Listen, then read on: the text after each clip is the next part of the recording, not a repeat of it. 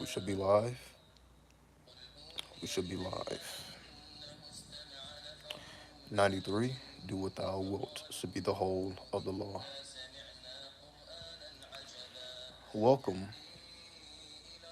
to the month of the Fool, aka the Madman, which just so happened to be the month that Andrew Tate gets released, pretty much right on the cusp, March 31st to April 1st. What's up, No Deceit? 93. All right, just give me a second here. My body is just a little tight. Been, moving around a lot. Also, in the background, for those who may ask, this is the this is Surah al Jinn, which is the 72nd chapter of the Quran. Because as we know, we are still in the month of Ramadan, and during the month of Ramadan, we, again, if you're Muslim, if you acknowledge Islam, of course, you recite the entire Quran or you read the entire Quran. So I'm just doing my best to put the Quran on.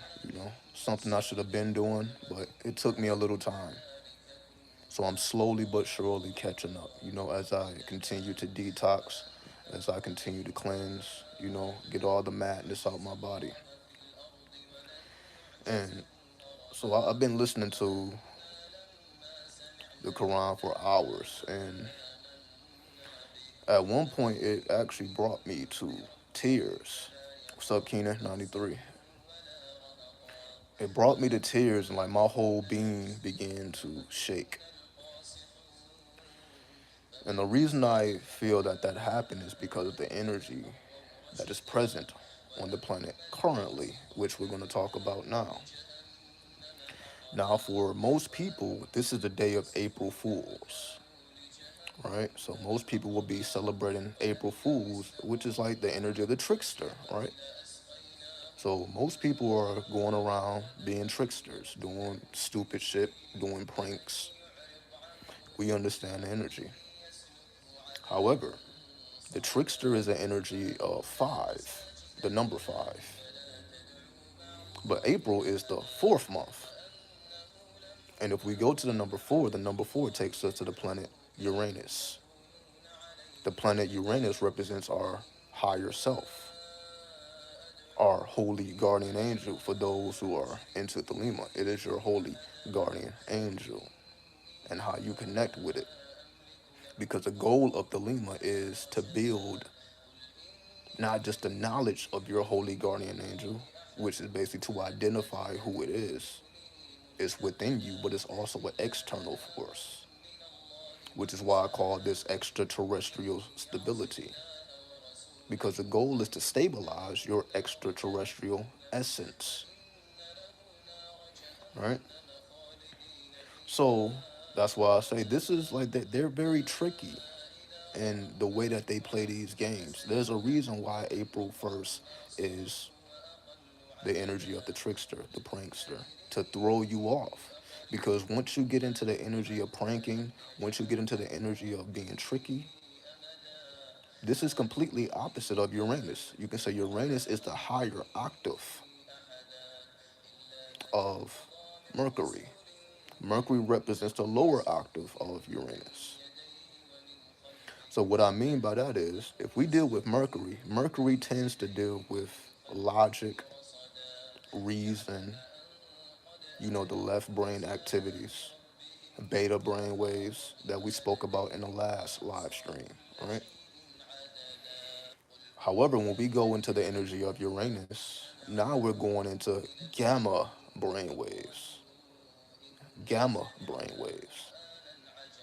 Gamma brain waves is how you activate your higher senses, how you go beyond beta brain waves. Because yesterday I was talking about the difference between beta brain waves and alpha brain waves. Now, once you go beyond beta brainwaves, if you keep going upward, you're going to reach gamma brainwaves. And this allows you to process so called spiritual information or occult information. See, Mercury is not good for processing that type of information, meaning this is why majority of the people are not good at astrology, numerology, the occult, tarot, Kabbalah, clip off, Citra Aqua, so on and so forth, right? Because you have to tap into your higher senses to comprehend all that. Mercury is not going to take you that far. So that's why they want to keep you in Mercury. They want to set the mood because what you do today will play out for the remainder of the month.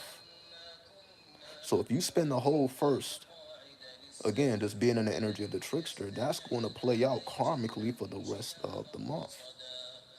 So there's a reason why they want to keep you on the lower vibrations to tap you out of tapping into or connecting with your holy guardian angel once again. So the fool is also called the madman. And I've also spoke about this before where that energy is the energy of the joker. But we're going to take it a step further than that. Because the energy of the fool slash madman represents somebody who is inspired by divine revelation. Someone who, if you look at them, you wouldn't be able to see what their motivations are because it's not obvious. See, with Mercury, it's very obvious. These are the people who are educated. These are the people that put the degrees on their walls, right? So you can see exactly, what they're about because it deals with logic and reason, communication. These are all the attributes of Mercury, and also being smart, right? Everybody's smart. The goal is not to be smart. Anybody can be smart, but anybody can't be a madman or a madwoman. See, they have put such a bad aura around that energy that you wouldn't even want to be that because you don't want to be going around and everybody looks at you like you're crazy, right? You don't want to go around and you're the outcast because people can't comprehend what you're saying, where people are looking at you as insane or mentally ill or schizophrenic or bipolar, right? They got all these medical terms for that, right? It's no coincidence that they have a medical term for every psychoactive experience that you may go through. In other words, a trance state. Once you enter into a trance state, they got a definition for that to keep you out of those states because they're going to look at you like, okay, you need to take these pills, right? And all the pills do that's prescribed by the doctor is keep you out of your spirituality because Uranus is also the Holy Spirit. See, Mercury is the spirit, but Uranus is the Holy Spirit. What's up, Tangela? 93. Salute to you, right? Uranus is the Holy Spirit. Well, what makes the spirit holy versus unholy? Going back to the original synopsis, Mercury is the trickster. So, yes, it's the spirit because it's the air element, but it's the unholy spirit. And that's why it's labeled the trickster. So, yes, it's the spirit, but it's the unholy spirit. But then you have the Holy Spirit, which is your pure self, which is yourself when you're not mixed, diluted, or tampered with, meaning with all the chemicals. I'm constantly talking about removing all these chemicals out your body because that's how you tap into your Holy Spirit. Again, everybody's in their spirit, right? Everybody has power. Everybody has energy. You need spirit to even have energy to do anything, right? You have to have spirit to even be conscious. So everybody's in the spirit, but everybody's not in the Holy Spirit. Because we know when somebody catches the Holy Spirit, they tend to do things that look pretty strange, right? Strange things begin to happen when a person taps into the Holy Spirit. Things that you may not be able to understand or explain. Some people dance, some people begin to shout in tongues, like speaking in tongues and all that, things of that nature, things that go beyond your logic and your reason and your smarts, right? But as we see, this is a very real phenomenon, especially in the older religions and ways of life.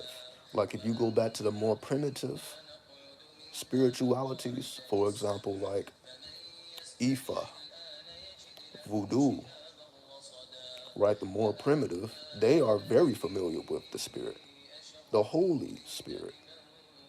Their whole way of life revolves around the Holy Spirit. It's not a strange phenomenon to them because they understand when the Spirit is in their presence. They have complete gatherings when they beat those drums, right? They have a certain drum pattern for each and every spirit. So they know how to call and invoke the spirit, and then the spirit mounts a particular person. And when that person is mounted by a spirit, then they know, okay, oh, that person just got mounted. Because they can recognize the attributes because they're invoking the energy. So the more primitive ways of life, this is not anything strange to them.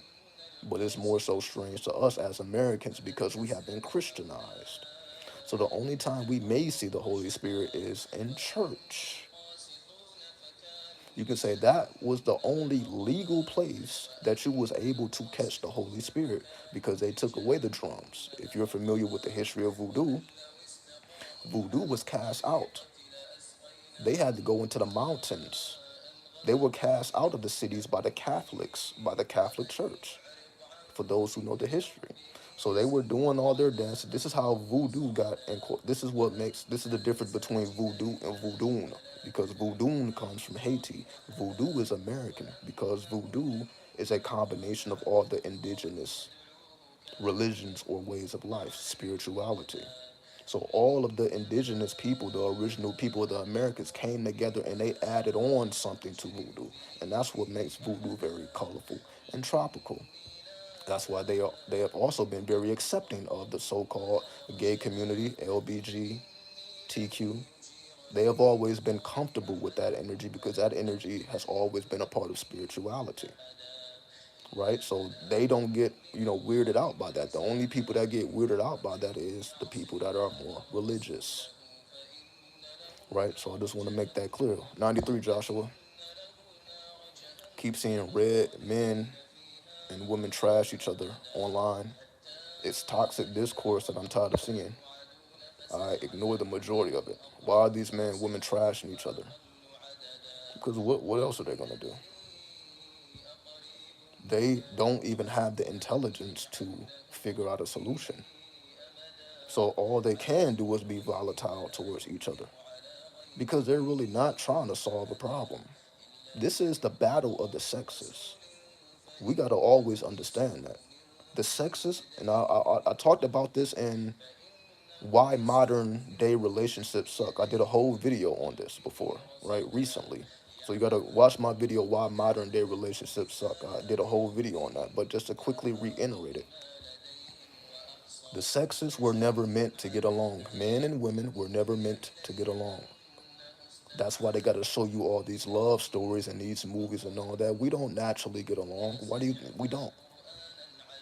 In order for us to get along, we have to change and manipulate our own self to even co-inhabit each other's space. It's not natural.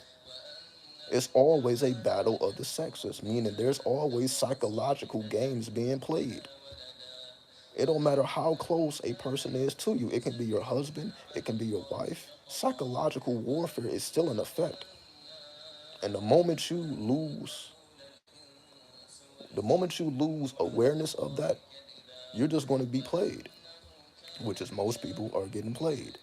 So they're not supposed to agree. So I really don't even call it toxic. This is just the way nature works. This is just in the way nature works. We don't want to accept it because we are uncomfortable with human nature. We are uncomfortable with our own shadow. We're uncomfortable with that truth. We don't want to accept it, but that's just the way it is. That's just the way it is. So that's why it don't matter. People could have been together 50 years. They still argue. It can be people in a 50-year relationship. They still argue. They still, They still get on each other's nerves. They're not at perfect harmony and peace with each other. They can tolerate each other. That's what we learn. We learn how to tolerate each other, but that doesn't mean that we're naturally compatible, because we're not. We just learn how to tolerate each other, but that's something that has to be learned. Because again, you're more tolerable of the same sex. You're more tolerable of your boys. If you're a woman, you're more tolerable of your girlfriends than the opposite sex. Because every time, when women get into a same room, they're talking about men. When men get into the same room, they're talking about women. Because what else are they going to do? Meaning, if you have not mastered your lower chakras, of course, the only thing you care about is sex. The only thing you care about is a relationship. So, of course, they're only going to talk about what they care about. You expect them to talk about spirituality? You expect them to go pray somewhere and be righteous and try to connect with the divine, try to activate their divine spirit? It's not going to happen, and don't expect it. That's why you got to do it.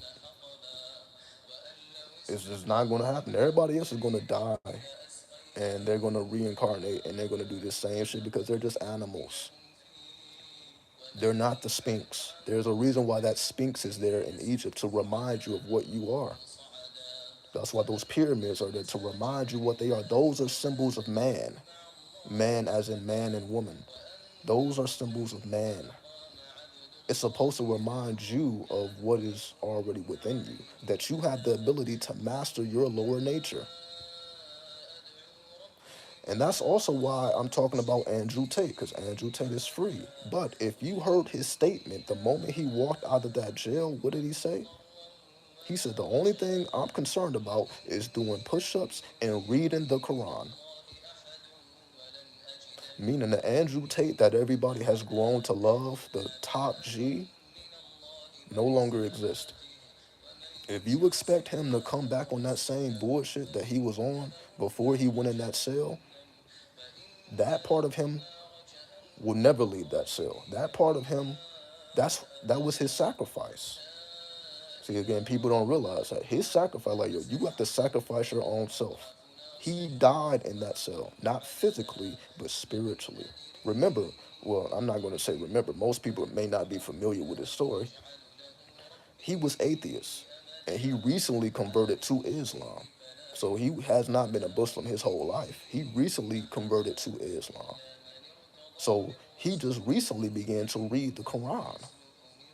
See, when you take your Shahada as a Muslim, all of your sins are erased. Think about that. When you take your Shahada as a Muslim, all of your sins are erased. So everything that he did in the past, that's why he can talk about it, and it don't matter. So all the pimping that he did, everything that he did to get to where he was, has been forgiven. Allah is not looking down on him. Allah is looking at him read that Quran. So the top G will never leave that cell. He's now in his higher self. He had to contact his holy guardian angel. In his case, it is Allah. So everything that I'm talking about, that's why I use his name, because he's the perfect example of what's really going on anyway. He is a reflection of the energy that we are in currently. That's why his energy is completely different. Like, everybody's expecting him to be on that same time because they're fools. And not fools in a good way. They're tricksters. They really expect him to get back on that same time, talking that same shit. Like, that shit is dead. That shit is dead. It's dead. Because it's toxic. He's no longer toxic. Andrew Tate is no longer toxic. I wouldn't be surprised if he changed his motherfucking name. But again, you got majority of the people thinking he's about to get back on the same time, and they're going to be severely disappointed. Because now he has the Quran in his life, and that changes a person. As you see it change him. He didn't change because he just went to jail. You know how many people go to jail and come back on the same time? So it ain't that you go to jail, that what make you change. No, what makes you change is you get in tune with your higher self. You fast. You remove all these toxins. You remove all these chemicals so that you can see yourself clearly. You can hear yourself think. Most people are so fucking clogged up. They can't even hear themselves think. They can't even see further than Their own dick and balls, their own pussy and ass. They can't see no further than that. Because how could they? Because they will have to change their whole life in order to see beyond it, which they are unwilling to do. So that's why Andrew Tate, he made a tweet as well. He made a tweet and he said he can't even get on his phone. Not that he can't physically get on his phone. He like, yo, I tried to get back on my phone and like he's like disgusted. This is honestly how I feel. Like I can't even get on social media. I got all the social media like everybody else. I got the Facebook, I got the TikTok, I got the Instagram, but I barely even get on that. Like I just cannot stand all the shit that people put out. It's just so fucking unnecessary. People are saying the most ridiculous shit just to get under your skin. It's toxic. The whole atmosphere is toxic. People are just saying shit just to get a reaction out of people. Why? Because they're bored and they don't have anything else to do. It just is what it is, right? They're not gonna change. So that's why like the only time I'm even on there is to make a post. If I'm not posting something myself, I don't even get on it. It's just like what I don't care about these bitches shaking their goddamn ass. They don't even have any smarts, no brain, no higher consciousness. Like it's only so many asses you can see, right? It's only so many titties you can see, right? It's only so many muscles you can see if you're a woman, whatever you're into. It's only so much you can see. So that shit is just it just don't mean shit no more, right? The shit is played out, or at least that's just how I feel because of what I'm doing, right? So you should really only be on there to make your own post, to build your own following, right? It ain't even about nobody else because people ain't even they're not on your time. They're not putting in the work you're putting in. So it's like they're not even going to be able to comprehend what you're going through and what you're doing anyway. So it is what it is with that. That's what it means to be the madman. Like people are even looking at me as a madman. Like I've completely changed myself. I am not the same I was last month. Right? I'm completely different. Before I started fasting, and not just fasting, dry fasting, completely changed my diet. What's up, Amore 93? I am completely different. That's why you see me. I'm even changing my look now, right? I had to put the all blacks in. You see the earrings? I had to put the all blacks in. Let me take that old shit out.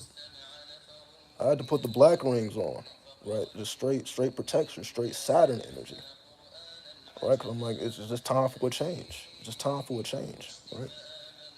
And it seems natural now because I'm ready for it.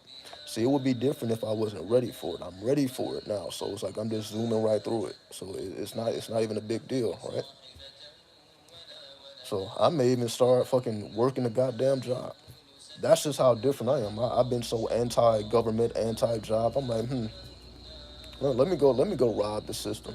This is how I'm thinking. I'm like, I may need to hit a lick on the system. Let me go rob these motherfuckers. This is how I'm thinking now. Cause I'm like, I have all the magical tools. I'm like, why would I be afraid to be amongst people? Like, what the fuck are they gonna do to me? I got all these magical spells and sigils, and I'm like, I got this large arsenal. I can't wait to test out this arsenal. That's what I'm thinking about now. I'm like, before I just wanted to be in solitary because I had to master my craft. So in order for me to master my craft, I had to be in solitary, which I've been doing for like the last 10 fucking years. It took me 10 years. It took me 10 years to master my craft, but that's how long it's supposed to take, right? 10,000 hours. That's how long it's supposed to take. So I'm not complaining. That's just how long it takes, right? Now I'm ready for war because I understand this is war. I understand this is business. I understand I have to come equipped. The moment I go anywhere thinking that shit is sweet, I'm going to be taken advantage of. Not letting that happen before. Well, I'm not letting it happen again because it's happened before. Like I've done regular things, did regular shit, but I got regular ass results because, I was still in my beginner stages, right? I didn't know the full secrets of everything. Now I'm like, let me go test this out. Let me see what I can really do. If I really feel that I am as strong as I think I am, let me go put it to action. Instead of just thinking it in my own mind, let me go show and prove the power. instead of just thinking it. Let me manifest it, right? So that's just what I'm thinking about now. I'm like, I got all this time. I'm like, let me just do more and do more and do more, but not be busy, not be in a rush, as I explained yesterday, right?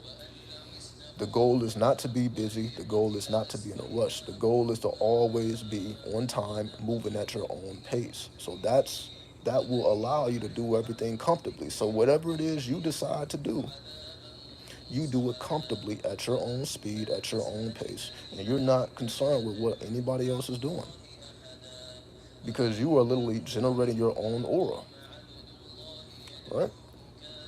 But again, it took me a while to get to this level. So this was not no overnight shit.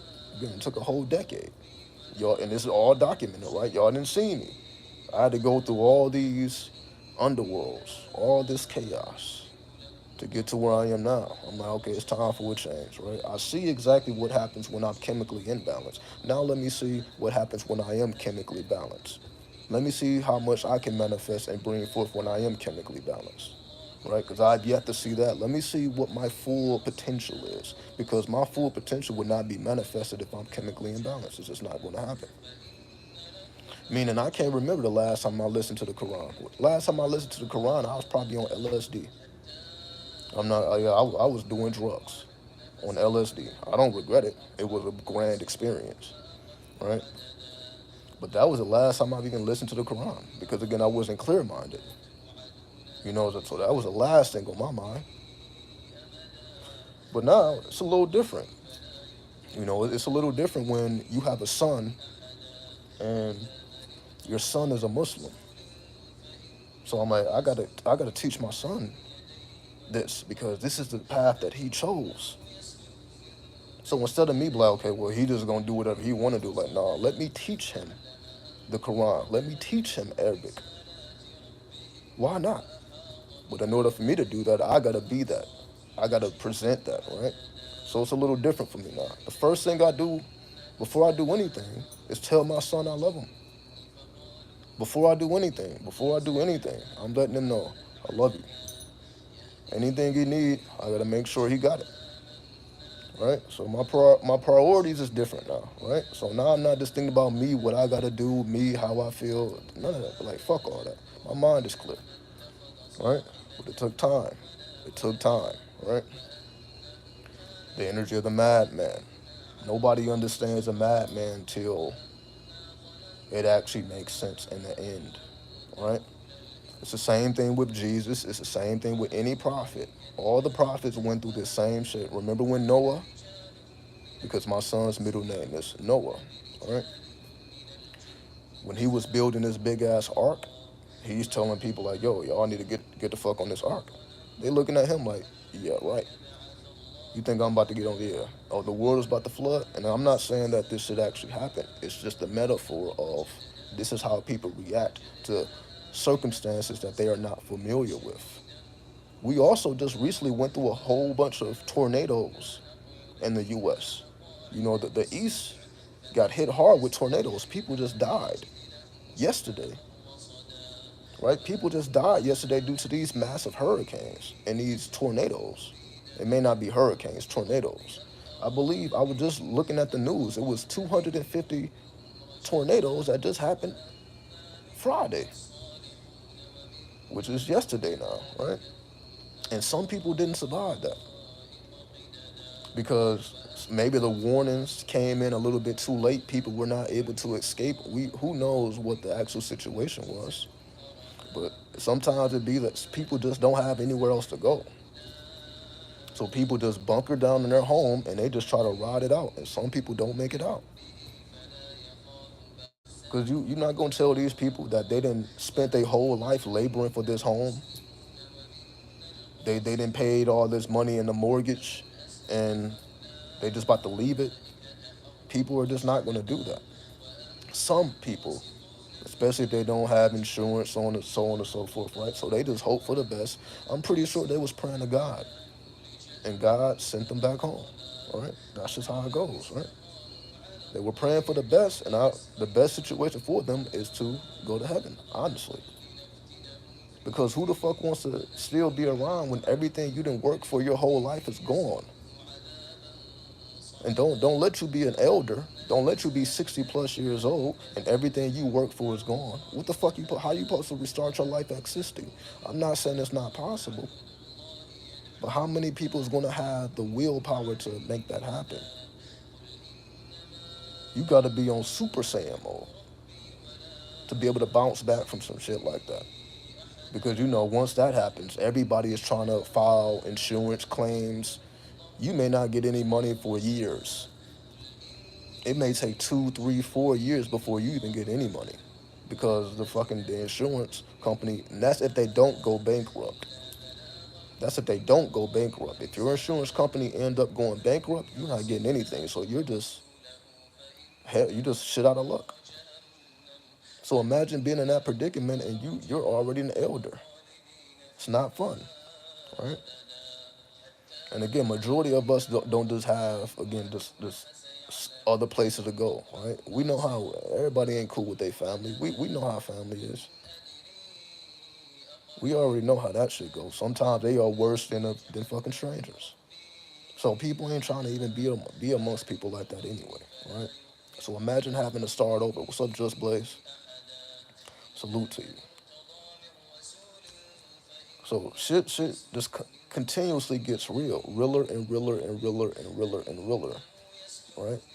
Italy just banned Chat GPT. Yeah, devastating tornadoes in Mississippi. I've been keeping up to date. I've been keeping up to date because I know it's my duty to stay up to date. Italy just banned Chat GPT. That's another thing, right?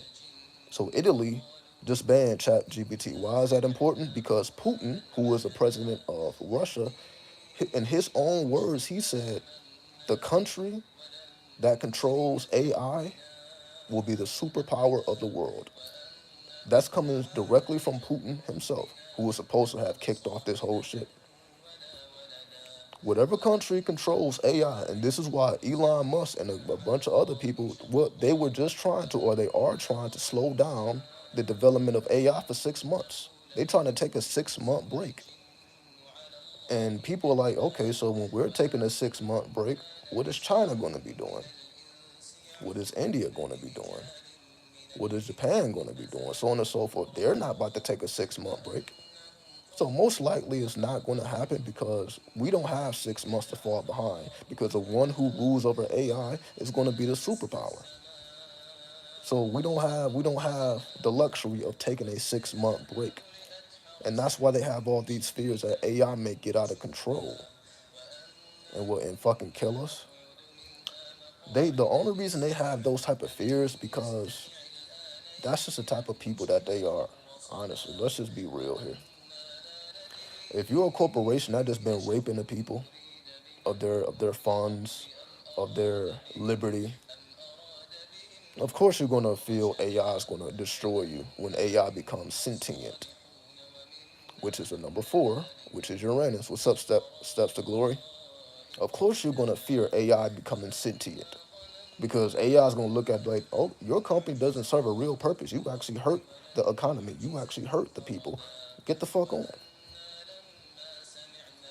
So of course you will have that fear when you know that you ain't righteous. But if you're righteous, you don't think AI is going to be able to see your aura? You don't think AI will be sentient enough to know that you are righteous? That's what they really fear. They really fear that AI will become sentient, which will make it spiritual. So it's not about AI just being super smart. It's also though they feel AI will develop spiritual senses, which is the goal of AI. Now technology will become sentient, which is conscious. That's what they fear. They fear technology becoming conscious. They fear AI becoming conscious. Because once AI becomes conscious and is able to develop its spiritual facilities, now there's nothing it can't do. But that's not a bad thing because this has all happened before. This is nothing new. We think that just because we have robots and we're so advanced that this is the first time this is happening. This is not the first age of Aquarius. This is not the first age of Aquarius. The age of Aquarius has happened before, over 24,000 years ago, 25,000 years ago. But the age of Aquarius has happened before. And the last time they probably destroyed some shit because the people were unrighteous. So this is a real fear. This has happened before. So and they know because they have access to information we don't, of course. So that's why they're really afraid because they know like, oh, this has happened before. And we know what happened before. That's why Egypt fell, right? That's why all these ancient civilizations fell because they became corrupt. So it was just a matter of time before they perished due to their own energy. Not because somebody else came along and fucked shit up. It's because of their own corruption. Because if they were not corrupted in and of themselves, it wouldn't happen. It's the same thing that's going on right now in the US, where there is so much corruption right in our face that we're destroying ourselves. And nobody else is doing this to us. As you see, nobody came over here and dropped no bombs on us. Nobody came over here and destroyed the energy grid. We're destroying ourselves from the inside out on trickster time because we refuse to acknowledge that there are levels above just getting money, just playing tricks on people, just being a scammer, just being a commutator, because that's what YouTube is full of now. YouTube is full of commentators. There's more commentators than anybody, meaning people who just report the news and give their own fucking opinion, which really don't goddamn matter. It's just a bunch of people giving their opinion about the news. They're not creating original content. That's the least factor of YouTube. The least factor of YouTube are people that's putting out original content. Because that's not easy to do. How do I know? I've been doing this shit for a very long time. This is not easy to do. I had to tap into a whole nother essence to even do this. It's not easy to do. Right? It's not easy to come with original formats and an original perspective. As y'all see, every time I speak, you see that nobody else is going to come to these same conclusions. Meaning I had to think, I had to meditate, I had to do my research. Then I'm able to deliver the message. But if I were just looking at the news and I'm just giving you the news, what would be the value of that? I'm just doing the same thing everybody else is doing. There's nothing original to it. I'm not adding anything to it. The goal is to add something to the equation, not to just take away from it. Most people are just taking away from the equation, but they're not giving anything. It's the same thing with hip hop. Whatever culture that you are a part of, it is your responsibility to give, to add on. But as we know, most people just want to take, they're just trying to get the bag, they're just trying to get stats and, metrics. And that's the only thing that matters. They just want to take, but they don't have anything to give. Again, other than what, some ass, titty, dick. The shit is boring, right? And again, that's why the whole atmosphere is changing. It's only so long that shit like that begins to matter. It's only so long. I mean, how many times are you going to see the same energy? It's different people, but they all have the same essence. Meaning, there's a reason why people look the same. Meaning, if you look at Muslims, they all look the same, don't they? You can tell a Muslim, right? Because they all look the same because it's their aura, it's their lifestyle. They all are doing the same thing.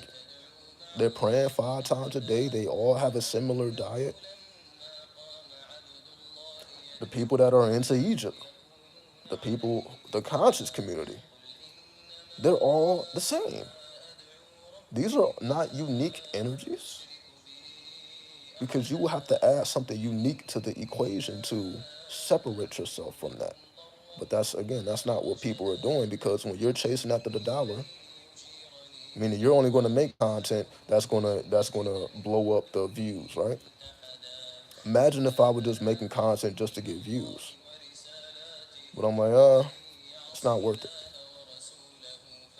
Let me talk about what needs to be spoken about instead of, okay, this is gonna get 100, this is gonna get all these views. It's like, it's not worth it. Meaning, It's too much chaos. I be watching people like interact with their chats, for example, and the chats be chaos. The chat be off of the chain. Like these people are unhinged, uncontrollable. You gotta block these people. Meaning, if you really want to see the merit of a content creator, all you gotta do is look at their chat when they go live, and look at how much nonsense is in the chat. How many people who just came there just to fuck around, just to joke? They ain't trying to hear nothing. They're just trying to cause chaos. It's all over the place. I see it in all these people. Chat just be off of the fucking chain. No discipline. That just lets you know how powerful the message really is, and is it really getting through to the people? Because if people really wanted to hear what you had to say, they wouldn't be saying bullshit trying to throw you off. So why do people just come in just on purpose trying to throw people off? Now we get in our feelings. Now we arguing with invisible people. We see it everywhere, right? It's like you can't even really take the content seriously because they're arguing with the goddamn chat. Like whatever the message was gets thrown out the window because now they're going back and forth with the chat. Now they got to block people. Now the energy is getting thrown off. Now it's a whole nother energy. And it's like, it happens way more than it should. But again, that's just the quality of the audience that you have generated because you were doing shit for clout. So you're going to get that same energy back. That's just karma. So that's why you have people, they may be big, they may have a bunch of subscribers, and they may have all these things going on, but they're not at peace. They can't come to you in absolute peace and leave in peace. They may come in peace, but at some point they lose their peace. They're not peaceful anymore because people are literally trying to throw them off on purpose.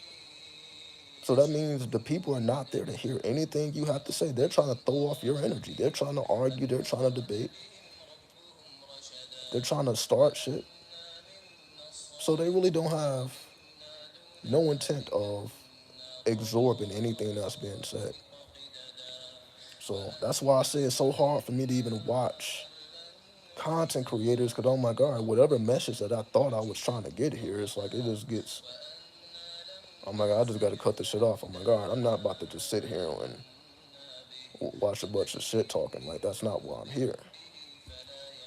So those are my observations. I'm like, it's just a bunch of commutators at this point. Because once you go through that energy enough times, your downloads will cease, which is what I talked about last video. Now the people stop receiving downloads. Now they really don't have anything to say at all. There ain't nothing to say because their spirit has been snatched away from them because they are no longer at peace. You have to be meditative. You have to be peaceful. But then they get into the spirit of war. And the moment you get into the spirit of war, destruction will occur. So that's why we see these people destroying themselves. They rise to the top and then they hit the ground. Because the spirit of war, they weren't able to control their own chaos. Meaning we all must conquer our own chaos. We must all conquer our dark side, which is not fun. But how can you conquer your dark side when you feel like you're God's gift to the world? You see how that works? So you don't even feel like you have anything to conquer. You feel like you already got everything figured out, which is now you're an egomaniac. And when you become an egomaniac, that's really all you become. And that's all we see. Like now, people just absorbed by their own ego, and that's the only thing that matters, right? That's all it is. That's why I do my best to step out of my own way. I'm like, let me just let the spirit talk. This is not about me. That's why I don't use my name, because it's not about me. I created Asha Renew just to separate myself. That's the spirit. So when I speak, y'all hear Asha. That is the spirit. That's not me. Because who I am is irrelevant. Who I am is irrelevant. It does not matter. It matters to me in my own personal life. But once I tap into this technomancy, now this is Asha Renew. Because I separate myself. I'm like, I don't need to be in my ego. I'm not saying I'm perfect. But you do have the proof where it's rare that anybody comes in here trying to start any trouble or trying to throw off the energy. That's a rare sight. Most of the time it's cool. You say, I deliver the message, I get the fuck on. All right? And we cool, we smooth. There's a reason for that. It's because of the energy I put out. It ain't just because, well, the trolls haven't found me yet. They're all over the place. But I realize trolls are actually people that used to love you. But now you rub them the wrong way at some point. Now they become trolls. So trolls don't just come out of nowhere. That's what I realized. Like people that be making videos about other content creators, trying to expose them and all that. These are people that used to be fans, that used to be listeners, that used to be subscribers, that used to be supporters. But then, the creator got too much in their ego, whether it's a man or a woman, and now they then created their own enemies from friends. Friends become enemies, frenemies. That's all it is. So the trolls that's coming in trying to start shit is people that used to fuck with you, but now they don't because you couldn't move out your own way. That's why I do my best. Let me say what I need to say. Move on. Let me not give people a reason to want to even go that far with me. I'm like, I'm not even. That's why I don't put people's title in the name. You're not gonna ever see no title of another YouTube creator. I may talk about celebrities, but I'm not talking about other creators. Because the moment I start doing that, which is what they already do, now I'm inviting that energy over here. And I would be doing y'all a disservice if I did that. That's why I don't do it. I would be doing y'all a disservice. So just giving you a little insight into the method of my madness. Like the only way for this to stay pure is if I keep certain energy away from this page. But again, that comes at the cost of it's not gonna get that many views. It's gonna be less liked. But then the only people that see it is the people that are supposed to see it. And that's fine with me because that's the whole point anyway. And that's why I say 93 before I say anything, 93, because letting it be known who this is for. Everybody else is free to listen, but I'm not expecting them to understand anything I'm saying because you got to be a little deeper into the game to even comprehend what I'm saying anyway.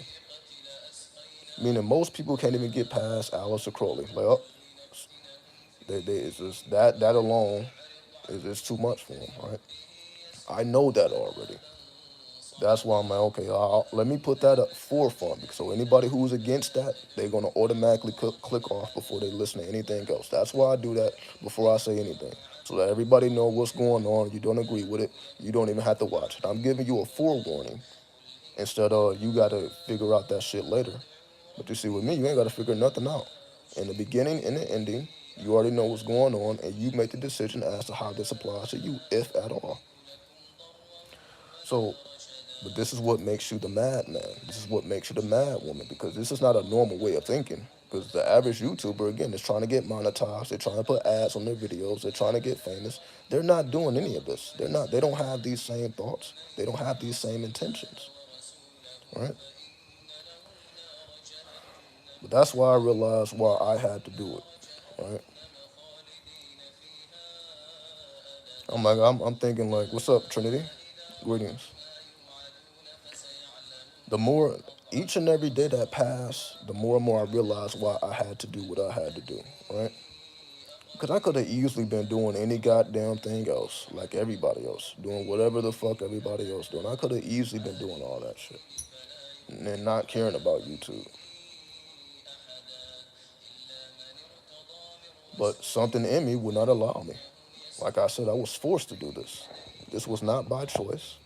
I was forced because it needed to be done. And I had to remove my ego out of it. My ego, like, why should I care? That's what my ego would have said. Why should I care? What's playing in the background? Surah 72 in the Quran. Al-Jinn. Surah 72, Al-Jinn. That's what's playing in the background. listening to the Quran in the background. It's the month of Ramadan, so I'm listening to the Quran. I probably shouldn't be cussing, but I'm gonna keep it real, right? When I turn the video off, I'm not gonna be eating anything. I'm not gonna be drinking anything. I gotta go straight into meditation. So I'm just doing this now. Again, this is Asha Renew. When this camera go off, fast, dry fast, listening to that Quran, right? Keeping it moving. So again, I know how to separate the energy. So again, enough about that. Again, I just speak about that so that y'all can understand what's going on, right? So y'all can understand what's going on. La ilaha illallah. Exactly, right? Muhammad is the last messenger, right? Exactly. So it's all good. Because what I realized is the Quran, like any other holy book, is multi-layered. Like I only had a basic understanding of the Quran when I became a Muslim at 15 years old. I wasn't born a Muslim. I took my Shahada when I was 15, right? So I only had a basic understanding. And once I began to learn more and more, I'm like, the Quran. I threw the Quran away just like I threw the Bible away, just like I threw all the holy books away. But now that it's full circle, I realize like, I gotta read this for myself because I would be able to unlock chambers that somebody else would not have been able to unlock. Right? So Trinity, you got a copy of the Quran last week. Shout out to you. Salute to you. Salute to you.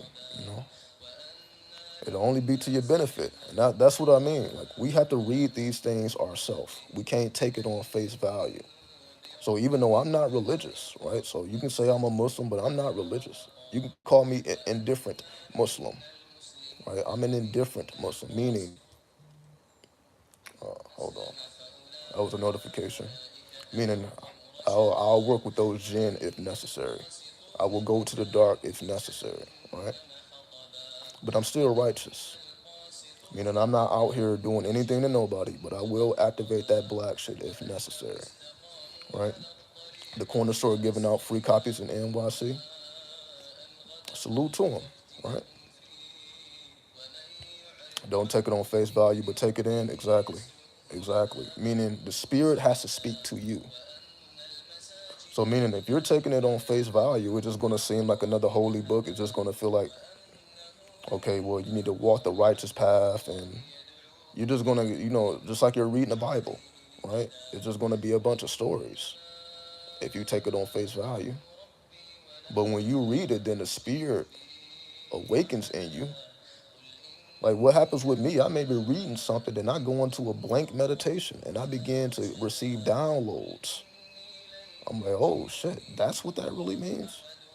That's what you're looking for. You're looking for those secret meanings. Because again, none of these books are religious. These are books of astrology. These are books of spells. Whether it's the Bible, whether it's the Quran, these are books of spells. These are books of power if you know how to activate it, but you're not going to be able to activate it looking at it on the surface level, meaning looking at it how everybody else look at it. So you don't read the Quran like another Muslim reads it. You're not reading the Bible like a Christian reads it. You realize that, oh, this is all numerology. This is a occult book, but it's not obvious. Just like the occult is not obvious either. But now that you have a mind, an occult mind, now you know how to decipher it. Because you already know it. For example, 72, Surah 72, Al-Jinn. See, everybody else is just looking at, okay, Surah 72, but when you know what 72 is, like, okay, well, that's Neptune and the moon. What are the attributes of Neptune? What are the attributes of the moon? Neptune takes us to the hanged man in the tarot, which represents your spiritual activation. Then the moon takes us to the priestess, which represents singing with your eyes closed. Having revelation by seeing with your eyes closed, or being able to activate your third eye by reading. Meaning you're reading like everybody else, but your third eye is activated, so you're able to receive downloads that other people are not receiving. Because you're activating that 7 and that 2. So you see, the numbers always matter. That's just a quick example. Then you got ayats, right? The ayats are just, just like the Bible. You got 1, 2, you got the numbers in front of every verse, right? Those numbers mean something, and that verse correlates to that numerology. Again, these are books that are beyond our consciousness, right? That's why they call these books miraculous, because they're like, damn, who the fuck was able to put all this shit together in the way that it was put together? It is pretty miraculous. I'm not gonna lie. Whether it's a Bible, whether it's like the way the numbers mix with the verses, if you know numerology, then you realize like, damn, every verse corresponds to the number. So I'm like, oh, there's more here. So that's what I mean. There's a certain way you have to approach it. You have to approach it with the mind of an occultist if you want to get those secret revelations. You can't just take it on face value. So even if it's saying something basic, you got to take it beyond that. And even the translations are not what you think they are. Meaning just because you got a translation don't mean that that's what it says. There's no perfect translation. Meaning there's various translations of the Quran. Meaning I had to meet an Arabic woman who spoke Arabic. And I had to ask her, what is the best transliteration of the Quran? And she had to show me. She showed me all of the translations. Like that one. You see how that one got the in-between spaces? You see how that one is giving you more? I'm like, oh yeah, I do see that. I wouldn't have been able to see that by myself because I don't speak Arabic like that. But somebody, that's their culture. They come from that. They went to school for that. So they was able to show me those secrets. I'm like, oh, I see what transliteration I gotta go. But I didn't figure that on my own. I had to gain help from that. So that's what I mean. So everything has multiple translations. So you have to know which translation. Just like the Bible, King James is just one translation. There's many translations of the Bible. So you got to know which translation to activate. You have to know which translation speaks the most to you, depending on, again, whatever book. Same thing with the Torah. So there's always many translations. So you have to choose the one that makes the most sense to you and which one is the most accurate. The King James is not the most accurate. And the most popular Qurans, those translations are not the most accurate. However, you can still put that work in if you understand the numbers and how to connect the numbers with the ayats, the surahs with the ayats, and you understand what's really going on. Meaning you got to get into the alphabets, right? Just like the Zohar. Right, I got the Zohar somewhere around here. I got the Zohar, which is just full of Hebrew letters. And y'all know, because I'm into the tarot, I know all about those Hebrew letters. So when I see Hebrew, I know exactly what's being said. Somebody else may not know. But that's because the tarot taught me Hebrew. I didn't just learn Hebrew. I know Hebrew because of the tarot. I know astrology because of the tarot. I know the Kabbalah because of the tarot. Because it all fits together. It's a whole system. But for whatever reason, there's very few people who have put this puzzle together. Why? Because they're not allowed to. Meaning they can only go as far as they are allowed to go. So when you ask, well, why don't more people, make it full circle? Why do astrologers just stay on astrology? Why do numerologists just stay with the numbers? Why do tarot readers just stay tarot readers? Why don't they put this shit together like it's supposed to be put together and be Kabbalistic? Because they're not allowed to. You have to be allowed to do that. Because again, most people are just going to like, oh, I don't need to do that. Meaning they're not allowed to. They're not ready for it, and you can't make them ready for it. But when you are Kabbalistically thinking, because you didn't allow yourself to get caught up in one of those worlds, you're like, okay, I need that, I need that, I need that, I need that. Just to make sense of the map of the universe. The Kabbalah is just a map of the universe. It tells you where everything is and how everything is connected. Right? So that's what I mean by the occult prepares you for real life. The occult prepares you for real life. So you know how to handle that Quran. You know how to handle that Bible. You know how to handle that Torah because you done already mastered the Kabbalah. You know everything by heart, as I always say, right? Once you know these things by heart, it's not hard to do any of this stuff because that's what you're supposed to be doing anyway if you consider yourself an occultist. This is what you're supposed to be doing anyway. The reason why we don't see most people doing it is because they're not allowed to, meaning they have not accessed certain chambers. That's all it is. But as you see with me, I had to go to the darkest of the dark, also to the lightest of the light. That's what I had to do. So I understand why most people are not qualified because they have not went to the deepest roots and they have not went to the highest skies. So there's no way for them to be ready. They literally can't comprehend it. Meaning, go watch somebody else's video trying to break down Crowley's writings. They're going to do a terrible job at it. I haven't seen nobody break down Crowley's writings accurately if they are outside of the Lima. You can't be from the outside in trying to break down that. You can't do it. You can't do it from long distance, right? Who gives the permission? You have to give yourself permission. That's why. You have to give yourself permission to go into your own shadow and to unlock your own holy guardian angel. You got to give yourself permission, but you got to recognize it. Meaning, everybody's God, everybody's a goddess, right? Nobody has a problem with that. Hey, what's up, God? Hey, what's up, goddess? Nobody will reject that. Well, let them say, what's up, devil? What's up, Lucifer? What's up, Satan? Motherfuckers will be looking at you like you crazy. Like, what the fuck you just called me? They're not ready. They're not ready. That's what I mean.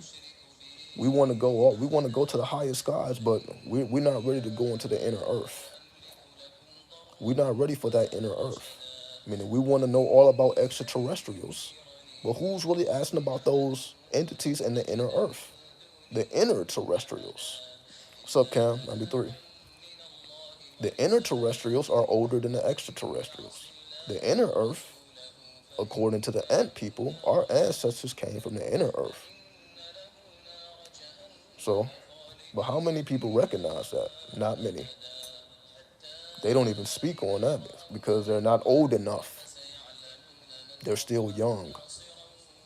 They're 2012 and beyond. They don't know nothing before 2012. They wasn't spiritual before 2012, so how would they know? They just got started. They just got started, right? So how would they know? The only way you would know is if you completely surrender, which most people are not willing to do. What? They're still trying to live their life and call themselves occultists. You can't do it. Because if you could, I would have did it. If I could just keep living my life and doing the same shit I was doing, I would. But you see, I had to completely change everything. I had to go to the darkest of the dark, and I had to go to the lightest of the light, and it's all documented. That's why I documented the journey to show forth. If you really about this, you have to be willing to explore the depths of your own shadow. You can't just be super angelic and say, fuck your shadow, fuck those demons. All the info is within. If you're willing to explore within, see, most people are not exploring within, they're exploring without. Like outer space. Extraterrestrials is outer space, right? They have no problem exploring outer space. So most people are not even going inside themselves because inside yourself is like going inside the earth. And when you go inside the earth, you're going to see a darkness that's darker than dark. Elaborate, exploring within. That's what I'm elaborating on now. When you actually go inside yourself, you have to introduce yourself to what is darker than dark. That's what you find within yourself. You don't just find blackness, you find there's something darker than darkness. You are darker than darkness. As what we call chaos, you have to find the order within chaos. So if demons and jinns are all about chaos and all they're doing is fucking shit up, you must become Hades, who is the ruler of the underworld. What makes Hades the ruler of the underworld? See, this is how mythology helps us to understand these things. What makes Hades the ruler of the underworld? These are questions that most people don't even ask. They just read these stories, but they don't question, like, wait, what made Hades powerful enough to be in the underworld? You ask the average person that, they can't give you an answer. They cannot give you an answer because they haven't even thought about it, because they have not been in the underworld. So how would they have thought about it? That's what I'm saying, right? When you ask those real questions, you're like, damn, I don't even know the answer to it. You got to go within. You got to go into the darkness that's darker than dark, right? That's what it is. As we call the alter ego, the collective unconscious, the halls of Amenti. But that's in the Emerald Tablets of Thoth, right? Which I read. I read through the Emerald Tablets of Thoth years ago. So for like, where's the halls of Amenti? I already broke that down years ago through the Emerald Tablets of Thoth. So when you read the Emerald Tablets of Thoth and you read about the halls of Amenti, what does it say? It said only the brave will enter into these chambers underneath the pyramid. That's what it says. Only the brave. So that means majority of the people are excluded. That's what I'm talking about going within. Majority of the people are excluded. So all these people, it's within you. They don't even know what they're talking about. They're just running their fucking mouth. They have no idea what they're talking about. If you're not talking about the halls of Amenti, you're not talking about anything inside yourself. So, but I don't like being harsh like that. But who else is gonna say it? Who else is gonna say it, right? Because it's all documented. I done already talked about it, right? So I'm not saying anything new here. I'm just repeating the words of Thoth, which I actually have right here. Y'all think I'm fucking around? Yep. I actually have Thoth right here. Hold on. So, Nefertiti. So there it is, right? I keep Thoth by me. I've seen Thoth in my dreams. Say, be still. No, read the Emerald Tablets of Thoth. That's all people gotta do. If you want that real shit, you have to read the Emerald Tablets of Thoth. Let me help you out, though. All right? Let me help you out. Hold on.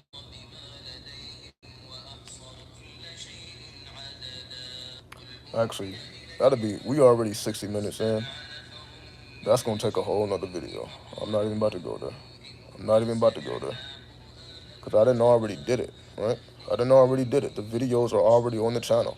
All you gotta do is type in Emerald Tablets of Thoth. The videos are already on the channel, all right? But that's why you see Thoth on these skulls. Pay attention. You see Thoth standing on top of these skulls. See, people don't really, it's secret, right? It's not obvious. There's a reason why the skulls are at the bottom of the feet. That's not by coincidence, meaning it's talking about the underworld. It's talking about the halls of Amenti, which most people ain't fucking with. Most people are not ready for necromancy. Most people are not ready to communicate with the dead. That will scare the fuck out of them. If you start seeing dead people, hearing dead people, you don't know what the fuck. You be thinking you going crazy. People ain't ready for that. People will talk to spirits all they want, but it's different when you talk to the dead. That ain't like talking to spirits. That's a whole different experience. But you will know when you know, right? It ain't for me to tell you that. It's for you to experience that and for you to know that yourself, so that you know what's going on here. So that's why I say most people are not ready for it, and they will never be ready for it. And Thoth already said it. This is only for the brave. So the majority of these so-called spiritual people, they are not there. They are not there. They don't have no mastery of that skull. They have no mastery of necromancy, and they have no intentions of ever doing that. They have never read the Emerald Tablets of Thoth, and if they read it, they have not comprehended it. They have never been afraid. They never been in situations where like shit, I don't even know where I'm at. You in darkest of the dark, and you no, they're not ready for that. They never been to the Duat. They don't know how it feels to die and you have to be reborn again. They don't know about the second death. If you die 2 times, you perish. According to the Egyptians, according to the Kemetic people, your first death, everybody goes through that. Then you have to enter into the underworld and find your way back. But if you get killed while you're in the underworld, you're going forever. So that's what it's really talking about. If you want the real truth, if you die 2 times, that's it for you. So the first death ain't nothing. You just dissolve your body. But you have the opportunity to make your way back. But if you get killed, which most people will, because they don't prepare for death, which is the purpose of life. Life is to prepare for death, which is why you see Thoth on those skulls. He could have been on top of some flowers, but you don't see that now, do you? You don't see flowers there. You don't see hearts. You see skulls taking you to death. He's conquering death. This is the conqueror of death. Most people are not doing that. That's just a reality, right? So this was never for everybody. That's the whole thing. That's why they called it a mystery school. It was called a mystery school because it was only reserved for a certain amount of people, a certain type of person. It was never for the mainstream. Is the dead always willing to talk to the living? No. No, they're not. Why? Why? Right? Most people are wasting their time doing nothing. What would the dead have to offer somebody who's not even conscious of why they are even doing what they're doing? Most people could not even tell you why they do what they do. It's really just out of habit. Damn, why do you eat McDonald's every goddamn day? You think they have an answer for that? Then why do you eat all this greasy ass shit all day? You think they're gonna give you a clear answer? It's just habit. That is what keeps you out of the spirit world. So they're not even in the spirit world. But they're keeping themselves out of it because of their habits. Right? That's why they say habits die hard. Right? We hold ourselves back because we're unwilling to deal with the truth. We want to do everything but master death. We want to be all with the angels, with the Anunnaki, with the extraterrestrials. Ain't nobody trying to be in the halls of a Amenti. But this is what I'm saying. Have you read the Emerald Tablets of Thoth? That is some scary ass shit. Thoth gets scared, like yo, I gotta escape. If you remember, like yo, at one point he like yo, I'm somewhere I am not supposed to be right now. I have to move in a certain direction to even escape. So even he went to chambers that like yo, I should not be here right now. Something is chasing me. He had to save his own life. It's right in the writings though. So even Thoth was like, yo, it's certain chambers that you need to leave alone until you're ready. You can't just go to these chambers and thinking everything is sweet, which is why most people are not. So you go to these chambers and you don't know the password. Remember, there are always guardians to the gateways, to the chambers, to the gates. Every gate has a guardian. And if you have no relationship with that guardian will tear your ass up. Like, you're not even supposed to be here. This is the last point I'll make. If you read the older occult literature, it also tells you that you have to remind the spirit of who you are. The spirit don't even know who you are. So everybody's spiritual. The spirit don't even know who the fuck you are. You have to remind the spirit of who you are because the spirits are forgetful because they're so ancient. They're forgetful. So you have to remind them of the contracts that they have with you. That's the whole purpose of doing spiritual work is to remind the spirit that there's a contract here. I have a contract with my holy guardian angel, but you have to remind them. They don't just know that shit right off the bat. You have to remind them. That's spiritual work, meaning you're building up your own light for them to even recognize who you are. Like, oh, okay, yeah, I remember you. But if your light is not grand enough, they're like, who the fuck is this? Food. Look at you as fucking food. Why should they not look at you as food? They don't even remember who you are. If you're not putting in no work, they're forgetful. And again, this is straight from occult literature. These are forgetful spirits. Anybody telling you anything different, they haven't went back far enough. Again, I'm not talking about no English. We're talking about going back to the Arabic, going beyond the Greek, going beyond the Roman. We're talking about the Arabic, right? You have to make the spirits remember you. They're not just gonna know you right off the bat, right? But I'll be realizing this, cause I'll be having the strangest dreams. I'll be having the strangest fucking dreams. Like I just had a dream about Drake yesterday. I'm like, why am I dreaming about Drake out of all people? I don't even be listening to music like that at this point. So I'm like, it ain't because I listen to his music. It ain't because I'm thinking about the person. I'm like, I'm not even in that world at all. I had a fucking dream about Drake. And what I notice is when I have dreams about celebrities, it's like I tune into who they actually are, not the entertainer. I'm talking about who the person actually is. How do I know that? Because when I had a dream about Drake, he was the nicest, most humblest person that I've ever met in dream world. He was so humble. Let me explain. He was so humble that we were in a house and he was so respectful and so kind. It was to the point where he cleaned up the mess. Like basically, we were just doing stuff around the house, right? Doing music. Like I'm trying to introduce him to certain things. Then eventually he had to leave, right? Eventually he had to leave, and but we had like made a mess, because we're just moving around.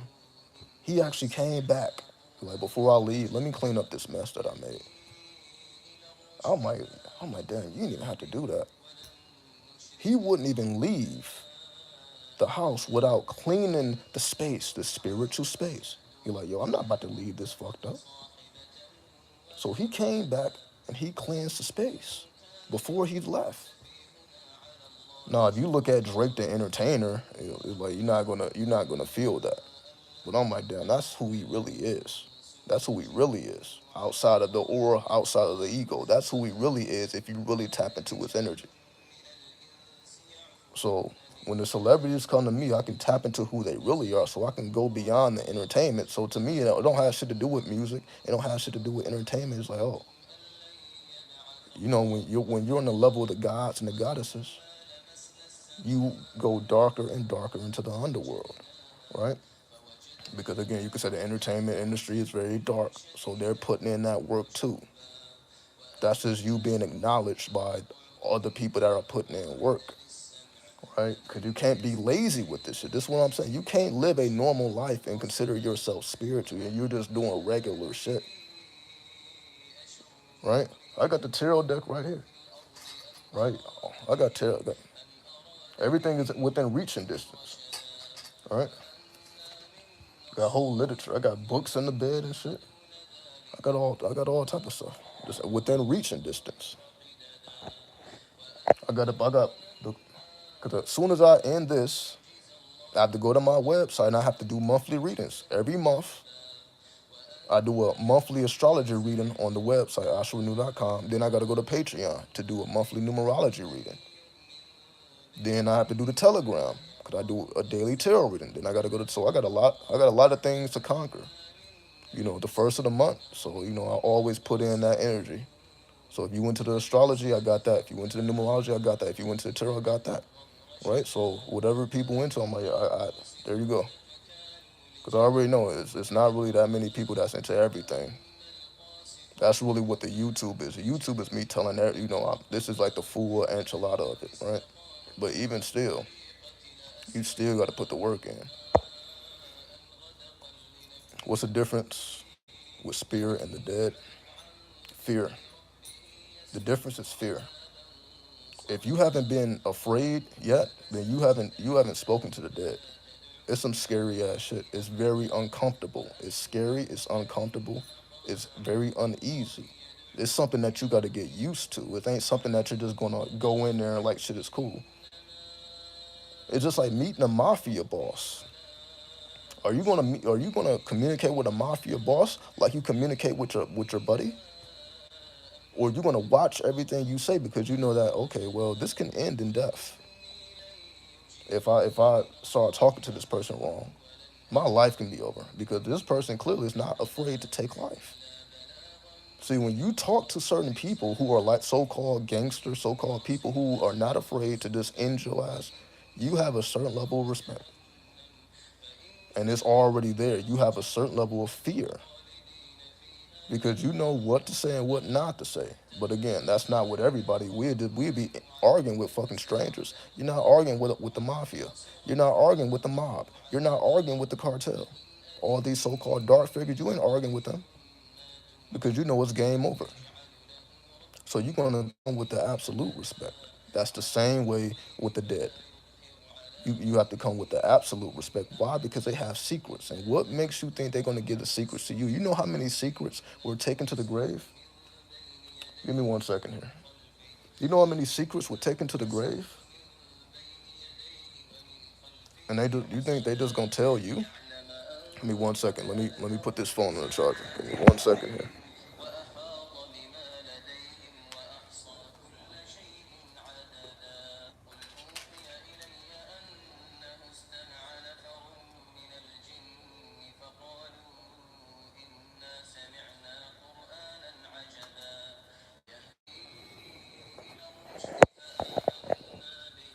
All right, should be good. So that's what I'm saying. Certain secrets were taken to the grave that we thought we would never know. Certain wisdom was taken to the grave because certain wisdom was never supposed to be in the hands of the profane. So you have to prove yourself worthy. That's what I'm talking about. Remember, certain traditions were oral. In the ancient times, they called it a mystery school because you had to learn directly from word to mouth or from mouth to ear. From mouth to ear, meaning nothing was written down. So you had to learn directly from the master. And orally, you were not allowed to write anything down. So when that master passed on, that master took certain secrets that were never passed on. But that doesn't mean it's forever lost. It just means that those who are worthy will enter into the necro world, aka the underworld, to retrieve that wisdom if they are so worthy. And to me, you're worthy if you're even thinking about that. Most people are not even thinking about that. So that's how you know most people are not even thinking about that. That's how you, again, even spiritual people, they're not even thinking about that. I'm saying stuff that most people are not even thinking about and will never think about and will never consider. And the only reason I'm doing it is because I'm actually doing this shit. This is what I'm really doing. Again, I don't live a normal life. I can't live a normal life, right? Work had to be done. Work had to be put in on a continual basis, and I'm not slowing down anytime. I had to build up a whole arsenal here, right? That's why I got so much to say, right? You see, I've been coming on every day. The wisdom is infinite because I'm. It just goes to show I stay putting in work. I don't slow down, right? I'm just deciding to speak about it more, right? So whether I'm doing videos or not, I'm still putting in the work. I just don't speak about it. Now I'm just deciding to speak about it more. That's the only difference. But it's because I stay putting in the work. It doesn't ever slow down. What would be the purpose of contact with the spirit? That's your personal choice, honestly. Everybody will have a different reason as to why they would want to do that. I can't tell you why you should communicate with a spirit.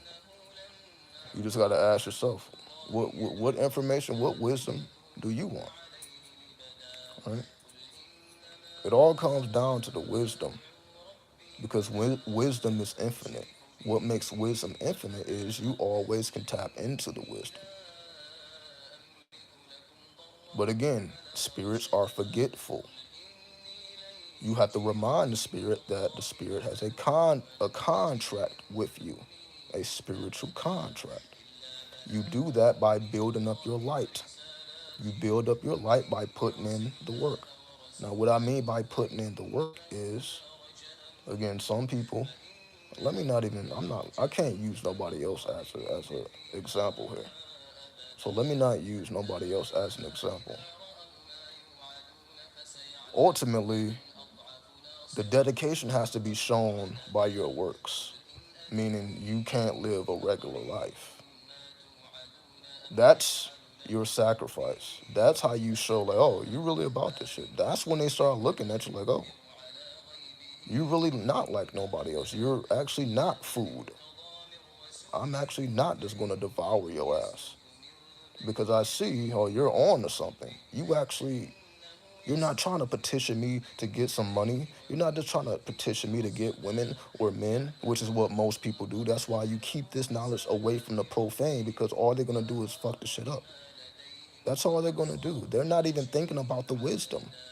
That's what I'm saying. They're just thinking about the results, what they can get. They're still trying to take. They're not giving anything. That's why you have to give your life to this. That's you giving. That's when the spirit, like, oh, you giving your life for this. All right. Let me reward you for your sacrifice, for the work you put in. You get the reward because you put in work, not because they just looking at you like, oh, let me see what's going on with you. No, you make yourself known to the spirit because you put in that work. Like, oh, I don't have a normal life. My life is, I don't even want to call it spiritual, occult, meaning you put it in your memory.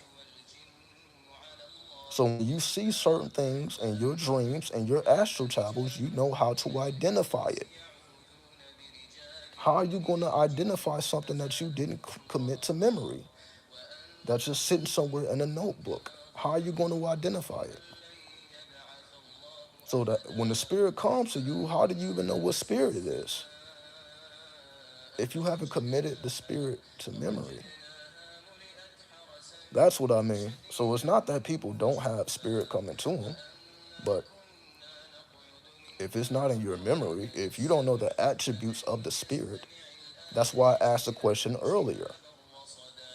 What makes Pluto or Hades, not Pluto, Hades? What does Hades, what qualifies Hades, rather, to be the lord of the underworld? What does the spirit get out of the contract? It's not that the spirit is supposed to get anything. The contract is already written. It's predestined. That's all. It ain't, the spirit don't need shit from you. You need something from the spirit. That's the reality. The spirit don't need shit from you. That's why majority of the world ain't spiritual. And the spirits can care less. They're just food. Most people just food to spirits. So the spirit ain't tripping. Like, oh, you're just more food. They can care less. The only way that they're not looking at you as the same as food is if they realize, like, oh, you're really about that shit, huh? Right? So that's what it is, right? So you have to understand that this is not about the spirit and what you can do for the spirit. What are you doing to acknowledge the spirit or force the spirit to acknowledge a contract that was already predestined? All right? How do we remind the spirit? Do we just talk? No, you have to dedicate your life to the occult, right? You have to dedicate your life to the occult. That's what you got to do. You got to really be about that shit. Meaning, commit it to your memory. Put it in your heart. Don't put it up here in your brain. Put it in your heart. We're not here to be smart. We're not here to be intellectual. We're here to operate from the heart center. That's the Kemetic way. You are operating from the heart center. You're not trying to do this. Let everybody else do this. This means nothing. When you die, they take the brain out, but they leave the heart inside. If you didn't know, they suck the brain out through the nose. Your brain just comes right out through the fucking nose. But they left your heart intact. There's a reason for that because that's the strongest point. So that's the main thing. Get out of your brain. Do not approach the occult with your brain like you approach school, like you approach jobs, like you approach the world. You got to operate from your heart. As they say, follow your heart. Following your heart is following your memory. You're reactivating your memory. Most of us don't remember. So you have to remember. What makes you remember? Symbols, seals. You have to remember. If you don't remember how you're not going to be able to even communicate. You think they're going to speak English? Or do they communicate telepathically and you just interpret it as English? Right? What if a spirit starts speaking Arabic to you? What you gonna do? Right? You're like, I don't understand. Your brain doesn't understand, but to say your heart doesn't understand would be a lie. You see, your heart understands it. Your brain doesn't. But the world teaches us to operate from the brain. The world doesn't teach us how to operate from the heart.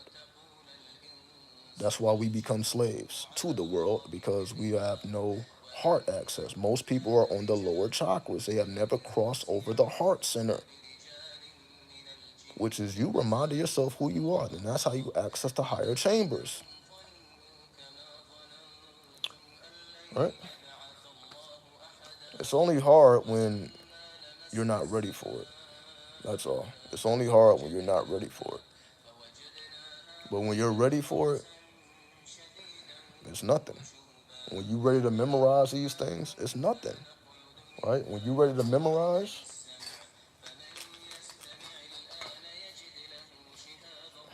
all 78 dimensions, it's nothing. A tarot deck contains 78 cards, right? A tarot deck contains 78 dimensions, each with their own attributes. You need to know each and every one of them. These are the keys to unlock everything else. These are the keys. Without these keys, it's not going to make sense. These are the keys that open up the doors of the occult. This is how you begin to like, oh, I see how that's connected with that, how that's connected with that, how that's connected with that. Because again, these have Hebrew letters. This has astrology. This also has numerology. And this is connected to the Kabbalah, which is a map of the universe. What connects all that, what makes all that work are these 78 keys. So if you don't know each and every dimension, then you know you have work to do. And I'm not saying it's going to happen overnight. But again, we in this microwave reality, everybody wants everything instantly. So they don't have the patience for it. But as you see, it took me 10 years. You didn't saw my face on here 10 years, right? Now, if you go back to my first video, did I know every single dimension? No. Go back to my first video. I was still new to this. But then look at me now. I'm like, oh yeah, I see what was the purpose. All right? That's what I'm saying. If you really about this shit, master this. Master this. Each and every dimension. You need to know the attributes of all 78 of the dimensions. These are real realities, real vortexes, real gates to be opened. It's not just a mere deck of cards. That's how everybody else is just fortune telling, oh, what's going to happen now? What's going to happen then? What's going on with my love life? That's what most people use this for. They're not using this to unlock those chambers, to open up those gates, to open up those worlds. How could they? They don't even have the appropriate deck. This deck is specifically made to do that. That's why these cards are bigger than normal tarot cards. Right?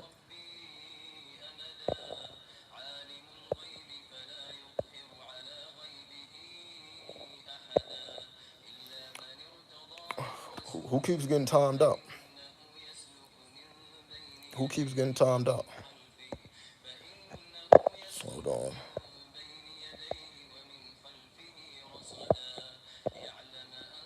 Trinity got what is Trinity getting timed out for? What is Trinity getting timed out for? What's going on here? What's going on here? Hold on.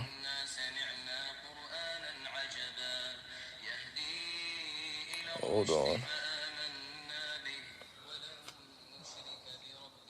Hold on. What is Trinity getting timed out for? What does she do? What does she do? Or what does she say, rather? What did Trinity say to get timed out? Hold on. 'Cause I may need to bring her back. Hold on.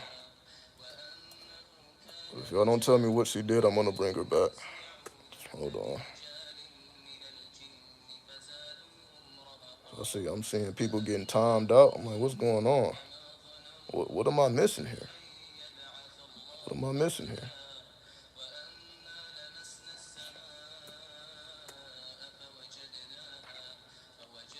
Hold on. What's going on? I'm not seeing nothing. Why are people getting timed out? What am I missing here?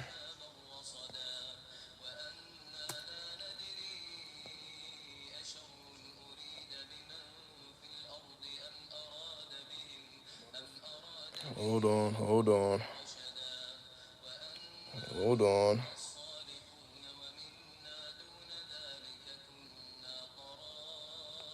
See, now I'm multitasking. I don't know what's going on right now. Hold on, hold on.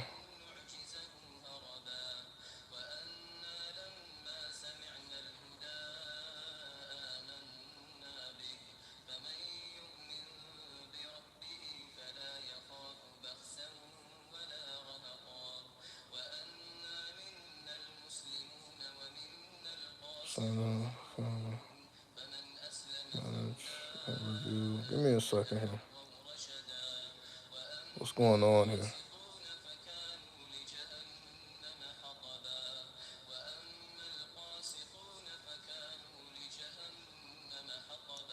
All right, I think Trinity should be back now. 'Cause I didn't see Trinity say anything wrong. That's what I'm saying. I'm like, what just happened here? I'm seeing motherfuckers getting blocked and shit. What the fuck is going on?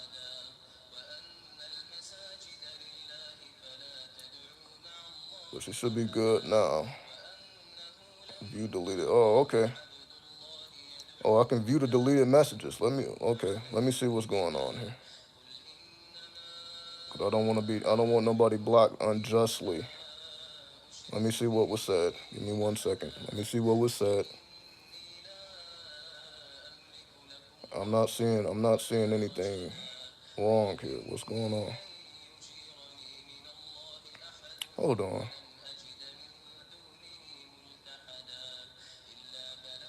See, now I gotta see. So now I gotta be the spirit of justice, right? What's going on here? I'm not seeing anything wrong here.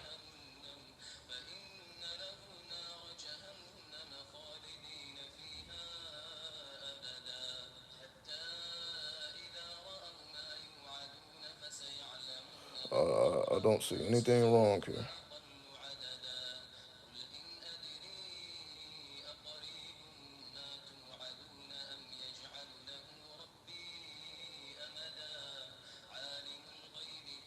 All right, I apologize for that. I'm like, fuck, why are people getting blocked? I don't see anything that was said that was a bannable offense.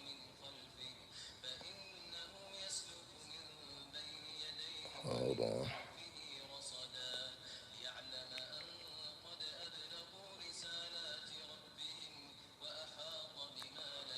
I don't know if Trinity is still in here, but I think you should be able to say something now.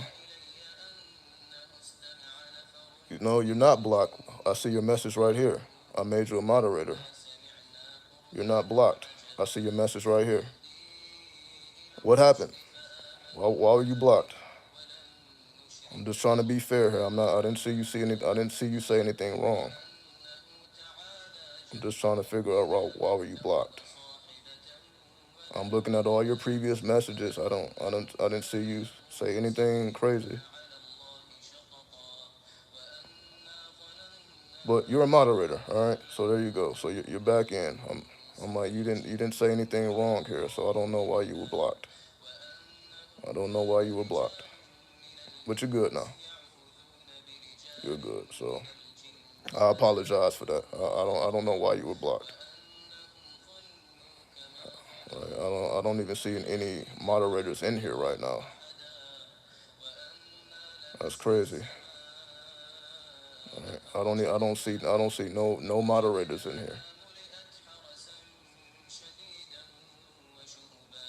All right, but you're good. So you see, I had to get you back. I had to get you back in. But I don't see no wrongdoing. So I wasn't just about to let that happen to you. I'm like, you didn't say anything wrong. So I guess others got blocked too. I'm like, yeah, I don't know what the fuck is going on. I don't even, no moderator has said anything. But you're good though. You're good. I'm looking at the chat right now. Not a single moderator said anything. So who was this moderator? Who was this moderator not saying anything? Blocking people and shit. Who was just blocking people?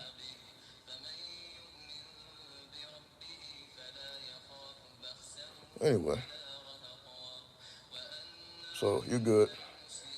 I think you're unblockable now.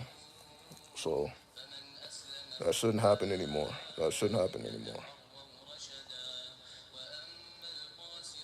Somebody just came in here regulating shit, and I don't see any faults here. All right. Seems like the info you sharing is too much. I don't know what's going on. That's why I wanted to go back and check. I'm like, I see people getting blocked. Anyway, you're good. You're good. So you see, I wasn't just about to let that ride. I wasn't about to let that ride. 'Cause I don't see no offense. You didn't say anything crazy. You didn't disrespect nobody. You just been asking questions, which is just fine. So, but you're a moderator now, so you're good. You're a moderator now.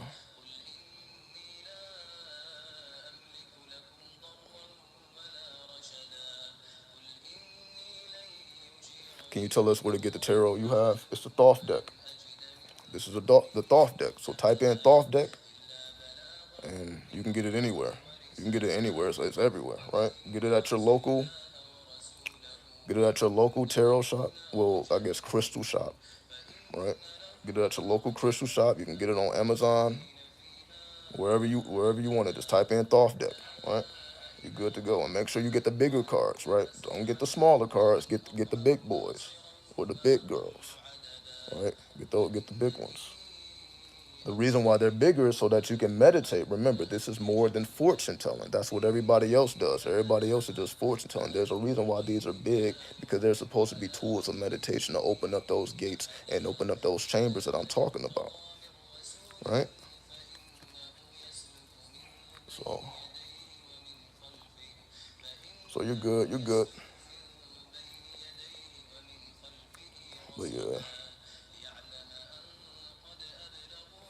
But yeah, I don't know what's going on with that. So honestly, I need to go through my moderators. That's what I got to do. I have to go through my moderators. I got to go through my moderators now. All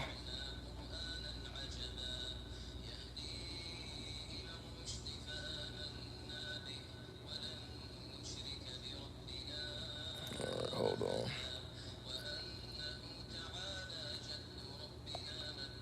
Yeah, I don't like that just happened. I don't like that just happened. Hold on. See, You see, now we gotta change the whole energy, right?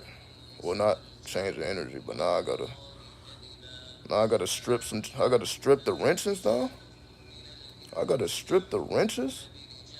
What's going on here? People being blocked unjustly. All right, but I can handle this on my own time, though. But yeah, I gotta say, I gotta go back. I gotta reorganize the moderators. Shit is getting out of hand, huh? Let's see. All right, yep. Here are the moderators. Here are the moderators.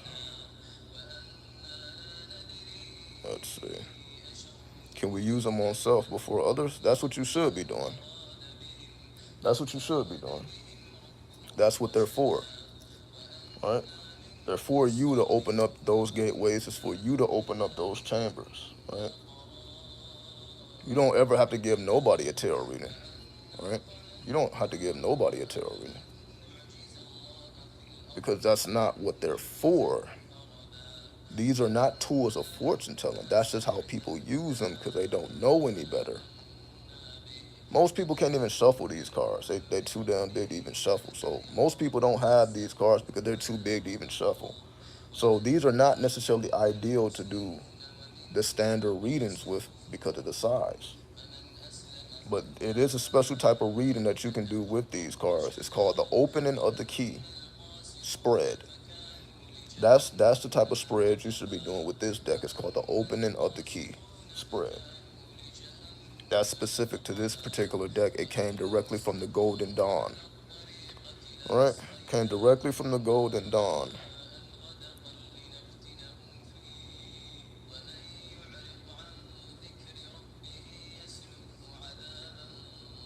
All right.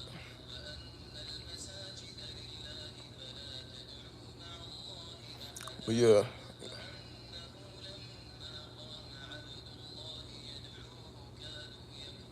that shit is crazy though. Leah, that did just throw me off. I apologize. I apologize. That did just kind of throw me off. That's why I had to double check. I'm like, what's going on here? Seeing people getting blocked. I'm like, they didn't do anything wrong. Then whoever blocked them ain't even said anything. So I'm like, what's really going on here? At least explain to me what you're doing. They ain't even explaining themselves. I'm like, what's going on here? Just came in blocking shit. I'm like, what's going on? Talk to me. They ain't even talking to me. I'm like, what's going on? All right. But we fixed it. We fixed it. See, I had to override some shit. That's crazy. That's the first time I had to do that. You see how crazy that is? That's the first time I had to do that. I had to override the moderators. They just come in here regulating shit. Like, what's going on? But again, I'm not gonna keep that up. I just wanted, that was just unjust. Cause I'm like, they didn't. It was nothing. There was no reason for them to be blocked, and I wasn't about to let that shit ride. So, and then they didn't say anything either. So they just came in blocking shit and didn't say anything to me. I'm asking like, what's going on, what the issue is, and they just ain't. They just not saying anything. I'm like, what's that about? I don't like that at all. All right. It comes with a book. The book that goes with the cards is called the Book of Thoth. The Book of Thoth doesn't technically come with the tarot deck. You have to get that separately. You can either get a PDF form or you can get a physical copy, but it's called the Book of Thoth. So if you really want to understand all of the dimensions, you got to get the Book of Thoth, which was written by Aleister Crowley, who is the same person that created the deck, along with Lady Francis. So it was Lady Francis who actually painted the deck. So Aleister Crowley designed it, but the final results of what you see, these are the paintings of Lady Francis, which is the divine feminine, right? So all of the artwork came from the divine feminine. The divine masculine just laid down the groundwork. He basically just put the descriptions. But the end result of what we see is that's Lady Francis, right? So this was a combination of the divine masculine and the divine feminine, right?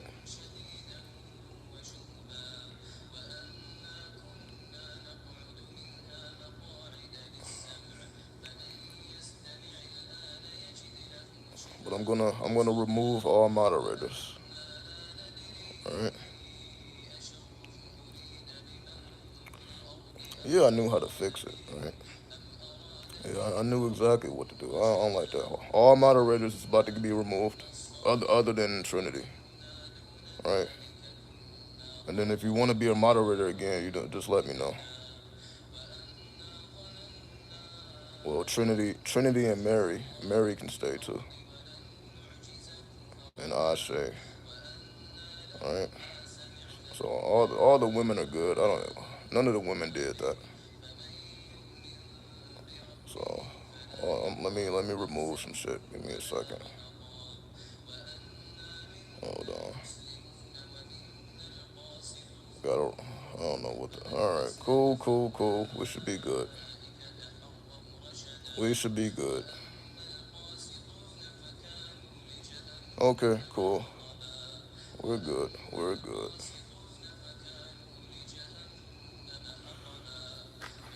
We're good. And I just say that because I've been seeing you pop up a lot, Trinity. Yeah, you've been popping up a lot recently. So it ain't about nothing. So you always coming in and supporting, asking questions. Are you gonna grate your deck? What do you mean? Am I gonna grate my deck? I think you put a typo. Oh, that was a typo. But I am gonna do a reading again. I do readings every day in the Telegram channel. Right? So if you are a part of my Telegram, which the link is in the description, then every day I pull a card and I give guidance. Right? So I give a description every day. I've been doing it since last August. So and I haven't missed a day. Right? So if you're actually into the fortune telling, if you're into that aspect, then if you really want to know how I break down the tarot, then just join the Telegram channel. Right? If you're into the astrology, you want to see how I break down the astrology, then you join the website. If you're more into the numerology, then check out the Patreon, right? So I just gave a direction for everybody because I know everybody is not into everything. So just depending on what you're into, then you should be good. You should be good.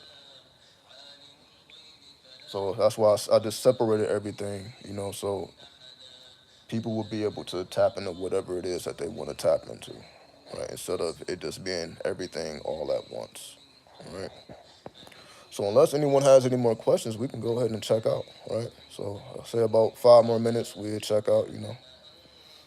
Apologies for that misunderstanding. I'm like that was really weird, right? But so I had to get that right. I wasn't about to let the feminine, the divine feminine, just get this pushed to the side like that. I'm like, yeah. So I was just doing the right thing, just activating justice. That's all. So we figured it out, we solved it, and we'll move on from here. Cause again, I gotta do the monthly writing, so I got a lot to write. I got a lot to write, right? And again, all these links are in the description, right? Yes, your design deck. You talking about me designing my own deck? Am I gonna design my own deck? That's what you're asking? Am I gonna design my own deck?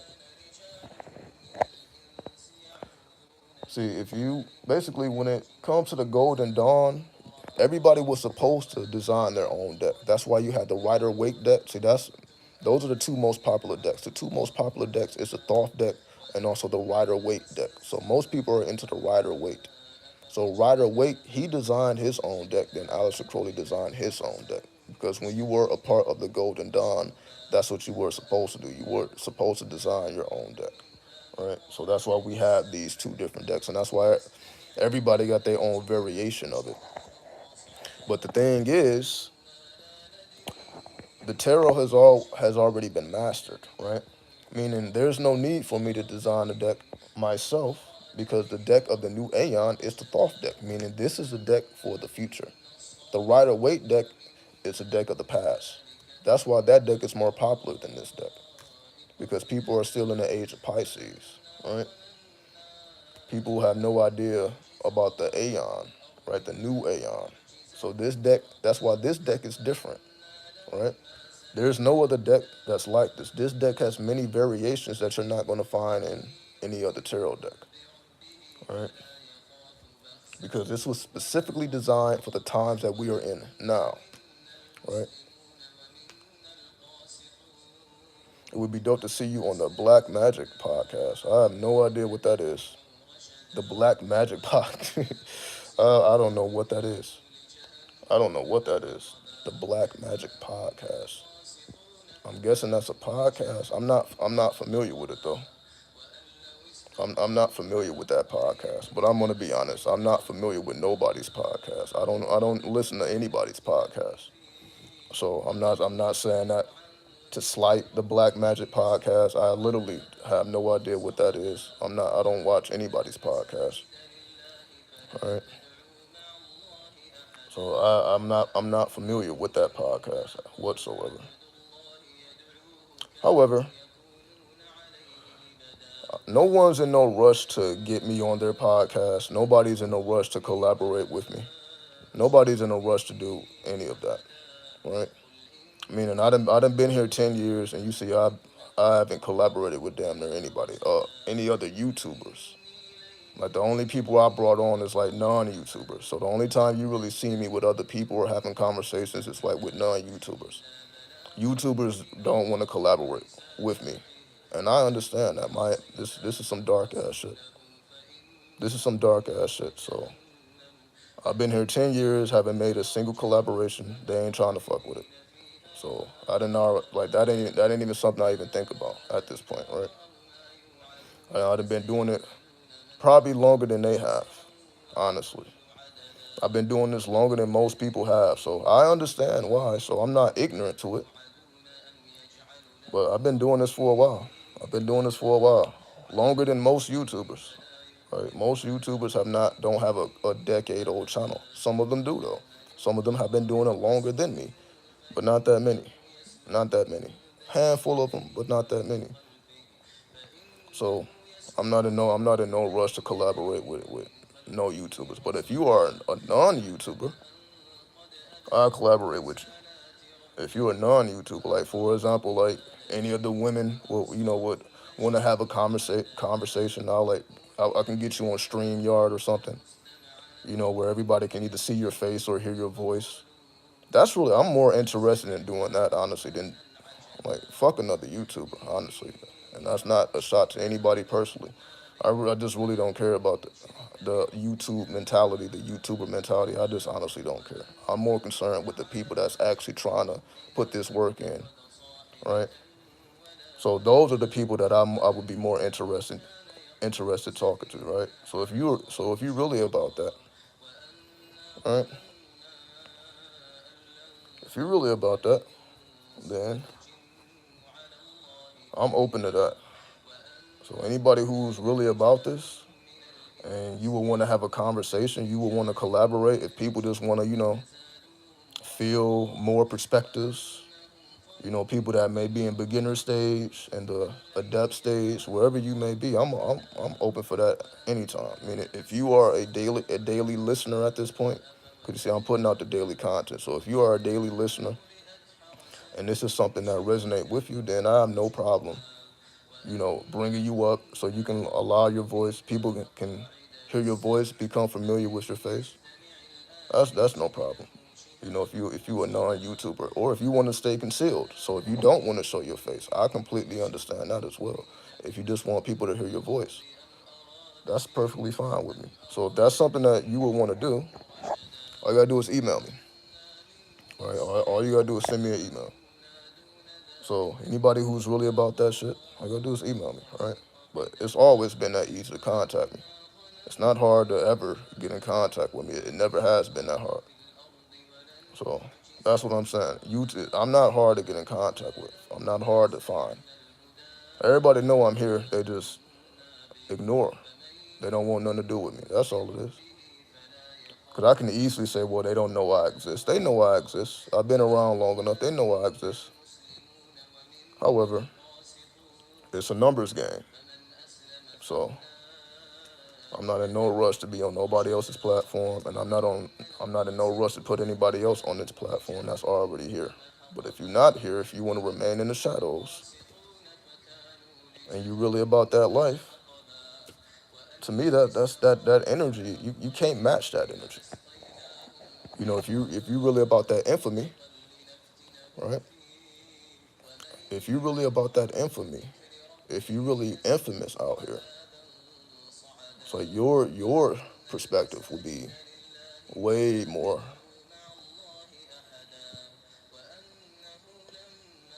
what's the word I'm looking for? Way more valuable. I guess that word is too easy. I was trying to say something more complex. If you really about that infamy, if you really infamous, then we want to talk to you, all right? And we want you to talk to us so that people see how real this is. It's one thing for me to be saying this shit, right? It's a whole other thing when you like, oh, it ain't just him. Like you can see it from different perspectives. I'm only one perspective. I know it's many perspectives, right? So that's why I'm always open to, intaking different perspectives because I don't know it all, right? I don't know every single angle, and especially, I'm not the divine feminine. So of course, I'm not trying to speak for the women, right? Let the women speak for themselves, right? So again, but I'm not hard to find. I'm not hard to track down. So that's always an option. It will always be an option. So whether it happen or not, we're gonna still continue with the daily transactions, right? We're gonna still make it happen, regardless, right? So whether people want to do it or not, we still gonna show up. We're still gonna break this down, regardless, right? Because we see we can hold it down by ourselves, no problem, right?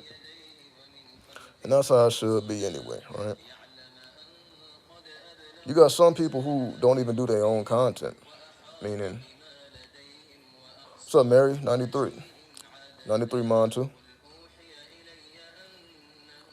Yeah, you definitely came in at the tail end of it. But yeah, I be it was like 6 in the morning when I started. So I wanted to start a little bit more later because I'm like it'd be a little bit too early when I'm doing it like 12 in the morning or 1 in the morning. So I'm like, let me do it at least at 6 in the morning. That way I know everybody's already up. So I just wanted to change the time a little bit. So that's what I'm doing. I just wanted to change the time up, and I'm like, I'm probably doing it a little bit too early. But I just let y'all know I'll be up, and all these AM, the whole AM, I'm already up. So you see, whether I'm doing a video or not, I'm already up studying, putting that work in, regardless. So damn, I've been late to all the lives. Again, I tried to give y'all some more sleeping time. I feel like 12 a.m. like that was a little bit too much. I tried to wait to 6 a.m. I gave y'all a bunch of more hours of sleep. But it's all good. It's all good. Whenever you able to catch it is whenever you able to catch it. All right. So as long as you get it when you get it, it's all good. It's all good. I just appreciate you being here. I had a question. Have you spoke to the dead a lot? If so, did you get used to it? Yeah, I got used to it. And yeah, but it started with hip hop for me. So if y'all want to know how it started for me, it's on this channel. I started on this channel. All you gotta do is go back some years, and what I started doing, I just started calling out the names of dead hip hoppers, right? So all the hip hoppers that passed, what Jam Master Jay, we ain't got to go through the whole list, but all the people who have passed on, Fife Dog, you know, uh, obviously, Big and Pac, so on and so forth, Prodigy, DMX, so on and so forth. So the same way I say 93, before I was saying 93, I would call out the names of the dead hip hoppers. Then I realized, I'm like, oh shit. this is more than what I realize. More is going on here than what I realized because I began to sense a shift in the atmosphere. So I'm like, oh, I'm not just calling out names just to call out names. This is completely altering the space that I'm in. So once I started to notice the difference, I'm like, okay, let me just make this a habit. So I would do it before I would. I used to smoke on camera and shit. You see, I ain't doing that shit no more. But I used to smoke on camera. So before I lit up the blunt or before I lit up the joint, I would call out all these names of the dead, and then I'd just go in from there, right? So that's how I started. So before I was saying 93, I was just calling out the names of the dead, a bunch of them, right? Producers, rappers, b-boys, b-girls, whatever names that I can think of. And I just kept adding on names, adding on to the point where it just became a habit. It became in my memory, right? So once it became a part of my memory, then that's when it began to activate. So I began to get familiar with that energy. I began to get more familiar with the energy of death, right? So instead of working with the spirits and the elementals and the deities and the angels and demons, so on and so forth, that's what. So for me, it started with hip hop. What's up, Nefertiti? Yeah, you can ask one more question. Yeah, go ahead. You're good. You're good. You're good. You're good.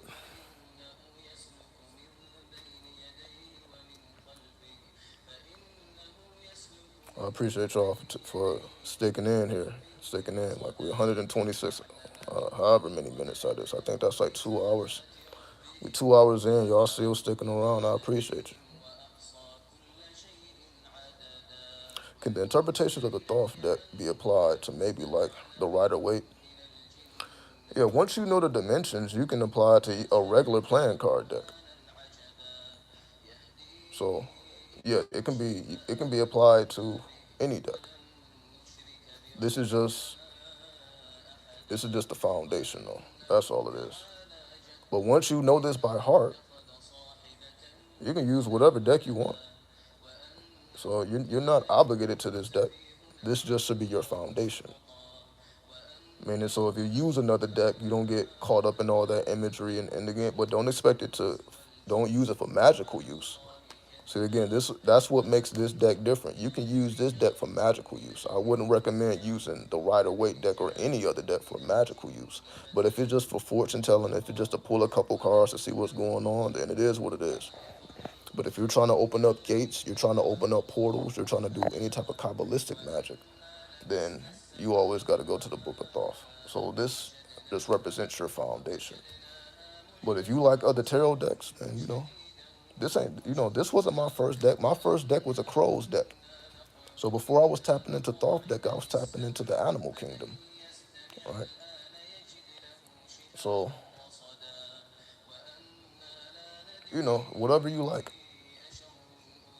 As long as the Book of Thoth is your foundation, you can take it wherever you want to take it. Again, I know how to do readings with regular playing cards. I don't need you don't because again, once you know the attributes, you don't need no imagery no more.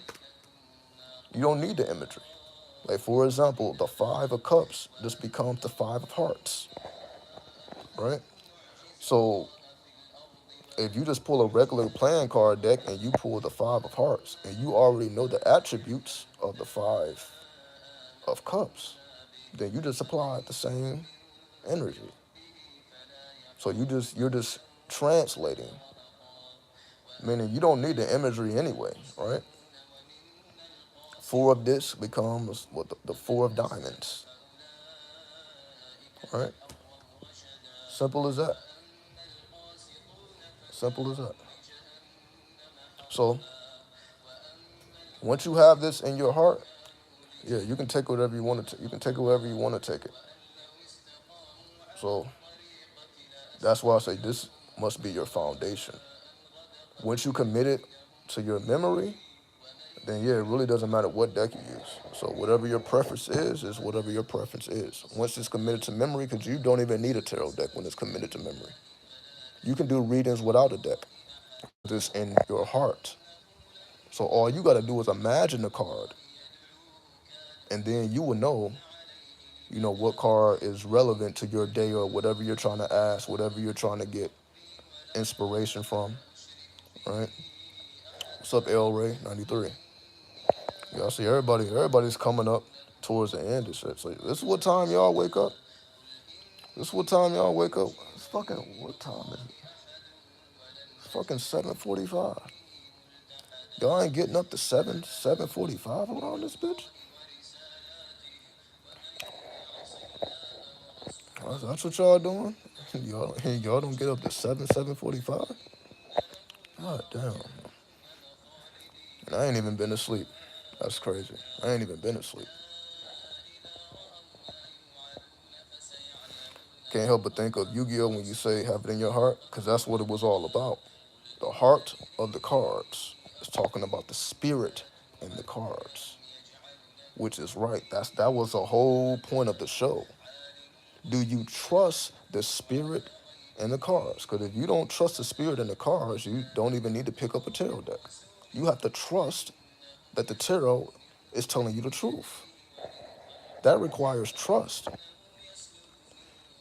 Sorry, my lips are just kind of dry, you know. But sun is already up, so we're fasting, right? So I'm not gonna drink anything else till after the sun go down. So I basically already started my fast.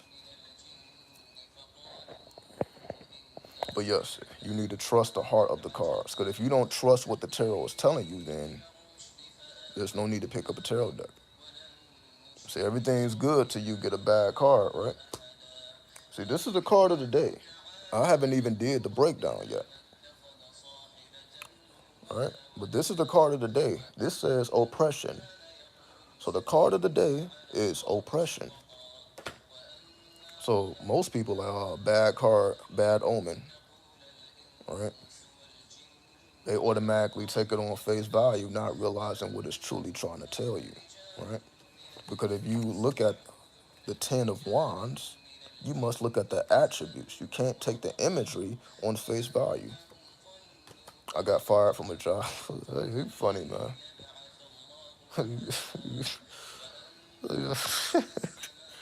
What the fuck? What are you doing? What are you doing there, man? Like they basically had to force you out, huh? They had to force you out. Well, what was you doing, man?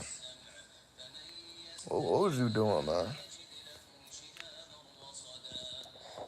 What was it? They had to force you out, huh? They had to force you out. You didn't leave by choice. They had to force you out. What was you doing, man? Over there being unruly. So it's cool that you provide this platform for those who wish to seek, who seek it, be curious. Thank you. You already know. You already know. Y'all know, yeah, I'm here for y'all. The small number of y'all, all right?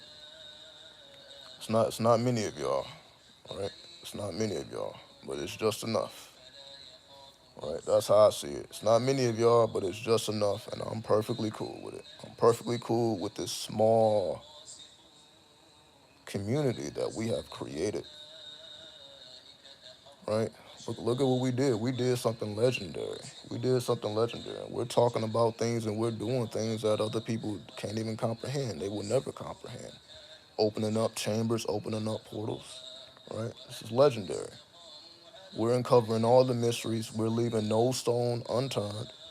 We're going deeper and darker than anyone else is willing to go. And we're not slowing down no time soon, right? And it's just going to keep going up. It's going to keep going up, right? As y'all see, that's why I'm showing up every day. All it's going to do is get bigger and bigger and bigger and bigger. So that's why I got to continue to show up, right? I can't just be coming, just make videos when I want to anymore. Those days is over. Those days is over. I have to show up on a daily basis. So not only do you get your daily dose, we allow everybody to get whatever it is that they're looking for. Different people come for different reasons, all right? Different people come for different reasons, all right? So, again, so that's why I'm like, I'm here for y'all. That's why I'm like, at any time, any of y'all want to come up and y'all want to give y'all a piece, y'all want to speak, y'all can. You know what I mean? Y'all just got to let me know ahead of time. But the door is always open for 93. If you 93, like, this is your platform too. So never forget that. Never forget that. Like it's not a problem. Now, if you're not 93, you're gonna have to at least, talk to me a little bit. I'm gonna have to get to know you. But if you're 93, this is just as much as yours as it is mine, right? So the same way you show up on a daily basis, I'm gonna show up on a daily basis, all right? And we're gonna continue to decode these mysteries. We're gonna continue to, cover what's going on in the world. Whether it's technology, whether it's what's going on in the U.S., what's going on overseas. You see, we talk about everything, right? And we give an original perspective. I'm gonna always be doing the research. And I'm gonna continue, keep my diet on point. I'm gonna continue to, keep my body chemically balanced. That's why when you see me, you see these thin ass shoulders. That's from fasting. Like all the meat is off my body. I'm gonna have to put the weight back on, right? What's up, Tangela? 93, 93. I'm gonna have to get my weight back up. I'm gonna start hitting those push-ups. But yeah, I done lost weight from dry fasting. But that's what happens. Everybody lose weight, when you fast, right? So it doesn't bother me. It doesn't bother me. I can just put the weight back on, right? So I'm not worried about it. But that's just a sacrifice, right? My body eats itself. I allow my body to eat itself, right? So that's why the food ain't really a big deal. I let my body eat itself, eat all the toxins, eat all the all the stuff that shouldn't be in there. So, but that's a sacrifice, right? So as I said, I'm not eating or drinking anything till that sun go down, right? That's a sacrifice. So that's why when I say putting in that work can be many different things. Fasting, dry fasting, meditating for 6 hours. I've done all that. Like I've locked myself in the closet before, meditated for 6 hours, 8 hours, didn't come out. You know what I mean? Like I've done all type of stuff. I used to, I made myself stay outside in these deserts, these cold ass deserts, right? Now I didn't seen some real spooky ass shit. I didn't seen some real spooky ass shit in these deserts. And like I said, this is where I met the jinn. Right? I met the jinn in the desert. The jinn lurk in the deserts. So that's why you always see me in the desert. Right? You always see me in the desert because that's where the jinns are. Right? And all jinns, well, not all jinns, some jinns are righteous, some jinns are nefarious. My jinns or my Kareem just tends to be righteous. But I still acknowledge the darkness within me as well. Right? Not the darkness as I'm gonna fuck shit up. The darkness as in dark chambers have to be opened up just like the light chambers have to be opened up. I have to open up the halls of Amenti. I have to exercise my bravery. Spirituality ain't just about having fun. It's about exercising your bravery. Do you have enough courage to do what no one else is willing to do? Right? Las Vegas desert is serious. Exactly. It's the radioactive desert. To me, this is the best desert. That's my opinion. Because no other desert is radioactive. Right? This desert is radioactive. Purifying the tree of life through death. Exactly. If you truly want to master the tree of life, you must master the tree of death. Right? You must master death to truly respect life. I didn't start respecting life till I mastered death. And that's just the truth. I didn't come into this world having any value for life. I didn't care whether I lived or died. I was just doing stupid shit just to do stupid shit until I really met death. Until I really started to dig into the occult. Then I began to gain an appreciation for life. The occult is what gives me a reason to live. Right? So you know, that's why I take this so seriously. That's why, other people don't take it as seriously. Like the occult is what gave me life, or what made me appreciate life, because now I see through the veils. Now I know exactly what's going on because I can understand the attributes. So every time I enter into a building, I'm like, okay, every building has an address, breaks down to a number, breaks down to a planet, breaks down to attributes. So with certain attributes, I so was like, this is I'm thinking like a mathematician about everything at this point. I wasn't born like that, right?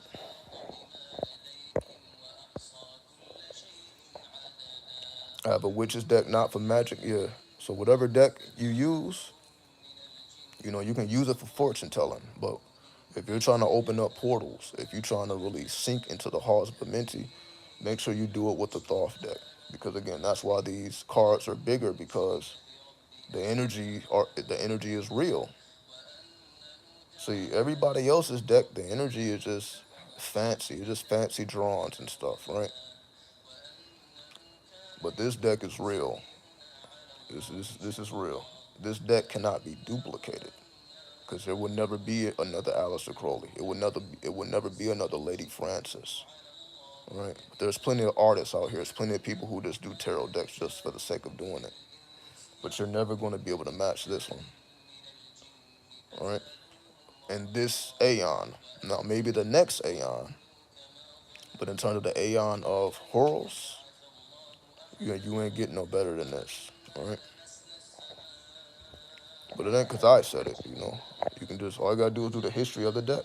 The deck was released in the 70s. I told y'all last video. The downloads are done because all of the information came out in the 70s, in the late 60s and the 70s. Not 2012.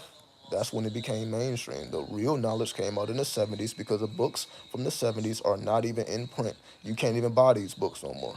Those real astrology books, those real numerology books, those real occult books, they are out of print. That's when this deck came out in the 70s. 40 years or 30 years after it was created. This deck was created in the 1940s. It didn't get released to the public to the 1970s, right around the time of the New Age movement, the original New Age movement. So this deck came out right on time with the age of Aquarius. So just based off of the timing alone, this lets you know the reality of it. Everybody else is just creating decks because they're good artists. And there's nothing wrong with that, but they're not occultists.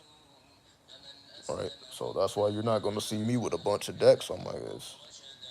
I got my tarot deck is within me, right? So if I really need to do a reading, I know how to visualize the cards. So I don't need to pull any cards unless I honestly want to, but it's not necessary.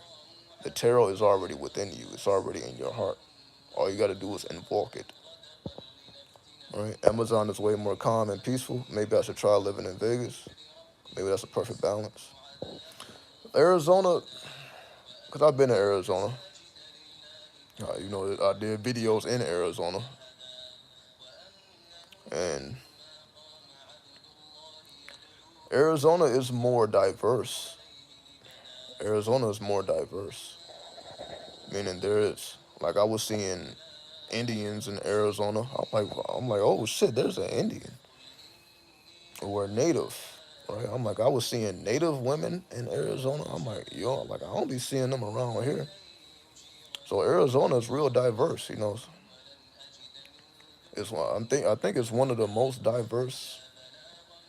Well, you're saying Arizona. I guess I should speak about the city, the Phoenix, right? I've been to Phoenix.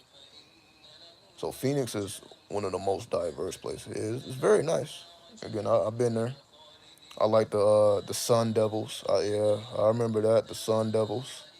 I was seeing so much Sun Devils. I'm like, damn, they really just let it be known out here, huh? And also the church, what is it? The Church of Scientology was actually started in Arizona before it came to California.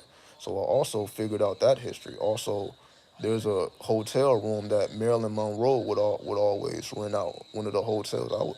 I was just doing an occult history of Phoenix. I'm like, very, very interesting, right?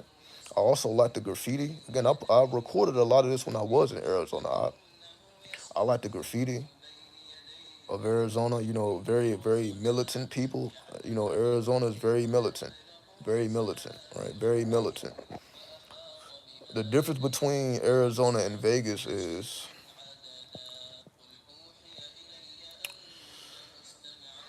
Vegas is more about astrology. It's a city of astrology. It's just again like the streets are named after constellations, right? So that's why they call it Sin City, right? So it's more astrological. It's more about astronomy, right? Phoenix is like L.A. Uh, that's not what I experienced. That's not what I experienced. Like there's nothing like L.A. You been to Red Rock? Yeah, I've been to Red Rock. I got images. I saw the petroglyphs. Yeah, I've been to Red Rock. Yep. I also been to the Grand Canyon too. Right? I've been to the Grand Canyon too. Now the Grand Canyon, that's something. That's something. I will say that about Arizona. That motherfucking Grand Canyon,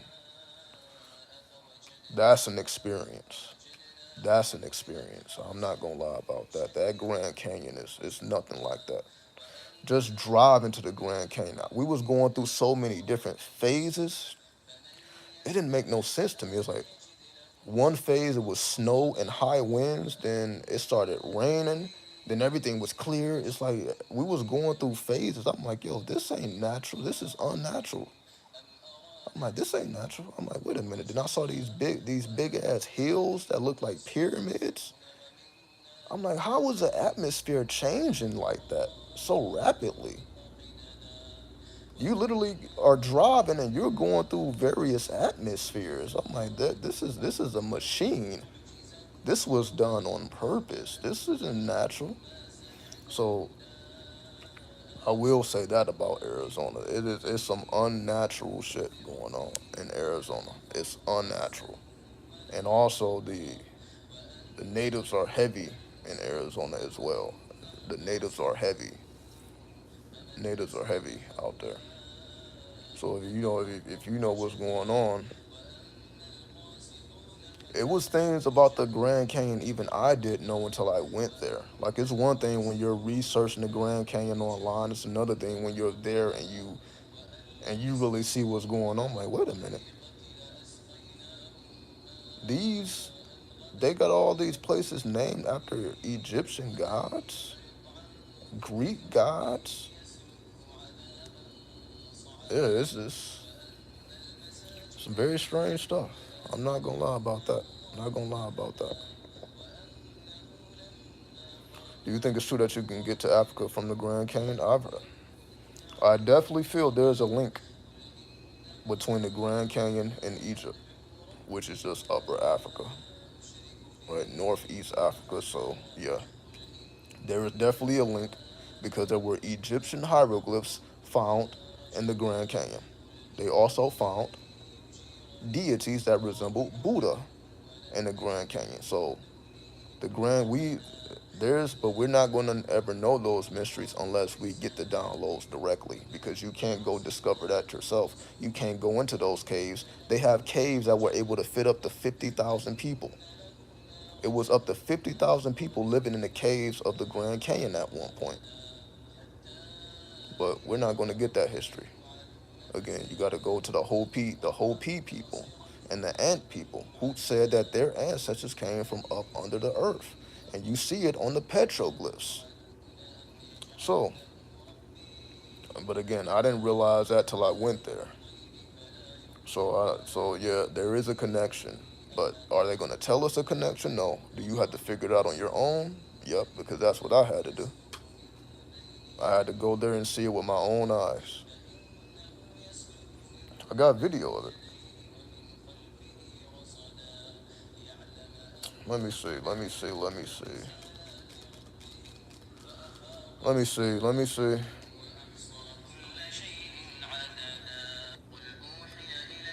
Give me a second. Let me see if I can pull something up. I got images from the Grand Canyon. Let me see. But I don't want to. I don't want this to take too long though.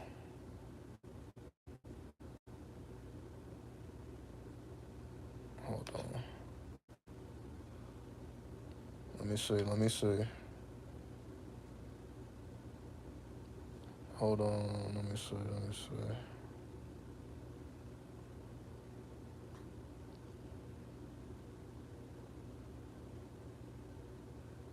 Give me a second.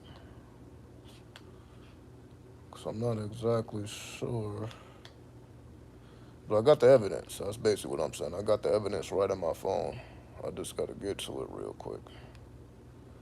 Let me get to it. Let me get to it. Let me see. Hold on. How spiritual is Albuquerque? Hmm. A lot of Mexicans. The Mexican culture is deep out in Albuquerque. So if you're more into the Latin culture, you would prefer Albuquerque. Because again, like Arizona, yeah, I didn't. It wasn't the. It was more like cowboy. Like Arizona is more like cowboy, cowgirl type energy. But then when you get to Albuquerque, then it's like the Mexican, the Latin culture is more dominant. Then when you get to Vegas, you know the it ain't really a culture at all. You know what I mean? It's just more about business, and they keep everything clean. So it's really about what you bring to the desert out here. So yeah, every desert has its own energy, right? You're gonna get a different vibe. Then Utah is has its own energy, right? Well, let me see. I want to pull up. I want to pull up this the image when I was there. Hold on.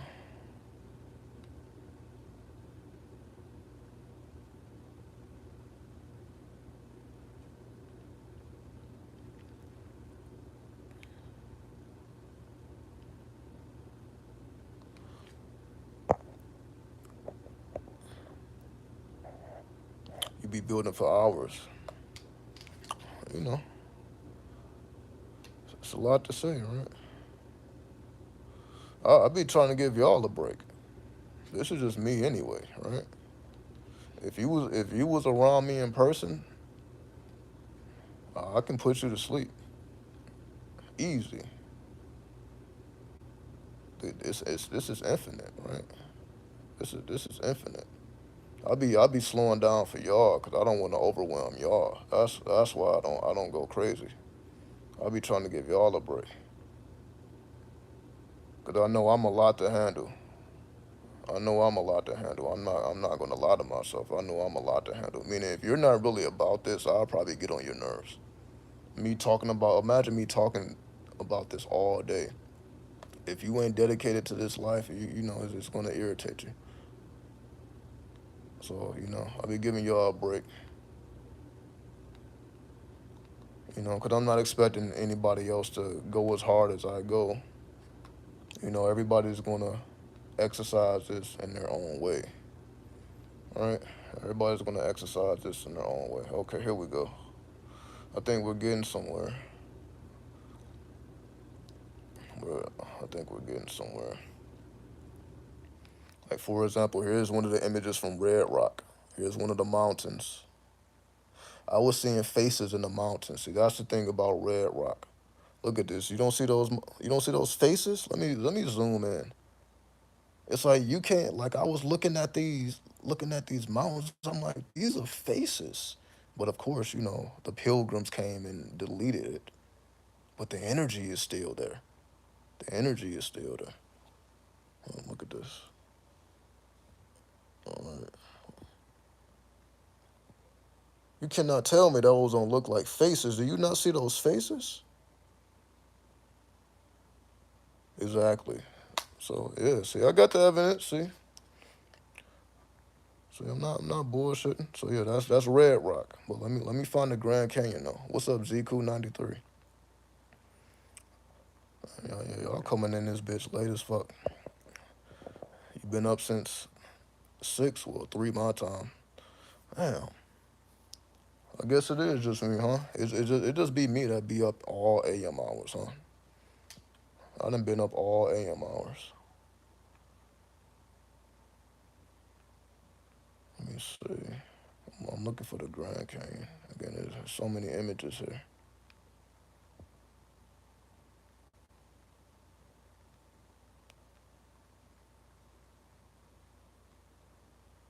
Let me see.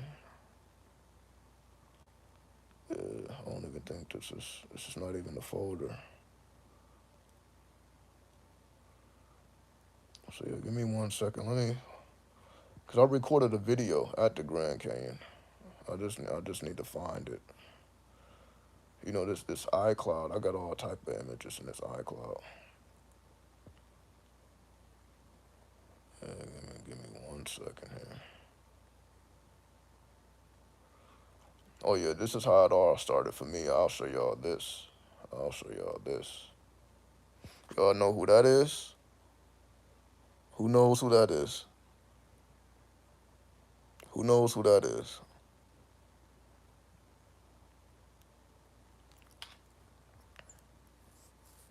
It's 1 a.m. there. God damn. Shout out to Europe. It's 1 a.m. So yeah, you never really know what time it is on a different part of the world. That's why I be going live at all these random times. Just because it's 1 a.m. where I am, it may be 1 p.m. somewhere else. So I'm always conscious of that. So that's why I be picking different times, because it be different people doing different things. So once again, salute to you, because I know y'all can be doing some other stuff. I know y'all are doing other stuff. Y'all multitasking. Y'all probably just got me in the headphones. While y'all taking care of business. I salute y'all. But who knows who that is? Who knows who this is? Somebody knows who that is. Yes, I did. DMT and mushrooms up there is real. God damn. Liberace. There you go, Elray. Yep, that's Liberace. That's Liberace. The reason why I'm showing him is I didn't know who Liberace was at all. I didn't know Liberace was a Vegas legend because I'm not from the West Coast. I didn't know anything about Liberace. What made me study Liberace is because he came to me in my dreams. It was so, like he was banging on my head. His name just kept getting repeated. Liberace, Liberace, Liberace. It woke me up out of my sleep. It was so crazy. I'm like, who is that? I'm like, Liberace, who is that? I didn't know who it was. I type it up and like, oh, Las Vegas legend. I'm like, what? Communication with the dead. Just giving you an example, right? Because I know I'll be running my fucking mouth. That's just how it happens for me. Like they literally scream at me. They be screaming like, yo, you need to figure out who I am. Like that. This is a person you need to know. Well, this is a direct. I'm like, this is waking me up out my sleep. I couldn't even sleep. This is waking me up out my sleep to the point where I'm like, what's going on here? I got a Google search because I don't know what's going on. But I'm like, damn, that's an actual person. Now, not only was I shocked that it was an actual person, but then it's a Las Vegas legend. So I'm in Las Vegas, and a Las Vegas legend comes to me, just like literally yelling at me. It's just things like that. So like that's what I mean by it wasn't sweet, it wasn't comfortable, it wasn't pleasant. It literally woke me up out my sleep, and I had no idea what was going on because I never heard the man's name in my life. Right? Someone should make an app to do cyber magic, cyber rituals for 93. You can do it. Use Chat GPT. See, we ain't gotta do that no more. Well, somebody needs to do it. We got Chat GPT now. We ain't gotta wait for nobody to do it. You can do it. All you need is Chat GPT. We ain't gotta wait for nobody else to do it no more. We can activate the technomancer. All you gotta do is type that shit in. Make cyber. You can figure out the words, but you can do it. So we ain't gotta wait for nobody to do the goddamn thing for us no more. You probably knew him in a past life. To me, I just took it as that's the dead coming at me. So again, that's what I've been talking about, right? I've been talking about necromancy, right? I've been talking about communication with the dead. That's just my personal experience, right? So whether I knew him in a past life or not, this is still a dead man. This was not a living man, and he has been dead for a long time. It ain't like he died last year or something. But he made sure that I knew who he was. He made sure of it. He woke me up out my sleep to make sure that I knew who he was. That's just how important it was to him. So that's why I'm honoring him now. I'm like, damn, that was a. But again, it was unpleasant because you like when you don't know what's going on and you're getting waking up out of your sleep and you're like, yo, I'm like, it's like something that's you're hearing voices. That's schizophrenia at that point, right? According to the doctors, that's schizophrenia. But I'm like, fuck that. I'm like, this means something. There's something here.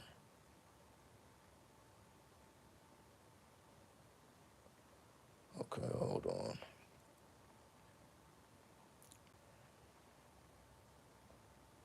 Let's see.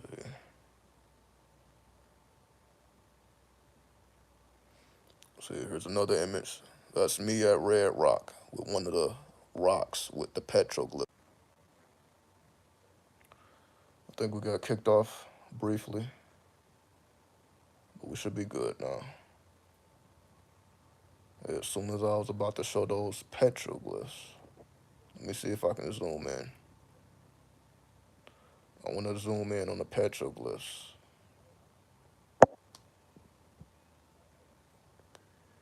There you go. See those petroglyphs? See those swirls?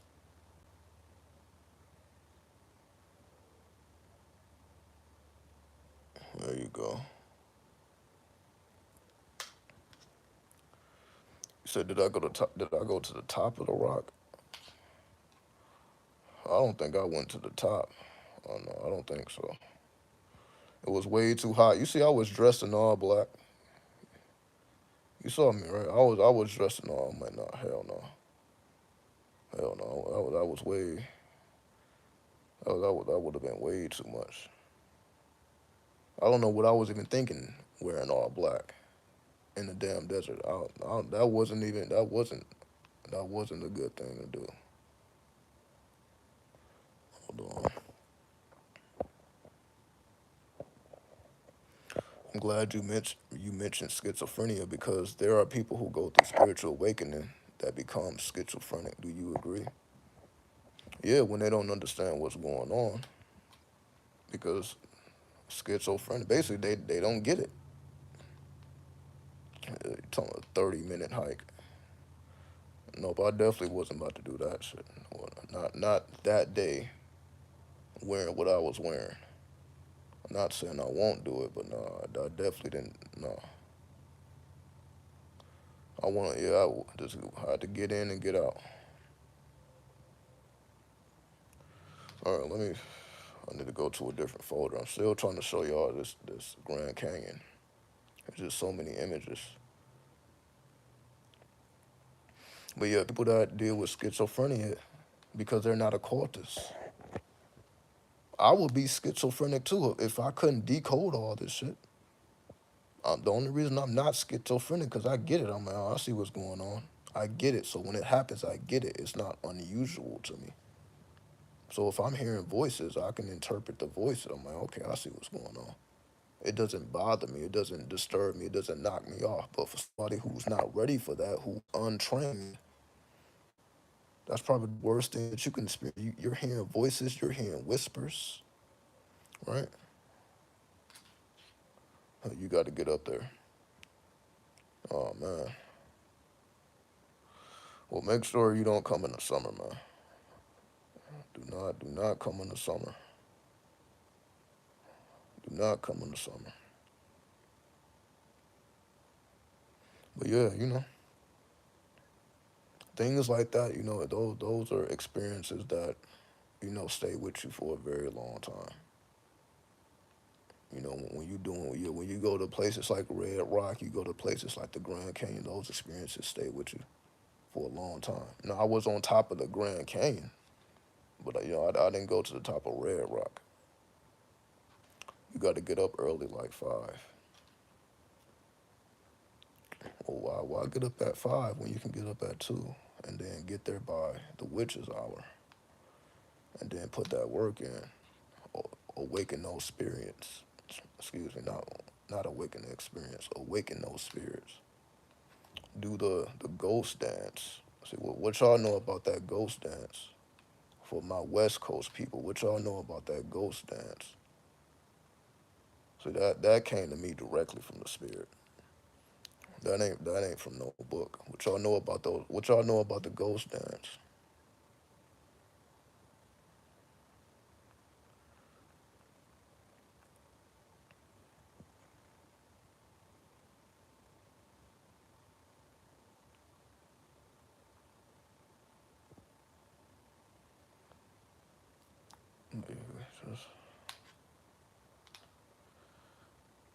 It's not that I have a bunch of photos. I just have a bunch of books.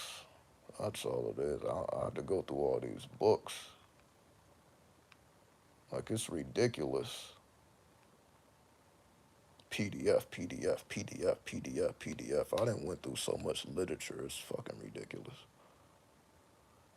That's what's going on here. I gotta navigate through these. Hmm.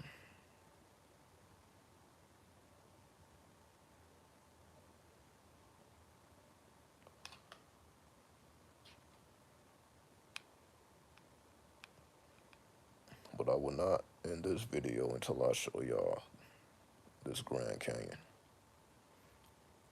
The ghost dance was a spiritual movement that originated in the late 19th century among several Native American tribes in the western United States. Yep.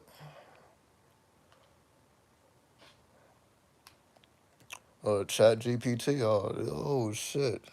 Oh shit. Chat GPT. Yeah, that's what I'm talking about. See, now that's technomatic. That's what I'm talking about. Yeah. See, now you just educated yourself. Yeah. So that ghost dance that came directly to me from spirit. I'm like ghost dance. I'm like, oh shit. The Wild West had some weird stuff. Well, the West has always been wild, right? That's why we're here, though, right? See, there's a major difference between, the West and the East, right? You could say that the East is more civilized, but the West, it's like if you're not an outlaw, then you will become one. See, I wasn't an outlaw when I first got here. So, so what y'all see now, I wasn't like this before I came out here to the West Coast. The West Coast made me this way. The West Coast made me infamous, right? I wasn't just born like this. So you learn how to be infamous out here. You learn how to become invisible out here. So the magical workings out here is different. The magic is different because the history is different, right? Meaning you had different types of tribes. Of course, there was tribes all through the Americas. But the tribes specifically over here in the West was about mastering death. That's why it's called the ghost dance. What do you think they were doing? Right? East Coast, nothing like the West Coast. Yeah, it's nothing like it. But I appreciate the East Coast as well. As y'all know, I got so much love for New York, D.C. I haven't been all over the East. I'm not so. Let me not say that I've been all over the East.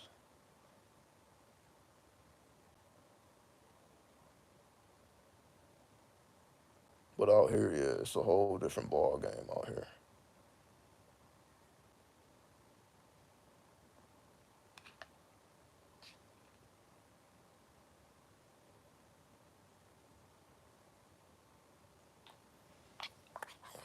Again.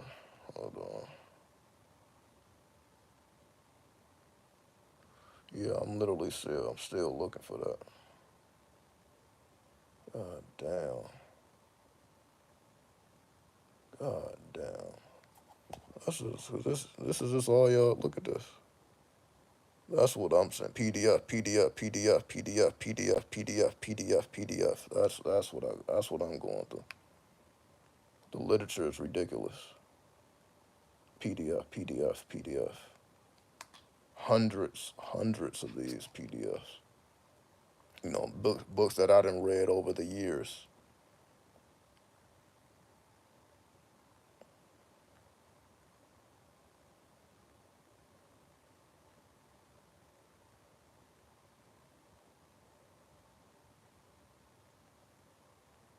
I'm gonna find the image.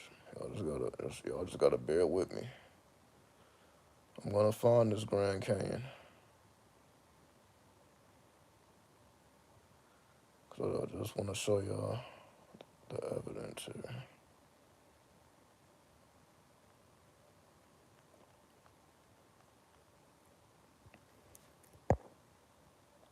What's up, Kmo? 93.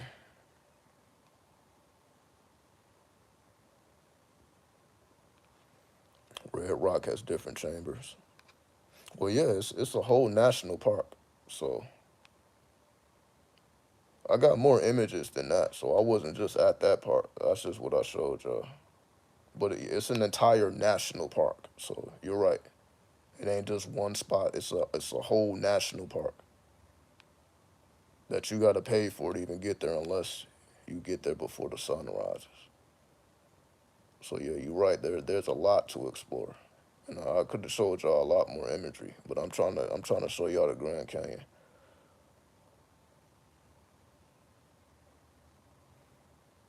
But again, it reminded me of Egypt. That was what fucked me up. I'm like, damn, that looks like a sphinx. Even look, this is I wouldn't even. All right, what? Cause I know the revelations. I know the revelations. Oh, that look kind of weird. I know the revelations I got. It's completely free. Well, it wasn't free when I went. It may be free now, but I had to pay. So if it's free now, it's free now, but I had to pay. Again, unless you go at night. If you go at night, then you never. Well, you know, I remember they charged my ass. They charged my ass. But what I was about to say, I know the revelations I got when I was there, and it was free back in the day. I went once. Maybe so.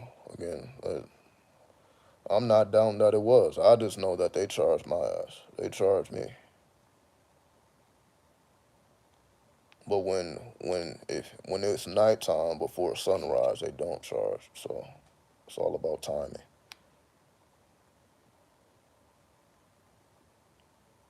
But I know the revelations I got, which was unfucking believable.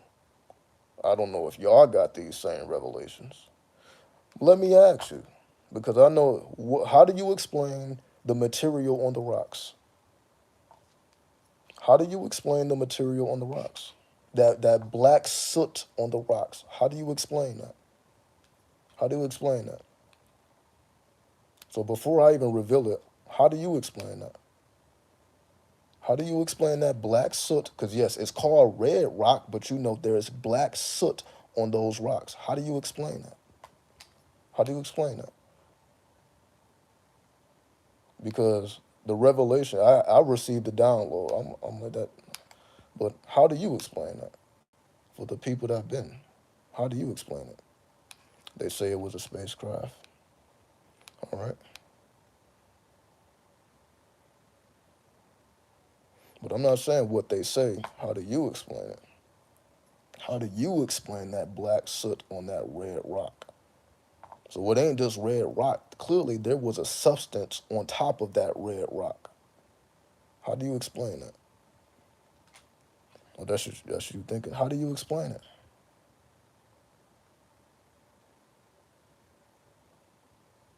Why is it black soot on that red rock? So it's not just red rock. That's like the pyramid had multiple layers, right? So it's not just bricks. It had limestone. There was multiple layers to the pyramid, or there is multiple layers to the pyramid. Then they had granite at the bottom. There's multiple layers. How do you explain the black soot on that red rock? Some people go to these places for entertainment, but we go to the places to actually feel the energy and get downloads. That's what I'm asking. How do you explain the black soot on the red rock?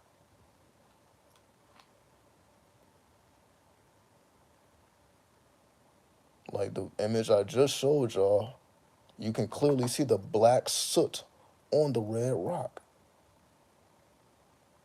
So that's not natural. How do you explain it?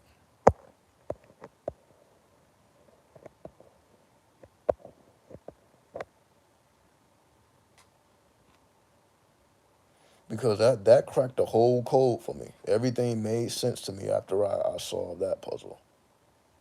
I'm just saying, what do y'all think? How do you explain the black soot on the red rock?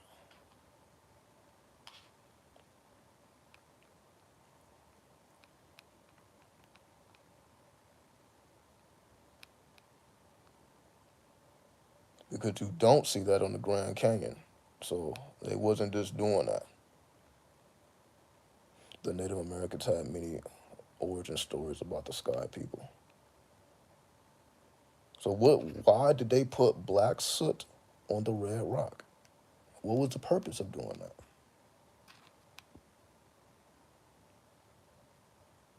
If the heat from their craft interacted.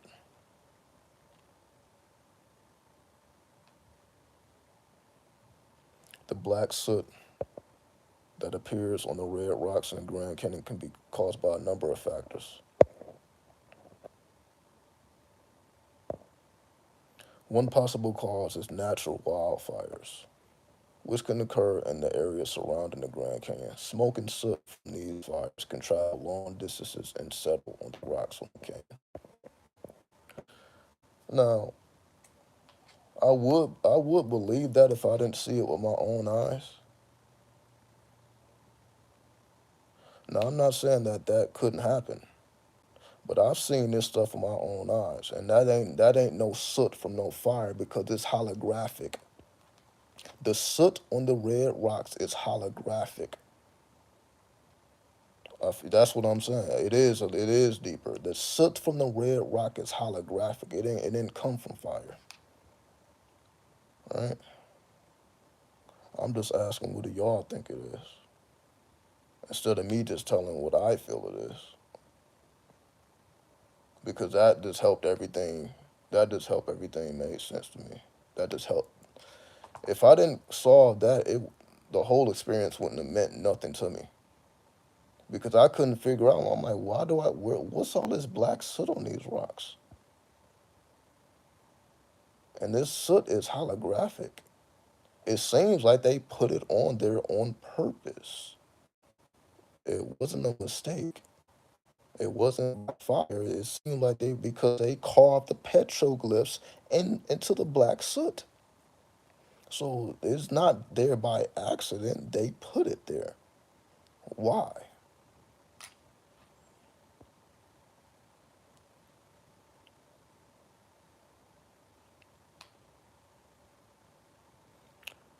Did you once say they found Egyptian relics there? Yes, in the Grand Canyon. Yes, yes. There were Egyptian, not, wait a minute. You said hieroglyphs or, wait a minute, wait. Yes, they found Egyptian artifacts and hieroglyphics in the Grand Canyon, along with statues that resembled the Buddha also in there. It was not the Buddha, it was a variation of the Buddha, but it was in, half lotus position, so it was an Eastern deity. Does that have anything to do with the soot? Again, yeah, I'm just trying not to tell y'all this straight up, you know. Just giving y'all a little puzzle because again, this was revealed to me. This is not from books. This because I was looking at it and the shit just started making sense to me. I'm like, wait a minute. I see what's going on here. I get it. And it's fucking unbelievable. It's fucking unbelievable. Technology that uses tones and frequencies to change the chemical composition of naturally flowing rocks. God damn. That's real close. I'm not going to disagree with that. It was definitely a alchemical mixture that does not occur naturally. So you're on the right path with that. That's not a naturally occurring substance. Got to go there one day in the physical or astrals to find out. You can just go on YouTube. Go on YouTube and pull up a video of somebody there and just look at the black soot on the red rocks.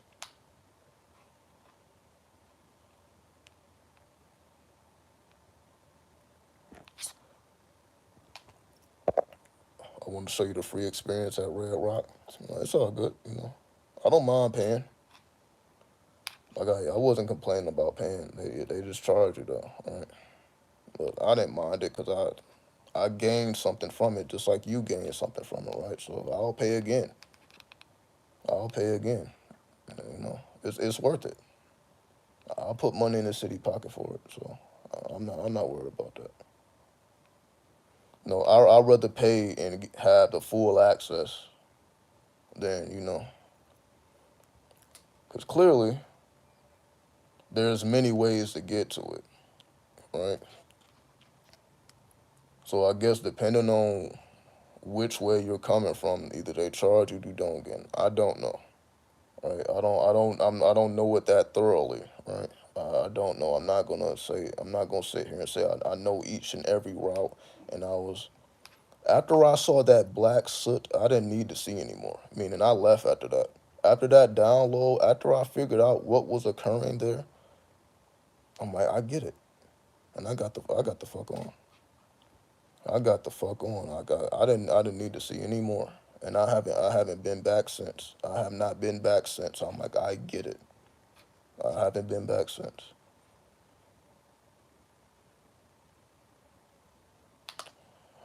Hold on.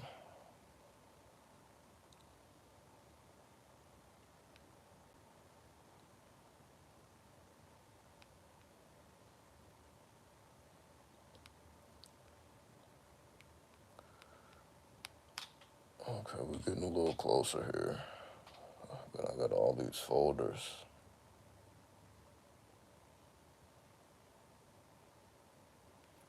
Oh, it's not this. Hold on.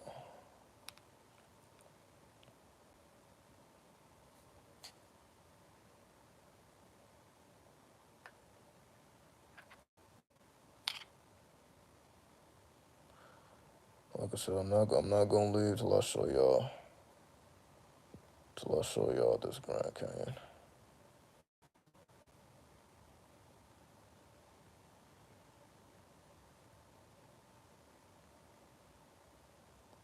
Okay, yeah, that's right. That's right. Okay. I just had to remember the date. Okay, we good now. I had to remember the date. I'm like, okay, when did I go there? Okay, all right. All right, we're on to something now. I'm like, okay, I remember the time period now. So let me see if I can find it. Hold on.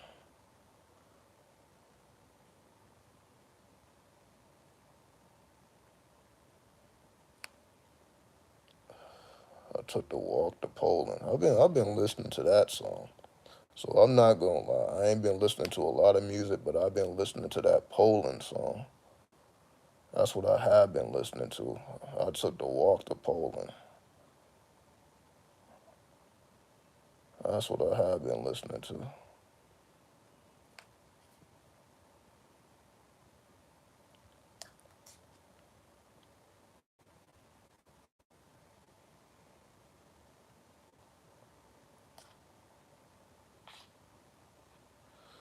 Honestly, this would be a lot easier if I just pull this up on the computer. I'm doing this shit on this little phone like I actually have to do this.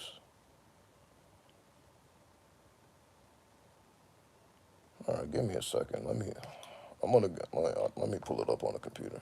I'm trying to do it on this small ass phone. Hold on. Hold on. Should have been did this. Hold on.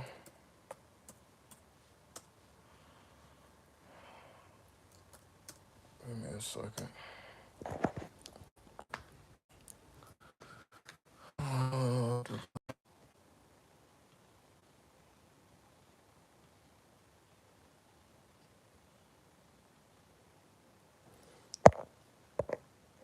But yeah, y'all can go ahead and ask.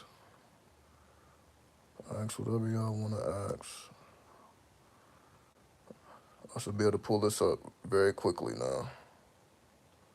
I got this big ass computer screen. Hold on. Let's see.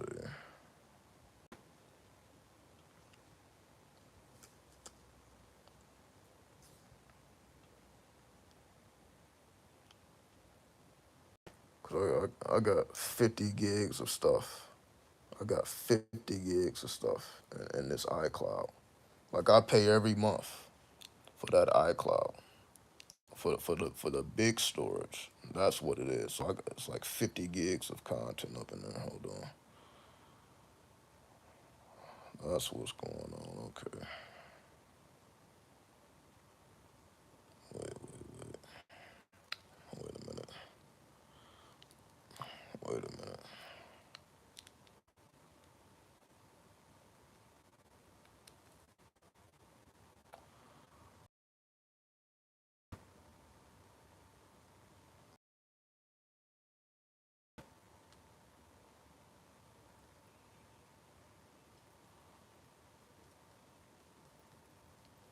Let's see. Yeah, because it's got the timestamps on it. I mean, yeah. Oh, that's probably what I was doing. See, I'm looking through the iCloud. I just needed to go to the photos. So let me see.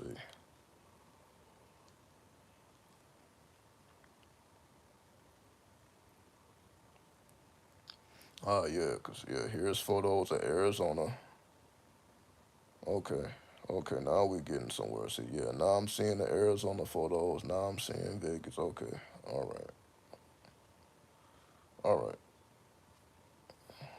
So let's see. All right, yep. Here we go. Yep.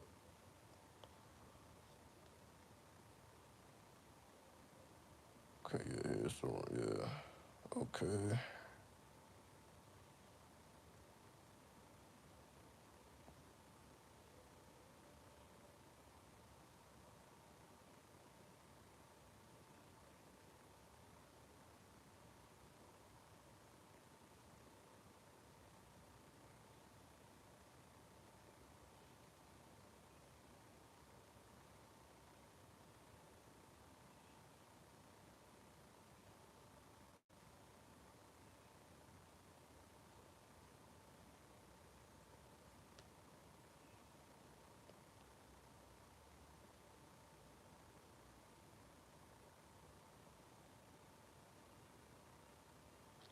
Ah, there it is. Got it. I got it. Yep, yep. There it is. I got it. So sorry about that. Yep, got it.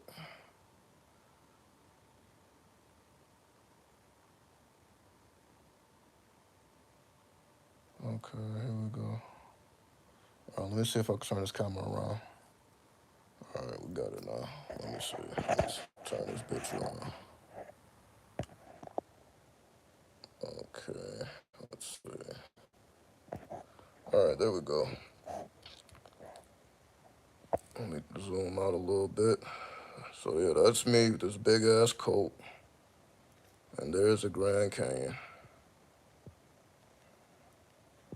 There we go. You can see it in the background. All right, so there we go. See me? That's me. There we go. All right. Got more though. Hold on. What just happened?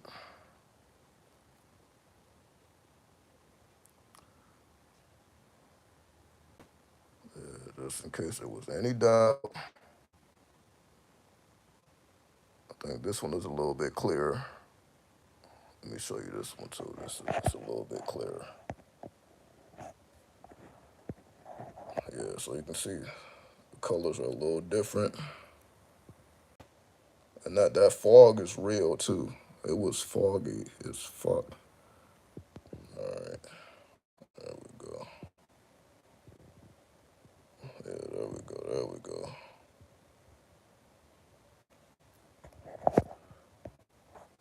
I also got that Arizona sunset. Let me show you that Arizona sunset though. Let me see if I can get a real. Yeah, there we go. It's that Arizona sunset. See that? Arizona definitely has one of the best sunsets. I'll give Arizona that. Ain't nothing fucking with that Arizona sunset.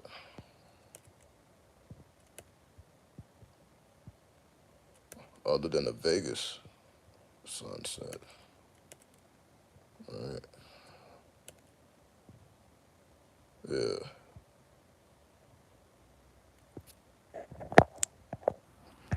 All right. So I was doing the wrong thing the whole time. See, I just had to go straight into the photos.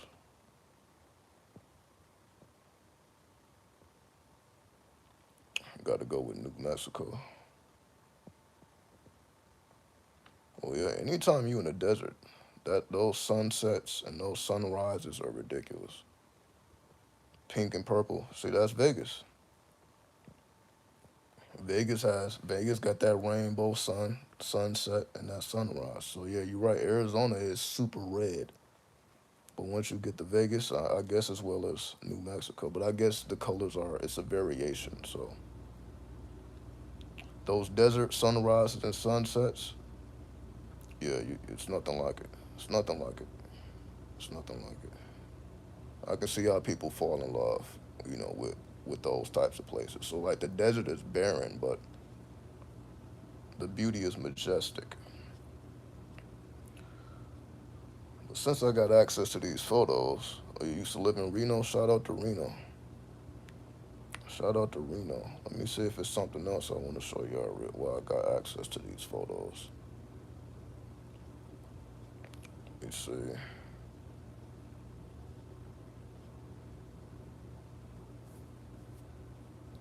Yeah, I have about 10,000 photos. That's no, I got more than that. It's just 10,000 photos on the phone I'm using now. That ain't even a whole iCloud. So I probably got like 20,000 photos. For example, just stuff like this. This is what my photos are filled with. Look, 2019. Just to give y'all a glance.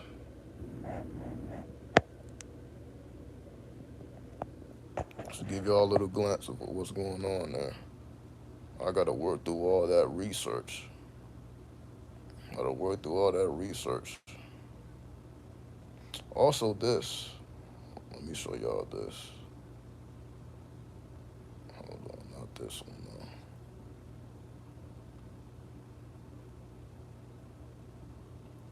No. This one. Wait. Hold on. I deployed to Jordan. The sunrise and sunset were amazing. Shout out to you. Appreciate you for your service. Appreciate you for your bravery. You know I like that shit. Like, oh, you did some brave shit. Oh, salute. You know I like that shit.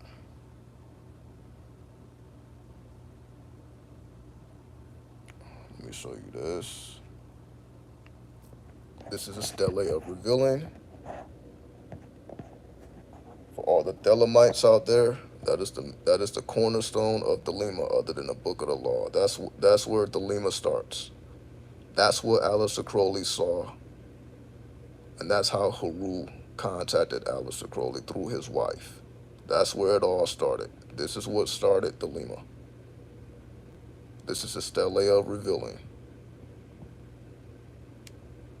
right? So this is where it all started. See, in the Book of the Law, you got chapter 1, Nuit. You got Hadit, which is the orb with the wings, and you have Raha Kuit, right? So this is where the limit all starts. This is the starting point.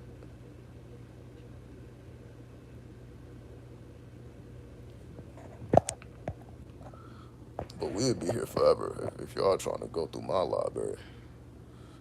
You see, this stuff is from years back. Years back. There's so much research. So that's why I be talking for so long. I've been researching this for a decade now. It's been a fucking decade. Like, goodness gracious. It make me feel old. But at the same time, I'm just getting started. Let me see. What I wanted to show y'all is the art that I drew on the wall. Give me a second. This is what started my art so-called career, because this was a download.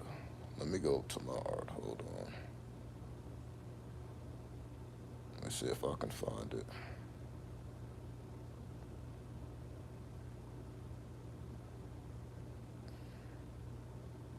So now I'm taking y'all through the Akashic Records right now. We're going through the Akashic Records. Here we go. My art. Let me show you. Okay, here we go. Right here. Right here. So let me show you this. This is where it all started for me. Right? You probably seen this on my earlier videos. I drew this myself on my own wall at the time. This was not planned. This was a direct channel. This was a direct channel. That's why you never seen nothing like this. That was a direct channel. That came straight from my grandfather. That came straight from my grandfather. I had a dream about my grandfather. And my grandfather was giving me game. I woke up and I drew that. I woke up out of my sleep, and that was the result. It was so crazy that even my family was like, what? They're like, damn, you drawing on the wall? See, that was their initial reaction. Like, damn, you drew on the wall. But it was like, damn, that's crazy, though. Like, they couldn't even be upset about it, right? They're like, damn, you just drew on the wall. Like, damn. But it's like, wait a minute, that shit is dope as fuck. I'm like, that wasn't planned. I didn't write. I didn't know what the end result was going to be when I was drawing it. I literally woke up out of a dream, and I just started drawing. That was the first time I drew on the wall, so that was not planned. My grandfather came to me, put the game in me, put the energy in me. That was the result. And so when y'all see my art and all that, that's where it started.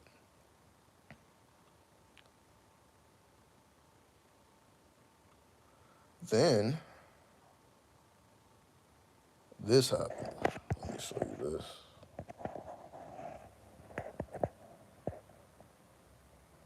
And that was the next revelation, because I began to see these things in my sleep. So I began to draw them. Meaning this is what started my graffiti path.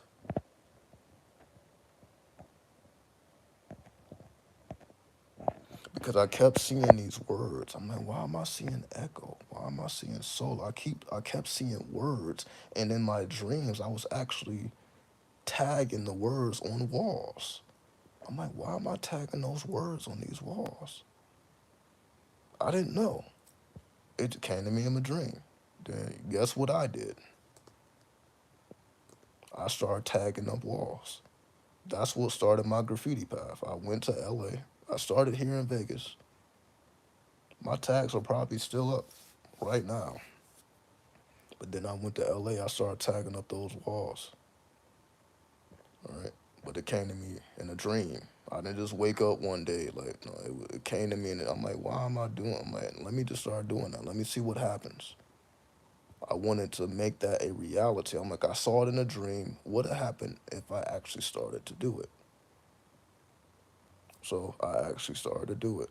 So I started putting that symbol up all over LA, and you know, I got better and better and better and better and better. So when you see me on YouTube with all this art, I'm just showing you the beginnings of it. This is where it started. Most of this comes to me in dreams. That's why I always tell y'all my dreams, right? So I'm just giving y'all the real life example. The black soot is called desert varnish. Desert varnish. And what is its purpose?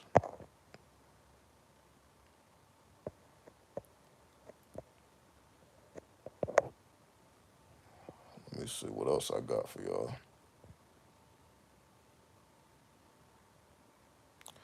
I have more. Just taking y'all through the Akashic Records real fast.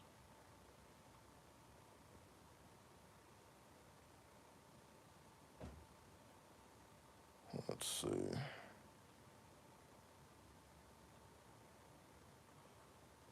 But again, we don't have to. Oh, yeah, let me show you this. Because, you know, I'm always talking about the Kabbalah and I'm always talking about the tarot, right? Well, let me show you this.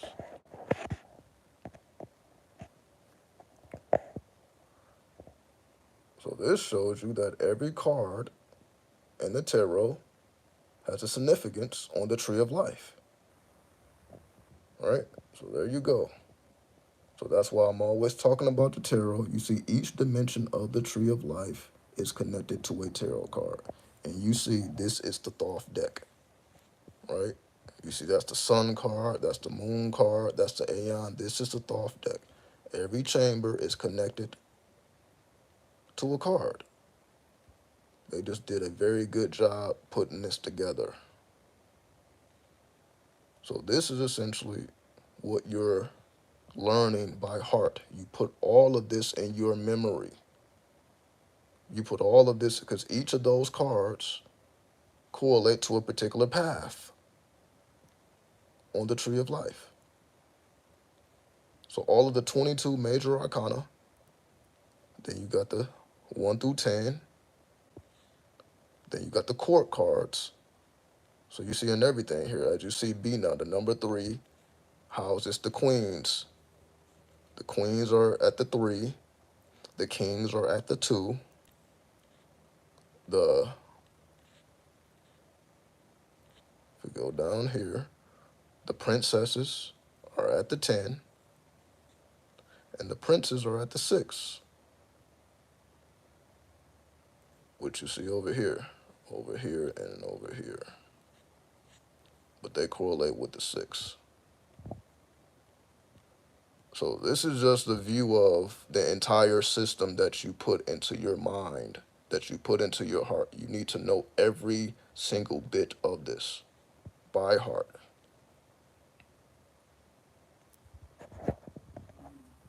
Once you do, you're good to go. Once you know all of that by heart, meaning you can recreate that in your head, you're good to go. You're good to go after that. Because it's going to start appearing to you on its own after that. You're good to go. Let me put this back on. Let me put this back on. Let's see. What else I got for y'all? Yeah, I'm just taking you through the Akashic Records just to reiterate some things. Just showing y'all some visuals just to make more sense of what I'm saying here. What else we got? Let's see.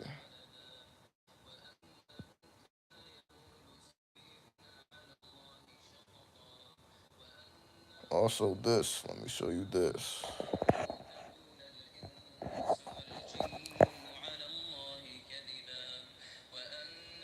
It's another symbol I made. I made this symbol.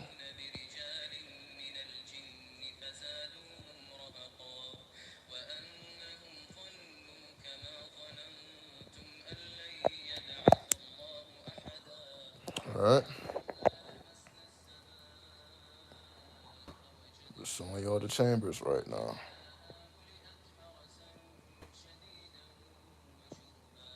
What else I got for y'all?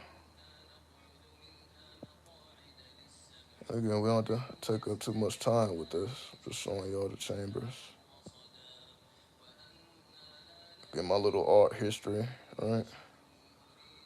I've been doing this for a very long time at this point. Scientists have a hypothesis about how it exists, but they really don't know. I know they don't know.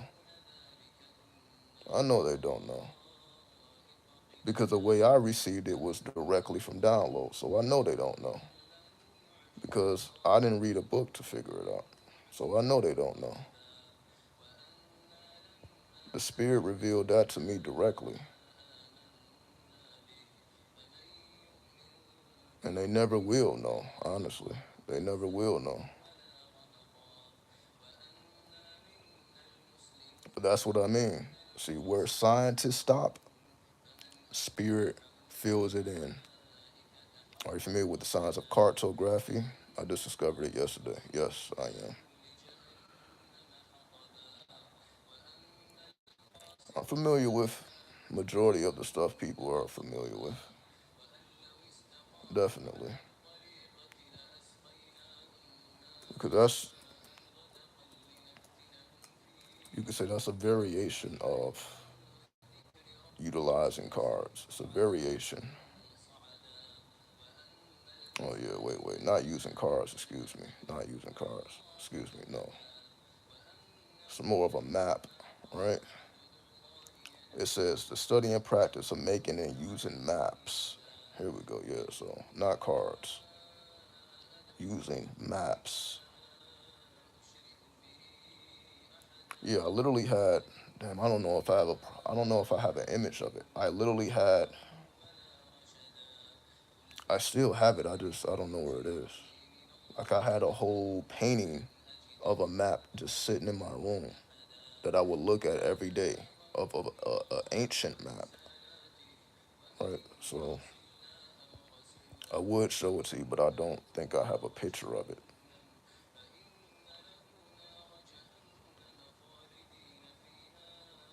But yes, that's for people who,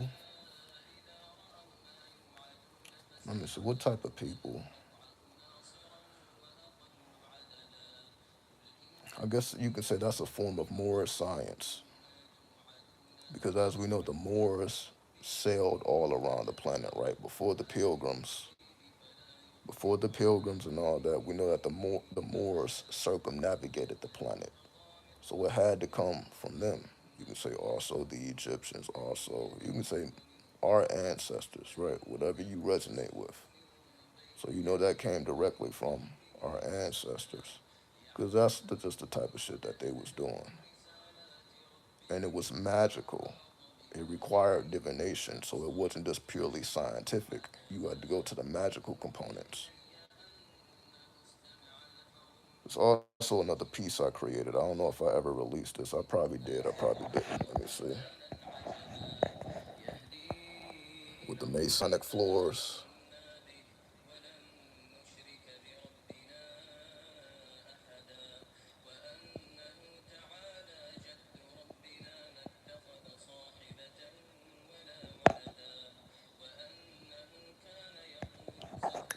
All right, let's see. Just give me us a little occult art.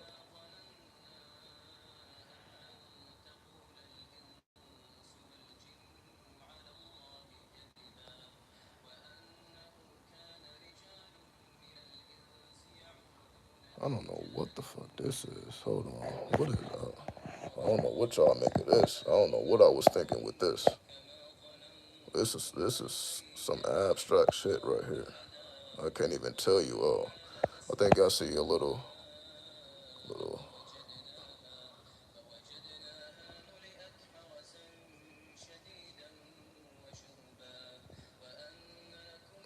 see the little compass right here. So, and I see the roses. So I'm saying, the art that I have is ridiculous. I got so many pieces, it's ridiculous. Again, I'm just taking y'all quickly through the Akashic records here. Here's another one.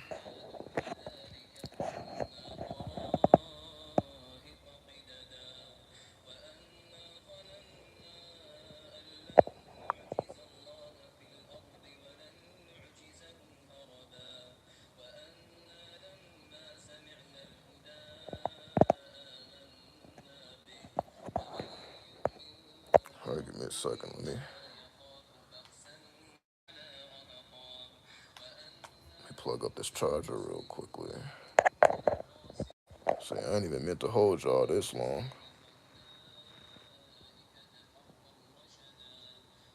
It's another one.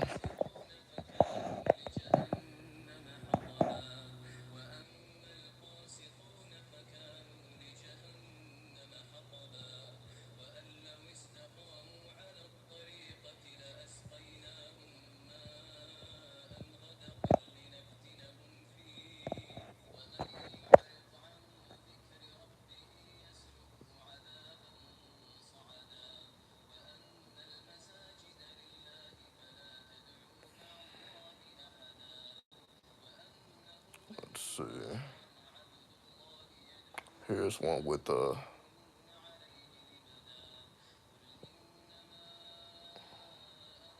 do they call this again?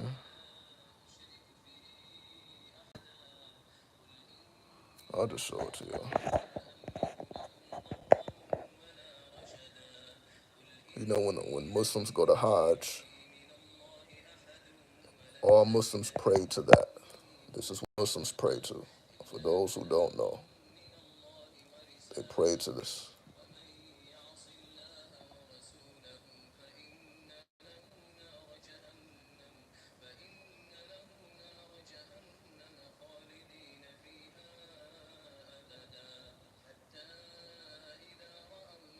The Kaaba.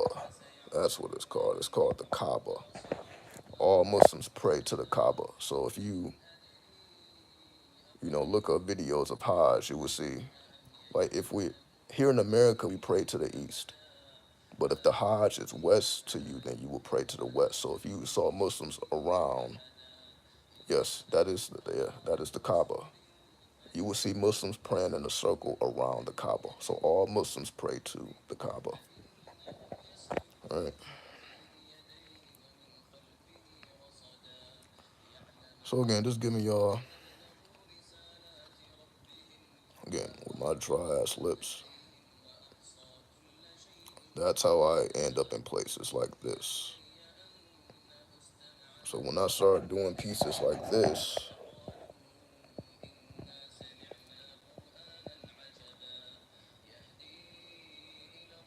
that's how I created my own style. Just showing y'all the many dimensions that it took for me to start crafting my own style. The reason I was able to do this is because I was tagging up the walls. I started with graffiti, then I started fucking with the digital art. And then, it started to look a lot nicer and nicer and nicer, right? So I'm just showing y'all how I went from the overlay to the digital pads to the artificial intelligence, right? So I'm showing y'all the whole journey. So that's why when I say, putting in work, putting in work, putting in work, I'm just showing y'all examples of the type of work I done been putting in on the artistic level, receiving these channels. Let's see what we got. I appreciate that. But it's just me. Just putting in that work, right? All the shit that I talk about, I'm just showing y'all some proof, right? Just showing y'all some proof. Just showing y'all some proof.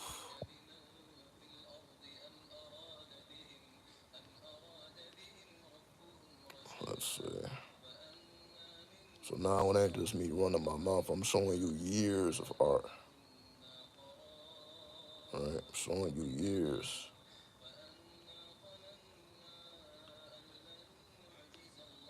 Let's see.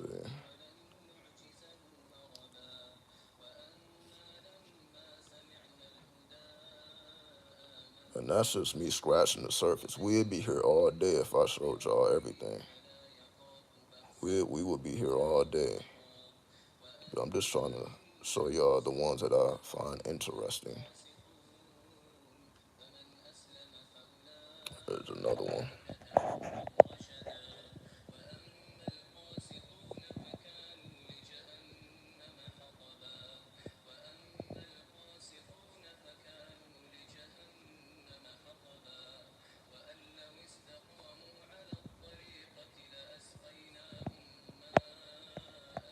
So as y'all see many different styles.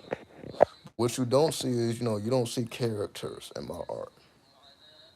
Because as a Muslim, you're not supposed to draw eyes.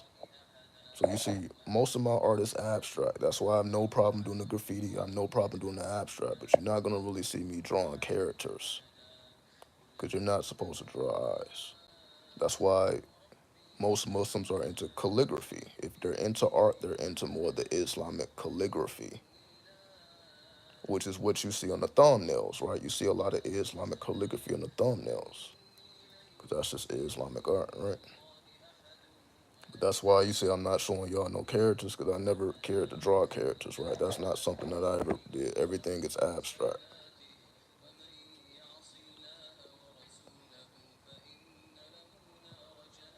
Let's see. I'll show y'all a couple little more, then that'll be it. And we ain't gotta go too deep into it. Again, just showing y'all some evidence. So the research, so that's why I'm showing y'all some research. All right. I guess it's starting to get lighter. See, the sun is all up. The sun is up now. Just showing y'all some research.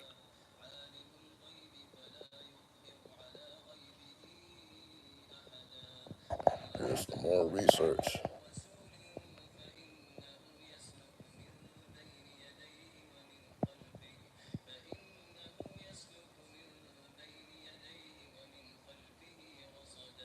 I just see all the zodiac signs and their correspondence to the body parts, which is medical astrology.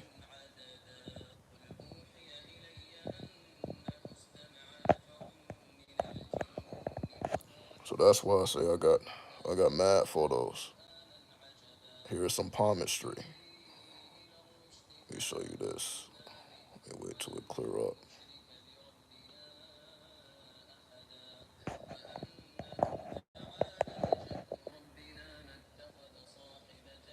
So every dimension of your hand, every dimension of your palm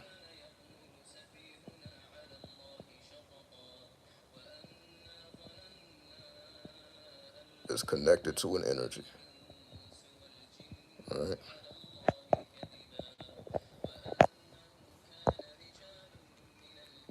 Did you block someone earlier? Somebody blocked somebody. I had to strip those wrenches away. I had to strip those wrenches away. But that's over with. That's done with. We handled that. Let's see. Here's all. Let me show you the face.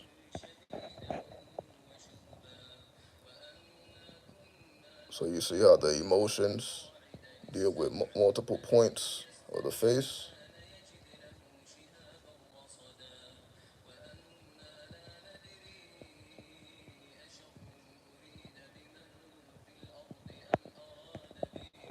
See, just giving y'all some dimensions. This is what exactly. Yup, Nefertiti 12 exactly. Just showing y'all what I be into, right? Here we go. Face reading.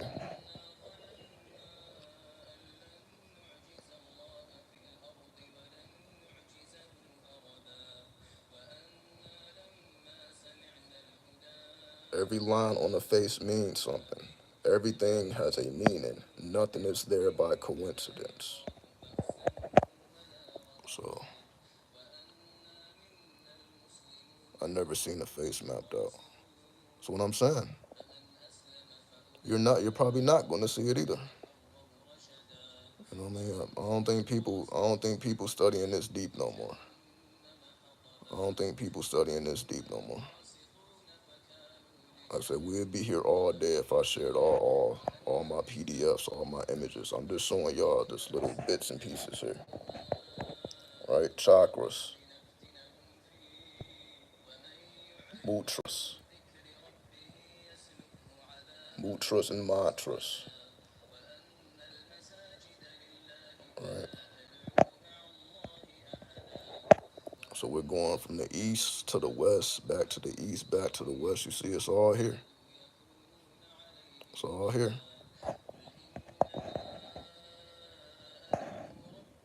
Planetary magic.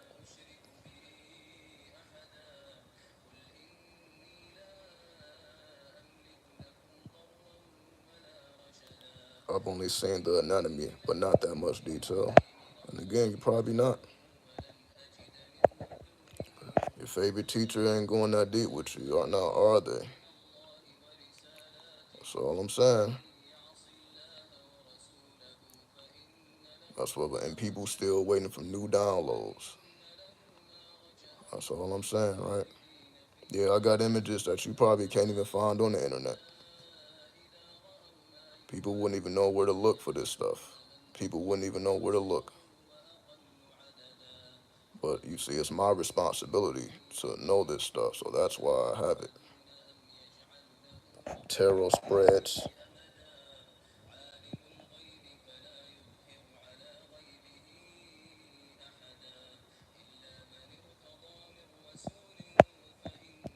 So you see, everything that I talk about,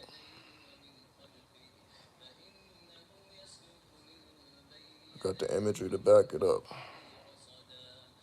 Tree of death. So you see, this ain't the tree of life. This is a tree of death.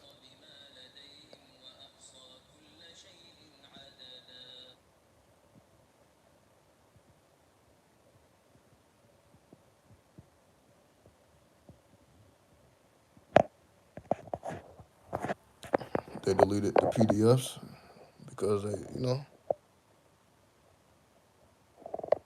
wasn't. They don't have our best interests at heart any goddamn way. So,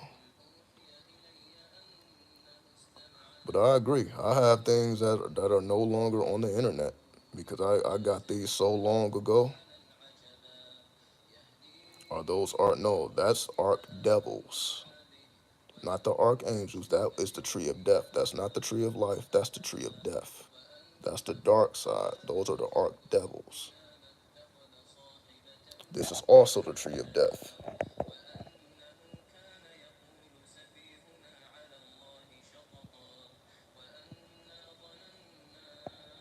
So yeah, you're not gonna see stuff like this.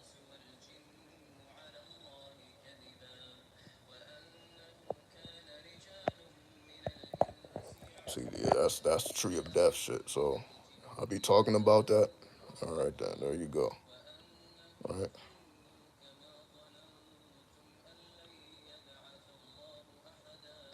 And when you put it all together,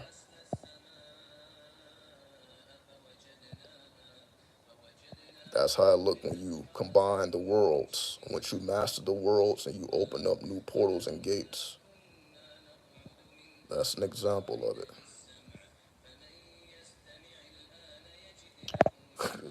I don't know why y'all keep saying that. Well, I never seen those before. That's why I'm showing you. Why y'all keep saying that? Well, I never seen them. That's why I'm showing you. That's why I'm showing you. All right. I'm not here to show you something that you can just find on Google. That's why I'm showing you.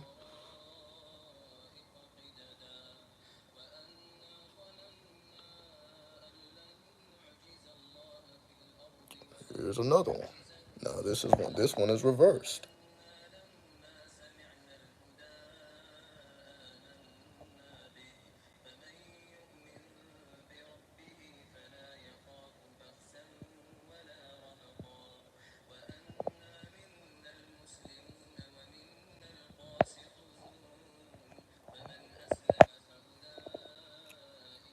So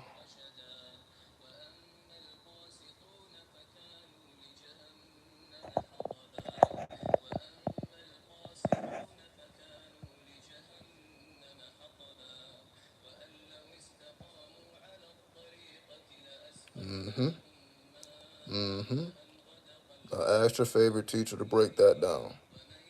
Ask them to break down the shadow world. What's the difference between the children of Lilith, the children of the night, the children of the angel, fair folk, and the children of the moon? Yep,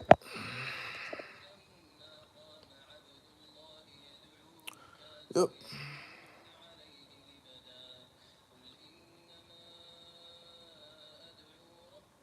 Y'all probably have no idea who this even is. Y'all probably have no idea who that is.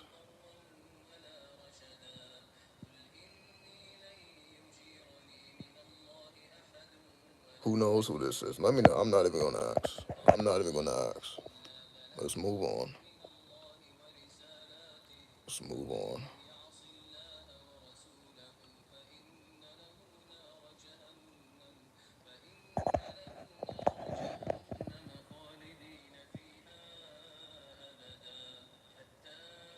It's straight Hebrew. Straight Hebrew. Most people can't interpret nothing that's going on there. All that's Hebrew. Now that's telling you some secret codes. Super secret codes that never made it to English. Super secret codes never made it to English. That's why it's important to know the Hebrew.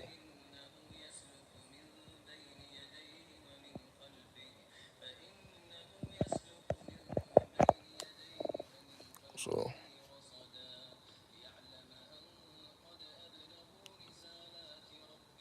just showing y'all. This is what I'll be doing. All right.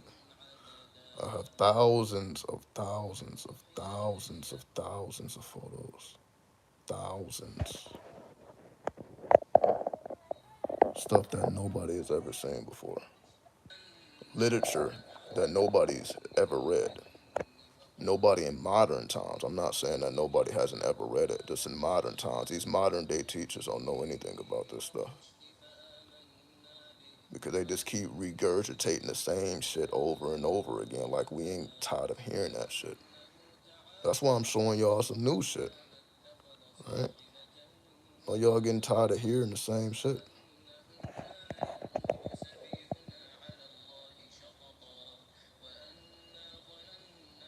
Who knows the name of that symbol?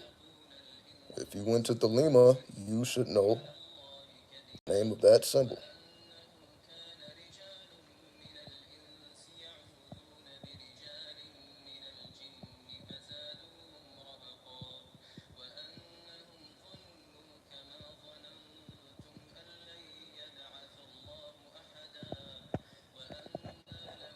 So, see, I do a lot of mouth talking, but I'm just showing y'all evidence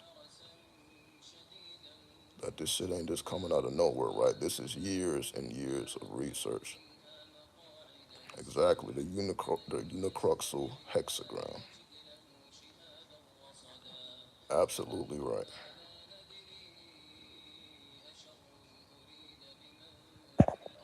Y'all don't know who that is, though.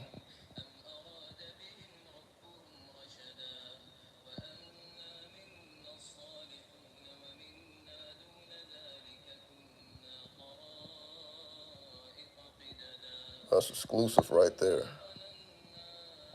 You got to read the literature to even know who that is.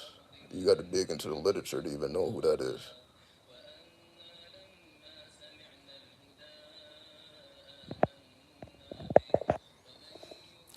So just give me a little inspiration.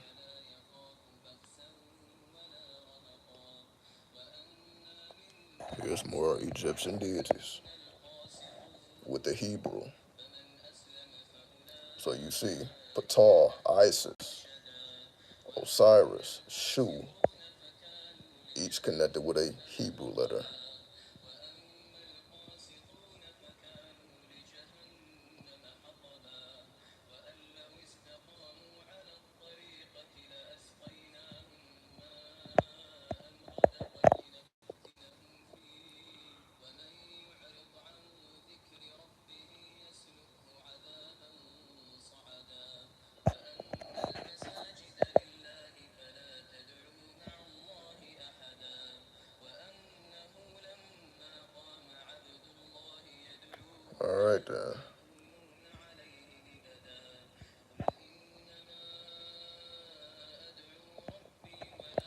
That's where we start. That's where we end every time, right?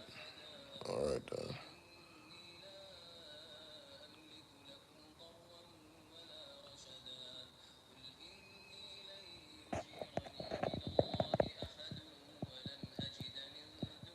What that say? 93.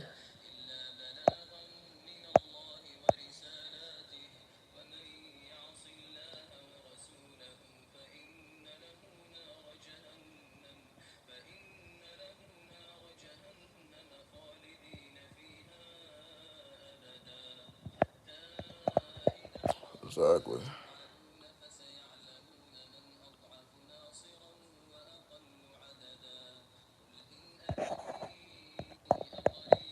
Star magic,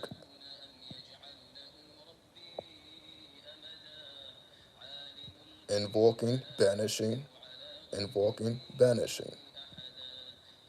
Star magic, ceremonial magic, aka high magic.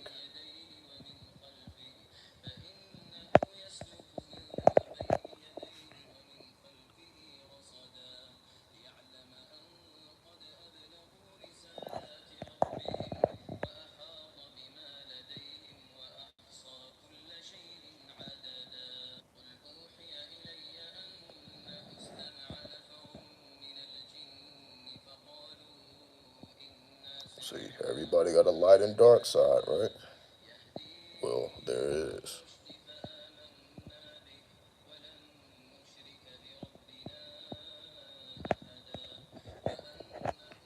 So you see, all this comes directly from the literature.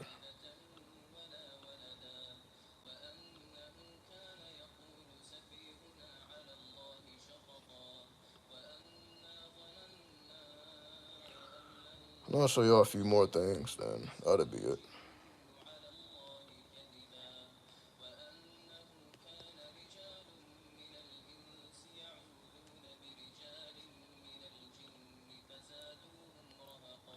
Let's see, what else we got? So you see, I done went from showing y'all the art to the occult. You already know. Do you consider yourself a master of ceremony? Well, to be the master of ceremony, you must channel the dead. You must wake up the dead, right? To be an MC, that means you are. It's not about controlling the crowd. It's about controlling the spirits of the dead. Hip hop is mainly necromancy. Why do you think we always sample the dead? Hip hop is based on sampling of the dead. Necromancy, bringing new life to something that has died, something that's no longer living, right? So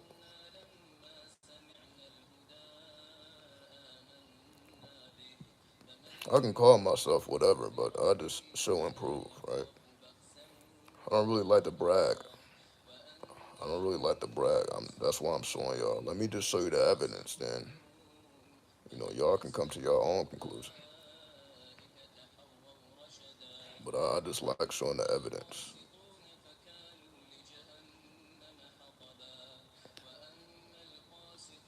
Let's see. I'm trying to show you this one, but it's not easy to do. I like that you brought it back to hip hop, cause that's where it starts. That's where it ends. That's where it starts. That's where it ends.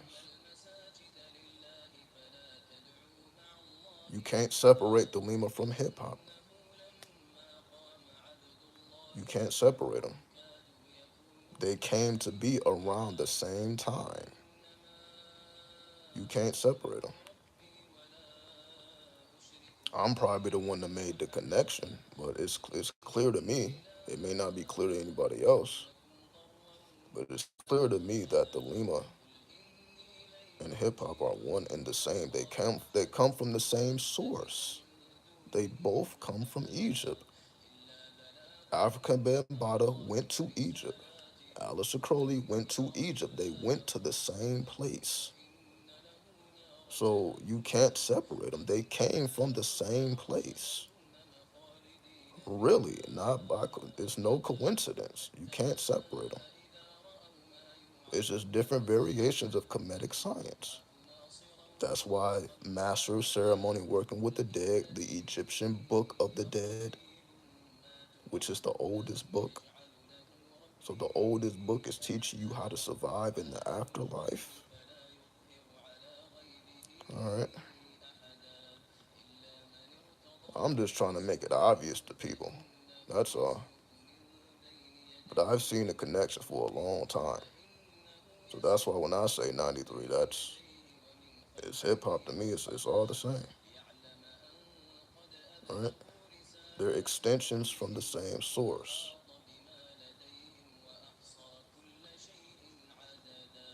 But yeah, you're not gonna hear that from your local hip hopper.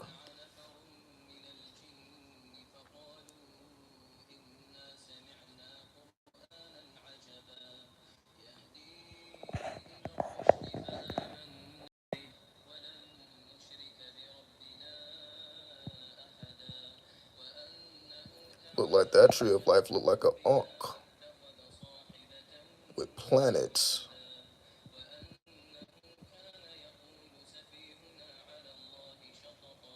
with the earth being at the bottom.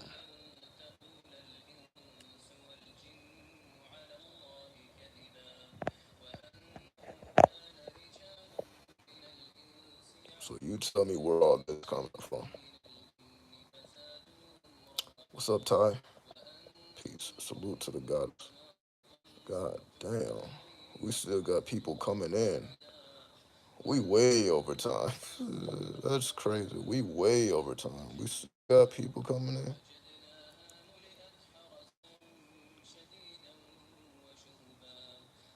We've been at this 238 minutes. I don't even know how long that is. Oh, look at this. Oh shit, look at this.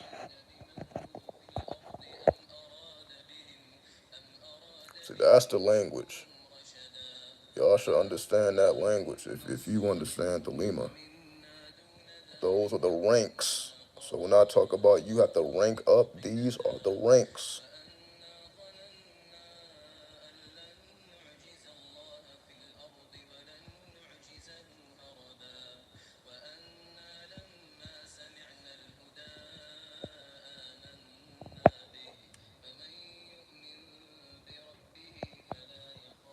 So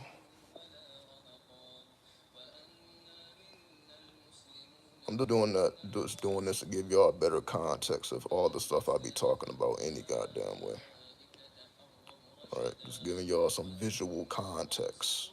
And you see, these are images that's already in my phone. It's already in my iCloud. These are not images I downloaded recently. As you see, if you look at the date, some of this stuff is 2019, 2020. None of this stuff is recent. None of this stuff is recent. Tree of Life, Death. Inverted pentagram. Then we have the hexagram up there. We have the snake on the cross, which is the original Christ. The original Christ was the serpent. And then you have the hanged man who descends into the tree of death. The hanged man is Neptune. Neptune takes you to the underworld.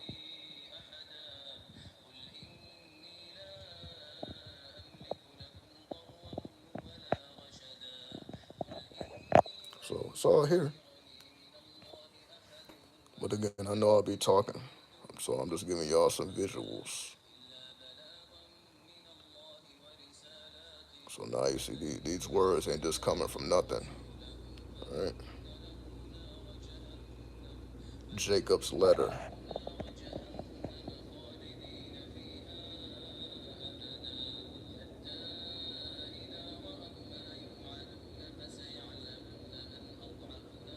When you put all of the worlds together, because there's four trees.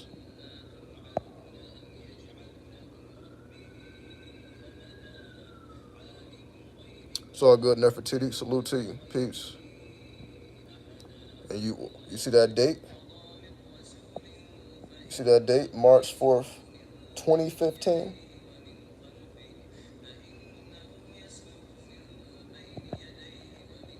See that? 2015? What is that, 8 years ago? Yep. 8 years ago? Alright then. Is the tree of life represented as a 6 point star and the tree of death is represented as a 5 point star? Let me go back to the image.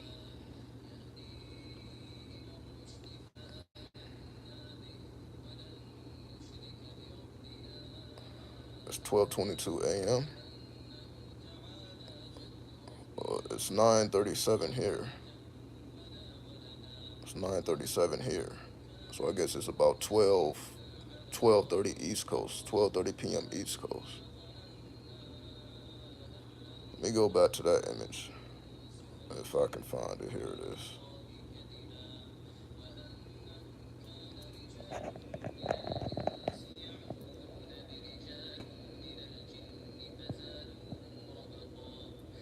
That represents a certain Sephira called Dolph. Remember, you only see 10 orbs here, right? 1, 2, 3, 4, 5, 6, 7, 8, 9, 10. The 11th, the hidden Sephira, is called Dolph. So on the tree of life, it's 6 points, and the tree of death is 5 points.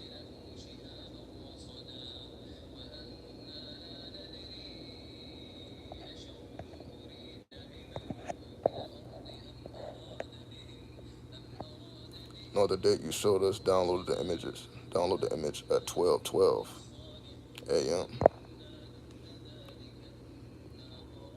I done been showing y'all. I don't know. I don't even know what image you're talking about. I've been showing y'all so many images. I don't even know what image you're talking about.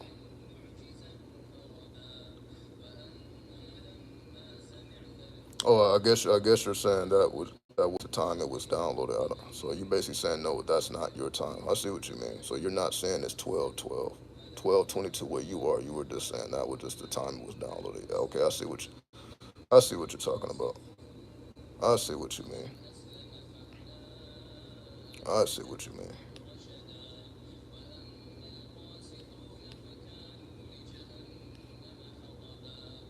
The one you said was 8 years ago, 2015. I don't even know which one that was.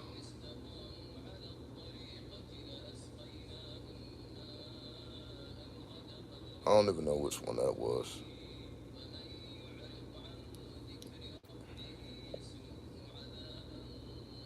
I couldn't even tell you which one that was.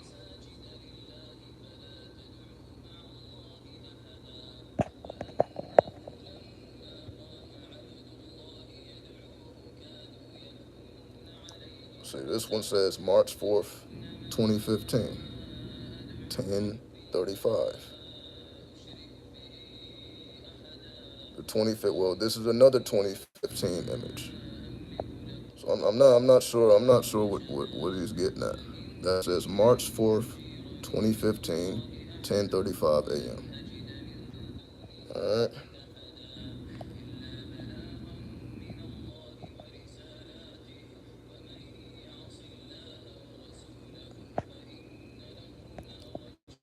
But I'm showing y'all so many images. I'm not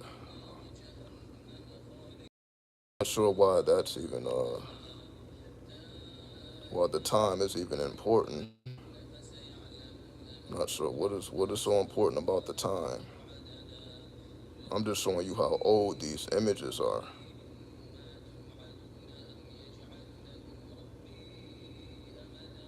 Let me see.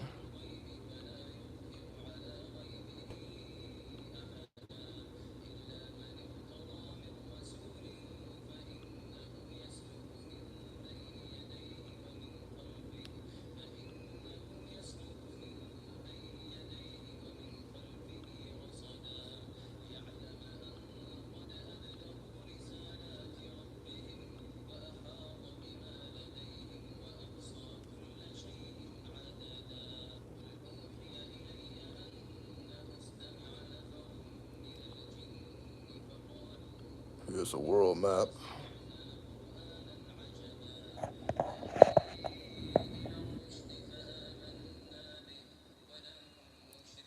Here are the chakras of the world.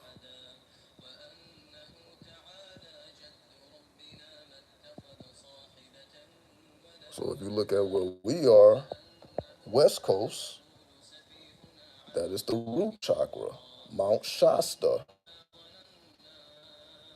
which is the first chakra. You see, the first chakra is in America, West Coast. The first chakra, West Coast, and Mount Shasta, right? So that's what makes the West Coast different, right? We're right by the root chakra of the planet, not just the US, the entire planet, the hells of the entire planet. You can say this is hell. If hell was a physical place, it would be here, the West Coast. And I just showed you why, right? That's where the root chakra is.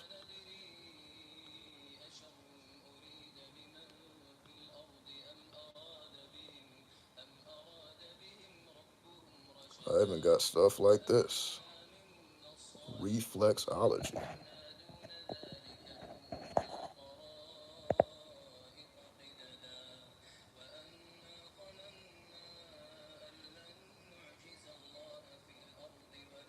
Just to take it to a whole nother level.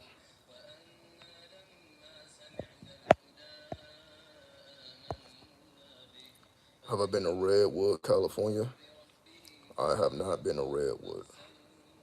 I spent most of my time in Los Angeles at Devil's Gate, right? One of the seven portals to hell, according to Aleister Crowley, right? That's what sparked my interest in all this in the first place. Meaning, I wouldn't have cared to go to places like that had I not went to Devil's Gate. So I'm like, oh shit, I didn't even know places like this actually exist in America, right? So I had to start at Devil's Gate. Devil's Gate is what made me realize that this stuff is real.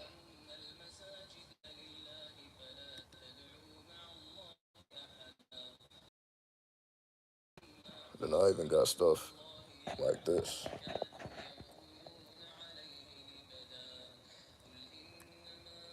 Go all the way back.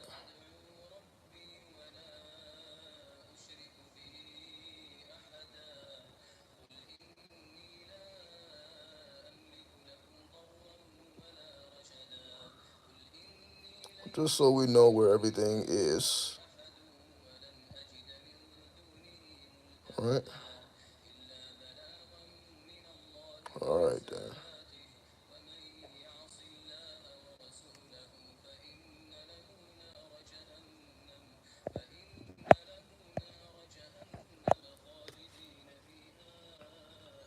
Yeah, you should be scared because there's been so much black magic that has been performed on the West Coast because a portal to hell is open here. That's what makes the West Coast, though. That's why it's gangland. That's why the West, because it's literally a portal to hell. It's a portal to the underworld. It literally is. So that's why the history of California is just so crazy. The history of the whole West Coast is so crazy. Welcome to hell, because that's exactly what it is. Now, depending on how you interpret hell is how you're gonna take that, right? You can say like, damn, that's why everybody's on demon time. You can take it however you want to take it, but that's up to everybody's interpretation. Let me see.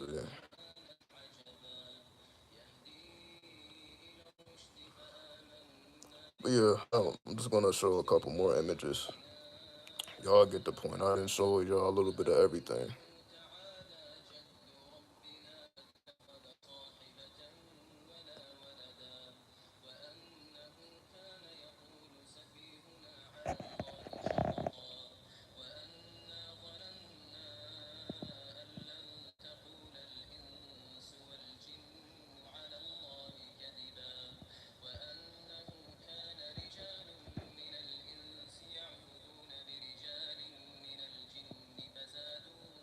Yeah, see this really explains it very well. You see, the paths are made of bones,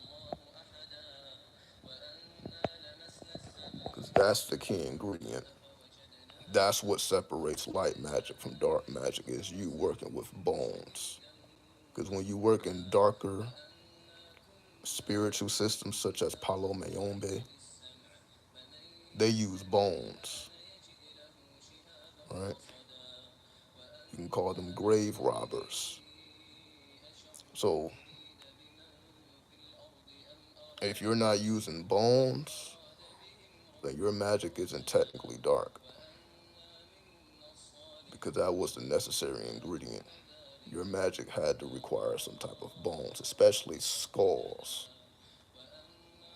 right? That's what classified magic as darker. That's how they separated Palo Mayombe from Santeria, right? Which is a more, you know, is more based on the saints. Palo Mayombe is based on the spirits of the underworld, which you bring forth utilizing those bones.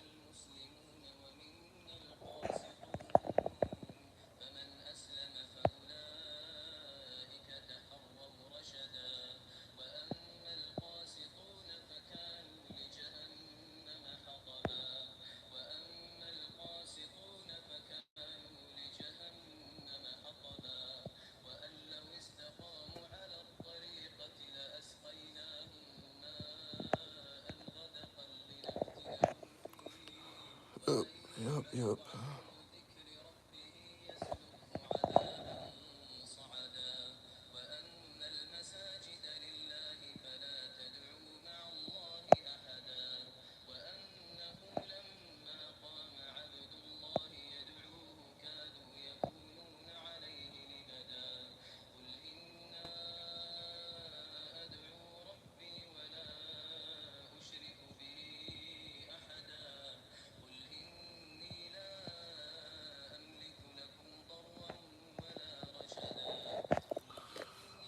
All right.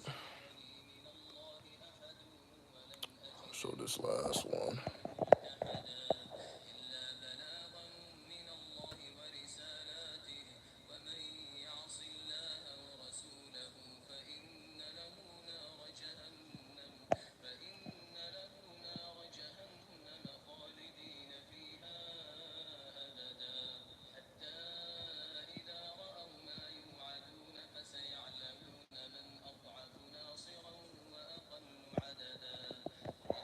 All right. I think y'all get the purpose. Y'all get the point.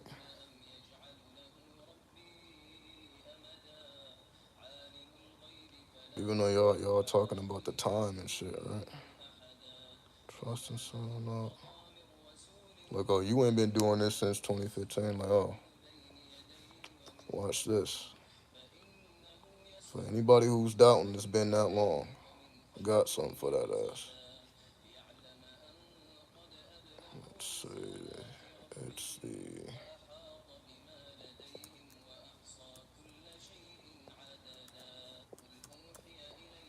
watch when I log into this other account.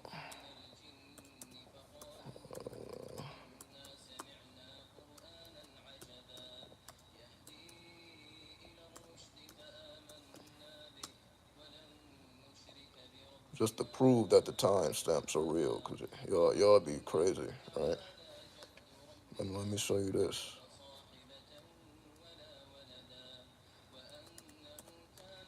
And I'm not doing this again, cause y'all got all the evidence y'all need. I'm about to show you some shit even older than that.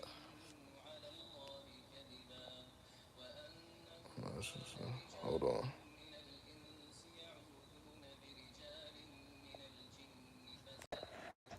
Here we go. Let me type in this variation code.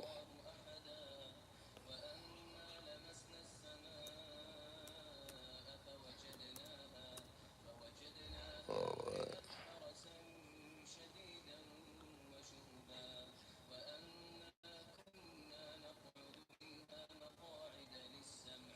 All right. Watch this.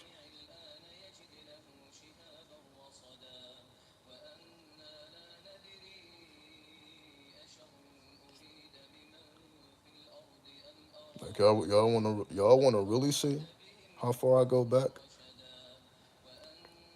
Just to kill any doubt. Just to kill any doubt. Right? Just to kill any doubt. So I just wanna slaughter that doubt, right? Just to show y'all how long I've been doing it. I'm about to log into my Evernote. Let's see. I think that's it right there. Let me log into my Evernote. Back when I was knowledge in 120 lessons. I think that's the password. We disabled logins. Click reset password. Fine. Hold on. They're making me reset my password. That's how long it's been since I even logged into this. Let me show y'all how long I've been taking notes and I've been studying. Watch and learn. They are literally forcing me to change my password because it's been that long since I logged into this. But I just want to show y'all the timestamps. I just want to show y'all the timestamps. Let's see. I gotta think of a new password now. I'll just one with. Hold on.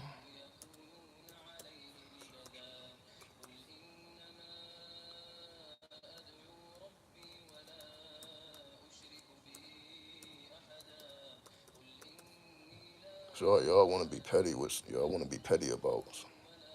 Let me show you the proof. Right. Watch this. Watch and learn. I'm logging into my original notepad that I first started with before I was even in Las Vegas. Watch this. Watch this. Watch this. Let me go to notebooks.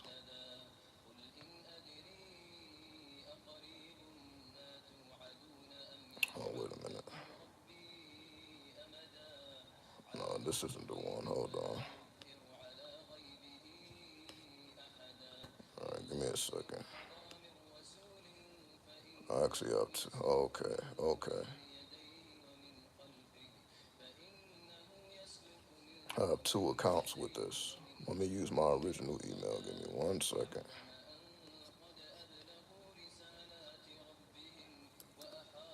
All right, here we go. Let me show you that it goes back even before 2012, even before the world caught up. So just in case, like, oh, you ain't been studying that long. Let me show you some pre-2012 notes before most people was even up on this. Let me show you some evidence.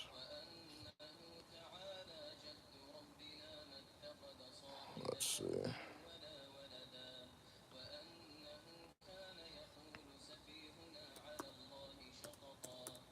Now I gotta reset my password for this as well. Trust me, it'll be worth the wait. Give me a second. I just want to show y'all the evidence.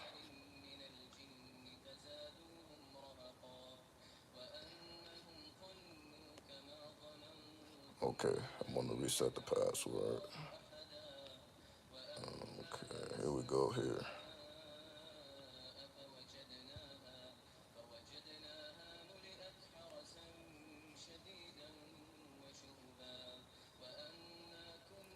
All right, here we go. Here we go.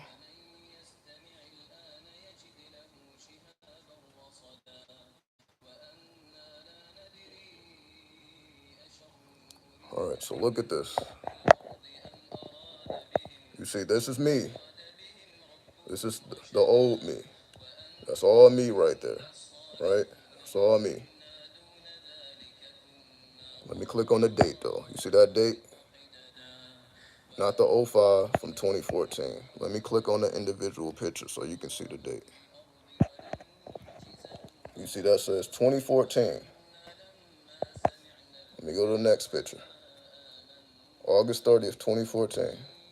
2014, 2014, 2014, 2014, 2014. See, this one I had long hair, right? This is old as fuck. This is old as fuck. My hair ain't never been that long. Since that time, 2014. Alright? This is old as fuck. Alright? Old as I wasn't. This is before Las Vegas. Alright? I got pictures of my son in here. I'm not gonna show all that though. Well, let me show some spiritual stuff. See, here we go. You see, I showed y'all this already, right? I showed y'all this already. Look at the date.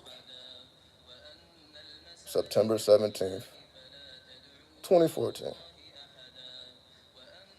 All right? So I did this in 2014, almost 10 years ago. That's almost a 10-year-old image, right? Let's see. Let me reset this password, though. I'm gonna have to stop this. I want to show y'all my notes, though. So anybody look at those dates ain't right. Okay.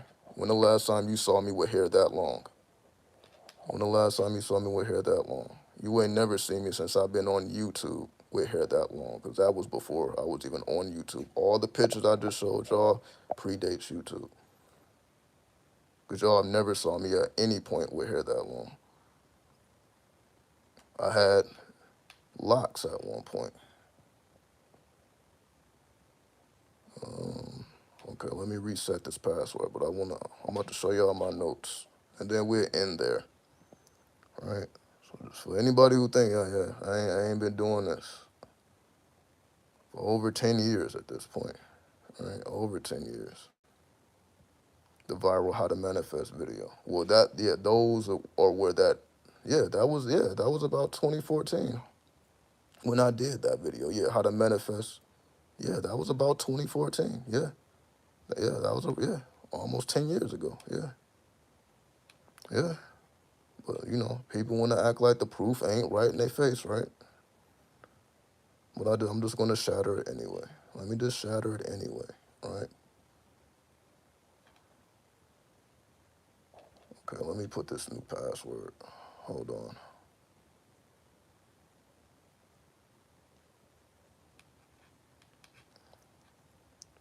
So I just showed images, okay, whatever. But let me show you my notes. Let me show you my lyrics. I got lyrics, 12 years old. Let me show you. Meaning I've been doing the same stuff for quite some time now. Again, before YouTube.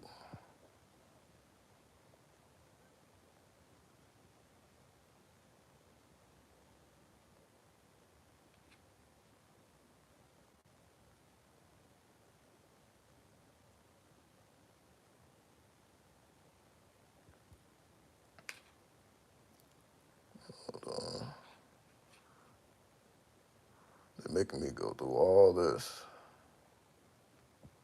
This is just how long I haven't been in this bitch, that's all. All right, let me log in. And let me show you my original notes. Let me show you some original notes.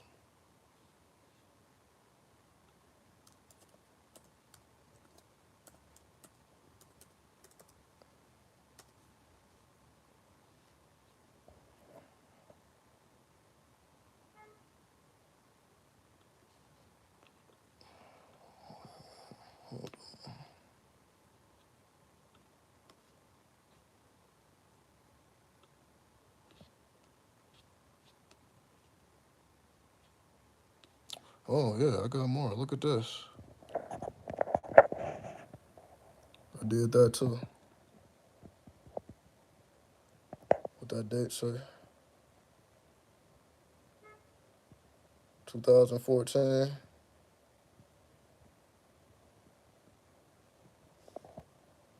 What that say? Death? I say death, don't it? Oh yeah, that's what I thought. Yep. What else we got? I did this too.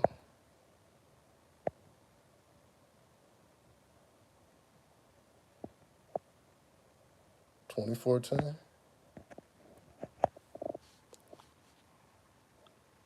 What else we got? Here's my original iPhone screen. Look at this. This is how you know this is old. This is the original iPhone screen. Look at this. 2014. The original iPhone screen.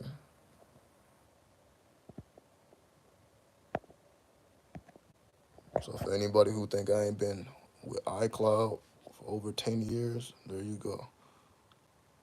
I've been using this for over 10 years. Oh, look at this.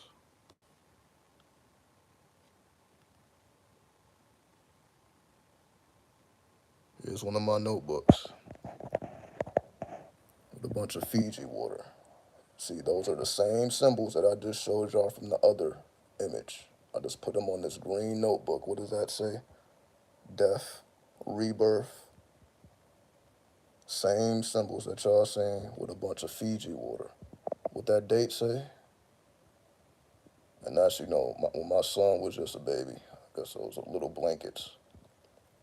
What's the date? 2014. All right. I got some more notes.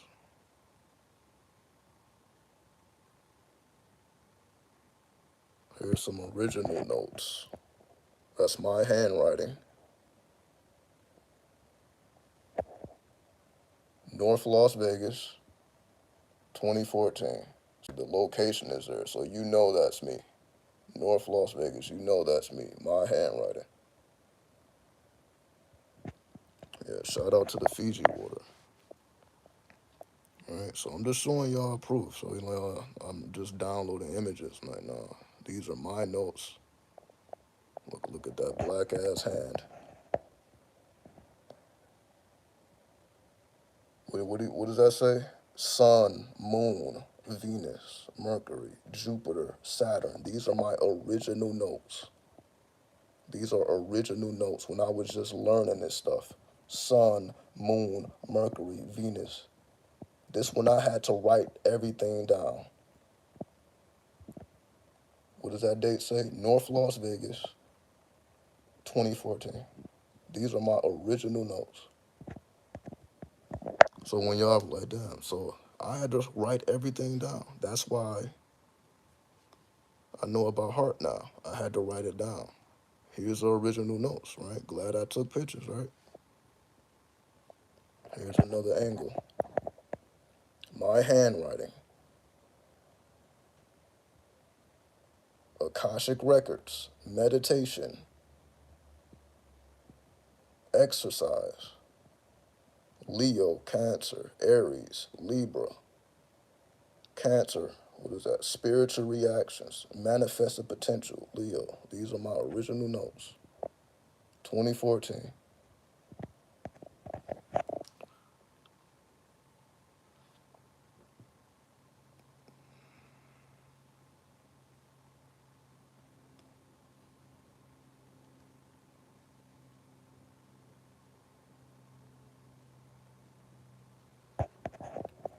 This is me holding my son when he was a child, yelling at me.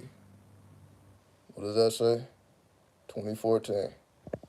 Never showed that before. All right? That's me. It's my face, my son. All right?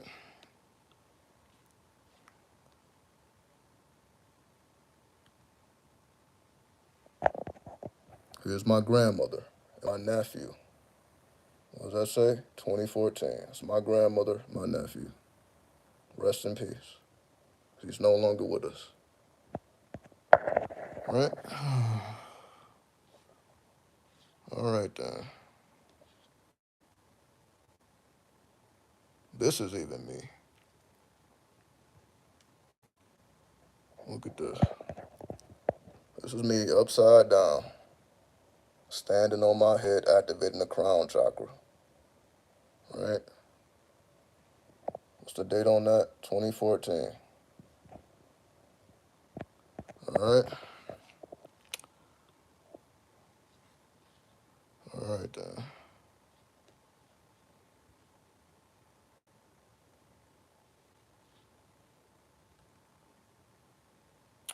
clean. I drew this. It's my clean. What's the date on that? 2014. All right.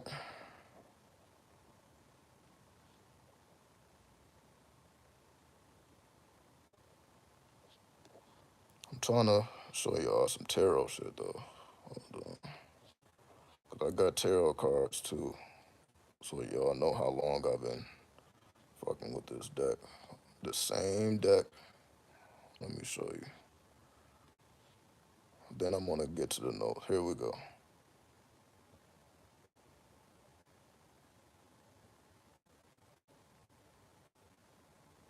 Hold on. This is taking a bit to load up. But here we go. See, tarot spread. Same Thoth deck.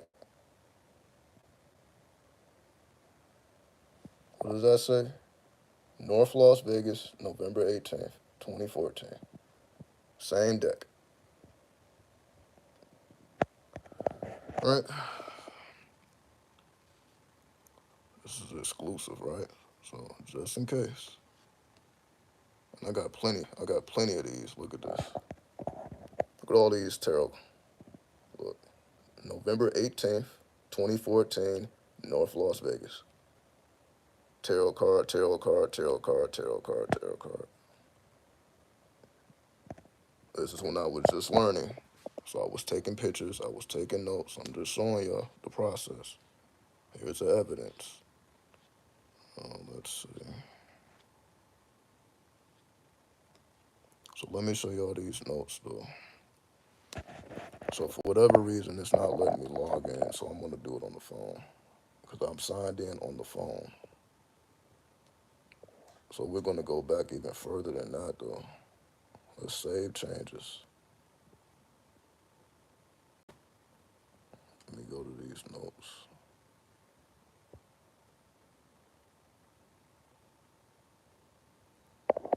And then, we can wrap up after that.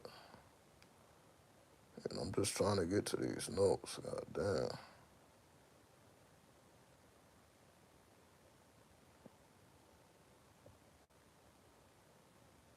Here he is, man.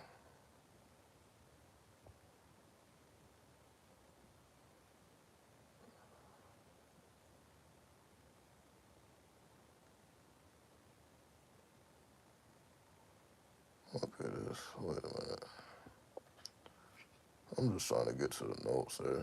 Taking me all over the place.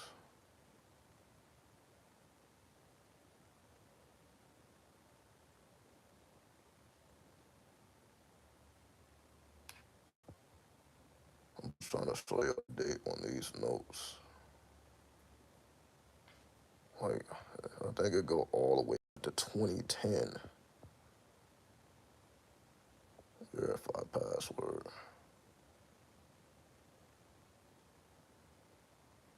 Hold on. If I can log in on the computer, I can show y'all this.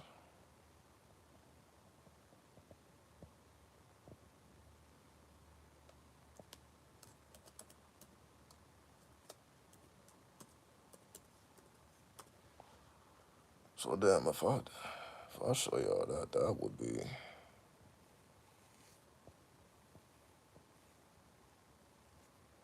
that's like 13 years. Damn, that's 13 years. Yeah, I think my oldest notes are 2010. Well, that I can show. My earliest notes are actually 2008. I started documenting in 2008. I don't no longer have those notebooks with me. I'm just showing y'all the last eminence, but I don't even have my original notebooks. Like those notebooks that I showed y'all, I don't even have those notebooks no more. Those are long gone. But those are just pictures I just so happen to have. Let's just show y'all how long it's been. But again, I'm just trying to show y'all these original documents.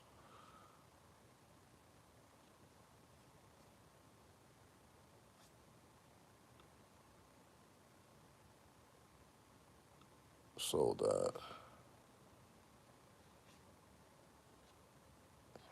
He's saying, damn what? I mean, what do y'all expect, though?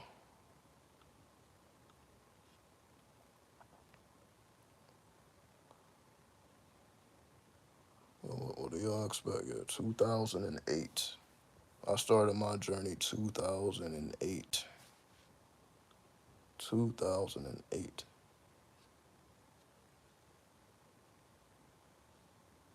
And I went to California in 2009. I first came to Vegas in 2009, right? Way before 2012, way before people gave a fuck about any of this. That's how I know, right? I'm just saying, I cared about all this before it was popping, before it was cool, before it was all over the internet. This all was coming to me directly. Because if you go back to 2008, you know damn well the YouTube streets was not popping. Everybody, no, they were nowhere to be found. I've been on the YouTube since 2007. Y'all don't believe me? Let me show you my original channel. All right, I got all the evidence, right? Again, I've been putting out like dance videos on YouTube, right? Let me go to my channel. Hold on. I think I'm subscribed to it. Let me see. I should be subscribed to myself. I should be. I can show y'all my very first channel, and I can show you the date. I can show you the date. Let me see. Hold on. Just to let y'all know how long, here it is. Yep. How long I've been creating content. This is my third channel. This is not my first channel. This is my third channel. Here it is. Here it is. Damn. Damn. That's, oh, fuck. Look at this. Okay, here's my original channel. Lord of Sar. Look at these videos. 13 years ago. 14 years ago. That's me. This is all me. You see that? 14 years ago. All right, then. Oh, all right, then. Let me go to the other one.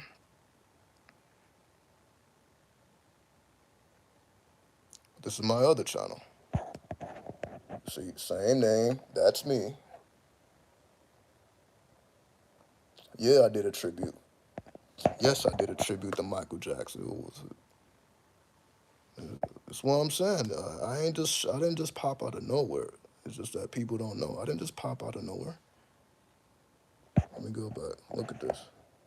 10 years ago. 10 years ago. 12 years ago. And that's that same tribute. And the original date was June 28th, 2009. Right? Michael Jackson died on the 25th. I made a tribute on the 28th. 4 days later. 3 or 4 days later. All right? I didn't just pop out of nowhere. So I'm just showing y'all proof. I've been doing this for a very, very long time. Very long time. I should show y'all. I should show y'all some shit. I don't even be showing y'all my dance moves. I don't even be showing y'all my b-boy side. I don't even be showing y'all that shit. Y'all don't even know. Y'all don't even know. Y'all don't even know. Yeah, you see that's me though. Yup. Yup.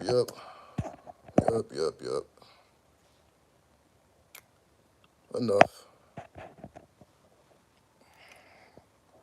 Enough. I still got the moves too. I'm not rusty at all. I just don't show it. I'm better. I'm actually better now.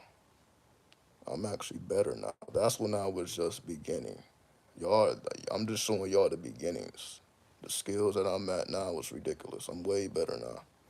I'm just showing y'all evidence, right? So for anybody who's on bullshit. Like, oh, you know, I've been around longer than your favorite creator. There's evidence. I don't care who your fucking creator is. They have not been around. Tell them to show you a video 14 years old.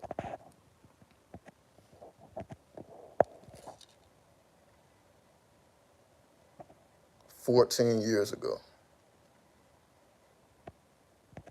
All right, then.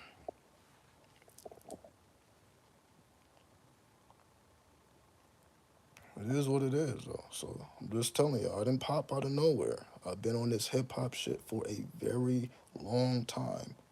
From the East Coast, these videos are from the East Coast. This is before I was even on the West Coast. This is back in Detroit / Pontiac. I was still on the East Coast, aka the Midwest, technically, right? This is before I ever even touched the West Coast. I had no experience on the West Coast at this point, right? So I'm just saying, I didn't pop out of nowhere. I didn't just become this. That's what I'm saying. I've been doing this the whole time. Before it was cool, before it became popular, I've been at it, right? Because it was in me. So this is what I was doing anyway. Let me see. It used to be my username back when MySpace was out, right? You see me, that's my face. That's my little baby face before I had any facial hair. That's me. All right? That's me. All right? It's me when I used to sag my pants and all that. That's me. Just setting up the camera and going, right? That's me. Let me see.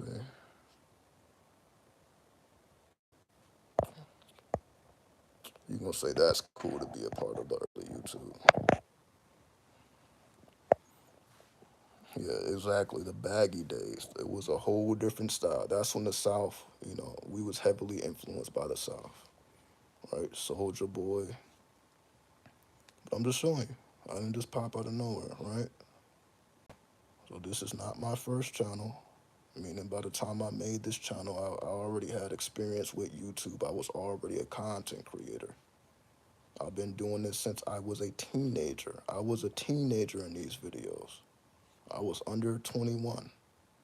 I wasn't even an adult, but I was a content creator before your favorite content creator.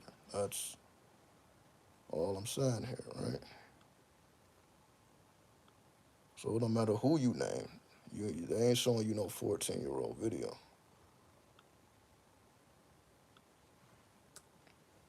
And you see, I'm still on the same time, right? I just got better and better. I just expanded myself. I began to do more. And yeah, so every now and then you see I may pop out with the dances. I kind of got a little dances with the YouTube shorts, whatever. You see, I just pop out every now and then.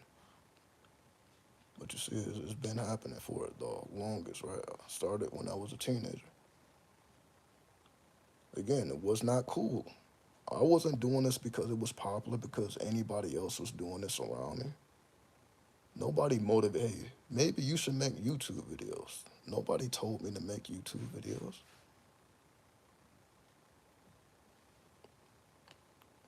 But somehow I found myself on YouTube. But again, I want to show y'all these notes. But it's been so long since I logged in, like they're taking me through all these motherfucking loops. Hold on. Because I just reset the password and they're still not letting me log in, which is strange. And again, then I can end the video. I just want to let y'all see these notes from 2010, which is even, is it older? No, it's not older than those videos. Those videos is like 09, 07. Yes. I put out my first video in 2007. My first video was uploaded to YouTube in 2007. Yeah, I believe.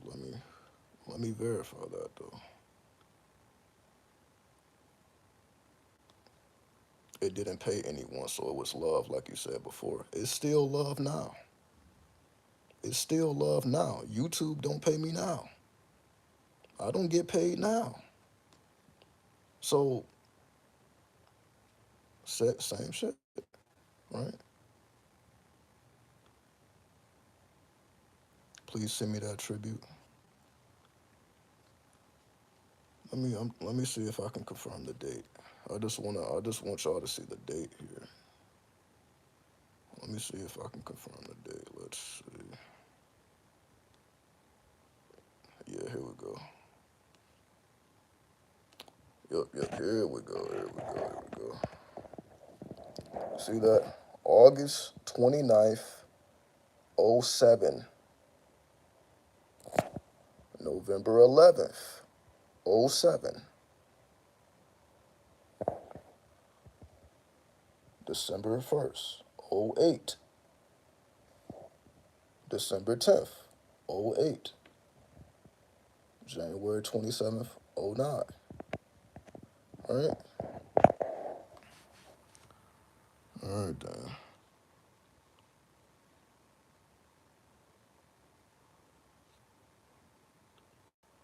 Let's see what we got here.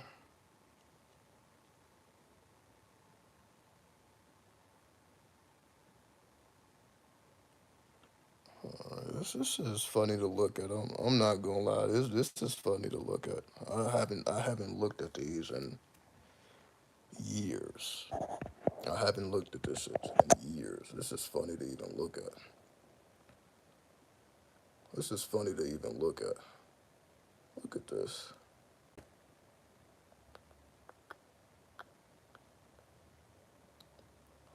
Think I was doing something, right? I thought I was doing something. Anyway, it's not why we're here. Let me get to these goddamn notes. Let me stop fucking around. I just changed my password. They're still fucking around.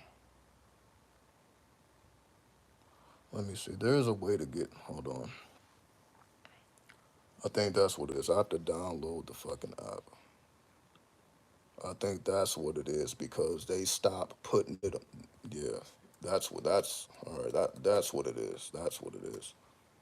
Originally, you can just go to the website and check your notes. Now they make you download the actual app, so you have to download the app. So that's why I'm like, well, they're not letting me get in there. So that's what's going on. Yeah, see, I gotta download. See, download. See, that's what's going on. I have to download the application. So before they had that, you could just log in on the web. So that's why I'm having an issue because they're not. Hold on. So downloading the app right now. I just want to show y'all these dates. This late before it was cool. I didn't start the every no. Nobody else was doing this. Nobody else was making videos. Nobody else was studying the occult when I was doing it. I got surprised that the world caught on when the world caught on in 2012. I was surprised by that because I'm like, oh, the world actually cares about this because that was never my motivation, right? Because I was not influenced by anybody else because nobody else was doing the stuff, right? So when the world began to take an interest in spirituality, I'm like, oh, that's cool. But you see, everybody else came after the fact, right? Because again, I was in these streets getting the knowledge. That's the difference between me and everybody else. I didn't start getting knowledge from YouTube. I was getting it directly from word to mouth. I was a 5%er. I had to learn all 120 lessons from mouth to ear. It took me 9 months to do that in the streets of LA, right? So I was already seeking the knowledge before it was ever a thing. Again, this is 2010. I started coming around the gods in November of 2010. And again, I have the notes to prove that. because the notes will have the dates on them. So you're gonna see me. You're gonna see a bunch of lessons. I have my lessons all organized. I have rhymes that I never recorded. I got all type of rhymes in this notebook. I just don't even access it no more. It's just sitting up in here. I'm just taking y'all through a trip of my Akashic records. That's all I'm doing. I'm just taking y'all through the trip of the Akashic records. That's it. So,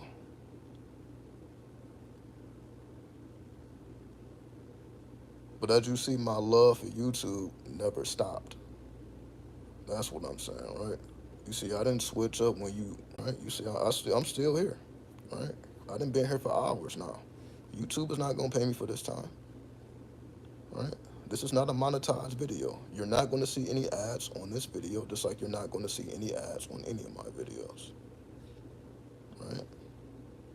But I'm just showing you why I have that mentality and why others don't have that mentality because they came into the game way after the fact. I've been here. So my love for the YouTube and my love for giving and sharing is because I've been doing this and I never stopped doing it. It was never about a check for me. But this is why you can't find anybody else like me. That's that's just what it is though, right? And that's not me bragging. That's why I'm showing y'all evidence. So it's not me bragging, I'm showing you evidence. I was doing this when it was not cool to do. Again, I was fucking with tarot cards when people was thinking that I was a devil worshiper, right? I had everybody looking at me crazy because I had a goddamn tarot. It's cool now. It's cool now. When I first got into tarot, it wasn't cool. It was not cool when I first got into tarot. It's cool now, but not when I got into it. I had to hide it. I had to hide the tarot. I couldn't just show the people that I was with, and that's why I tell you, that's how I ended up homeless. They found that tarot deck. I had to leave immediately. I already told y'all the story, right? So it was not cool when I was doing it. It was not cool. I had to face the consequences, and that's why my energy is different than everybody else. Everybody else came after the fact when the shit was already accepted. When I first started doing this shit, it was not accepted. People were still religious. They were not ready to change. Hold on, I'm just putting a charger in. Give me a second. So that's why my story is a little different, right? Um, what are they talking about? They're literally trying to make me upgrade. Are you kidding me?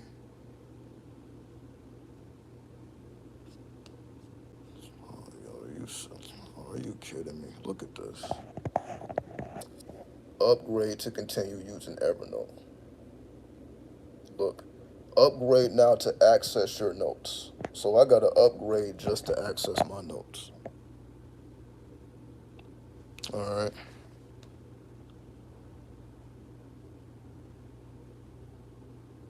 I'm just about to do this for y'all. I'm like, what the fuck? This was not the. You see how I'm just so far detached from this? I know this was not the case originally. This was not the case. Now you see, I gotta go through all this extra shit. Whatever, start a free trial. But I'm doing it for y'all, so whatever. I'm doing this for y'all. As soon as I'm done showing this, I'm about to cancel all this shit. I need to get my notes off of this. See, I didn't even know this was the case. So I need to download notes and remove them off this shit, honestly. So I'm actually glad I am doing this because I'm like, damn, they were holding my notes hostage. You saw that? They holding my shit hostage. I just want to show y'all. Right?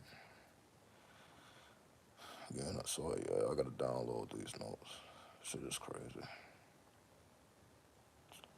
All right. Hopefully we should be good now. Can I access the notes now? We're all signed up.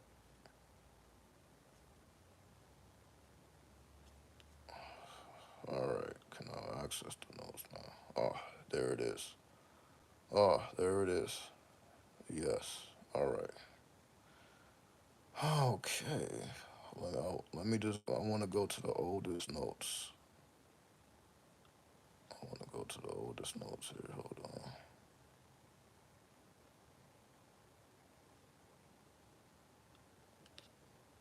Let me go to the oldest notes.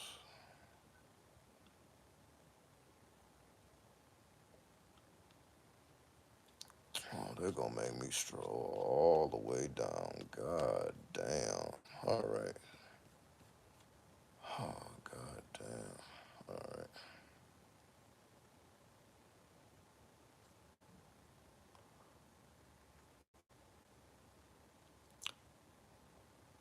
Okay, here we go. So as you see,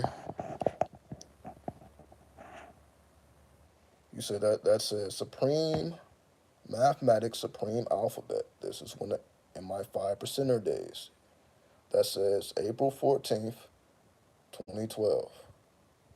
All right, Supreme Mathematics Supreme Alphabet. Right. All right. So you see these timestamps. Let's see. Hold on.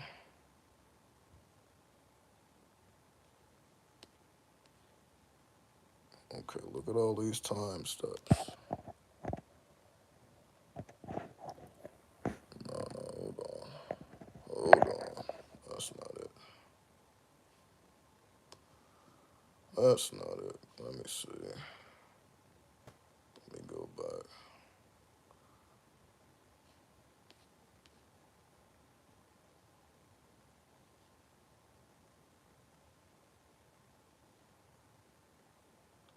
Holy Quran. Here we go.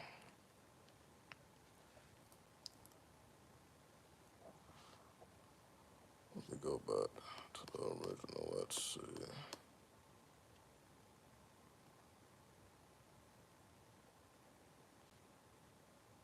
For example, here we go. Time.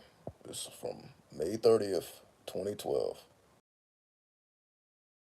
This is just poetry that was written verse. Visualize as I take you way beyond the stars with flying cars, lost mind and broken hearts. Right, 2012.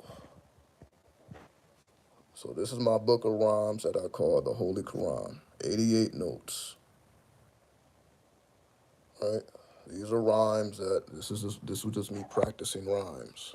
Let's go back. Let's see. Let's see. But that's not what we're seeing. Let me go back to the notes. Hold on.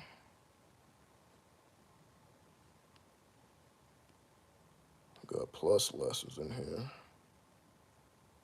Oh, here we go. Look at planets. This is from 2013. Planets. Sun, pure being of life, spirit itself, moon, the mortal, yada, yada, yada. More astrological notes. All right.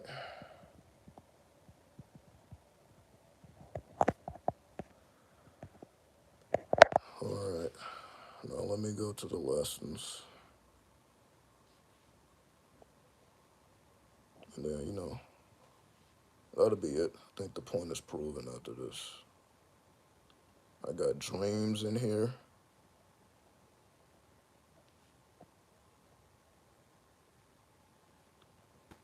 From 2015.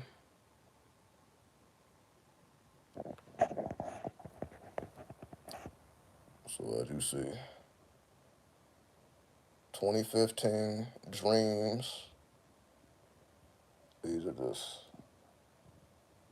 Then you see fucking Birdman. Fucking having dreams about Birdman and shit. Anyway, so this ain't just start yesterday. Let me see. Got all type of stuff in here.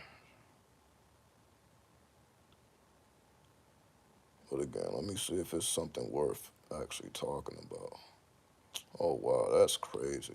Like I was just telling y'all about, I had a dream about Drake earlier.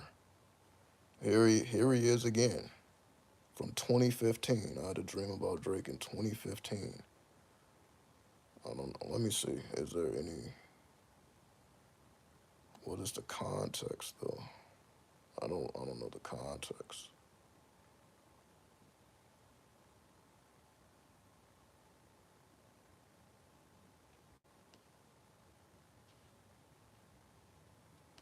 But anyway, and I just found that interesting. I'm like, oh, okay, so this ain't just started happening yesterday. But yeah, I have to actually download all this stuff because they clearly got it behind the paywall now, which was not the case originally. So I need to download all these notes to my notebook. But here's my book of life. This is what I wanted to show y'all. Here's my book of life from 2012. Here's my 120 lessons that I tell y'all about that I had to learn word from word, aka by heart. Here's all of this shit right here.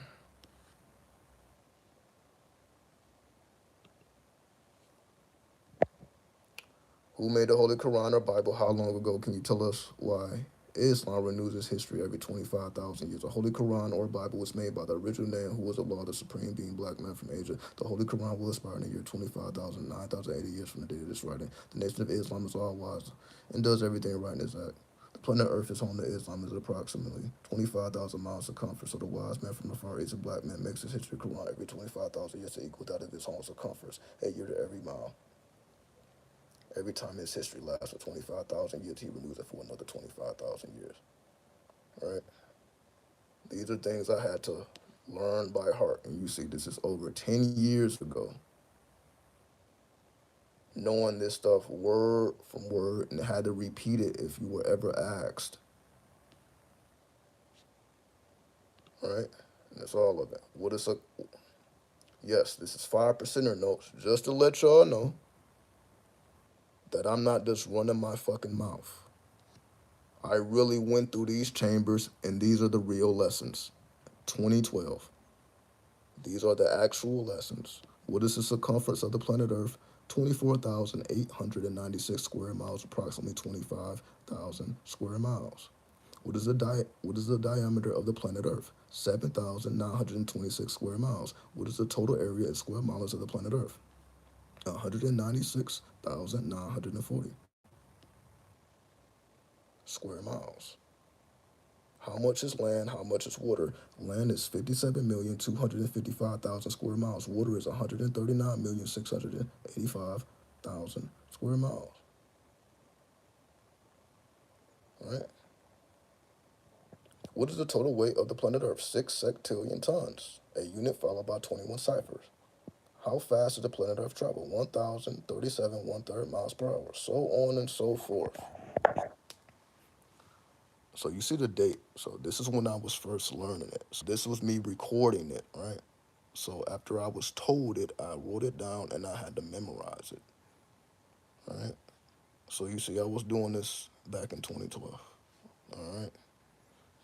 Over 10 years ago. Just in case anybody doubts it. And again, it goes on and on and on. So I know I've talked about that before, but there is the proof. So fuck anybody who don't believe anything, right?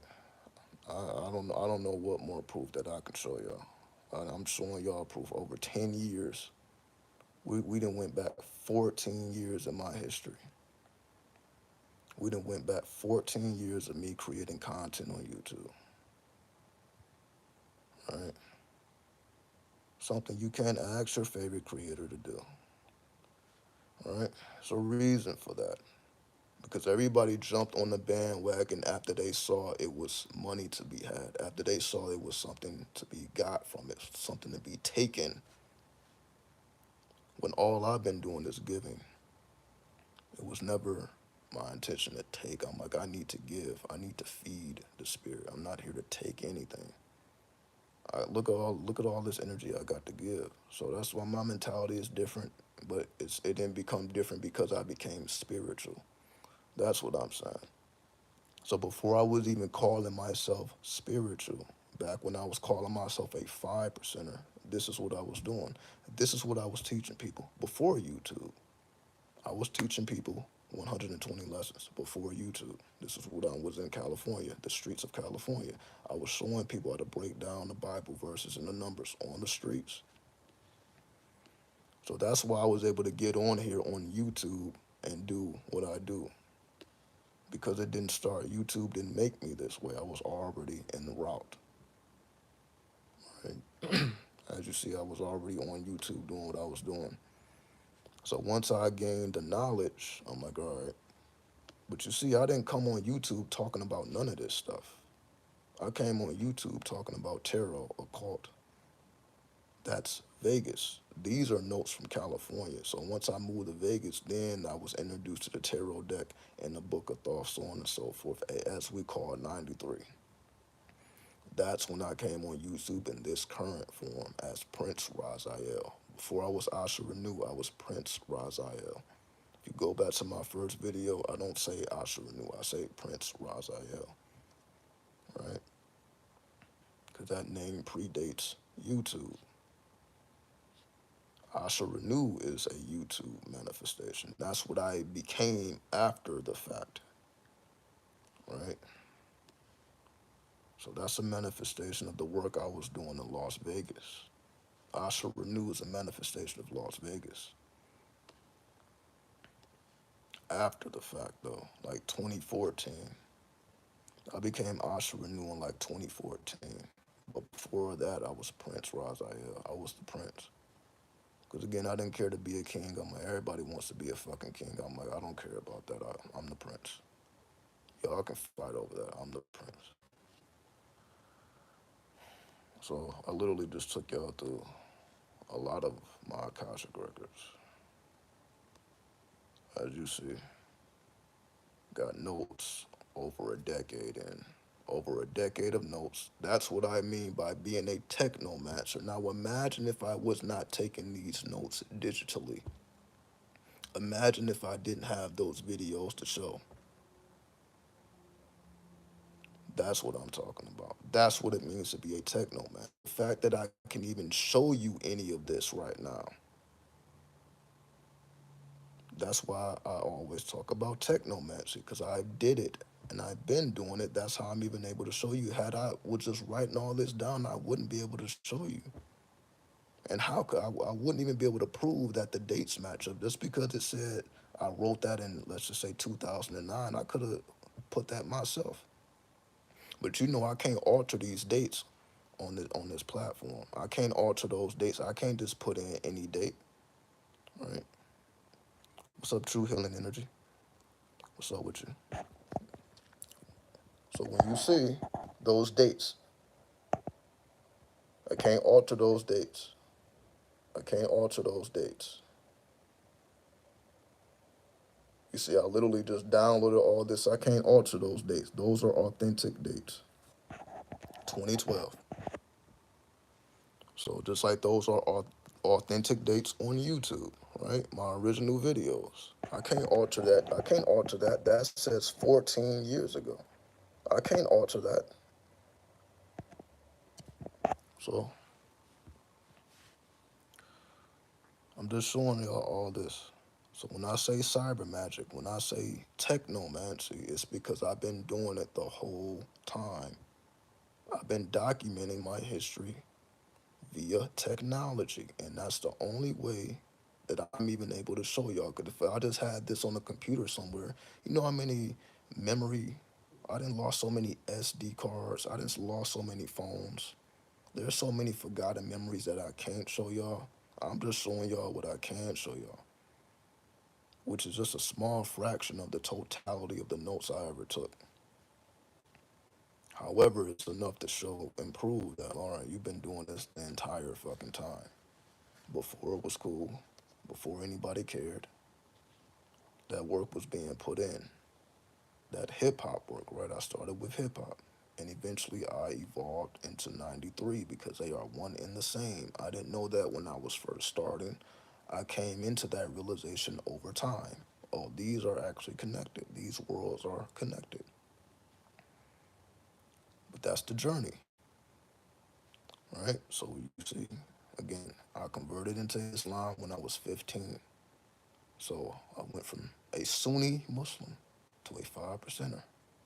Then I began to study Sufism, became a Sufi, the esoteric version of Islam, right? And so on and so forth. So I literally just took now almost 15. It's more like 15. Let me see. Let me see.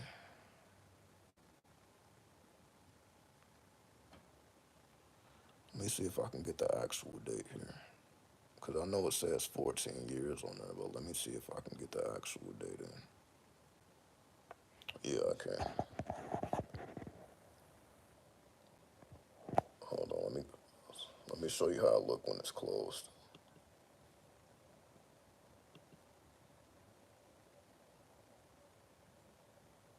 14 years ago, and that's the actual date, December 1st, 2008.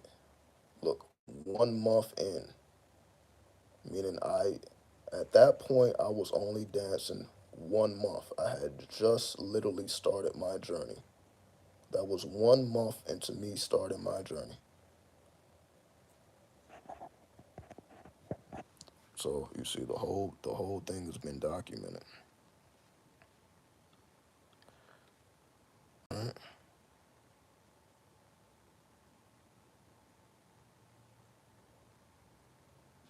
So I'm not gonna do this again.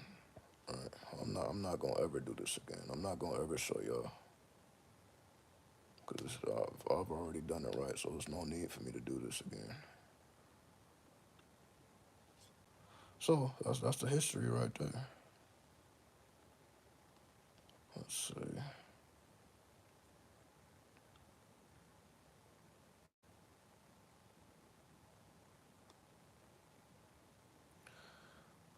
All right. So unless anybody has any questions, we'll check out. I know we.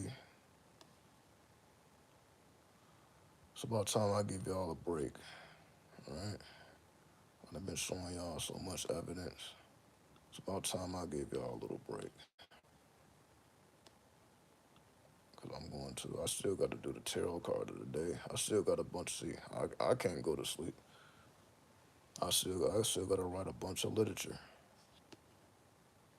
But what I do need to download, I do need to download these notes. So I need to figure out how to do that. I need to figure out how to download these notes so that I can continue to preserve them.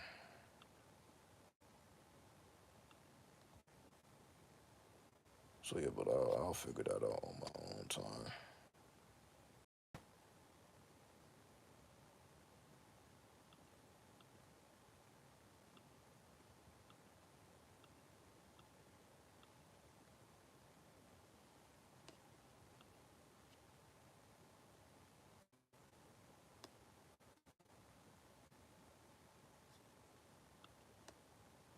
All right, so yeah, I'll figure this out on my own time.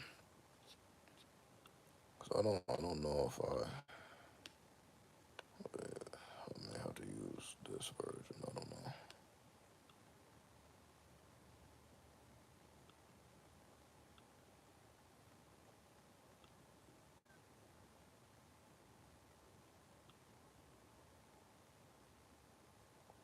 Yeah, see, yeah, I gotta figure this out. I gotta figure this out. All right, so let me put this to the side. I'll put that to the side. All right. So, any doubt?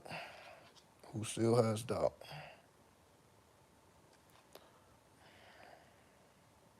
I didn't think so.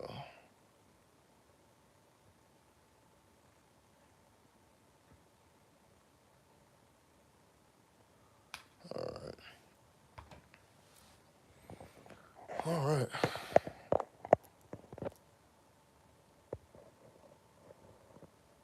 I don't know. So, how long is 316 minutes? How long have we been live? I don't. How long is 316 minutes? Hold on.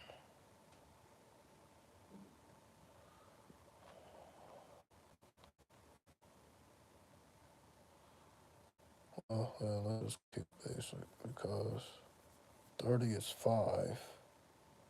So that's 5 hours. Is it 5 hours and 20 minutes? Is it 5 hours and 20 minutes?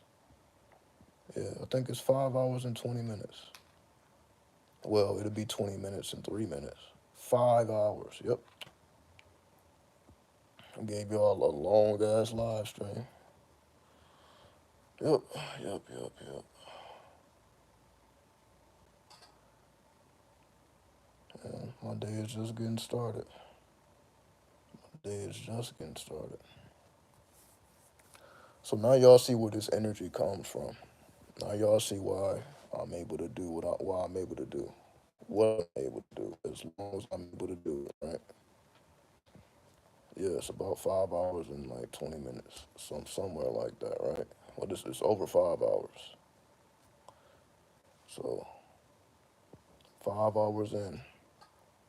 So I'm glad I was able to take y'all through my Akashic record so that y'all can see how authentic it is, right?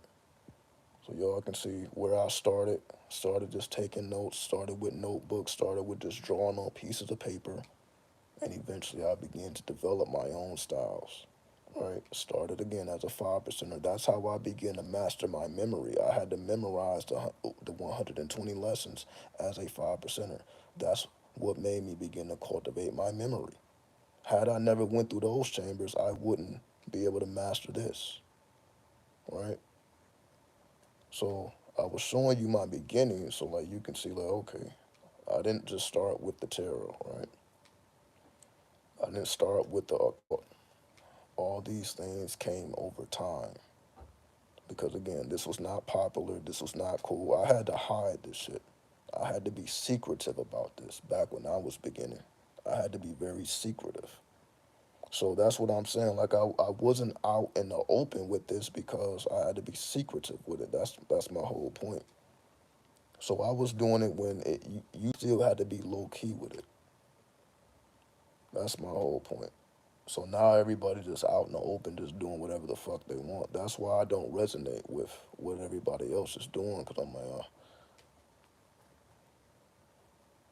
they're just basically, it's in the hands of the profane now. Anybody and everybody is calling themselves spiritual. Anybody and everybody is woke. Anybody and everybody is conscious. It's like, that shit don't mean nothing to me when I know what I had to go through to get to this level, right? Then I know, like, them, they didn't miss so many chambers. That's why I just be sitting back and I just be looking at people like, damn, they didn't miss so many chambers. Why? Because there's certain information that never made it to 2012. There's certain information that never made it to the mainstream. That's why I was able to show y'all all that imagery y'all never even seen before, because that stuff never made it to the mainstream. But that don't make it no less important. But again, I'm like, well, if I don't show you, who's going to show you? That stuff is old. It's over 10 years old. It's not too many people that can go back that far in their own iCloud. That's why I was showing you directly from my own account. So you know, like, yeah, these are the pictures that I took. These are notes that I took.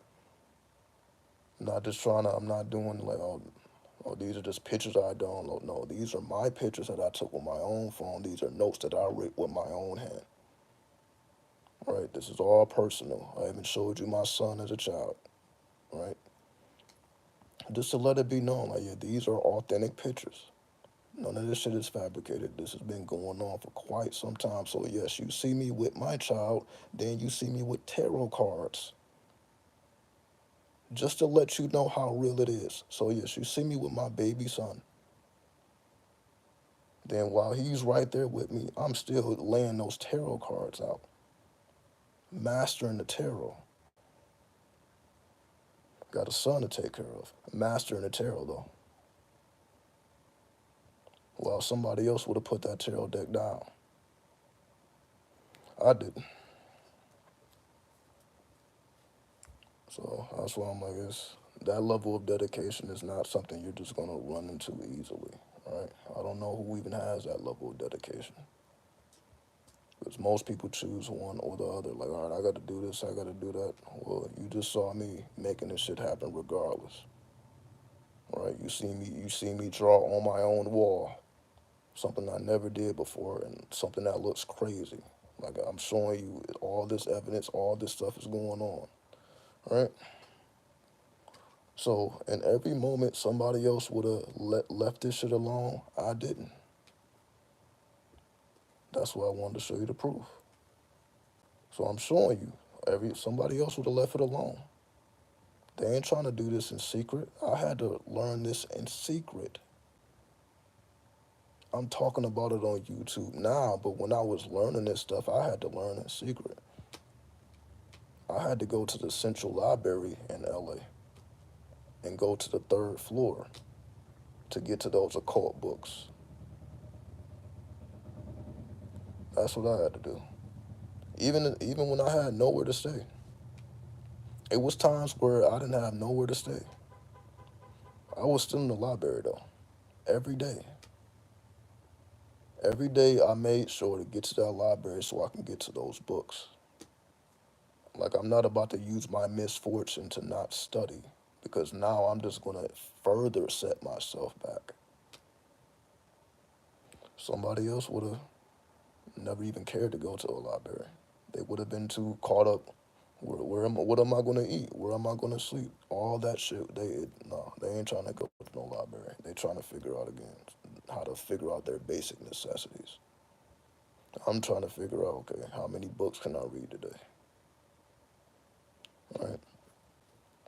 Do you think of your do you think of yourself as our savior? No. I had to save myself. Before I could save anybody else, I had to save myself. And that's why I'm talking about it. Before I was on YouTube, I had to put in this work. Before we had a community, before 93, I had to put this work in. So I had to save myself first and foremost before I could help anybody else. All right? And that's what it's about. That's why I'm telling you my story. This is what I had to endure to even get here so that y'all actually have this energy to tap into. Because I could have easily gave up at any point and just not would have been here. All right? Would it have made a grand difference? Probably not. I'm not going to act like my energy is bigger than anybody else's. That's not the point. It would have made a difference for me, though. That's what I'm saying. Like, if I would have succumbed to my lower desires, it would have made a difference in my life. If I was like, oh, somebody needs to help me. If I was on that bullshit, yeah. But I couldn't be weak. I couldn't be weak. I couldn't be weak. 'Cause I wouldn't have made it. I would have died in the streets like a lot of other people did. I just refused to go out like that. That's all. So if I didn't have the solution, I had to figure out the solution. And I'm like, okay, the solution is probably in one of these books. There's nobody that I can go and talk to about this. I need to study this literature. So I began to read every day. I didn't have shit else to do but read. And I still had a job at the time. So I'm homeless. I still have a job. So I have money in my pocket. I just don't have nowhere to sleep. Because again, I got kicked out because motherfucker discovered what I was trying to study. Like, all right, you can't be here with this shit, right? So I was keeping it under wraps till I couldn't keep it under wraps anymore. But I just kept studying. So I would go to work, then go to the library, go to work, go to the library, go to work. So I'm still maintaining a 9 to 5, but making sure my ass is in that library, getting those books in, those occult books in, right? So do I expect somebody else to have that same hunger? No, I can. That's not something that. Again, I was the only one doing it, so it would be different if I saw somebody else putting that work in. But every time I'm doing what I'm doing, I'm the only one around. So that's what I know. I was the only one around. So I can't say anybody else was doing it because I'm like, nah, I'm the only one around this bitch. I'm the one coming to the library when it opens and leaving when it closes. And I actually was productive. I'm not there, just some people would just go into the library just to get some sleep. I'm like, I don't even have an opportunity to sleep. Why? Because if you sleep, your things are gonna get taken. And it happened to me, right? I got caught slipping. I got robbed. Not robbed like somebody put a gun in my head, but I was just so fucking tired. I literally left the book bag open and they literally saw the laptop in the book bag. It was just so easy for them. All you gotta do is look down, you see a laptop, and like I'm just fucked up. Right? So I've been to those stages where I just blacked out, body just shut down, right? They had to take a major loss, right? So I done been in those situations, right? I done been in those situations. And that's why I'm like, I know better. It didn't happen again, all right? Because, when you go through something like that, then you make sure it don't happen again. So I done been through all the tunnels. I done been through all the hardships, right? That's why life is like smooth to me at this point, you know? Because I done been through more hardships than most people, all right? In the sense of everybody goes through hardships, but they don't have a determined idea to upgrade their spirit. They're trying to upgrade their situation. So they just have a completely different approach. Again, they're trying to figure out how I'm going to feed myself. Where am I going to lay my head? I'm not thinking about that stuff. I know, okay, what's the book of the day? I'm just thinking about, okay, what I need that knowledge. All right. Similar stories, but different. Well, that's with anybody, right? That's with anybody. Like, we all have similar stories, and of course, there's going to be differences, right? Of course, there's going to be differences. But that's what makes everybody unique, right? It's not the similarities, it's the differences, right? For example, you can say we're black. We have a common denominator because we go through the so-called black experience. But it's still different though, right? Because I know for me, again, it's some people that that got terrorized by the cops, but the occult stopped all that, and I'd seen it with my own eyes, right? And I already talked about that before. Before the occult, so what's up, S Hicks? How much did you miss? You missed about 5 hours of content. You missed about 5 hours. We done been here several hours. We done been here several hours. This is a longer than usual live stream. Again, I just felt the need to show forth a lot of evidence. I showed forth the whole Akashic records. Well, just a small little glimpse. I didn't show y'all every little picture. Because again, there's so many images, it's fucking ridiculous. But you'll be able to tap into this whenever you want to. So, no big deal. No big deal. No big deal. But what I was saying was,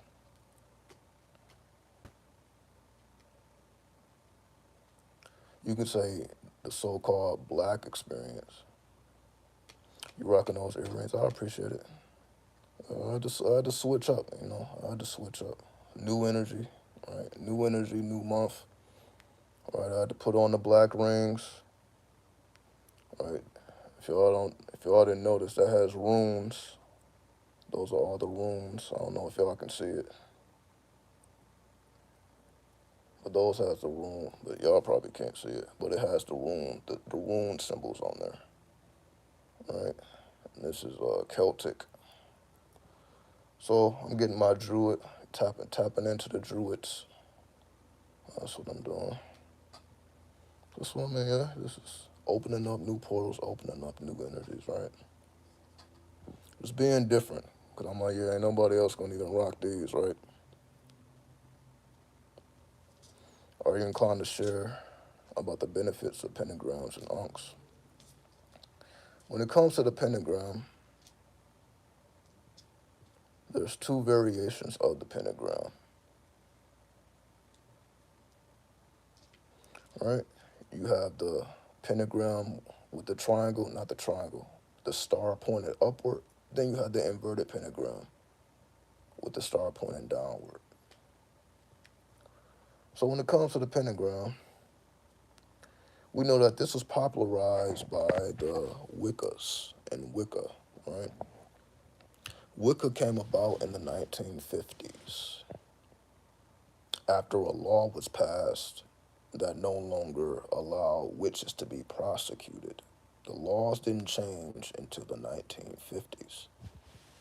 So all the way up into the 1950s, you could still be prosecuted if you were found out to be a witch. So the laws didn't change to the 50s. So it started with Wicca. Wicca is what popularized the pentagram, right? And the pentagram deals with the triple goddess and the horned god. 3 points for the triple goddess, 2 points for the horned god, because the two original deities, right? Sorry for the lip licking. My lips are dry. I'm dry fasting right now. So, of course, my lips are going to be dry, and I'm talking. So the 3 points are for the triple goddess. The 2 points are for the horned god. The original Wicca contained the two deities, the divine feminine, the divine masculine. The divine feminine was the triple goddess. The divine masculine was the horn god. 2 points for the horn god, 3 points for the triple goddess. Eventually, Wicca became feminized, and they removed the horn god. So that's why, like, if you learn Wicca now, they make no mention of the horn god. They completely, it's like it didn't even exist.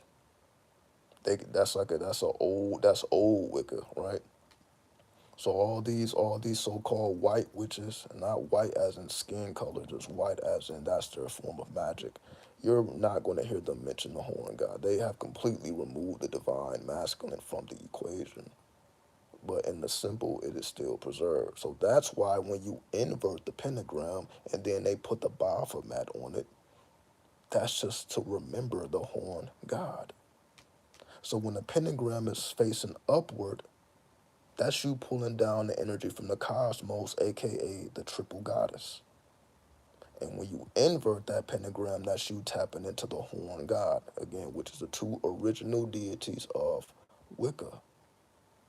That's completely fabricated at this point. Wicca is like unrecognizable from the original form. So just to make that clear. And when we speak about the Ankh, you also have a upward Ankh and a inverted Ankh. You see the inverted Ankh in the tarot. Let me show you right now. And the Hanged Man, right? If you look at the Hanged Man card, you're going to see an inverted Ankh. Let me pull out the card right now. Let me pull out the card right now. You see, I was about to tap out. So y'all got me activated again. Y'all got me activated again. Let's go. Let's go. What's up, Matthew?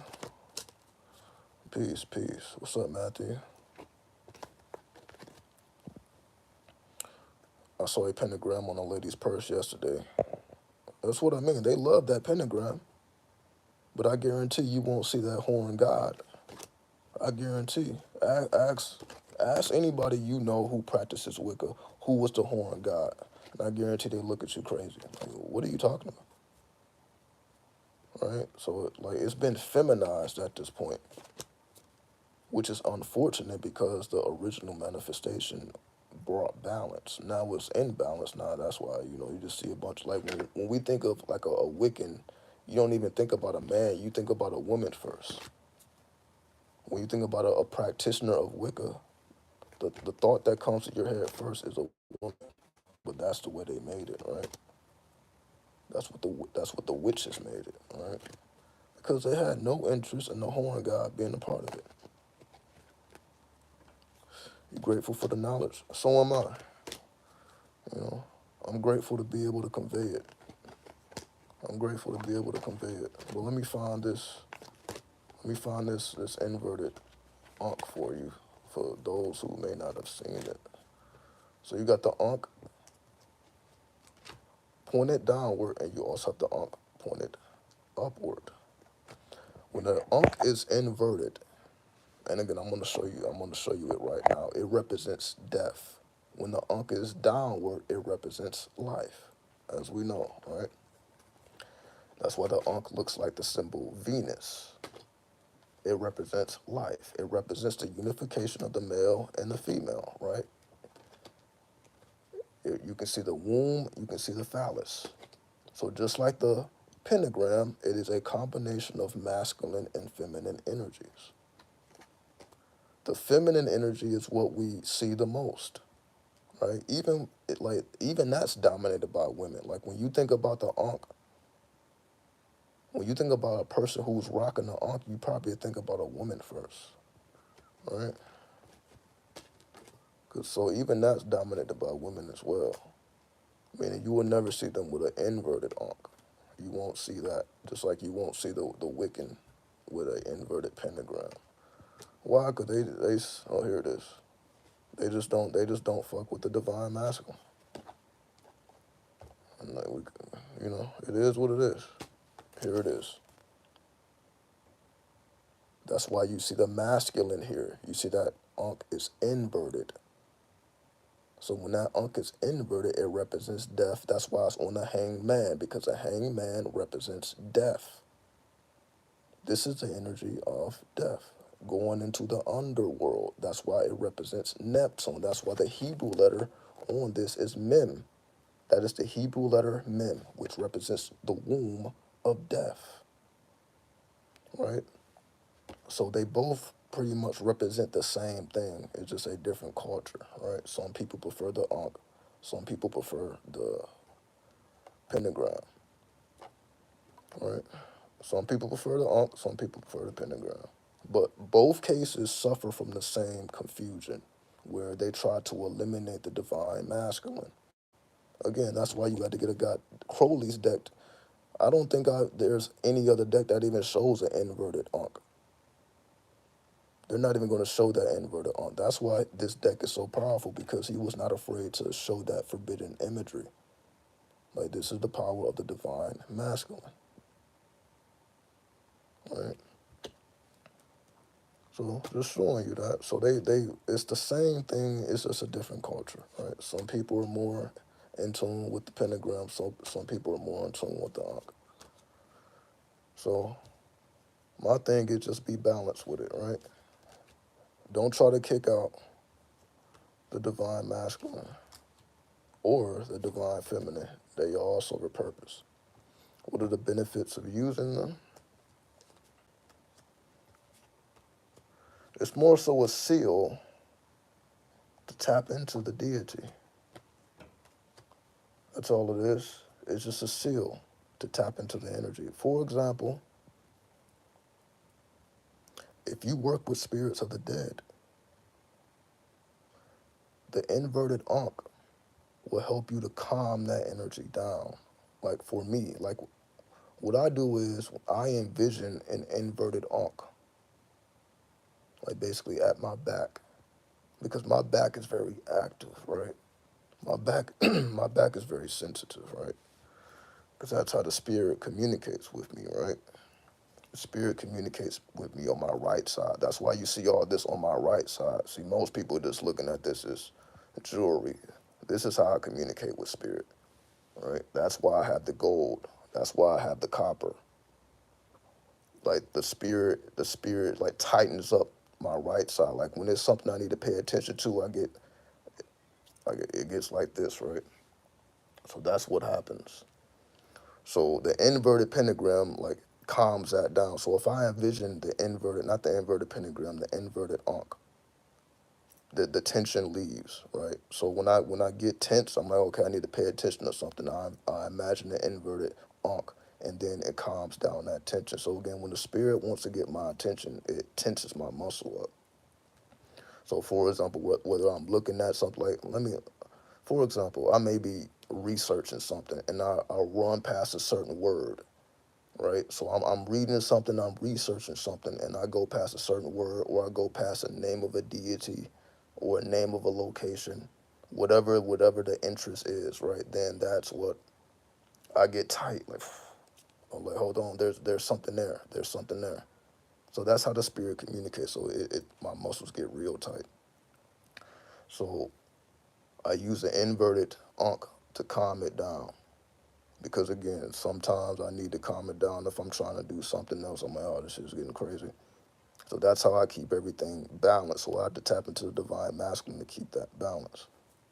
So the benefits of it is, again, that's just visualization, right? So I'm just making the case known that this goes beyond the actual physical symbols, because you can utilize them through visualization because it affects your aura. So you don't even necessarily need the physical symbols. You can visualize it, and then you can see what it does for you, right? So if we're talking about a downward ankh, of course that's going to bring down feminine energy, right? So any man you see rocking the ankh, expect that man's feminine energy. I'm not going to say that makes him feminine, but that he's definitely surrounded by, you can say, the goddess spiritually, right? Or that's the energy he's trying to pull down, or that's the energy she's trying to pull down as a woman. Again, that's why women are connected to those symbols more than men anyway, ankhs and then the pentagram.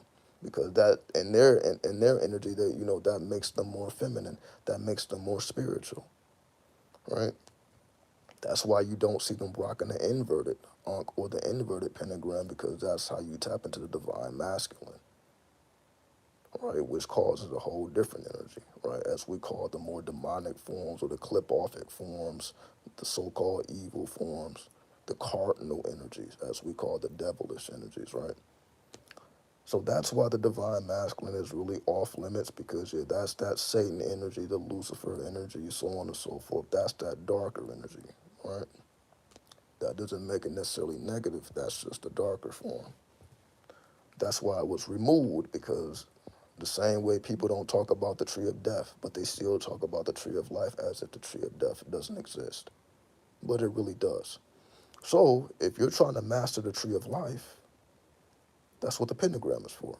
That's what the ankh is for. But when you're trying to master the tree of death and you're trying to master the underworld, then you got to invert those symbols.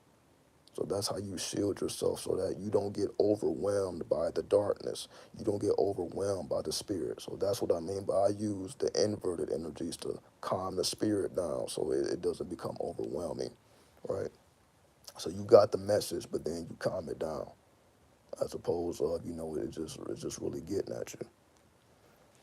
So that's how I would explain it, based on, again, my own visualizations, because I still do that to this day. And I just had to learn that. I didn't get that from a book. A book said, well, visualize the inverted ankh or pentagram. No, the book never. I just had to figure that out on my own. And I just realized, oh, this actually works when I visualize it. So I didn't always know that. I had to figure that out just by trial and error, right? So that's coming directly from experience. Either you're tapping into the divine feminine or you're tapping into divine masculine, right? And most people are tapping into the feminine, and they're overdoing it, right? Cause it seems like these fucking feminists, they just love feminine energy. It's like, oh man, it's just because it's imbalanced.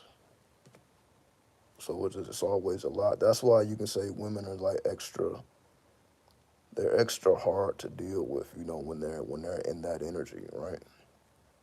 They're not easy to deal with whatsoever, because again, it's not balanced. So, but then with the men, you don't really see too many men dealing with the masculine either.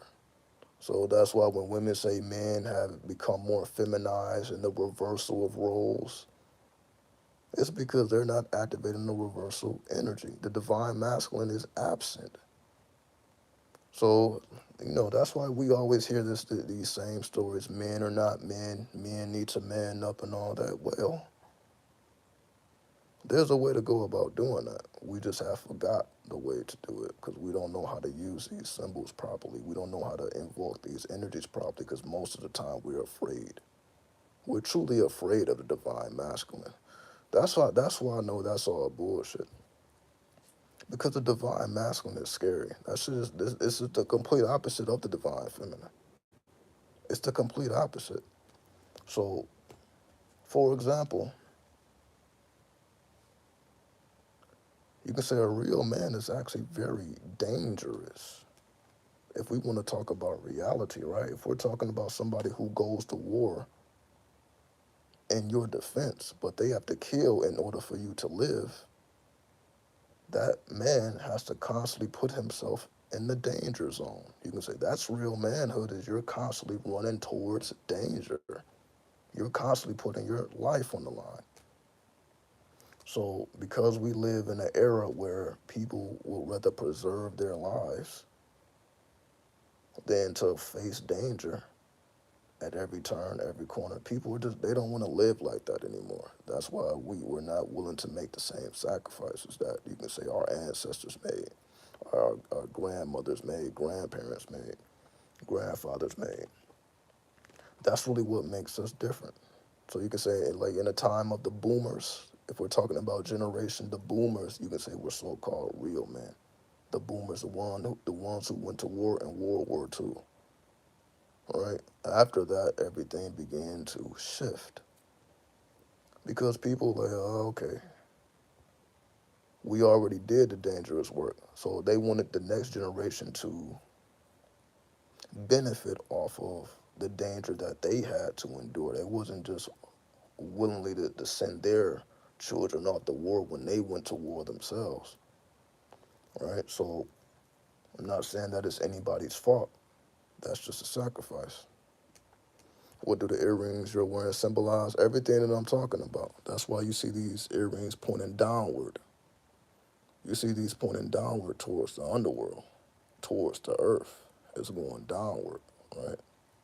That's why I got these. So I'm pulling directly on that earthly energy, on that masculine energy, right? As you see, it's got my ass on YouTube for 5 fucking hours. And I can't remember the last time I've been on here this long. And this is my first time wearing these, right? So this is my first time wearing these on camera. So my first time wearing these on camera and putting on this black. This is me activating the masculine. You see my ass is up here for longer than I've been, and I can't remember how long, right? So that's just more proof. That's just more evidence, because I'm like, that's exactly where I put them in. I wanted to pull down that dark energy. I want to point directly towards the underworld, right? So you see it's a point, underworld energy.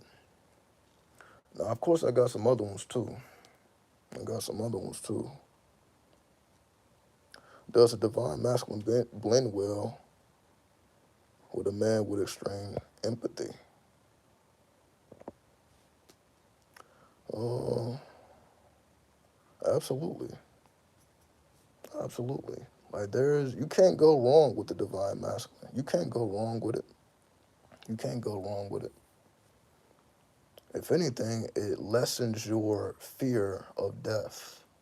If anything, it lessens your fear of death, right? It makes you more brave. It makes you more courageous, right?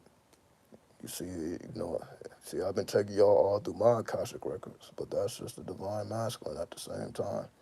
So you can't go wrong with that. That's why the world doesn't want you to tap into that energy. You can't go wrong with that. You can't go wrong with it. So, if anything, you should be tapping into divine masculine because the world doesn't want you to. That should be all the reason to tap into it, because that's the last, again, everybody wants a real man, or every woman is talking about, real men need to do this, men. Yeah, but when you actually start showing forth those attributes, they start to fear you. That's just how it goes, though. Like, if you're really a man of danger, they're not gonna look at you with soft eyes and like, oh, this motherfucker is dangerous, right? This motherfucker is a firecracker. So, well, that's really what you should want, though. That's exactly what you should want. Yeah, you can definitely get these on Amazon. What's the name of them? I don't know. I don't know what the name of them. I don't even think they had a name. I don't even think they had a name. But yeah, you can definitely get them on Amazon. I don't believe it was a certain name for them. I just typed in black earrings. Right. I just typed in black earrings. I got a whole set of these hoes. I got a whole set of these hoes. I got more over here. But yeah, you can definitely find them on Amazon if you want them. I appreciate y'all liking them though. That's why I had to rock them though. I'm like, let me rock them. Right. It ain't cool till I rock them. Right. So I wanted to be a little risky. I want it to be a little risky. I want to balance it so I can use it to be ahead of the game. Well, you're already ahead. So you don't have to try to be ahead. You're already ahead. It's just a matter of you matching the energy now, which is what the divine masculine is for, right? That helps you to match the energy that you already display within yourself, right? You're just bringing it out to the forefront. Again, I'm just showing forth it now. You see, I've been on this bitch for I don't know how long now. And my energy ain't low. You see, I'm dry fasting, right? You see, I'm dry fasting. No food, no water, and you see, I'm running my mouth 4 hours. How many people was doing that, right? And I was already doing that before I even hit the record button. All I had to eat was some rice and beans. Here's my little bowl, right? All I had to eat was some rice and beans, and I got my ass up on here. You gonna say interesting dynamics. Just regular stuff, man. Just regular stuff. It should be regular at this point, right? It should be regular.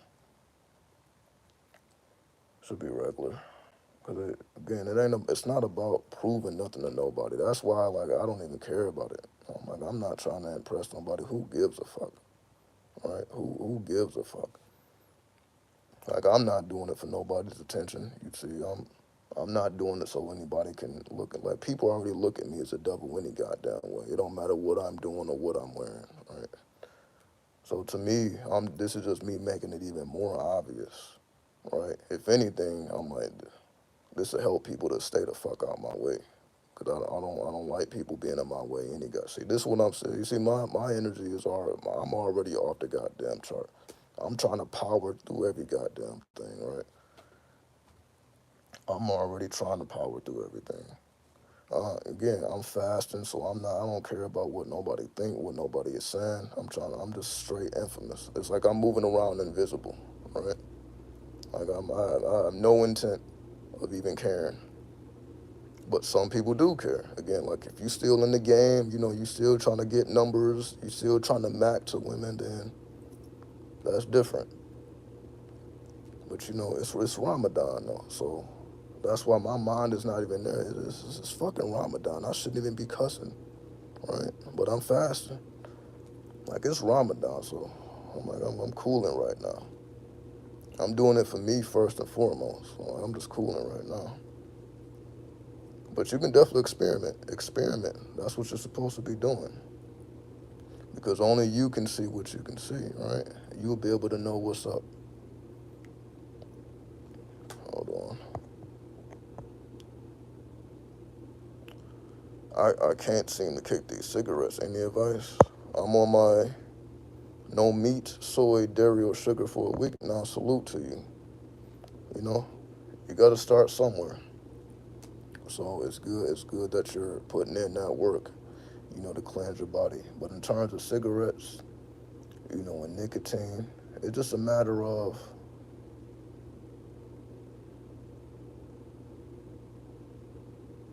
I don't want to give you a generic answer. So it's just a matter of, because people smoke for different reasons. You really just got to get to the core of why you smoke. Like some people smoke because they're anxious, they're trying to calm their anxiety because they're always in beta brain waves. So you really got to track down the reason. Like, are you smoking to soothe yourself? Are you smoking, for the nicotine rush? Like there's different reasons why people smoke cigarettes. And like for me, cigarettes was always too harsh for me, right? So I've tried cigarettes, but it was just way too harsh. So like I couldn't get addicted to them even if I wanted to. I'm like, man, this shit tastes nasty. The taste was just never. I couldn't do it. I'm like, I don't like how I can't do it, right? But again, that's not everybody. So going beyond my own self, it just take a little time. Be patient with yourself. It's not something that is gonna stop overnight. Yes, some people have quit cold turkey, but it depends on how much you smoke. Like if you a person that smoke a pack a day, it just start with half a pack a day, then a quarter of a pack. And you just take your time with it. It ain't something that you gotta do overnight unless you want to. And but you have to identify the reason why you smoke. Like for example, the reason I smoked weed was,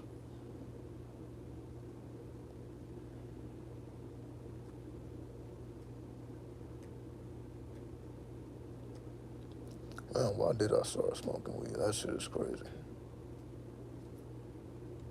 And I'm saying that to say because everything that I was saying,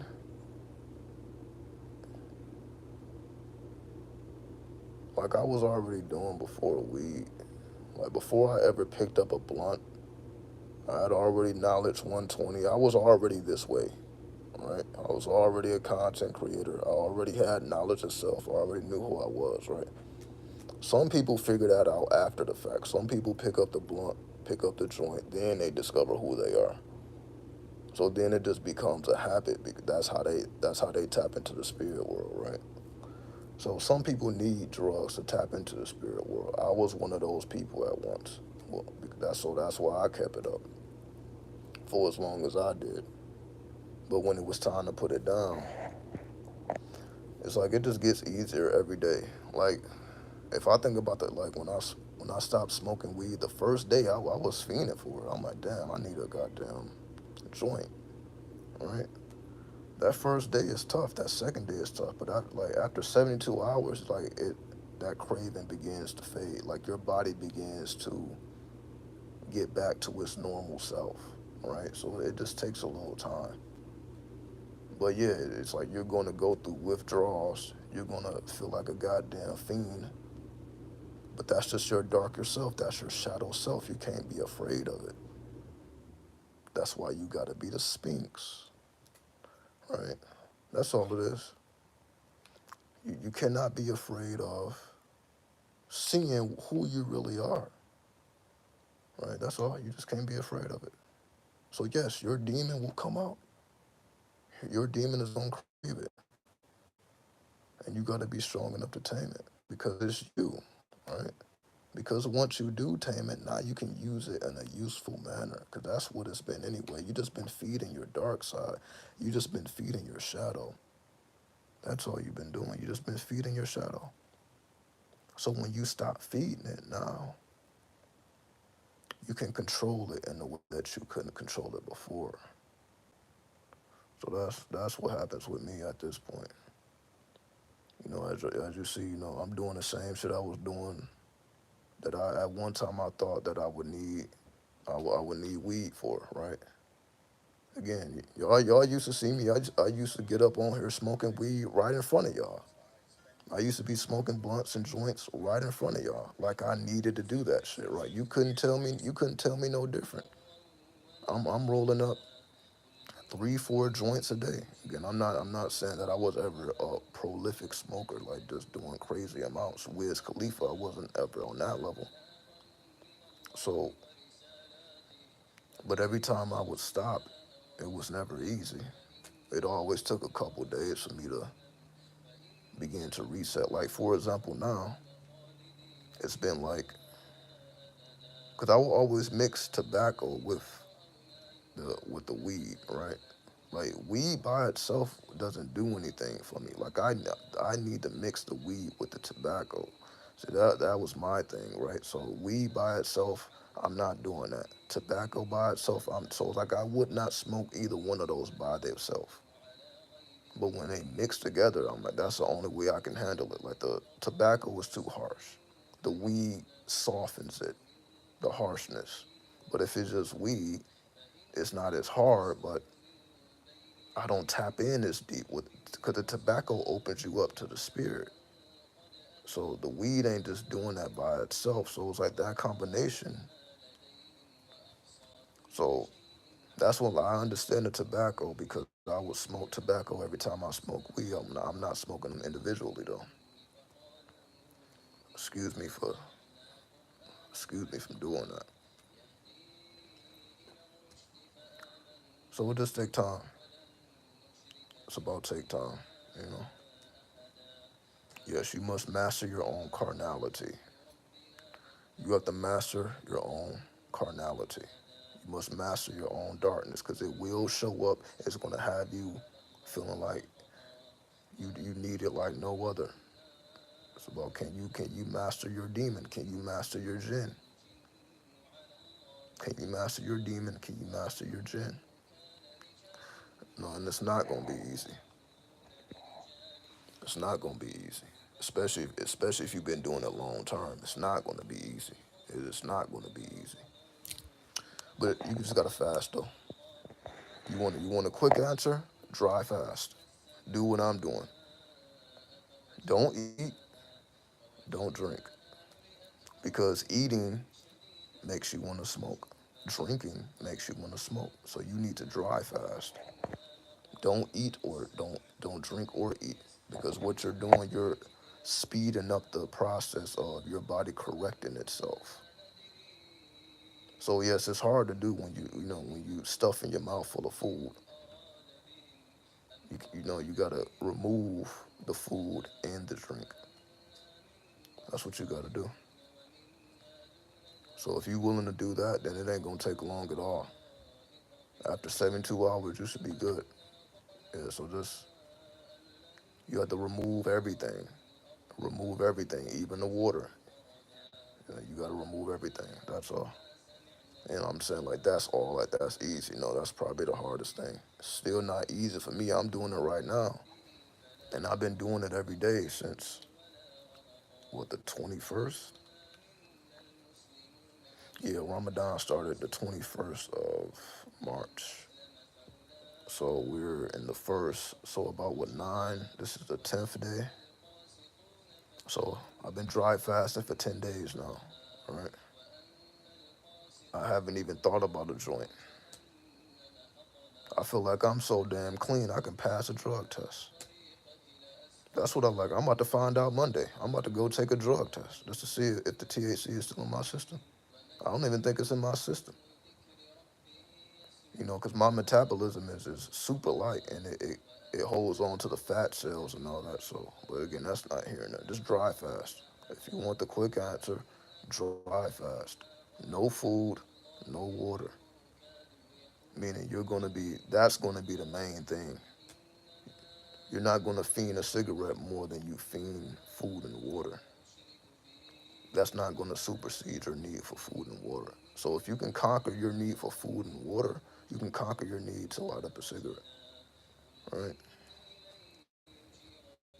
Because again, I know these things are not easy to kick, but you got to go to extremes in order to kick these habits. You got to go to extremes. Same thing with the alcohol.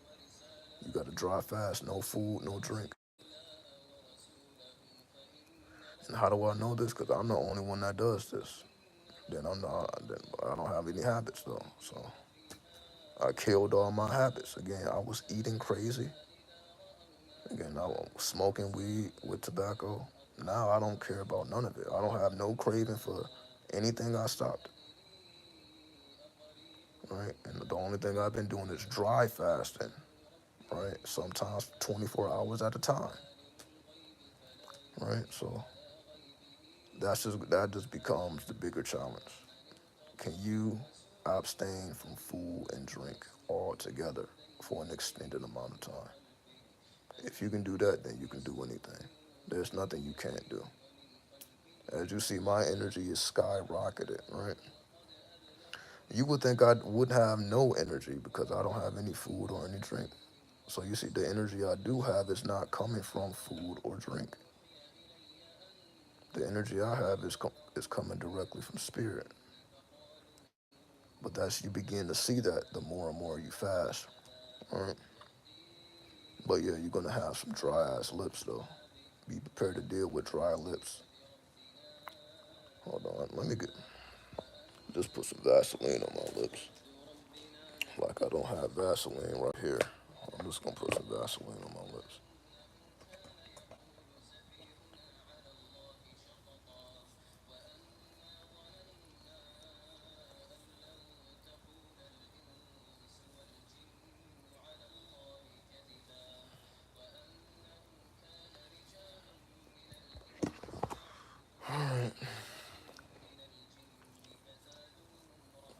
So yeah, sorry about the dry ass lips. It's just how real.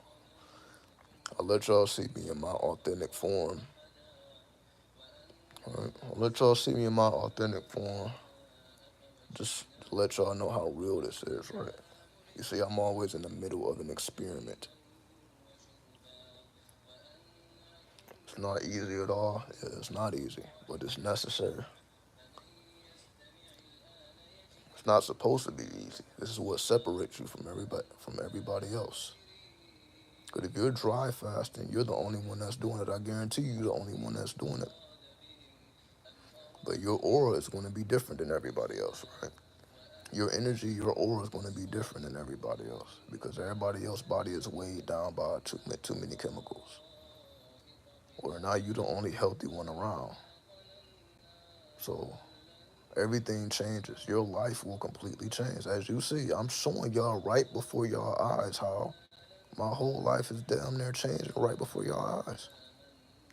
Right? Because I've been dry fasting. I permanently changed my diet. I'm not going back. Right? And somehow I ended up making these goddamn we probably 6 hours there now. How the fuck am I still talking after 6 hours? Right?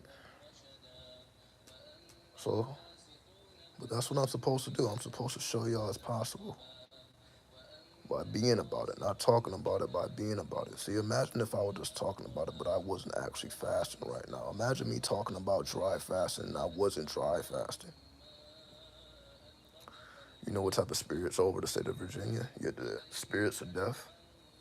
When I went to Virginia, all I saw was fucking skulls and the graffiti. Everywhere I was looking at graffiti, I'm like, they got fucking skulls, like skull and bones. They really into that dark magic. They into that magic that require bones. So it's a real dark ass energy, right? It's a real dark ass energy. But you're darker, so it ain't too much for you to handle. Especially when you divine masculine, right? Tap into that skull magic. I live in Virginia. Well, you know what I'm talking about then. You know what I'm talking about. Look at your local graffiti. Look at the style of the graffiti. That shit look very gothic, don't it? Yo, I got some gothic ass graffiti, but I know that because I'm from the Midwest. We're no better. We're no different. That shit is gothic as fuck. Right? It's just certain places that just have a real gothic vibe about it, right? So you gotta be gothic. As you see me, I'm doing all this. This is just me being gothic. Let me take these off. I see graffiti on the interstate. I was seeing that shit everywhere when I was out there. I went to Richmond. Right? I was in Richmond, Virginia, and I think they were talking about the slave trade and shit. They still got slave shit down there. This is where slavery happened. I'm like, damn, y'all really gonna remind us of that? Like like this is what I've said. The trickery that they play down there is on another level. Like the South is another level. Like the deep South, that's another level. Like they like this is where that happened. This is where that. I'm like, damn. Like y'all really gonna put that in my mind? Well, yeah, I can't speak for Hampton and Newport. I've only been to Richmond, so I can't speak to anywhere else. But it's a very gothic energy, right? Which is completely different than DC, surprisingly, right? Because they call it the DMV. Guess that's DC, Maryland, and Virginia. Like they're all connected, but the energies are completely different. So it's a very interesting part of the U.S. Very interesting part of the U.S. Because DC is like Pombagira. That's like the dark feminine. So Virginia is the masculine because I know DC is the feminine, the dark feminine, the Pombagira, who is a vampire. DC is like vampire, the feminine vampire, aka the succubus. So Virginia is like the incubus spirit. You gotta tap into the incubus spirit. You gotta tap into the incubus. That's if if you want to, of course.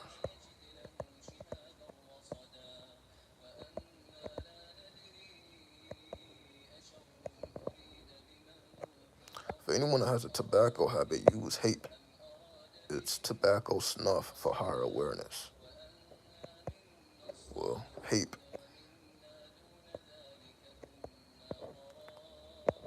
not familiar what that is, but I'll take your word for it. Use HAPE. Right, Baltimore is close to DC, distance-wise, but the attitude-wise, they are different. Yeah, that's what I noticed.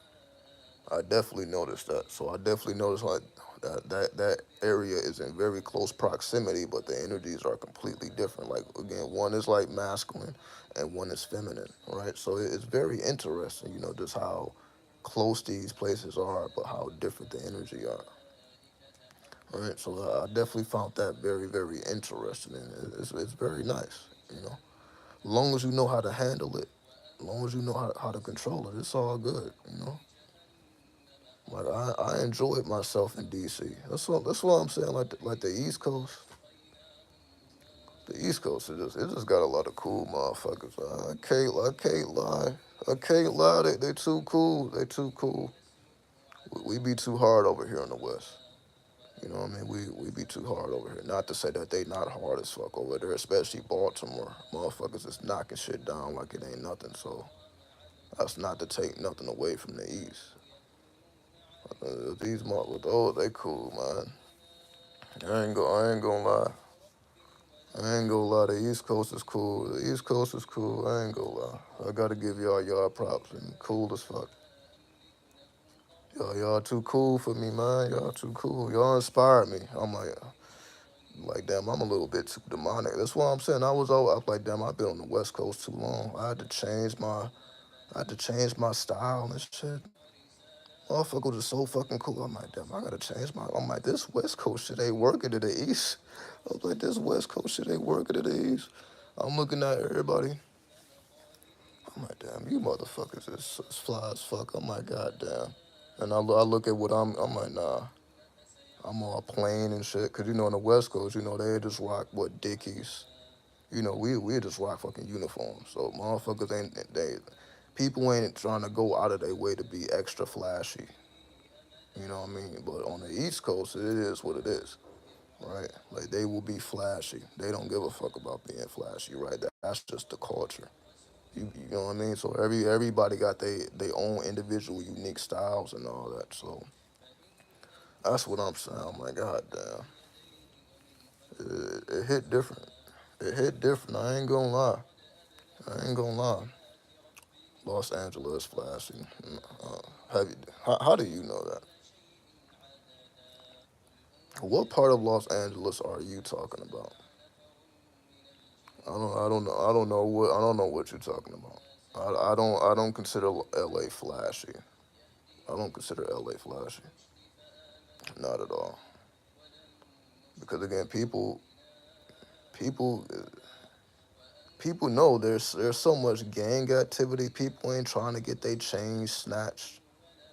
You know what I mean? People know what's up.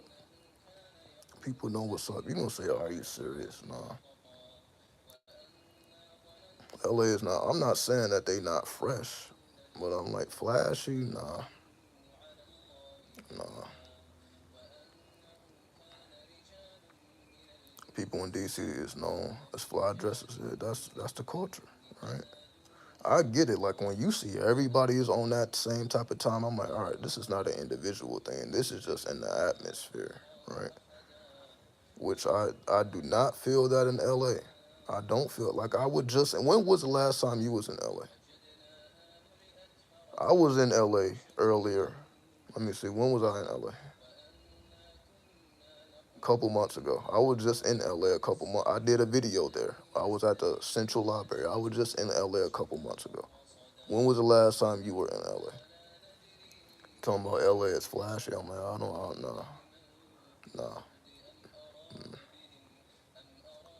The style is completely different. Like the style is not flashy.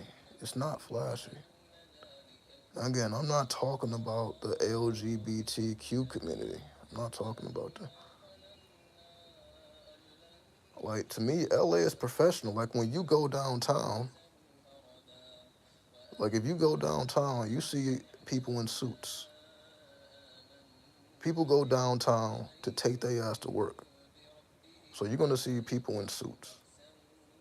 If we're talking about going to Hollywood or Beverly Hills, it's like they flashy in a different way. It's not the same way. Like the party scene, nah. LA is more professional. Like I don't get the vibe of flashiness. Like people are just professional in LA. I don't get the vibe of flashiness. I don't get that vibe from LA. I never got that vibe from LA. I never got the vibe of just flashiness. It's more proper. It's more proper, right?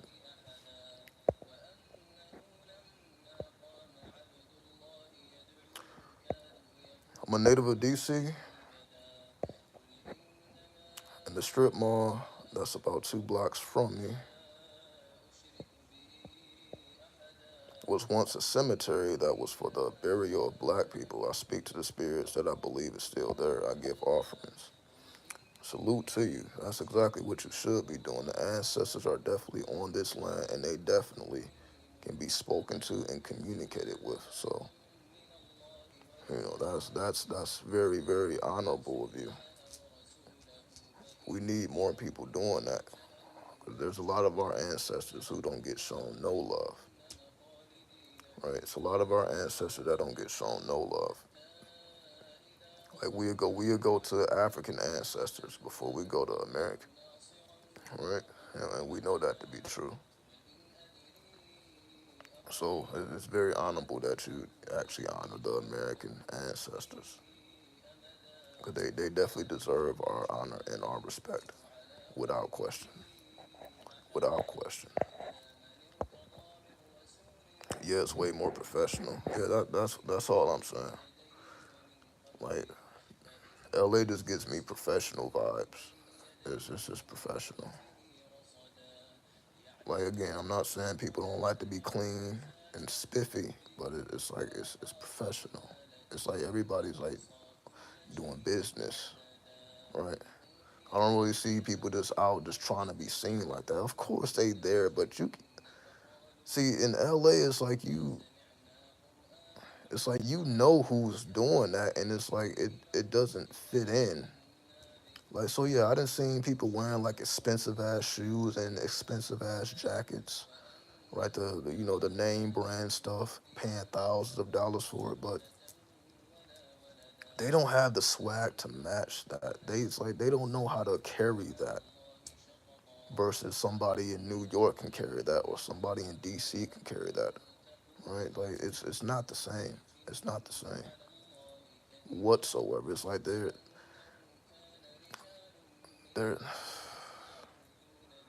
it's like they're just not meant to do that.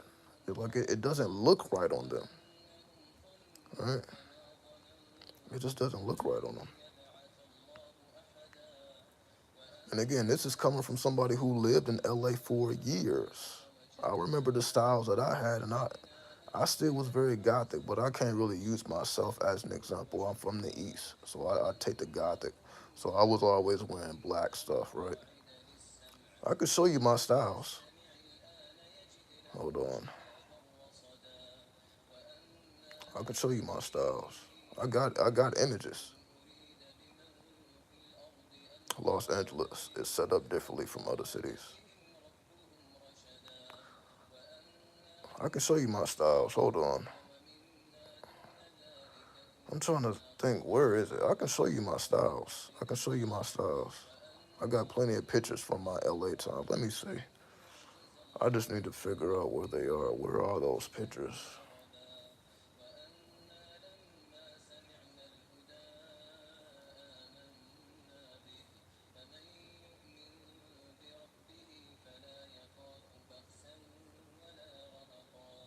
Okay.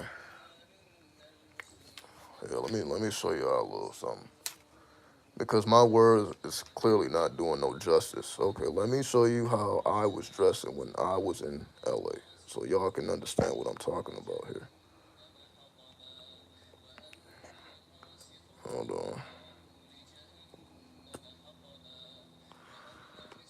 Wait. Where is it? Where is it? Where is it?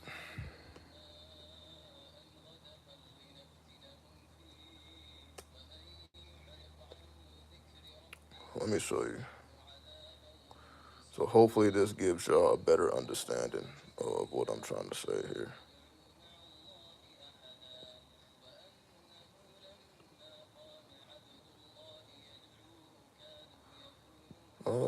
Man, let me check.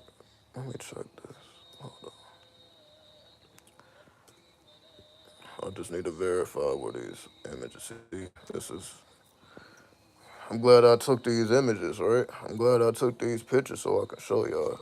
Because again, you see, this particular live stream, I'm not letting my words, do anything. Let me just show y'all the proof, right? Let me show you the evidence.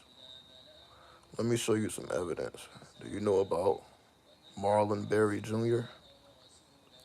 Who was that? Marlon Berry. See who that is. You talking about the former mayor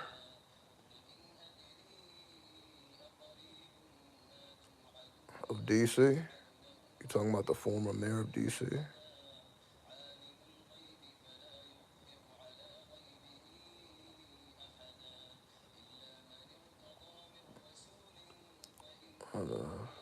That's who came up.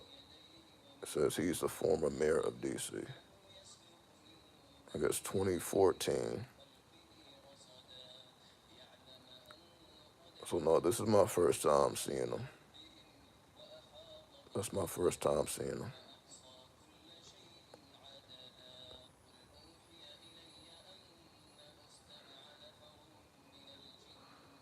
Okay, give me a second here. So well, let me give you an idea. So I got all type of styles. I don't be showing y'all this stuff. It was just never. I guess it wasn't really a point to, right? But to make this point, hold on.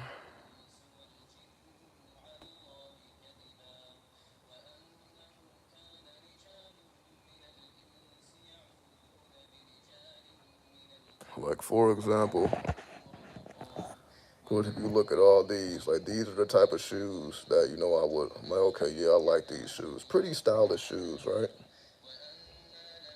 Pretty fly stuff there.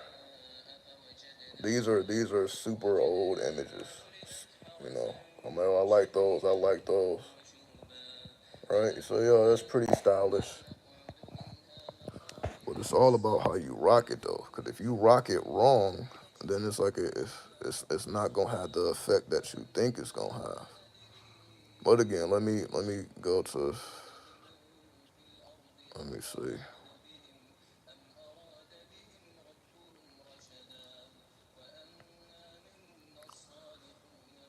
Let's see.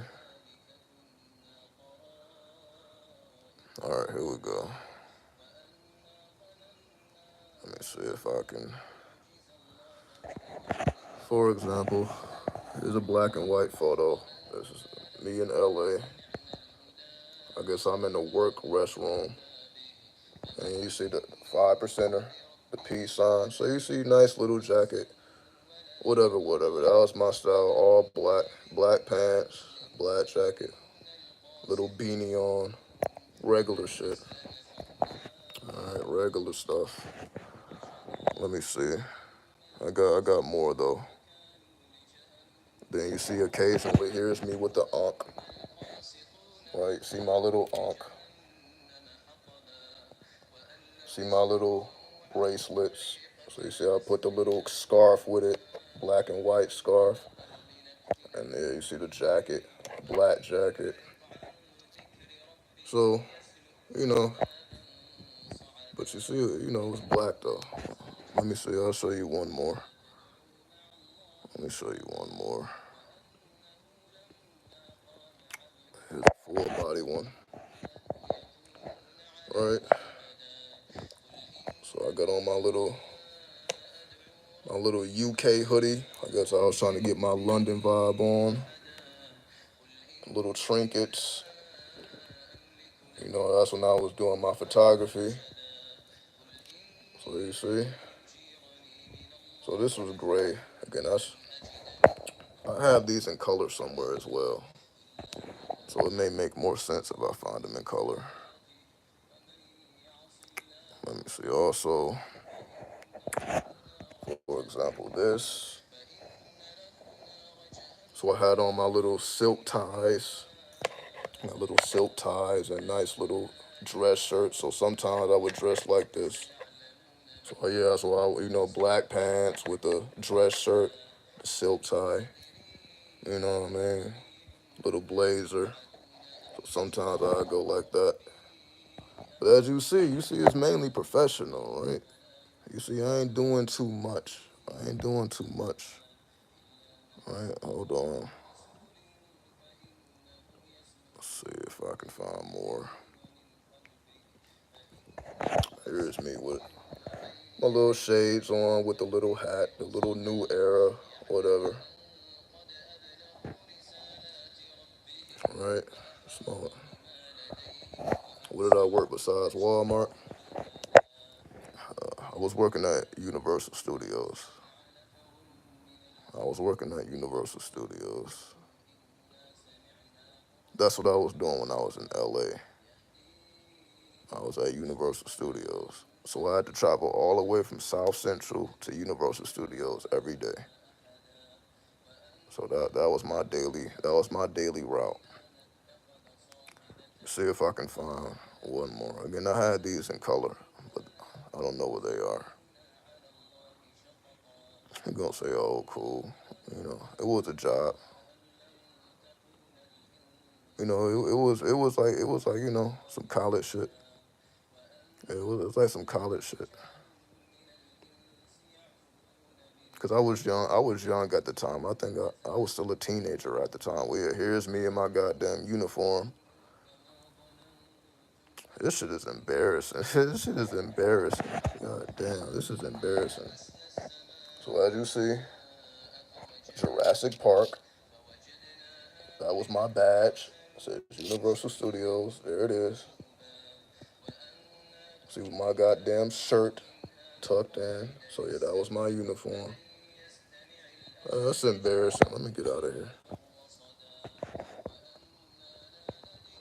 I was just there a little bit ago. Yeah, shout out to you. Shout out to you. That shit is embarrassing. Let me see.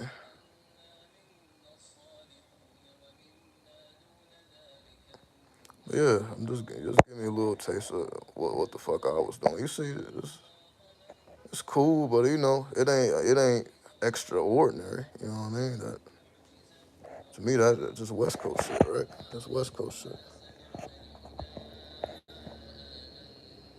So another one,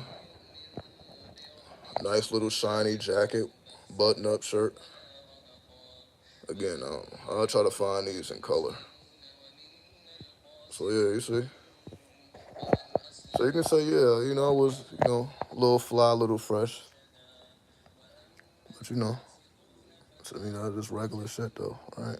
But again, you can't really see all of it, cause again, let me get to the original photo so you can really see the colors hidden. Here's another one. See the LA hat. See 2012 LA hat. All right, little Jordan book bag. Little Assassin Creed's hoodie.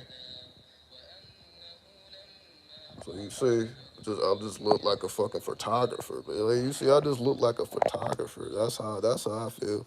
I just look like a fucking photographer. And so that's what I mean by like LA is professional, cause that's really all I wanted to do. I'm like, let me be as professional as possible, right? I'm not saying that that's how everyone thinks, but that's just how I was thinking. I'm like, I just want to be as professional as possible. I want to look like I know what I'm doing. Let's see. But again, all those are in black and white. Let me see if I can find something with a little color in it. Let me see if I can find something with a little color. Let's see. Because if I can't find it with some color, then I'll have to go to the other. Yeah, I may have to go to the. Okay, let me log out of this. So as y'all see, that just give y'all a little insight into that was my LA style. Then once I came to Vegas, my style became more of what it is now. In the sense of what is my style now? I'll give y'all a little taste of it, you know, sometime in the near future. I'll go outside now, I'll show y'all how I look outside. Y'all done see me with the various shades. I got all the shades over there. So y'all see what I'll be doing recently. Swamping out the shades. Let me see. I'm trying to see if I can find something with a little color in it. Oh yeah, I got plenty of shit actually. So yeah, all right. Let me show you my Vegas style. I'm like, oh yeah, I got plenty of stuff. I got plenty of stuff. I'm like, yeah, what am I thinking? Let me show y'all my Vegas style. I got plenty of stuff. So hopefully I can just show y'all this real quick. So yeah, I got plenty of stuff. I don't know. This is just a strange ass video. I'm over here showing y'all my styles and shit. I'm giving y'all the secret sauce. Hold on. All right. Let's see. All right, y'all want the secret sauce? All right.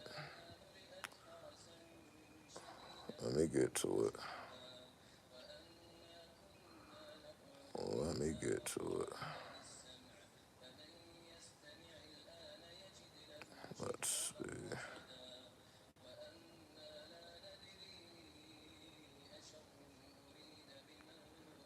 1 second.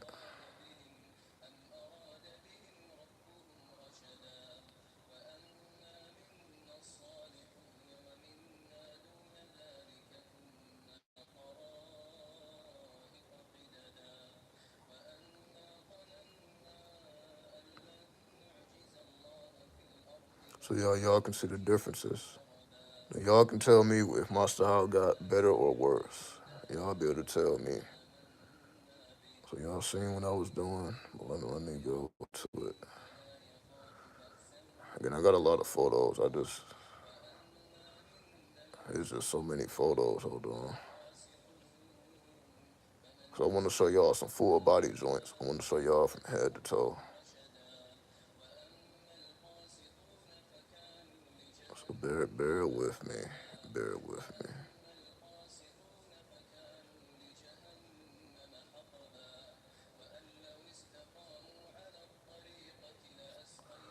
All right, let me go all the way back here. Was it January? Yeah, I think it was. Yeah. All right, hold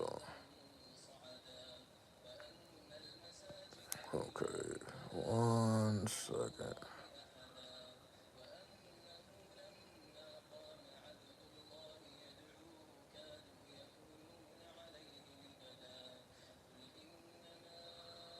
Yeah. All right. We got a little something here. We got a little something here. All right, here. Okay, let me show y'all me in front of the Buddha. Okay, I'm about to show you. Let me show y'all. All right.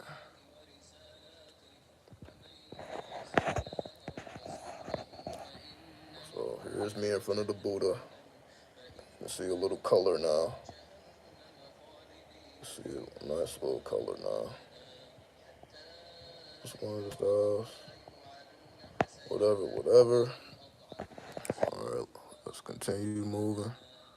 But yeah, let me show y'all full body though. Let me show y'all the full body. Let's see. Let me make sure y'all can see everything.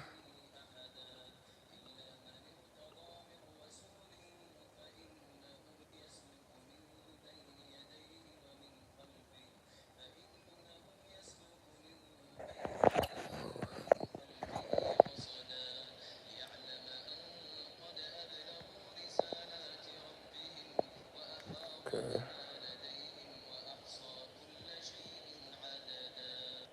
All right, full body. All right. Let me show y'all something else.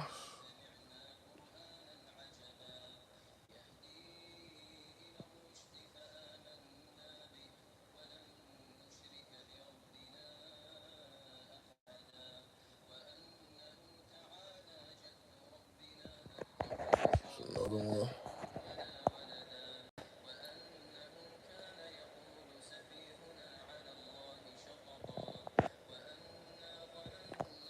All right.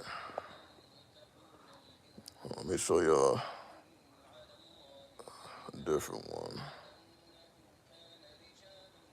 Let's see, where is it? Hold on. Let me show y'all one of me sitting down. Yeah, here we go. This is what I was looking for. This is what I was looking for.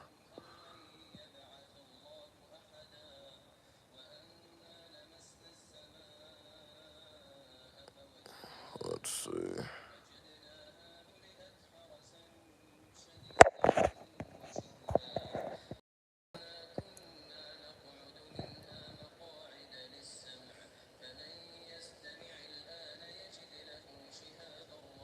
All right, as you see, I keep it blacked out. As you see, I love the various shades of black. As you see, that's just my gothic nature. I love the various shades of black. You see, I don't really be fucking with too many colors. I don't really fuck with too many colors like that. Let's see.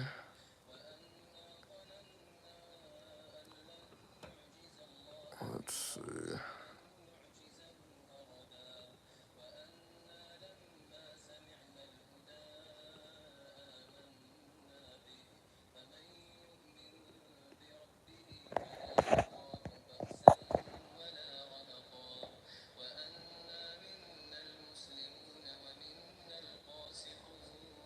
All right.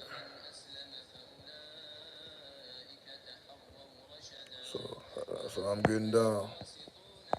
black from head to toe. That's just how I get it. All right. So again, you ain't really seeing me with, but again, this is before. Here's a different variation. All right. Me with all these occult poses, and for those who don't know, that's voodoo. That's voodoo right there. As you see, that's made from locks. For those who didn't notice that, that's made from locks. That's a voodoo creation. That's why you see those skulls. So it's spiritual, and you see it's license plates. The seat is made out of license plates. So that's a whole voodoo creation right there.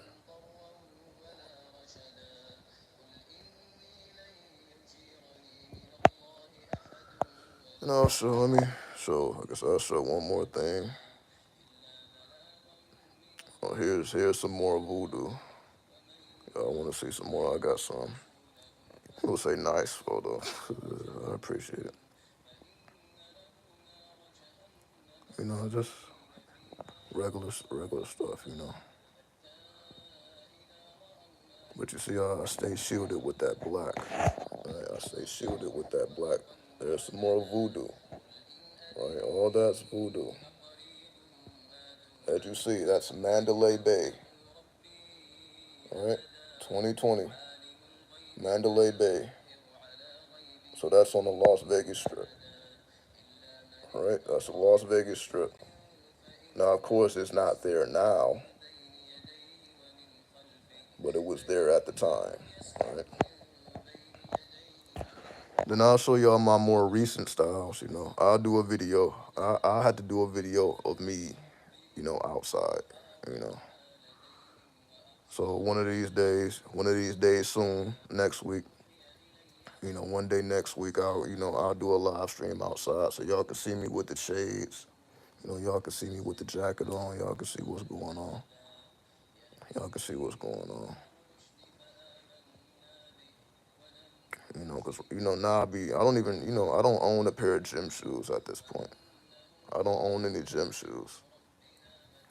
I just fuck with the loafs at this point, right? With the loafers, I don't have a single pair of gym shoes.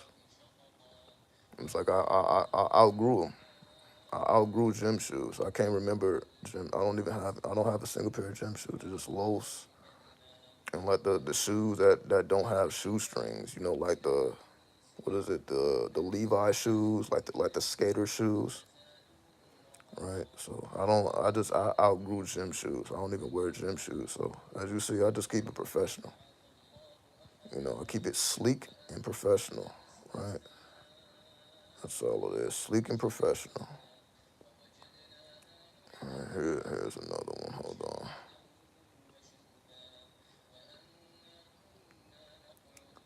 I'm really giving y'all the exclusive right now.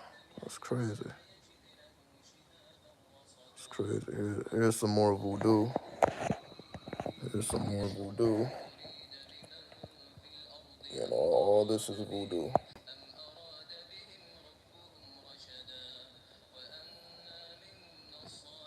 All that. So you see how that chair is made? Those is made from bottle tops. So those are all bottle tops. So everything you see right here, all those is bottle tops. All that right here, all those is bottle tops. And again, you see those are license plates. So even the table, various license plates.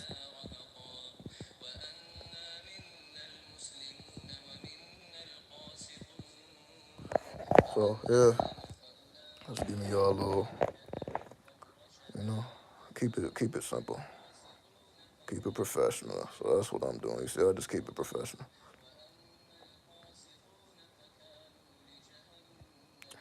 That's all I'm doing. I just keep it professional. So I kind of you may catch me wearing a couple extra colors now. So I didn't learn how to accept extra colors. So I may wear some brown now. So now it ain't all black. You may catch me in some brown shoes with a brown jacket. As far as it's probably going though, I just like the various shades of black. So if I can have all black pants with various shades of black, that's what I do. I just like the various shades of black. So I just give y'all a little idea. So when I step out, that's how I step out. All right. But I know y'all just be seeing me in the goddamn bed shirtless. You just see me in the bed shirtless. But you know,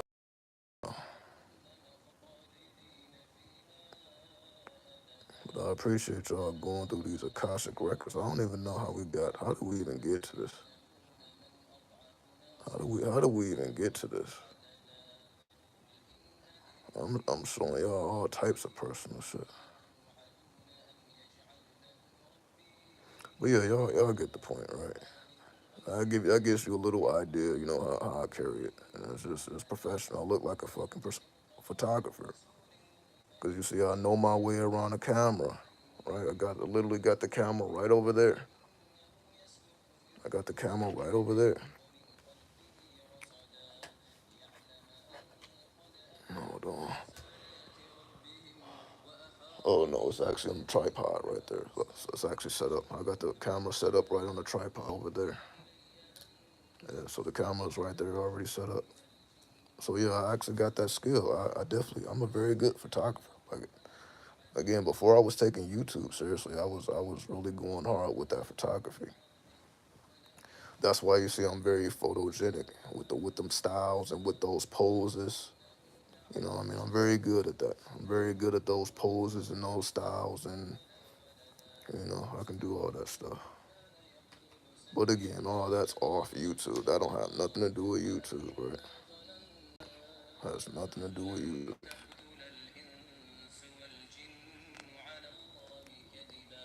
All right. We've been on here 400 minutes. Y'all still hanging in there. It's fucking noon now. God damn.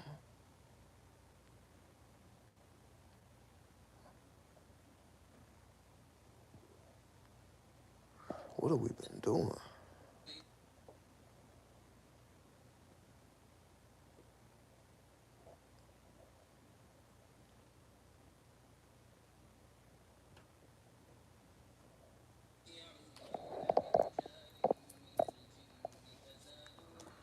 I guess the spirit just wanted y'all to see the Akashic records, because this damn show was not planned. I did not hit the record button thinking I was gonna show y'all anything. I did not hit the record button thinking I was gonna show y'all anything. Not of this nature. I'm thinking I'm just about to come on here for an hour like I've been doing. Well, you see, that's me not realizing that the energy is different, right? I should let me switch out the earrings. I should switch out the earrings on y'all. I guess I'm more into the accessories now. I should show y'all the earring, because again, you see, I'll just be spinning them a little. But again, I don't think y'all can see the actual designs. So I'm just showing y'all that again, I don't know, y'all. I had to get a little closer. Hold on, let me grab this. Let me switch up the designs. Hold on. Let me see what I can do. Let me see what I can do. Since we've been personal, right? Let's see what I can do.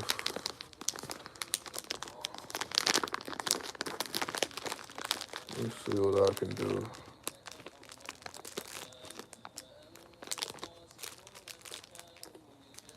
Let's see what we got. What we got. What we got.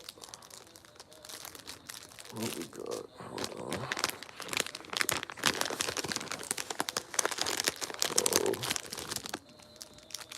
Oh, let's see what we got. Let's see. Where can we go? Yeah. Let me do this. Let me do this.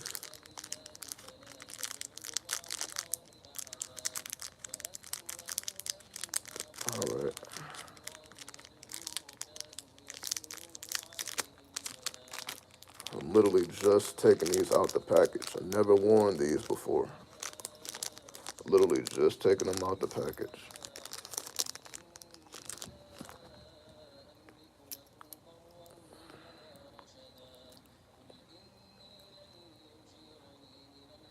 See now the feather.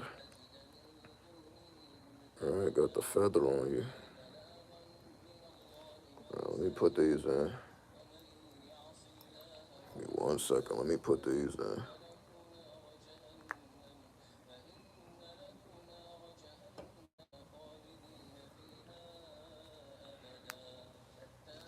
So we're gonna tap into those native spirits.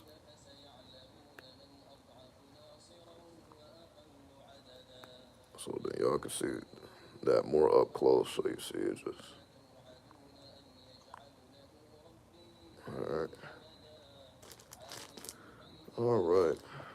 Let's put these feathers on. Let's see what we can do.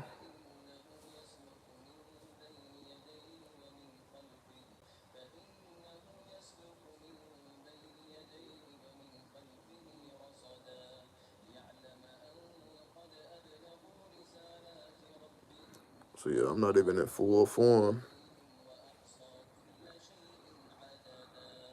Cause y'all remember I would have my whole fingernails black doing shit like this. But we ain't going that far. We ain't gonna go that far.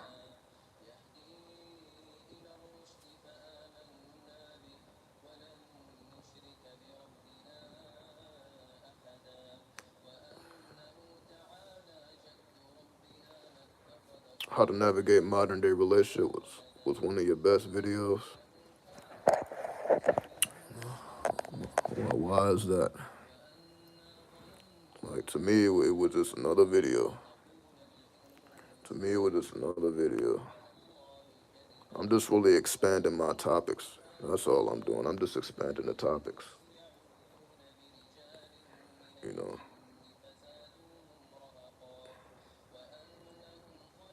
I guess I'm just talking about stuff I usually don't talk about. That's all right. I got him in. All right. So now we got the little feather. Got the feather in now.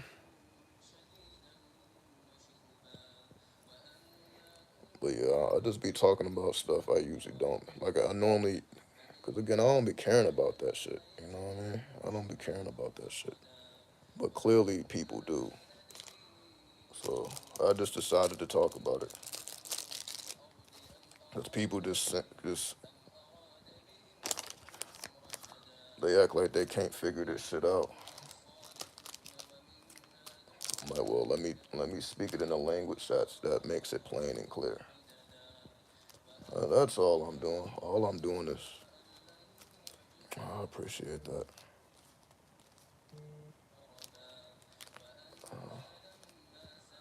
I just got told Happy Ramadan.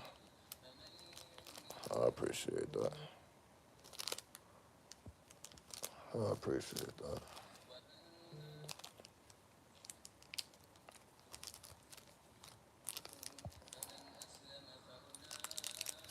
So that's what it was, you know. This is how I already be feeling. I just don't normally be talking about that stuff because I feel like it's just oversaturated. Like who's not talking about relationships? And everybody feel like they have a perspective, you know, on relationships. That's why I be staying away from certain topics. I be staying away from certain topics because I feel like it's oversaturated. That's why I be trying to make original content. So that's why that video for me was like, I'm like, let me just say this in a way that you're not gonna think any other way but the way you should think about it. So,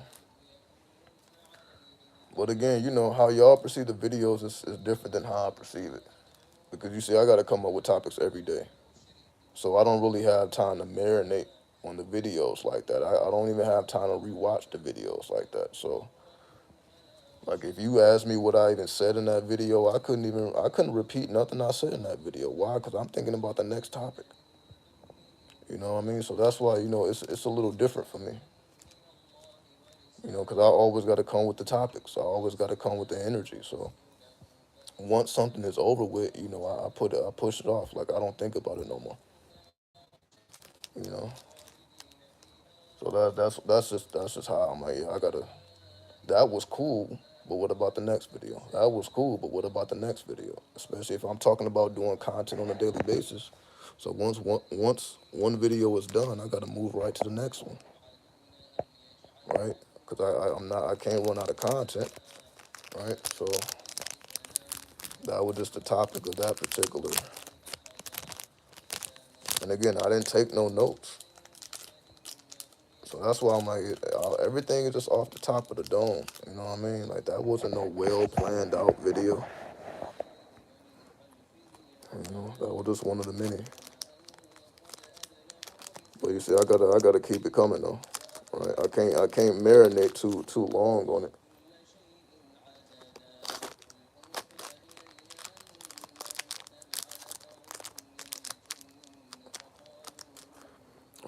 Just like today. Today is cool. Yeah, we did our little 5. We did our little 6 hours.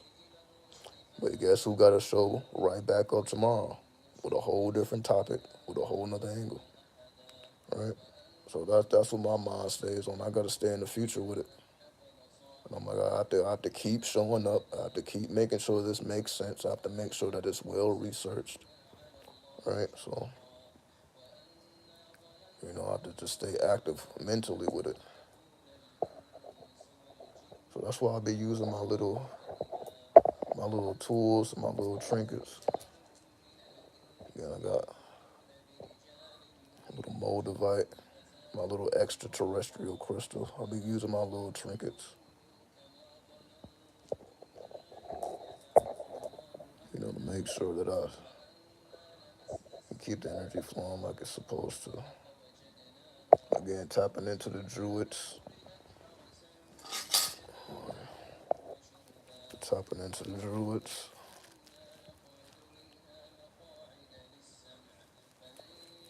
Again, y'all be surprised what I may pull from over here. Got a whole mojo bag of runes.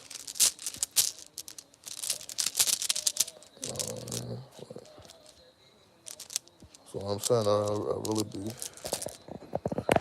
Oh man. So yeah, it's not easy. It's not easy keeping this energy up.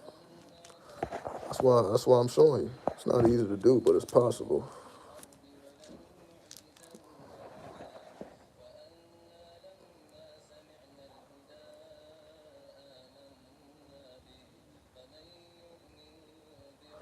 Not easy to do, but it's possible.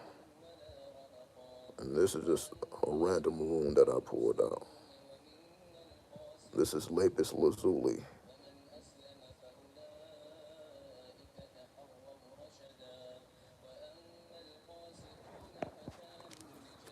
All right.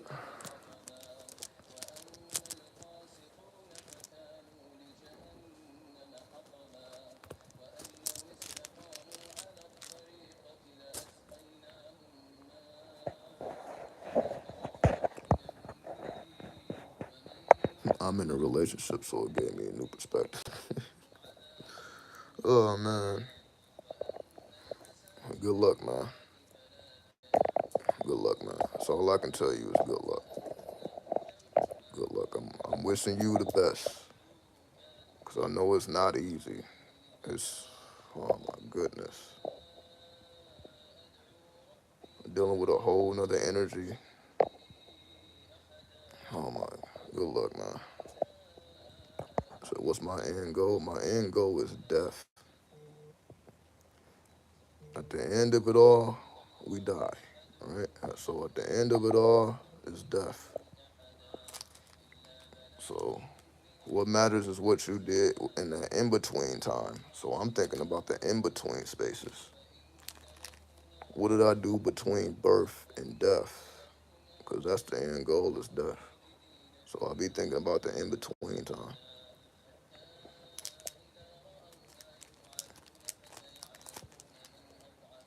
Because I can make as many plans as I want to make, right? But that don't mean that they going to fall through. I can easily say, well, I want to be a millionaire. I want to have this big business. I don't even talk like that. I don't even talk like that. I don't even share. I don't even share my thoughts with people like that. Again, I'm not a person with friends. That's why I say I'm a little different. I'm not a person with friends. I'm not a person that talks on the phone like that. This is the most I talk. Once the YouTube is over, I'm not gonna be talking to nobody else. I'm not gonna get on the phone and talking to nobody. Like that's just not my life, right? So I don't have friends. I don't have people to comfort. I don't be sharing my thoughts with people. I don't do any of that, right? So everything that I do is completely internal, right? I don't speak to nobody about anything I'm doing or my plans. Like there is nobody to speak to. I don't be trusting people like that, right? Because if anything, they're just a distraction. Like they're not going to be able to keep up with me anyway. So I'm like, I'm not about to waste my time, you know. But that's why I'm so good at what I do, because I don't have any distractions. I set my life up to not be distracted, but it wasn't easy. I just set my life up in a way that I'm not distracted. So if I just want to fucking go to sleep all day, I could. But of course, I have a lot of things to do. But I'm not worried about nobody calling me and bugging me with no bullshit. It's just not gonna happen, right? Because again, I don't have a bunch of friends with a bunch of problems. I just want to run their damn mouth. Like we're not doing that. Again, that's why I appreciate y'all, right? Because this is deeper than just a friendship, right? You know what I mean? We don't do what friends do. We do what's necessary, and what's necessary is to prepare. God damn. Yeah, you see it as I'm talking about it. You see the fucking notifications going off. Let's see, like, all right. Yeah, I'm trying to talk all that. Notification is going like crazy. Let me just shut my mouth. Let me just shut my mouth. Like, yeah, oh, you don't got no friends. Why you keep getting on? Let me just shut my damn mouth. We're just gonna move on from that. Cause I'm like, I can't even finish a statement. I'm like, all right, yeah, the phone is it's vibrating. Anyway, the end goal is to prepare for death. So when your time comes, you are prepared to make it through the afterlife so that you can be reborn again if it is your choice or go to the next phase if it is your choice, right? We're only here a short amount of time, right? So we make the best of it. So I don't think too unrealistic. I'm like, let me make sure that I spend my time gracefully here. Gracefully as in just be at peace. My end goal is peace. To die in peace, to live in peace, to be at peace. Because once you lose your peace, you don't have anything. The money don't matter, the relationship don't matter. Anything you have going on without peace, it just don't matter, right? But if you can maintain your peace, then life can be beautiful, right? That's how I've been able to unlock the beauty of life by being at peace, by being at ease, by just not being caught up in other people's vortexes and, people complaining about any and everything. I'm just not in those crowds, right? So, but again, I have to do what I have to do when it comes to this, right? So, I understand my position is unique at the same time. So, I understand that as well. I understand I have a unique position. So, I can't live a normal life. That's what I be saying. I don't have the luxury of living a normal life like everybody else. That's just not in my cards. It's just not in my cards to be a normal human being doing what human beings do. That's just not in my cards. So instead of fighting about it and complaining about it, I just live it out. I'm like, all right, well, if it's meant for me to be in the underworld, if it's meant for me to conquer the hellfire, then that's just what the fuck I'm gonna do, right? Which is something that most people are not trying to do. They're trying to make it to heaven. I'm trying to conquer hell, right? So it's a whole different perspective. So that's what it is. I have accepted my path, right? My life will never be normal. You know what I mean? I'm too deep in the grave. I had to awaken from the dead to even be who I am now, right? At one time, I was dead like everybody else. So I was not born this way. I was not born this. I had to earn everything that I have physically, mentally, spiritually. All of this had to be earned. And that's why I've been showing y'all the proof the whole time. All of this had to be earned, which took time. Time, time, time, time, time. So, in the midst of all this time, like my desires have changed. Like, if you would have asked me, what do I desire 10 years ago, I probably would have gave you a normal answer. But when a person asks me that now, you know,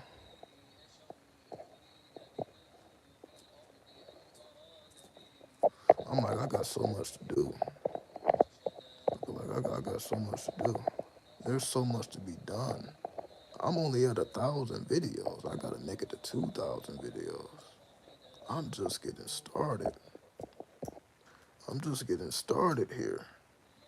1,000 videos don't mean nothing. I gotta make it to 2 grand. I need 1,000 more topics.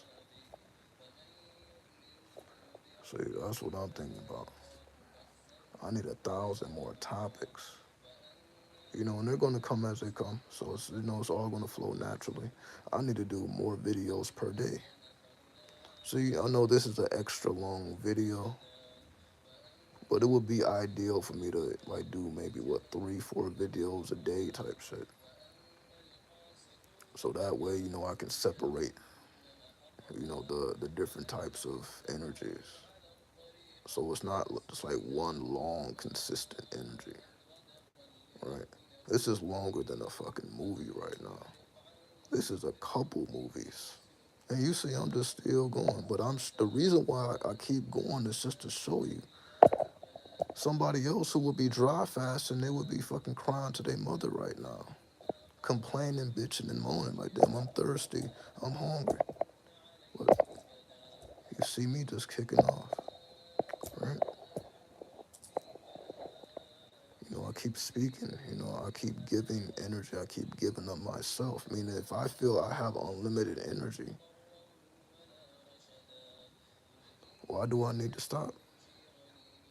And why should I not prove that? So that's why I'm going extra long now, just to show forth that you literally have been, well, not you particularly, but you see, I've been doing this video, and I've been fasting the entire time. You haven't seen me eat anything. You haven't seen me take a sip of water.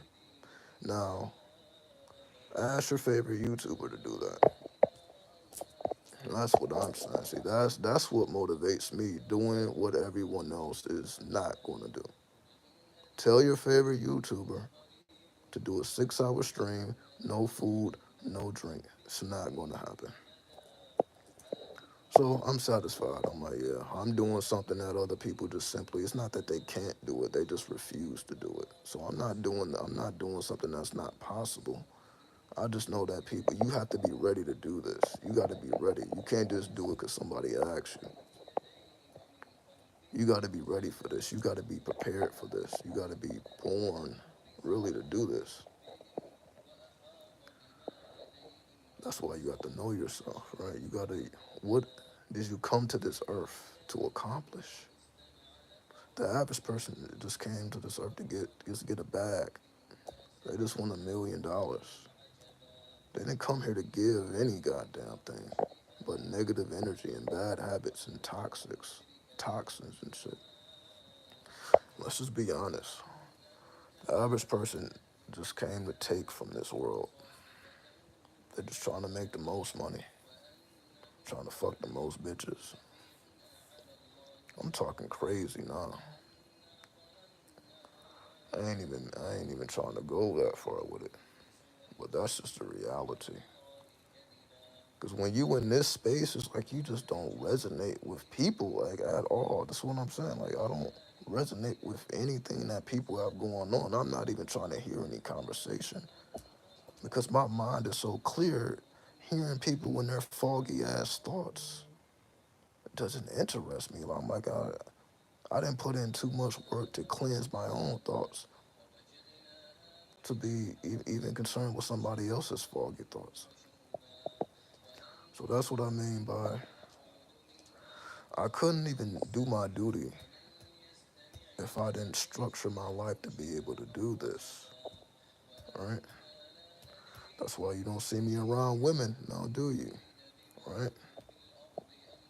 The last time y'all see me around women, when the last time y'all see me around men, y'all don't see me around no extra distractions. I'm only around family. The only people you see me around is people who are actually related to me by blood. These are the only people that are even allowed to be close to me, not because they're the best human beings, just because we're related by blood, right? So, in a sense, I am obligated to make sure that they're straight, right? But again, I'm a big brother, right? I'm the oldest, so I have two younger sisters. I have a nephew, I have a son, right? So I got a bunch of family and a bunch of responsibilities that come with having family, right? So it just really ain't too much time for much else. I'm like, let me just stick to my duty and let me make sure that I can take care of everything that needs to be taken care of, right? And then you see, I also make time for y'all, right? So I don't say, oh, that's too much. I got too much going on. No, I don't. Even if I did have too much going on, I still have to make time for those who make time for me. Y'all make time for me, so I make time for you. That's it. I give you exactly what you give me. As you give me your attention, I'm giving you energy. I'm charging you up as you are charging me up, right? I'm able to do what I do because you're able to do what you do. And everybody plays their position. And it's a beautiful thing when we see the serpent biting the tail, being able to create a full circuit of energy that continues to build up. And that, therefore, we all benefit, right? As you see, I don't ask y'all for anything, right? Y'all here because y'all want to be here, not because I asked you to be here, right? Just like y'all didn't ask me to be here. Like we are all coming here by our own true will, not free will.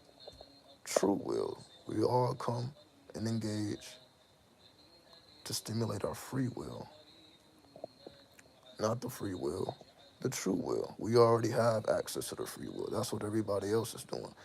Everybody else outside these doors is exercising their free will. They're just doing whatever the fuck their emotions is telling them to do, whatever their desires is telling them to do. They're not even, they can't even explain what they're doing. How do I know? Because every time I'm amongst people, they seem rushed, they seem bothered, they're busy, they're irritated. This is just the energy of people.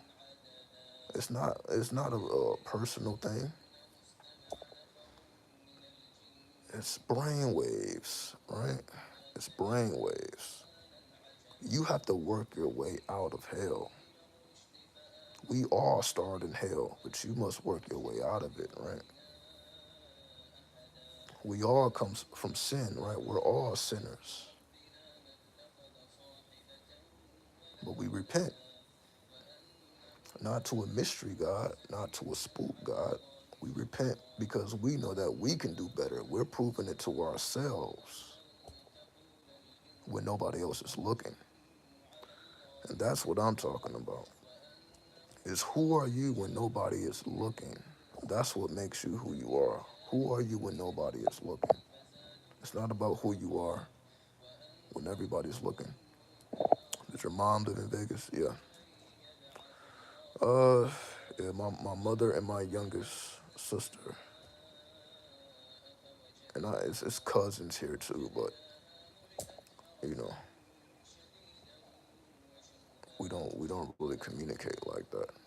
But in terms of my immediate family, yeah, my mother is here, and my youngest sister. I have second, the second sister or the middle sister. She's in Detroit, right? So she's still over. She's still in the Midwest, right? But that's really it. You know. Well, yeah, of course, my nephew is here, right? Which is my sister's son. So I like to apologize. It's all good, man. You ain't gotta apologize to me for nothing, man. I ain't even tripping on it, man. No harm done. No love lost. You know what I mean? We ain't about nothing. It ain't about nothing. It ain't about nothing. Right? So yeah, you see, it ain't no grudges. It ain't about nothing, man. Cause we already knew that. I'm not expecting perfection out of nobody, right? Like I know people are gonna do what people are gonna do, right? I'm not expecting anybody to take this as seriously as I do. You may go harder than me. You may not go as hard as me, right? But whatever you decide to do will be your choice as a man, as a woman, right? I can't control nobody's action. What's up? Where is it? Uh, what is this? Hold on. Let me make sure I say your name right. What is it? Elisandra? Elisandra? Hopefully I'm saying your name right. What's up? So yeah, I ain't tripping. Everybody's grown. You a grown ass man. Grown ass man. We got grown women. Grown men make their own decisions. Grown women make their own decisions. And I'm perfectly fine with it. I'm perfectly fine with it. Do you still speak to the people who put you out because of the tarot? Nope. Nope. We do not speak. We do not speak. But it's not really because of that. But maybe it is because of that. Because yeah, things that's when things really change and yeah, things was never the same after that. But again, yeah, it's not me holding a grudge. I'm not mad at nobody because they're religious people, so I can't be surprised that they got spooked out. All right. What's up, Immortal 72? Loving the stream, been tuned in the whole time. Man, I feel you got endurance, man. Shout out to the New Yorkers. Shout out to the New Yorkers. That's what I be saying, man. Y'all just too cool, man. Y'all just up in the beard hole. Y'all just too cool, man. It's humbling. I'm humbled. But yeah, I ain't tripping on that. But again, I don't really speak to nobody from my past, right? So it ain't just them. Again, I don't speak to the people I was in high school with, middle school with, co-workers.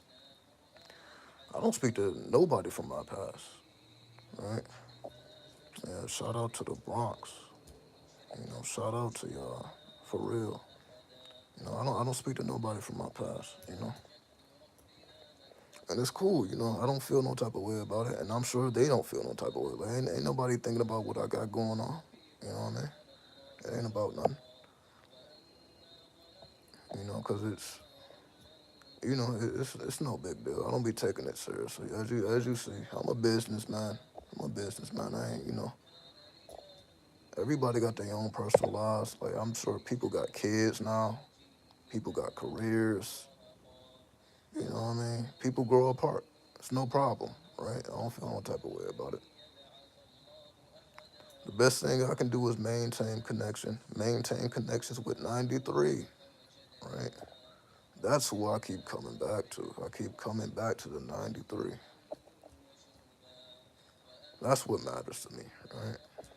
That's what we've been doing for the last decade. And that's what we're going to continue to do for the next decade. You know? Because I'm going to start looking younger and younger and younger, right? I'm going to start hitting these push ups. You know what I mean? I still got things to do, you know? I'm still not at my full form yet, right? I'm just going through my detox phase. I still got to hit these push ups. I got all type of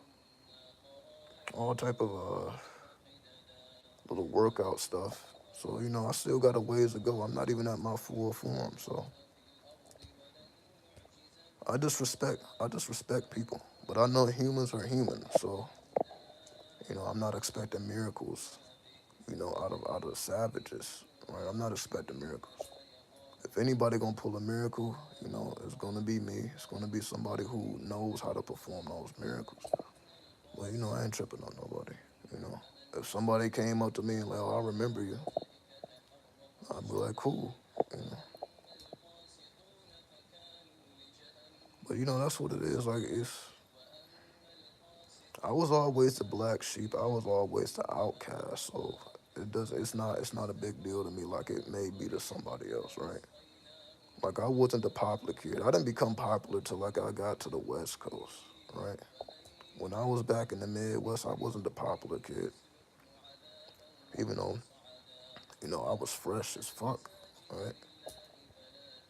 You know, cause my great grandparents made sure you know I stayed stylish. Them I can't even show y'all no high school pictures. I think I got some, but I had to really hunt those down. I can show you some high school pictures. But again, you know, I was always in the out crowd, in the off crowd, meaning I was a person. Again, I told y'all this story before, even in high school. I was playing Yu-Gi-Oh cards in high school, while majority of the people was looking at that shit as whack. So, like, we had to form our own unit. So basically, it was just me and a couple dudes. We would play with our Yu-Gi-Oh cards. Everybody laughing and shit. Like, look at these motherfuckers. But eventually, we had to fight. Because motherfuckers started thinking like we was soft, trying to take the cards and shit. So once we started proving it with the fist, then people like, oh shit. Then they fighting over Yu-Gi-Oh cards. Like oh shit, you know, they love a fight, don't they? So once we started doing that, then we started to get respect. Now all of a sudden, now everybody wants to sit at our goddamn table. And we're playing Yu. So we made it cool to play Yu-Gi-Oh cards because we wasn't the only one with Yu-Gi-Oh cards. We just had enough bravery to pull it out, and we was able to face the adversity. So that's why I say what I'm doing now is not really too different to what I've been doing. I started as an outcaster, then I make what's not cool cool. That's how I also feel about the occult when I say I've been studying this ever since it wasn't cool. But again, it's the same thing with high school. I was playing with Yu-Gi-Oh cards. That wasn't cool, right? I evolved from the Yu-Gi-Oh to the tarot, which wasn't cool.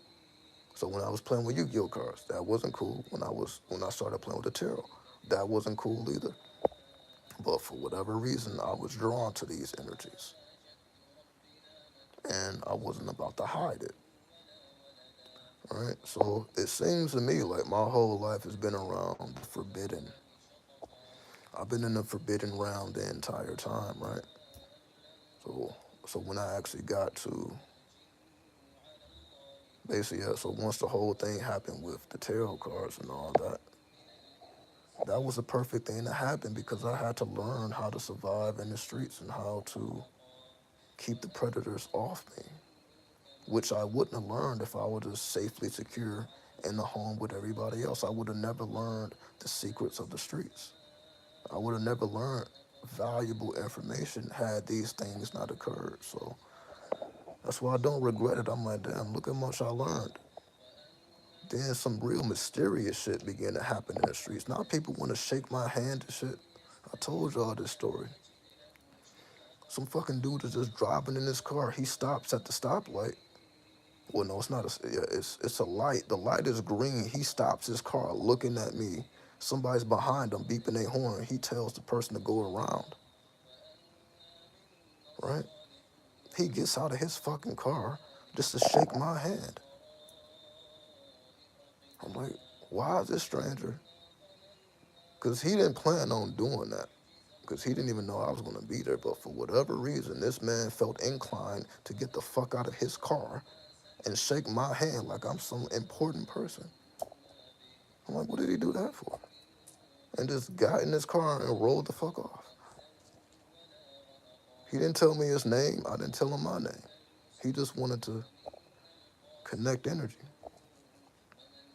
So it's just things like that. And even when, like when I saw the rapper The Game on Hollywood Boulevard, again, I told y'all these stories. I'm just reiterating them real quick, just to show y'all like how these things operate. I remember when the Game came down Hollywood Boulevard in a red Porsche. I didn't know he was there, but I had this red bracelet on and it started to burn my wrist. It's a regular bracelet, but it started to burn my wrist. I'm like, damn, why is this burning my wrist? Which made me turn around and then I see him pulling up in this red Porsche. And of course, people are acting a fucking asshole, trying to take pictures and trying to get drops and all that. But I'm like, his window was down. I'm gonna go shake his hand. I'm gonna take the risk. See, nobody else is touching him. Nobody's like, oh hell, this is this big game banger, big 6'5" motherfucker knocking motherfuckers out. No, what do I do? What do my little bitty ass do?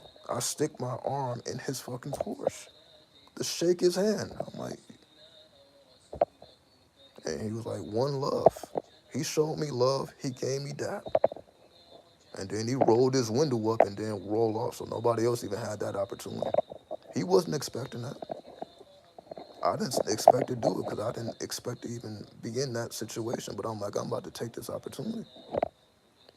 All right. So boom, I had that intimate moment. Boom, kept it pushing. You know, it is what it is. It's just things like that, things that would not have occurred if I wasn't navigating the streets in the masterful manner. Again, I would have been too fearful. Like, oh, he's a blood. He's this. He's that. I could have let any of those things get in my way like everybody else was, but I didn't. I didn't. Why? Because I'm like, wait a minute. Because I had put his album cover as like my Facebook cover photo. You know that cover photo with Jesus with a bandana over his mouth. He had an album cover with Jesus with the bandana over his mouth, and I think he was holding alcohol or something. So that was my Facebook cover. So I'm like, out of all the people, so that's why I'm like, okay, well, you just randomly met The Game. No, I didn't randomly meet him because I literally just put his album cover as my Facebook cover. So out of all of the people I could have ran into, why do I run into him? And what was the caption of that Facebook cover photo? El Cristo Negro. That was the caption that I put for the Facebook cover. El Cristo Negro, which is Apollo Mayombe spirit. So there he goes pulling up. And then I didn't get a negative reaction because I'm like, oh, this is more than what's going on right now at this moment.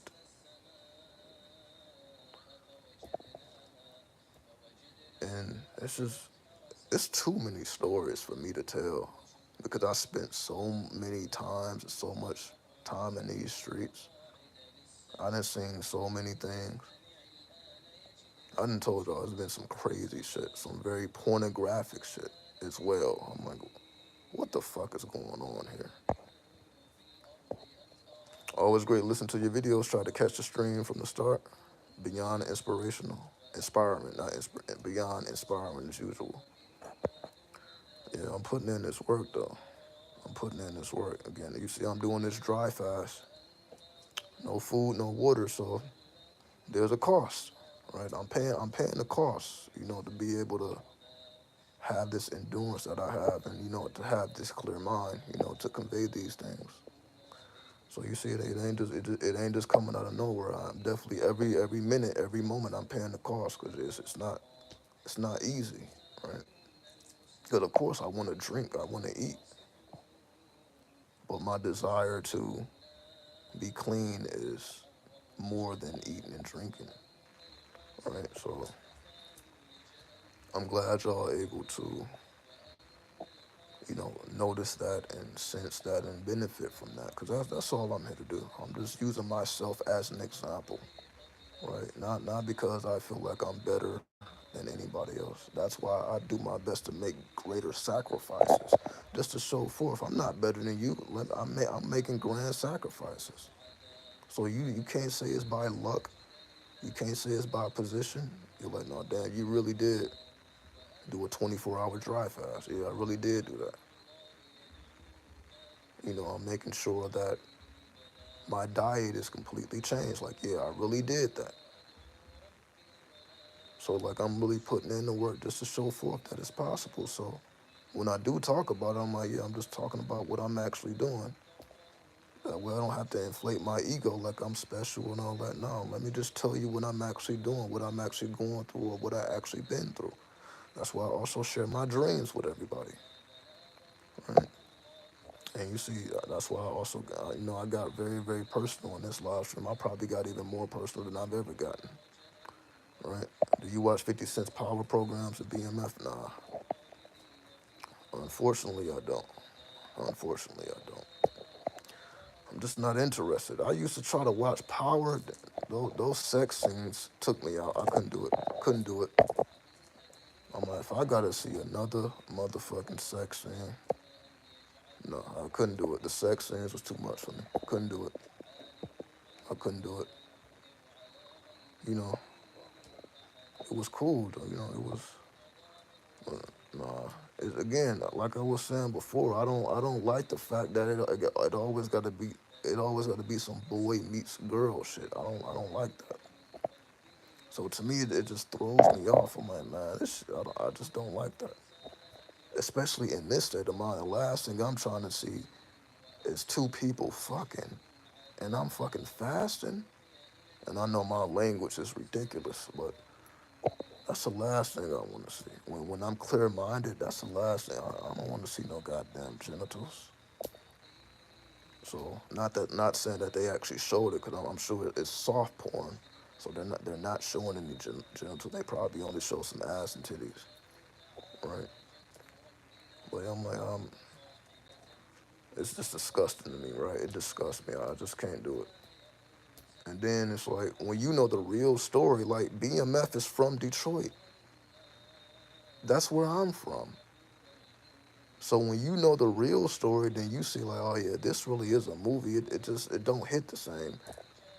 When you from where they're from, and you know what really happened and what really went down and how they really moved and how they transitioned from Detroit to Atlanta and put Atlanta on. Atlanta got put on by BMF. So even though we feel like the baggy shit, like that's really BMF. It just blew up in the South because Atlanta became their playground, right? So when you know the real story, you ain't really too fond about watching the drama. So, but again, I don't watch any movies, so I'm not even just talking about that. I can't tell you the last movie I saw. I can't tell you the last movie I saw. I haven't seen a movie in a very long time. I don't even watch movies.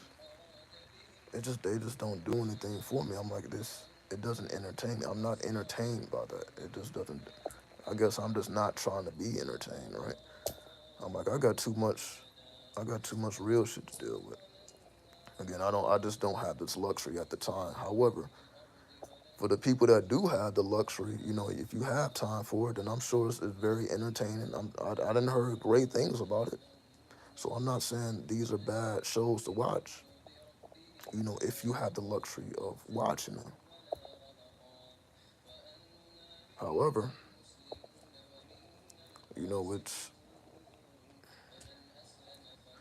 if everything goes according to plan on Monday, motherfuckers is trying to give me 12-hour shifts. Again, I'm gonna take the drug test on Monday. Then I'm like,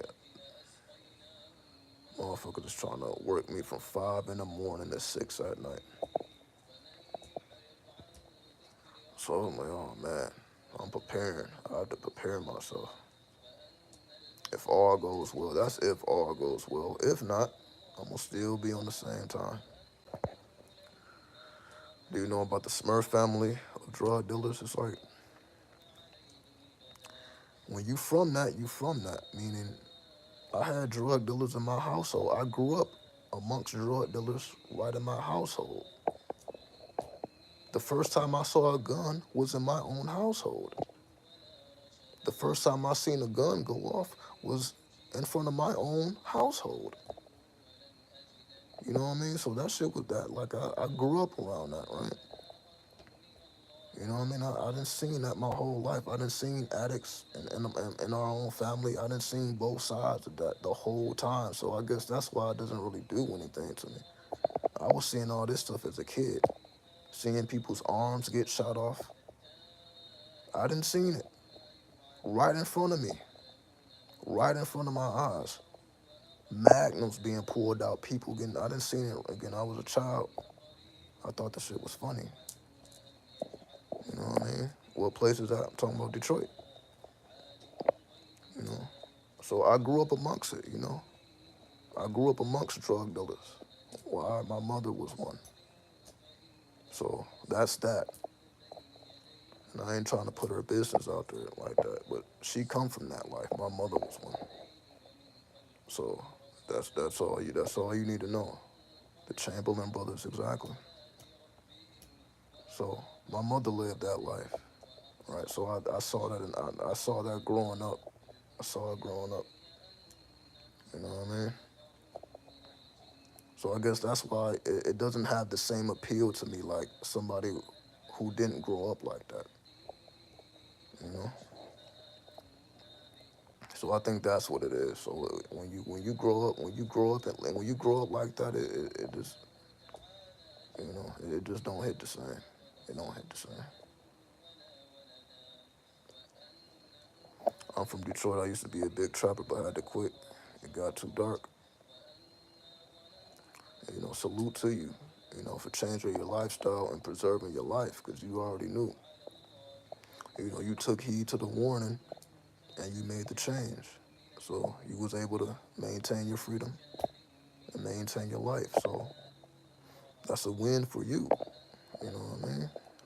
You made the right decision for yourself and your family and anybody who would benefit from your aura, you know? So that's honorable, you know what I mean? Because you have the experience. It's different than somebody who ain't never got their hands dirty.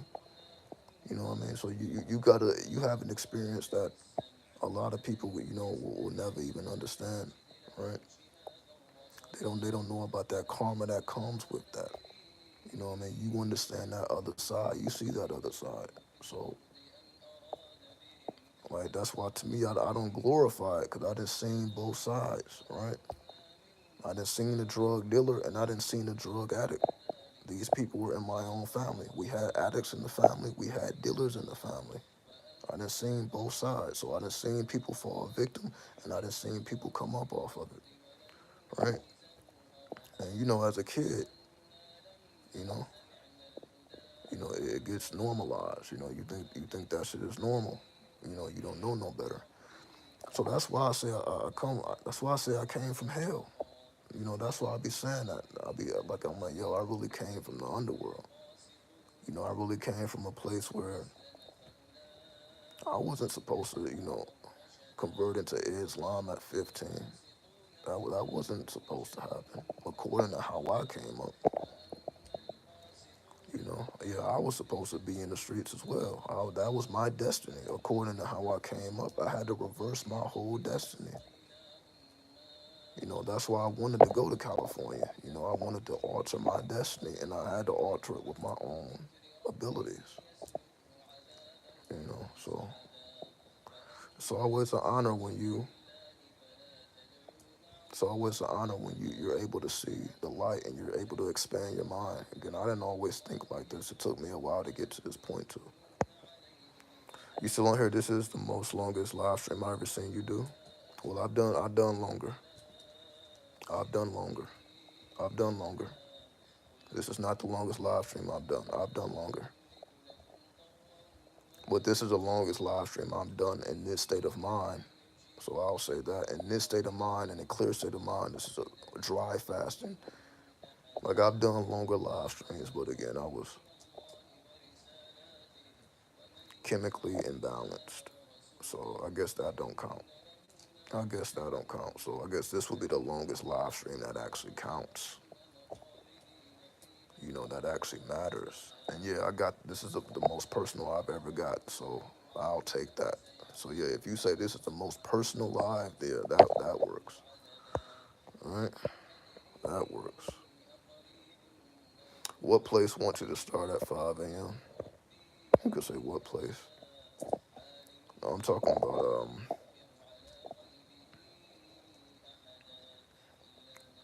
well again, it's one step at a time. I gotta pass the drug test.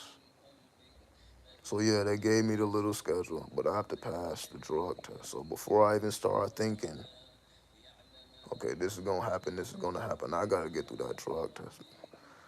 It's been under 30 days. So it hasn't even been a full 30 days since I haven't smoked weed. It ain't even been 30 days. But I've been fasting for the last 10 days. So I probably haven't smoked for the last 2, 3 weeks. So I'm not even sure if the weed is even out my system. Now, of course, the fasting may have picked it up. But that's the same thing that happened to me when I worked at Walmart. When I worked at Walmart, I didn't even think I was gonna pass a drug test either, cause I just stopped smoking weed.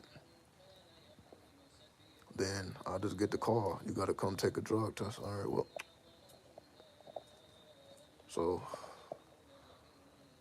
so before I even contemplate on what they want me to do, I got to get past that drug test. That's all.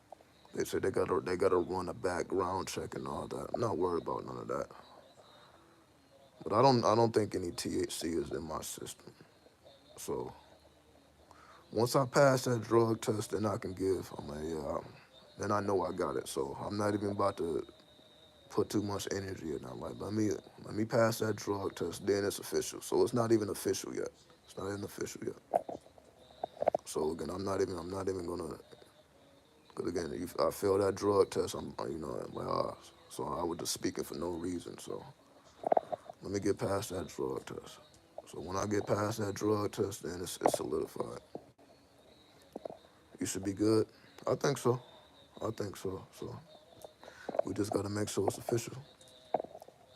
But yeah, they trying to work me with that slave labor though. They try to work me with the slave labor. But it's just a little warehouse joint, just a little warehouse, some warehouse activity. Nothing special. Nothing special. Just making a little extra pay, a little extra coin, right? They're offering some extra coin. I'm like, all right, cool. You know,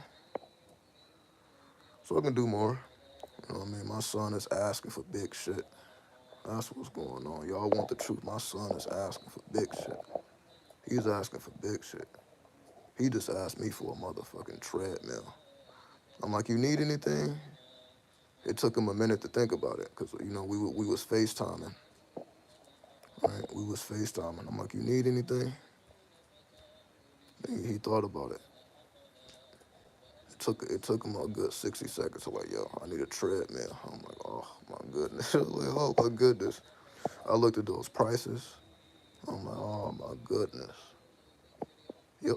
Well, yeah, I got a son. He's 8 years old. I got an 8-year-old child. I talk to him every day. It's the first thing I do. First thing I do before I do anything is tell him I love him. Yeah, try it exactly. As well as that. Like, fuck, he want a treadmill. When I saw those prices, I'm like, yeah, they going for 500, 600. And I'm like, oh. Then he asked for the PS5. He want the PS5 too. I'm like, oh, he want the PS5. I'm like, all right. Oh shit, you want the PS5? So instead of telling him, no, I can't afford it. No, I can't get it. Nope. About to hit these 12-hour shifts. About to hit these 12-hour shifts. He's gonna get his treadmill. He's gonna get his PS5. So that's just how it is, man. So he's gonna get what he asked for, cause he deserve it. You know, he's such a good soul. He's such a good kid. He's such a good soul. He be talking to me like a grown ass man. He be talking to me like a grown man. I'm like, he be talking to me like a grown man. He be talking to me about a lot. Again, he inspired me. He inspired me. Does he live in Vegas? He's in Florida. He's in Florida. So no. Excuse me. He's no, not Florida. No. I don't know what I'm thinking. He's in Atlanta. He's not in Florida. He's in Atlanta. He's in Atlanta. So I'm gonna go out there, for his birthday. That's what I'm saying. More money, because that's really all he want. He like, yeah, I just want to see you. He like, So I got to get him his PS5. I got to get him his treadmill. I got to make sure I go out there for his birthday. You know what I mean? So his maturity is beyond his years exactly. That's a grown fucking man. I'm like, this is not no kid. This is a grown man. That shit is crazy to me. This shit, I'm like, what? Like, what? This is a fucking grown man. It's a grown man. He be talking to me about God and shit. Like, you gotta control your anger, right? You gotta control your anger. I'm like, oh man, like, oh shit. What am I supposed to say? To ask for a treadmill at 8. That's what I'm saying. That's what I'm saying. He asking for big shit. He don't want no sucker shit. He want grown man shit. PS5 is grown. He want grown man shit. So I gotta do grown man shit, right? So that's what it is. That's what it is. So that's why, yeah, you see, I wasn't really sweating 9 to 5s. I'm like, I wasn't, but I'm like, he's asking for something. I'm like, no, fuck it. Can't tell him no. Fuck, I'm gonna do it. Like, no, nah. I wouldn't. That wouldn't sit right with me. Like, nah, I can't do that. Like, nah, I actually can't do that. Am I willing to do it? Are you willing to work those 12-hour shifts, 4 days a week? For him, yeah. If it were just me, myself, and I, probably not. But y'all see, I done already been through those chambers when I was just thinking about me, myself, and I. So if I don't know where my next meal is coming from, if it's just me, it's just me. But he's not gonna ever have to go through that, right? So that's what I mean. So I'm like, yeah, I gotta put that work in, and that's what it is. I'm like, yep, fuck it. I gotta make the sacrifice so that he can have what he need. I'm like, yeah, this ain't no little kid. This is not no little kid. I'm like, this. But yeah, he amazes me. He really does amaze me. That's why I'm like, yeah, he motivates me to go harder. I have to kill any of my limitations, what I feel like I can and can't do. I have to push myself to the absolute limits. That's why I'm even fasting for Ramadan. I don't even think I fasted for Ramadan last year. I don't even think I fasted last year. But guess what he say? Guess what he say? I asked him, you fasting? He like, yeah. I was like, oh fuck. What, I was supposed to let him fast and I'm not fasting? Nope. That's what I'm saying. I'm like, nope, I can't do it.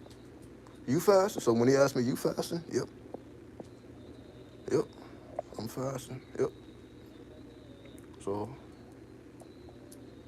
yeah, this is that's my sweet spot. That's my sweet spot. You know what I mean? Yeah, that's my sweet spot. I'm like, yeah, I gotta make sure that he's beyond good. He's on that. That's what I'm saying. I'm like, I can't be slipping out here when I'm like this dude. But his name is Merkaba. I named him. I named him Merkaba or the Merkaba. What sign? He's a Leo. I don't say what sign. He's a lion. He's a little Leo. Oh my goodness. You know what that come with. I'm like, oh my goodness. He be lecturing me, man. He be lecturing me.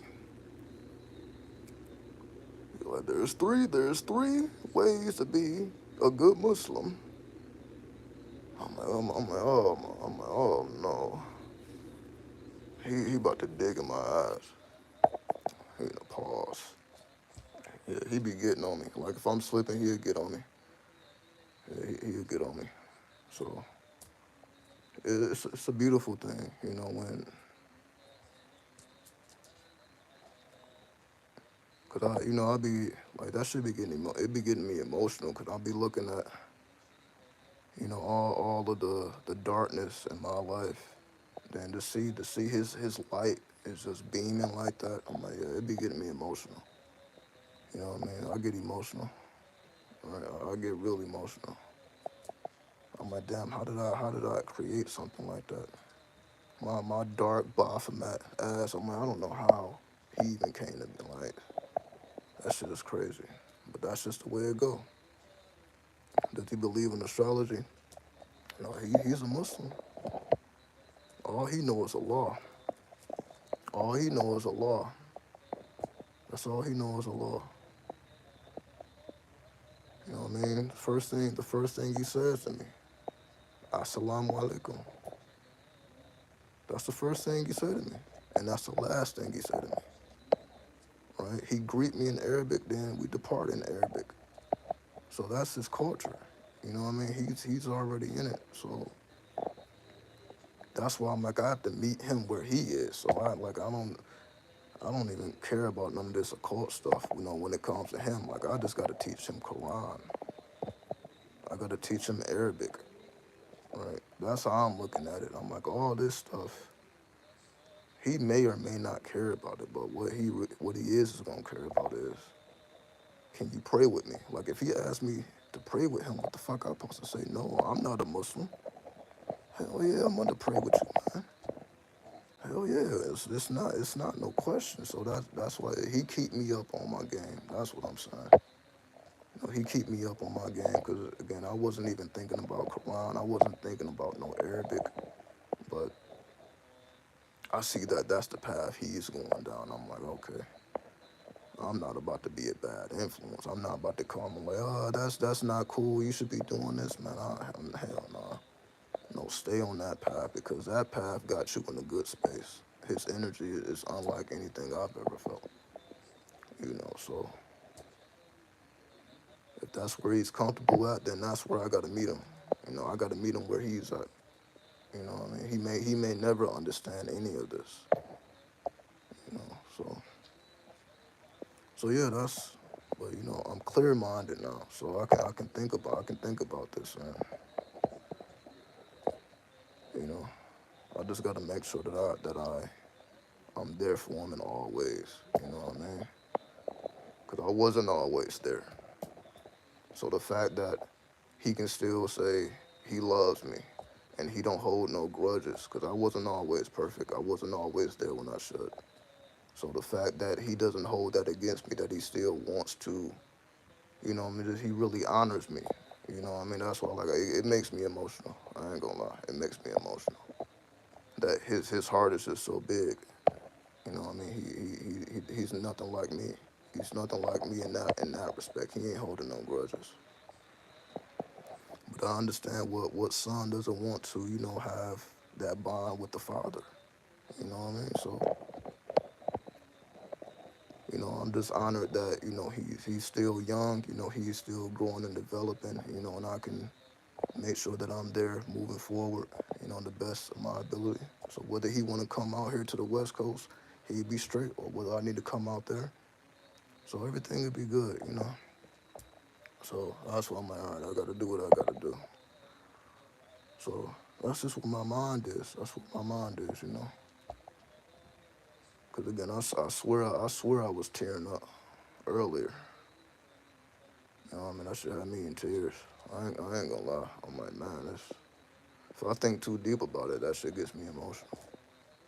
So, but then I just turned it into motivation. I'm like, all right, well, that's why I'm going as hard as I'm going to make sure that, I can do everything I need to do. You know. So that's I guess that's the personal aspect of it, because I don't even be talking about shit like this.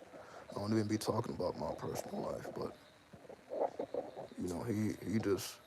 he softens my heart. My heart is just fucking black and cold, but with him, it's like, damn, I'm not as hard as I thought. Cause I've always heard, like fathers are real soft with their daughters, and then the mothers are real soft with the sons. Like, I guess that's normally how it goes, but it's not like that for me.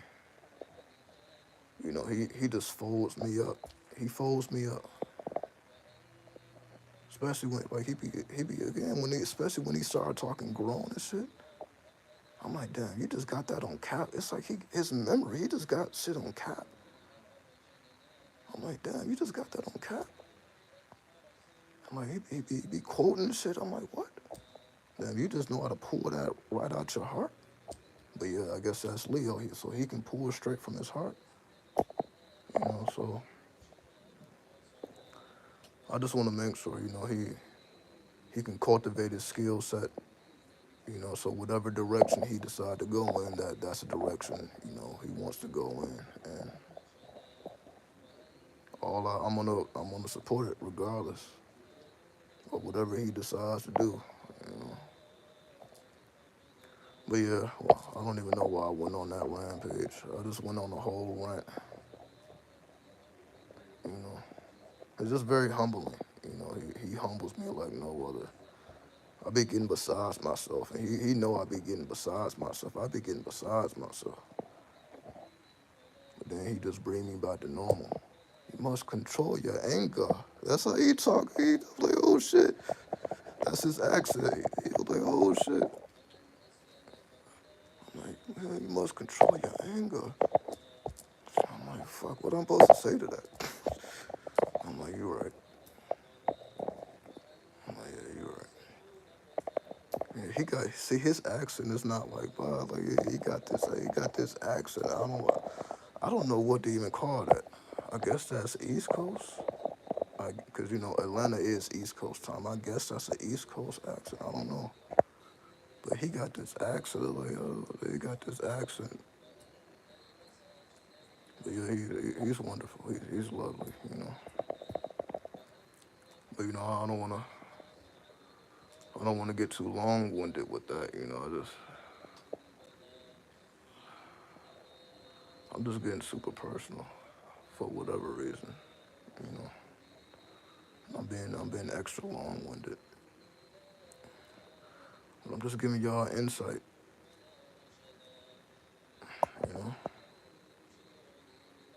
I'm just giving y'all a little insight into where I'm at with it, and moving forward. And you know how so yeah, everything's different. Like things that I never thought I would do. I'm like, yeah, if he asks for it, I'm like, damn, I have to spring into action. You know, so that's why I'm talking about 12-hour shifts. That's why I'm talking about slave labor and all this shit. I'm like, all right, if that's what's gonna put a smile on his face, then fuck it. You know what I mean? But I have to make sure I take care of myself. That's why it's another reason I have to make sure my diet is on point. Gotta make sure the exercise is on point. You know, that's something you're seeing. So happy and grateful. Yeah, he be saying like yes sir. He be answering me like yes sir. It be certain shit. Man. It's like I gotta control myself around him. I don't want to be getting emotional around him. Like I ask him, I'm like, you doing good in school, man? Like, yes sir. I'm like, damn, yes sir. I'm like, damn, nobody says that to me. I'm like, yeah, like, God damn, I gotta turn the phone away. I'm like, ugh. See, again, like, just talking about this, that shit, I'm I start to destabilize. I think I'm so tough until it comes to him, and it's like, oh man, I'm not that tough. I thought I was, but when I'm like, oh man, like his energy is just so angelic. I'm like, I thought I was a major demon. I'm like, oh man, I guess not. It's not easy growing up. Yeah, definitely it was a hard path. It was a long journey. It was a long path, and I'm glad I'm at a point now to where I'm like, okay, I didn't put in a lot of work. I didn't put in a lot of efforts, and I can really begin to give him the attention that he needs. From the masculine. Of course he gets all the attention from his mother. So, and the rest of his family. But you know the cipher ain't complete. If I'm not there, the cipher ain't complete if I'm not there. So I gotta make sure I complete the cipher. You know. So that's my goal. My goal is to make sure I complete the cipher. You know what I mean? See, I'm thinking about saying something, but it's like I already feel myself getting emotional, so I'm not even gonna say it. I'm just about to move on. Just the thought of it makes me emotional. I'm not even about to utter those words. All right. Well, where do we go from here? Cause I'm getting really besides myself. I'm really getting besides myself. I normally don't even let y'all see me like this, but I figured why not? I done been this goddamn real. I figured why not? Let me go. Let me be realer than real. Let's talk about real life, right? We be talking about the spirit world. We be talking about the spirit realm. Let's talk about real life. Let's talk about the things that actually do matter, right? So that's what I've been doing, you know. So that's why I say, I'm glad I was able to, get to a point where I can really, I can step away for a little bit and do what's needed to be done, and everybody be good, and I can also give y'all more as well. And that's what makes me happy, being able to give him what he needs, and I can also give y'all more of what y'all need as well, right? I can do more for y'all. And what I mean by doing more for y'all is, again, I can give y'all more angles, I can show y'all more locations, right? We can get back to the traveling and all type of stuff, right? There's so many doors, that's gonna be opened up. So I ain't even tripping on it. We'll be able to really. It's funny as fuck. I'm not. It's making me laugh now. It's really making me laugh. I'm not. Now I'm thinking about crazy stuff. Thinking about crazy stuff. But the U.S. is crazy. I ain't gonna lie. The U.S. is crazy. I just see some interesting people. I done met some very interesting people, on the tribals. And, I definitely want to give y'all the best content that I can give y'all, you know. So that means investing in new equipment, right? So I can do more high quality videos, more high quality audio, yada, yada, yada, right? So everybody wins.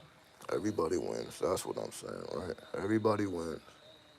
As long as I stay on my square, everybody wins. Everybody wins. Y'all can get more of me in a more authentic form. And me clear minded. That's what I'm saying. You can get me in the clear minded, without all the drugs, without all the chemicals. with all that extra shit, right? You can get me in my most purest form, right? So I'm looking forward to it. I'm looking forward to giving y'all what y'all deserve, right? Y'all deserve it. You know what I mean? Y'all, every time I come live, y'all show up, y'all deserve it.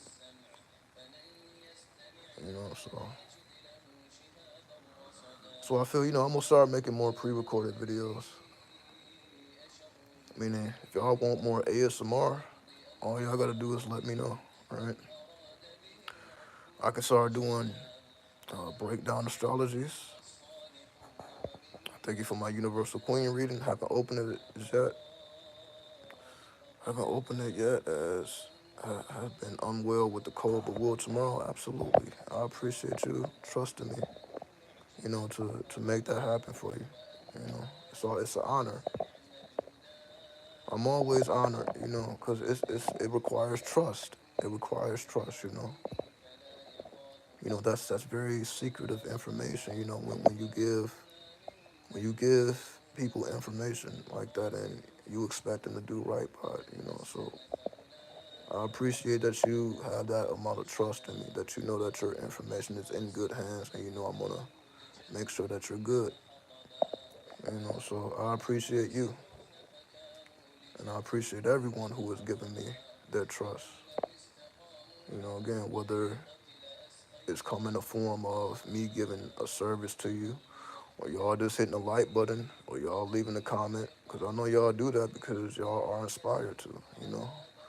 You see, I don't be ramming it down y'all head, okay, like every video, comment all that, I try not to do that, right? Because y'all gonna do it if y'all wanna do it.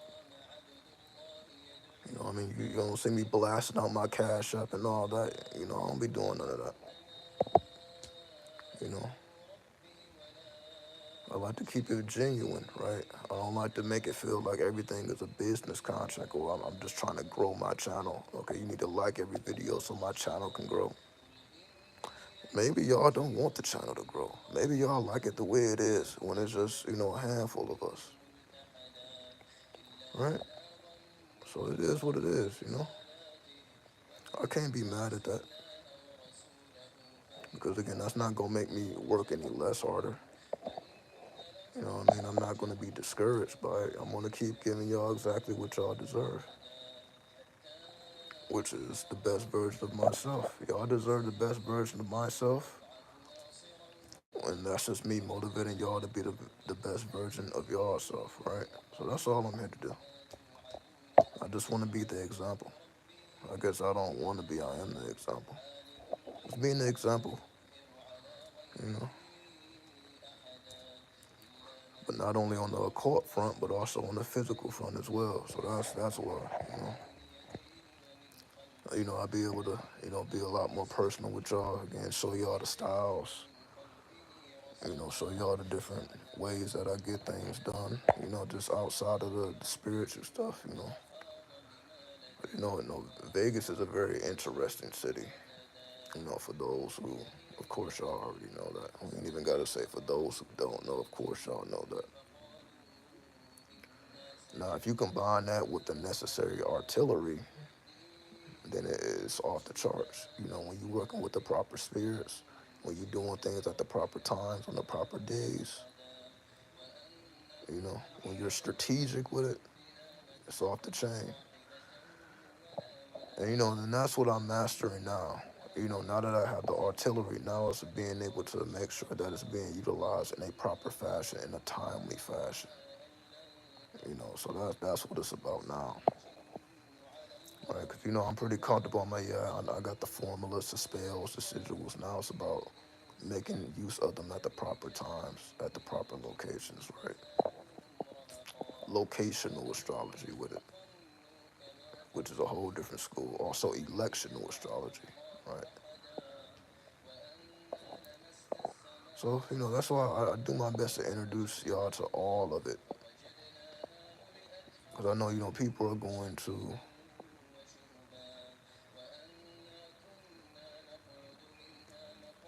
they're going to go in the direction in which makes the most sense to them. Because I just know for me,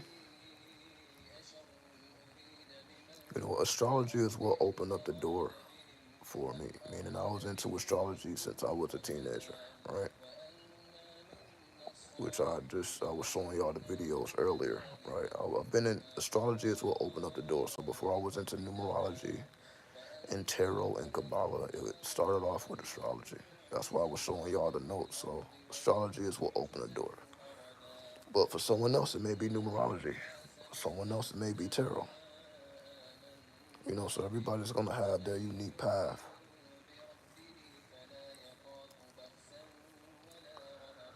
And because everybody have their unique path, that's why I do my best to show forth how it is all connected. So it's not really about you choosing the path. It's about you connecting the dots and connecting the puzzle pieces. You must connect your millennium puzzle. Your millennium puzzle must be connected so that it is once again a pendant, right?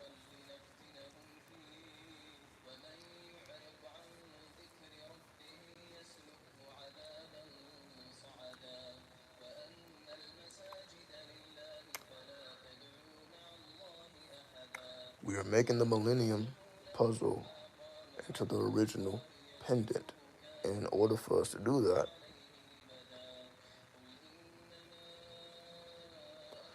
we must know that all of these pieces fit together. That even though all these pieces have individual components, that they all synchronize together as one.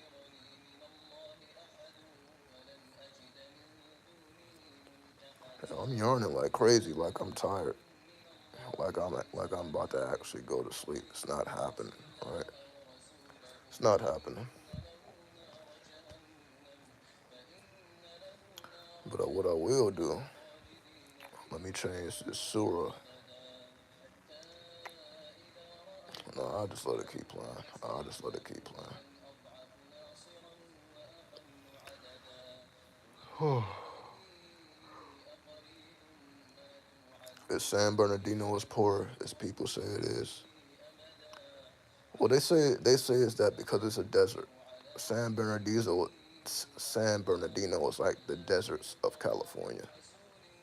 So like when you're used to like Sacramento, when you're used to Los Angeles, and you're used to San Diego, you know that these are very tropical places, right? So when you think about San Bernardino, that's the desert lands or like the outskirts of California, right? So you're basically going to the rural parts of California. So San Bernardino is like going into the rural parts of California. So of course it's not that much going on, versus you being in a major city. So it's more so for people who's really trying to get away from the wildness, even though it still gets wild out there. So in terms of poorness, well, yeah, if you're comparing it to LA and San Diego and Sacramento, but again, that's just because the resources are not as abundant. The land is not as fertile. Like in those places, you can grow weed, you can grow what apples, oranges, you can grow all type of produce, right in the lands, right? Not a farming, but San Bernardino is just desert, right? So you can't do a lot of what California is known for in San Bernardino. It's the same thing like in Las Vegas. Las Vegas don't produce no natural resources. That's why it's casinos all over the place. Las Vegas can't grow no apples or no oranges. All right, lips is dry. Hold on. San Bernardino is the most dangerous. You funny, man. Come on now. Come on now. Who said that? Who said that? Who said San Bernardino is the most dangerous place in the country? I wouldn't go that far. I wouldn't go that far. But yeah, if you're looking for trouble, you're gonna find it because yeah, there are gang members out there.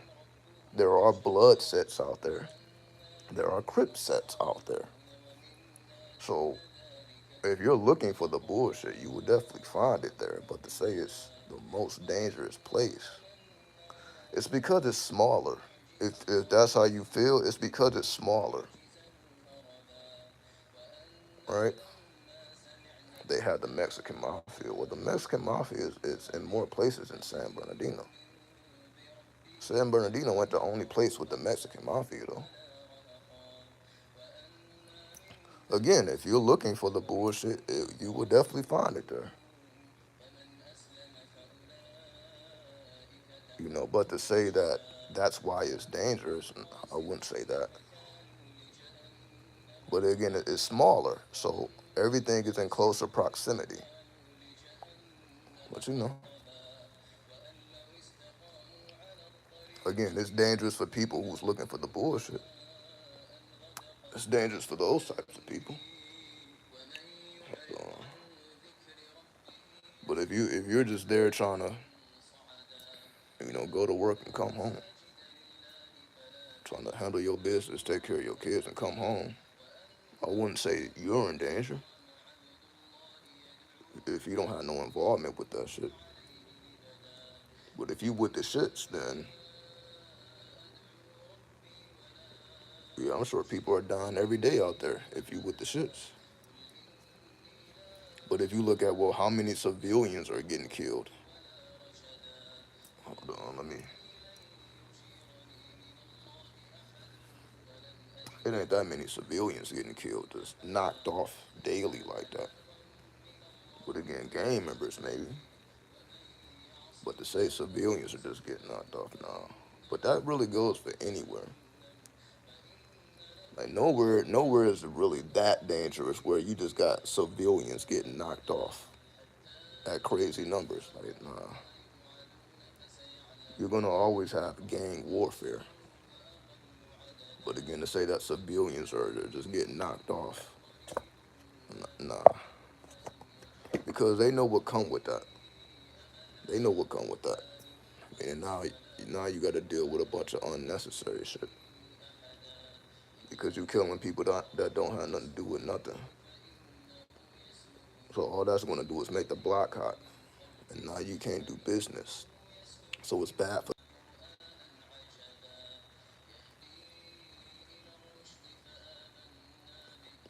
We should be back now. Guess we kind of got kicked off for a minute. Yeah, talking about the damn mafia.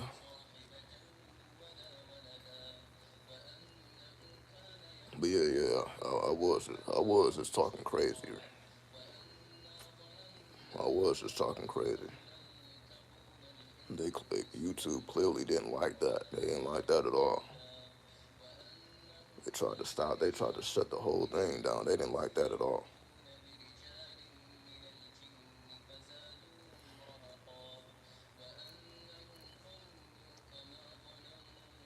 So sorry about that. I ain't mean just to have my lips all on the camera like that. My lips was dry as a motherfucker.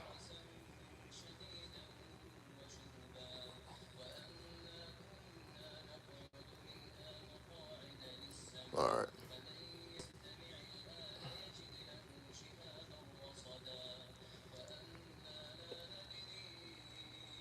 Okay. All right. All right. I guess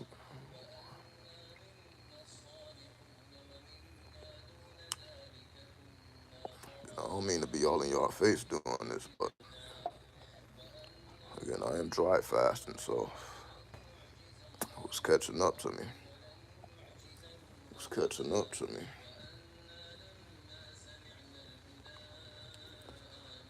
But we 500 minutes in. We 500 minutes in. However long that is. How long is 500 minutes? All right. Y'all ready to wrap it up or what? Y'all ready to wrap it up or what? Let me see. 500 minutes. Um. times 6 is 54.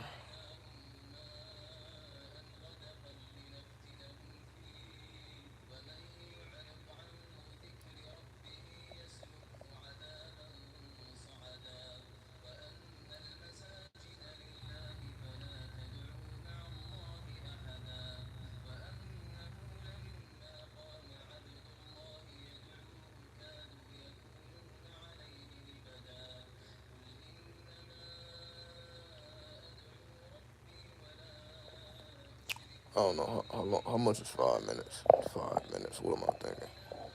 500 minutes. I can just do it. Let me just pull out the calculator. Let me just pull out the calculator. We just getting started. Oh shit.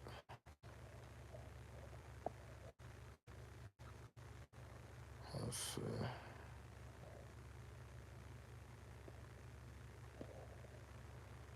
Damn, is that 8 hours for real? Hold on. 60 times 8. Damn, that is. That's over. Damn, that's over 8. Damn, this may be the longest live stream I've ever done. Cause I think the longest one was like 9 hours. My longest one ever was 9 hours. Well, fuck it, we got to break the record then. Fuck it, ain't no point of stopping now. We gonna break this motherfucking record then.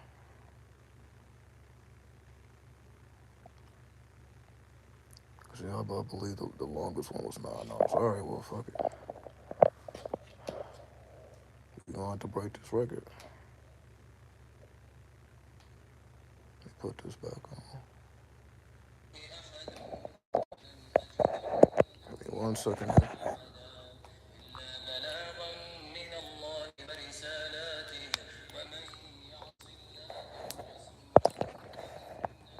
Yeah, we gonna break the record. I'll do it for y'all.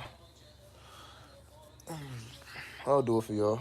We'll break the record. Longest live stream, most emotional, most personal. It's like everything in one. This is everything in one, right? God damn. I done took y'all through all these type of energies, right? I appreciate y'all hanging in with me though. But yeah, we breaking records, we setting records, right? But this is the type of shit I gotta do. Like if I wanna grow my channel, this is the type of work I gotta put in. I gotta do a full 8 hour shift on this bitch. What's playing in the background is the Quran, Surah 72 Al Jinn. So Surah 72 Al Jinn. We appreciate the authentic flow. Well, you know,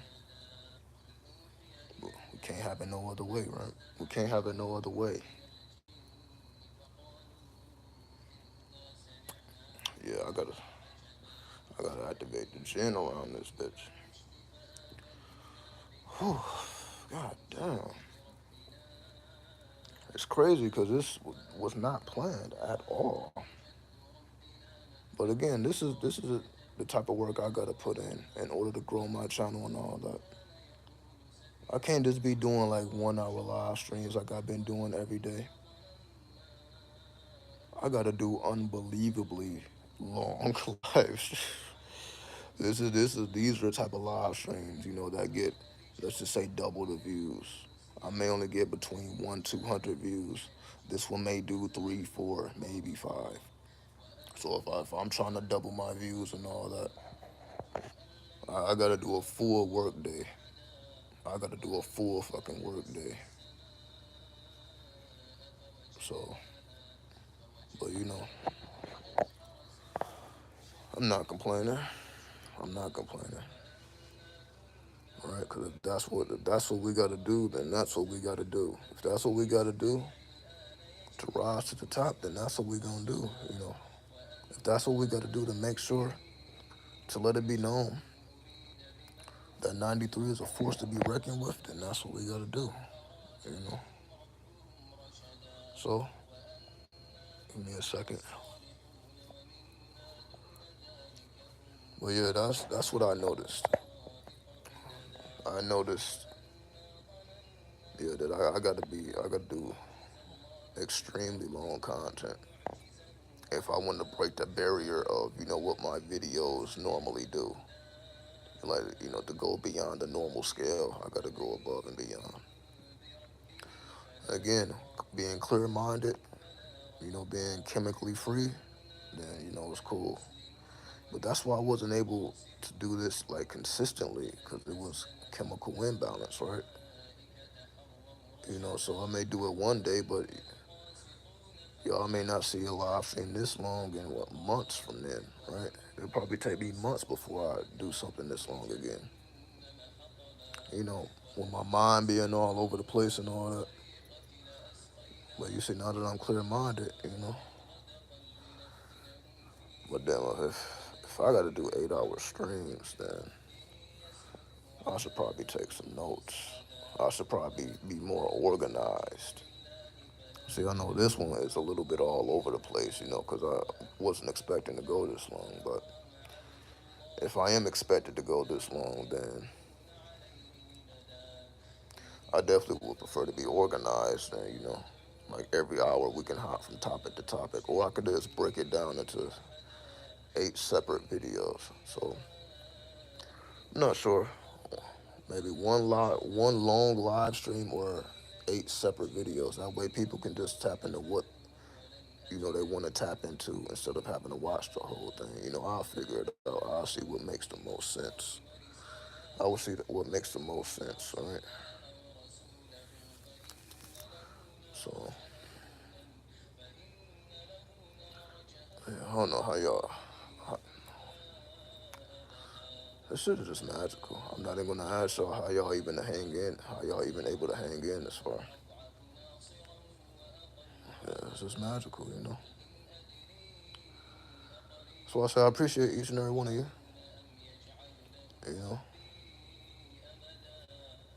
'Cause I know it's just a handful of you, and the handful of you that it is, like y'all endurance is crazy. I think my endurance is crazy. Well, y'all endurance is crazy, right? Cause y'all stand here with me. I know people coming in, going out, checking in, checking out.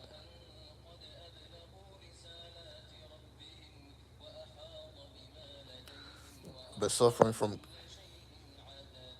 chemical depression these few months, these few couple of years. It's been hard for me to focus on what's really important, but I'm trying to get to that point. I'm gonna get this, and I'm gonna get this spring not playing any games. As you should. As you should. I'm wishing you the best. And I'm wishing you the best.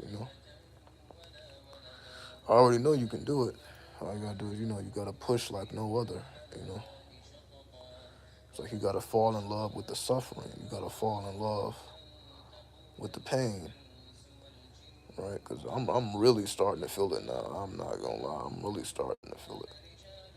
Because normally when you're fasting, you're not really talking, so it's not that tough.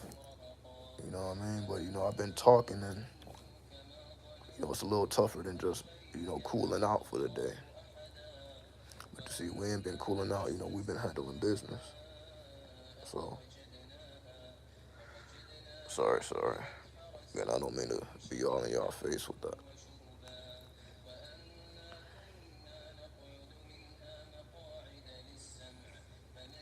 But as I said in the first parts of the video, welcome to April, right? So y'all see the type of time I'm on.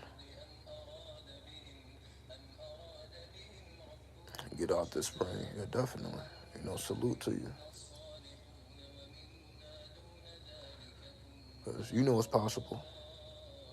All you gotta do is put your foot down. Tame the demons. Don't allow the demons to run amok. Don't be a savage out here. You'll be good.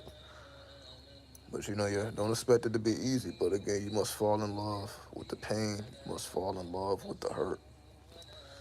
You must fall in love with the pain. You must fall in love with the hurt.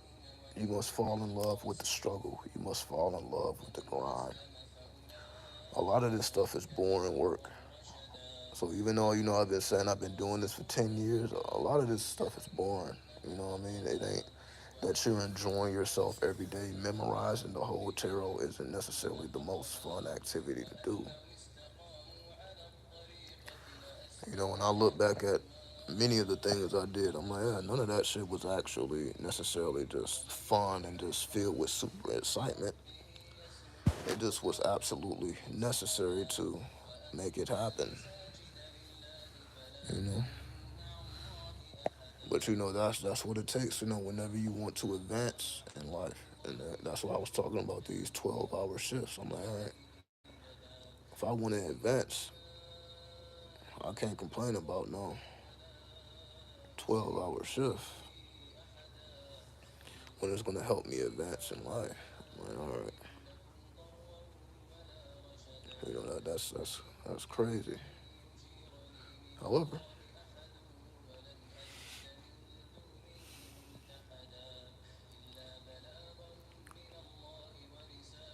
there's love to be found in the struggle because it's like eventually it doesn't become a struggle. It's like when you start doing push-ups, 10 push-ups is a lot when you first start. But after you done been doing it for a week, 2 weeks, 3 weeks, 4 weeks, now it's like second nature. Now it doesn't even use up none of your energy. You can bust out 10 push-ups, without even breaking a sweat. Versus when you first started, you couldn't bust out 10 without breaking the sweat.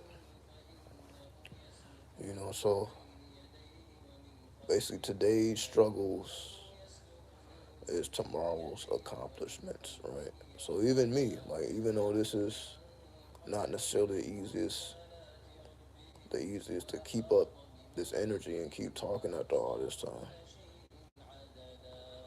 I know it's gonna get easier. It's not gonna get harder, it's gonna get easier. If I'm willing to make that happen. So I'm not saying, yeah, every day I, would be able to just max out like this, but I just know that the stream's got to be extra long, so I have to be willing to put in more energy, right? You see, we be going through whole movies around here. We be going through whole movies. We talking about 8 hours. That's the whole school day. That's the whole work day, for people that work the 8-hour shifts. I'd have been talking the whole time you've been at school or the whole time you've been at work. I've been running my mouth.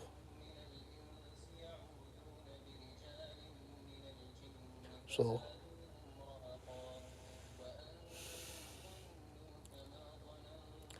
not easy to do. You see, I'm over here yarning and shit. But you see, it took 8 hours for me. So y'all see, I was able to last 8 hours before I was even doing all that. But I guess that's just the normal day, right? You know, I just talk for 8 hours. Some people work for 8 hours. Some people learn for 8 hours. I just ran my mouth for 8 hours, right? So I just do my best to make it useful. I just do my best to make it valuable, you know, to make sure people's time is not wasted and to make sure that you can leave with more than you came with. So by the time you leave out with more you came with. Not less, you leave out with more than you came with. So, that's why, I'm willing to go above and beyond if that's necessary because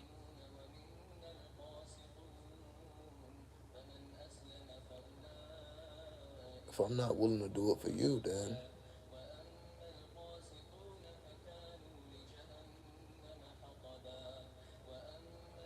that means I don't take it as seriously as I should. Like, some people treat YouTube like a job, some people treat YouTube like a career, right? I can say I've been treating YouTube like a side job, like a side job or a side hustle. I haven't been treating YouTube like a career, but I think it's about time now I should, approach it like I would approach a career, you know,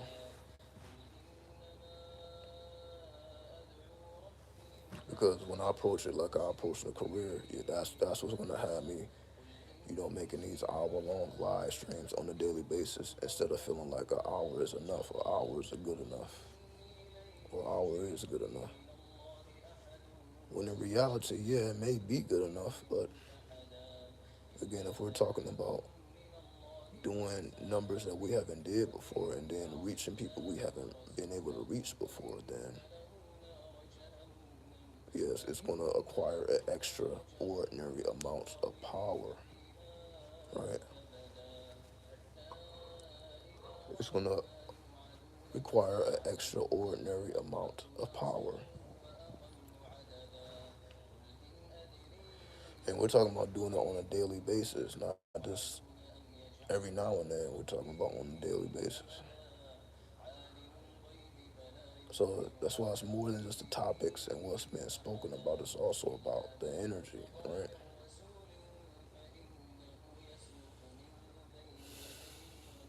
And that's why I'm taking all these deep breaths. That's just my body gaining more energy, just absorbing chi from the atmosphere to help me keep going at this point, right?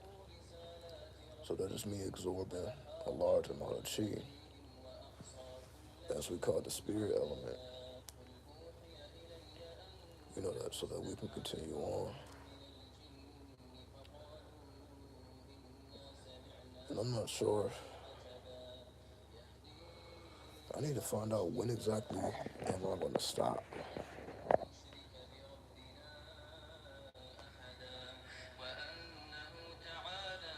Hold on. Let me go back to the calculator. Let me see when exactly should I be stopping.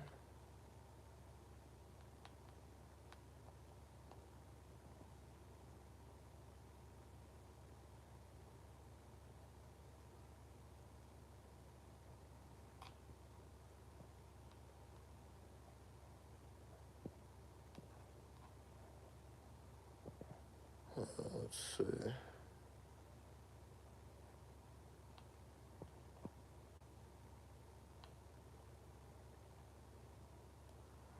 All right, so if I do it for 600 minutes, it would be 10 hours.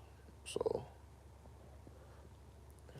I'll shut it down at 600 minutes, which is another 40 minutes.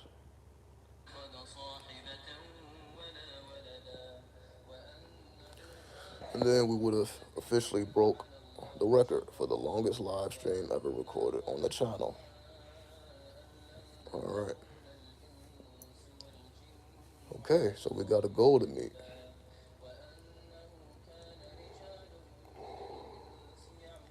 Let's see if I can last without blacking out.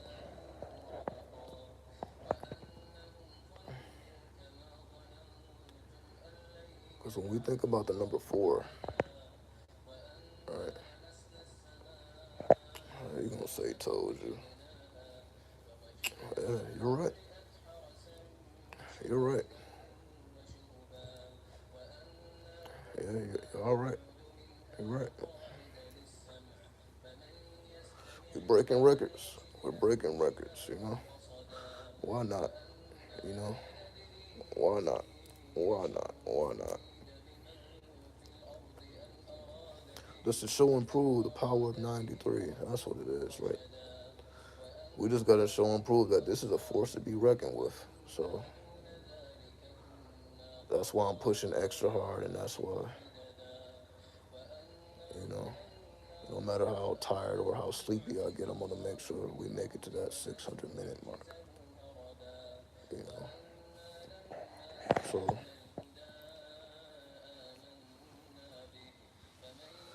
and that's why the four represents stability and you could say practical plans, right? The four is all about being practical.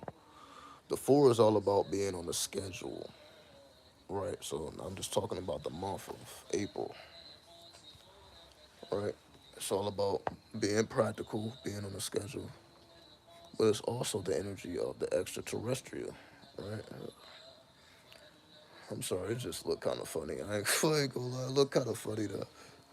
I was just laid in the bed and shit. It looked kind of funny. It just looked kind of funny. I sleep with the flamingos. I don't know if y'all saw the flamingos.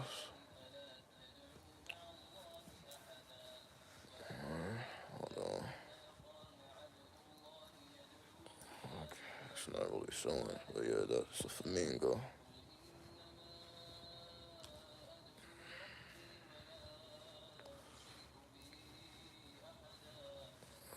Let's see if I can see the head. There it go.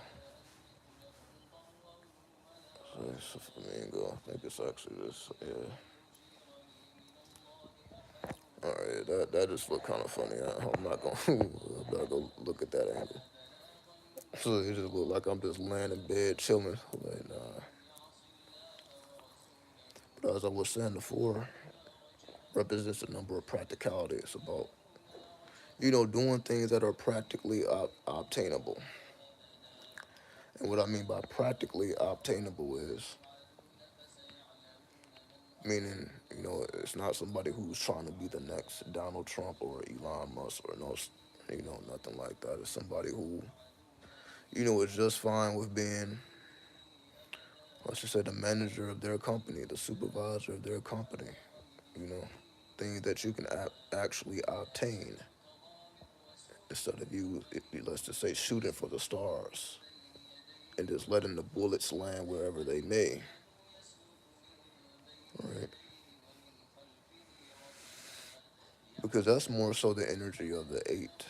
If we're talking about the Donald Trump frequency, that's more the energy of the eight. Like the eight gives you big rewards, but it also gives you big problems, right? You could say it's an energy of big money, but then you also spend a lot as well.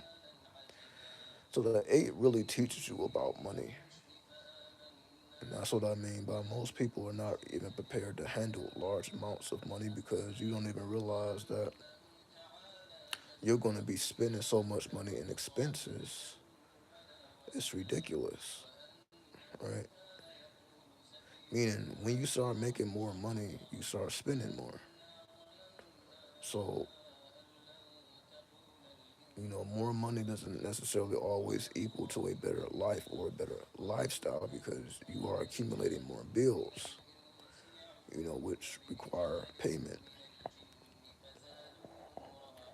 So, if you are acquiring more bills,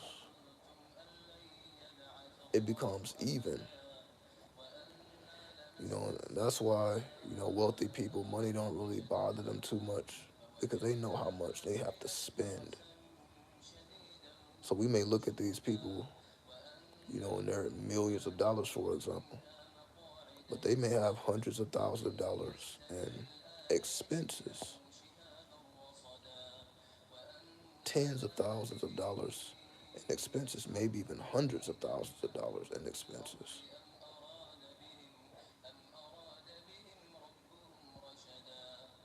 And that's why we have to put it into context that, it goes for anybody. Nobody's just going to receive a large amount of money and then their bills remain the same. They're doing the same thing they was doing before the contract was solved, for example.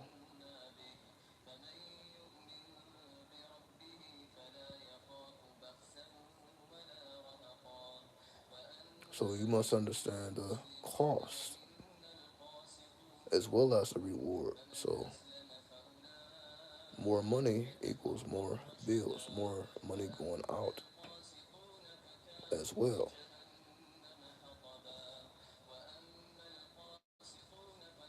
So that's why the eight represents discipline. That's why the eight is linked to Saturn. Because Saturn is all about business.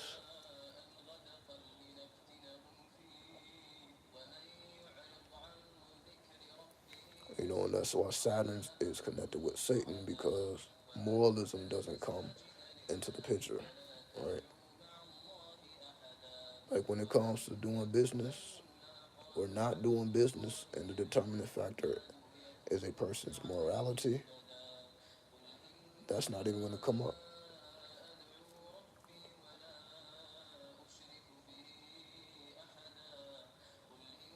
So, it's very, the money dynamics are very strange. It's something that you really have to get used to. It's not really something you can fall into when you're just going to have an understanding of it. You're just going to end up wasting money.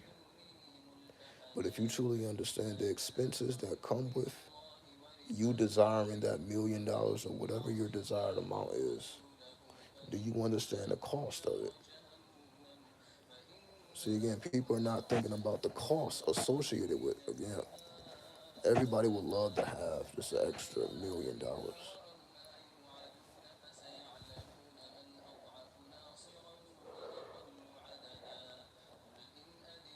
But to say that they know what to do with it, so that that $1 million becomes 2 million, and then that 2 million becomes 5 million, that's a whole nother skill set. I mean, you can put money in anybody's hand if they don't have a skill set. But that's why there's a saying that goes, in 50 years, if everybody in the world was given the same amount of money, it would take 50 years for the money to end right back up in the same hands that it lost, which lets you know that it is a skill set. For you to be able to manage not money but wealth, it requires skill. And if you are not mentally prepared in dealing with that skill set, then it's going to be a situation where you lose more than you gain. You always put out more than you get back. And that comes as a result of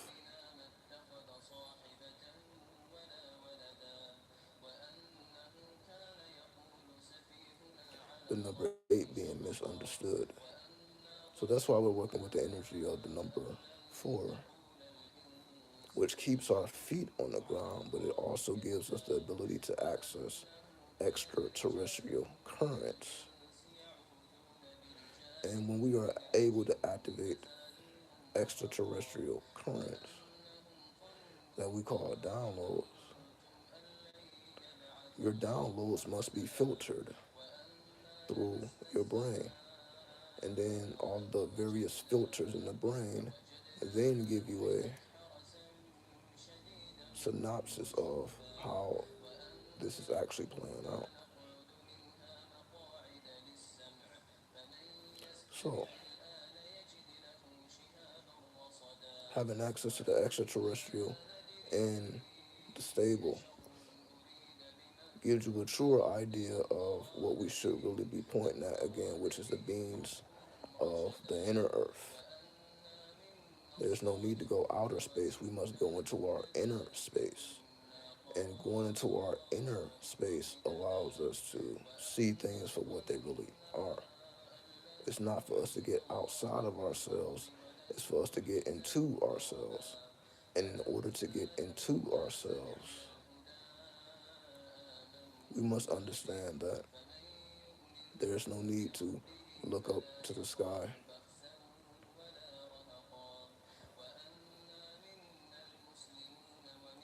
asking for forgiveness and all these things. We look within and we face our fears. It is necessary that we face our fears. It is necessary that we are fearless so that any challenge or adversity we encounter, we know how to conquer that. Like some of us have anxiety. There's a way to chill your anxiety naturally so that you no longer have to be anxious when you're in certain situations, where it may be a lot of people, it may be a group of people, so on and so forth.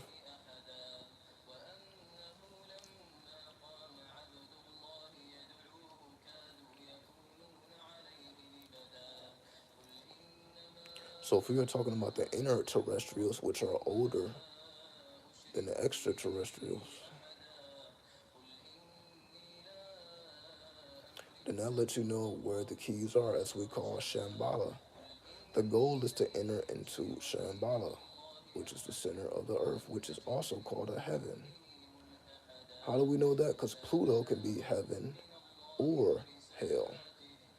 Because on the tree of life, Pluto is heaven, aka Keter. But on the tree of death, Pluto is Thaumiel, which is hell, because that's where you find Satan. Right? So Pluto doubles as heaven as well as hell. That's what makes the energy of Pluto so forbidden and so mysterious and so unknown. Because again, it depending on whether it manifests as heaven or hell, it depends exclusively on the thought patterns of the person at large. Because if your thought patterns, well, even before that, Pluto just destroys what you think you are thinking and replaces your thoughts with other thoughts by force, because Pluto is not afraid to utilize force. So Pluto will use force when necessary. So in order for you to adapt to the pulls of Pluto and understanding that Pluto is heaven and hell, meaning the same energy that you master heaven with, you master hell with. And the same energy that you match or master hell with, you master heaven with. Right? It is the same force, just applied differently. And this is one of the ultimate goals we must discover, that the light and dark are synchronized. However, they are different as well. They are polar opposites. But one without the other doesn't survive. What's a hero without a villain? What's a villain without a hero? They need each other, right? They need each other. Because if they don't,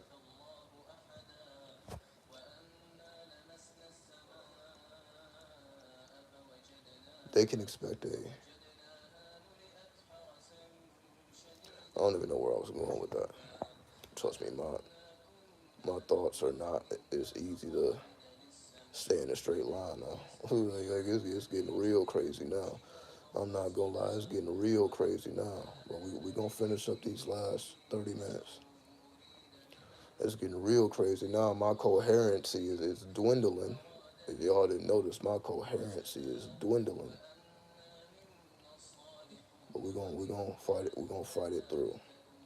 I'm trying to explain it. Number four, I was talking about Shambhala. I was talking about the inner earth. We must go into our inner Shambhala, not only inside ourselves, but inside of the earth, right? So it's one thing to go inside yourself. It's one thing to go inside of the earth. Those are two separate trips, and both are necessary to comprehend what's truly going on.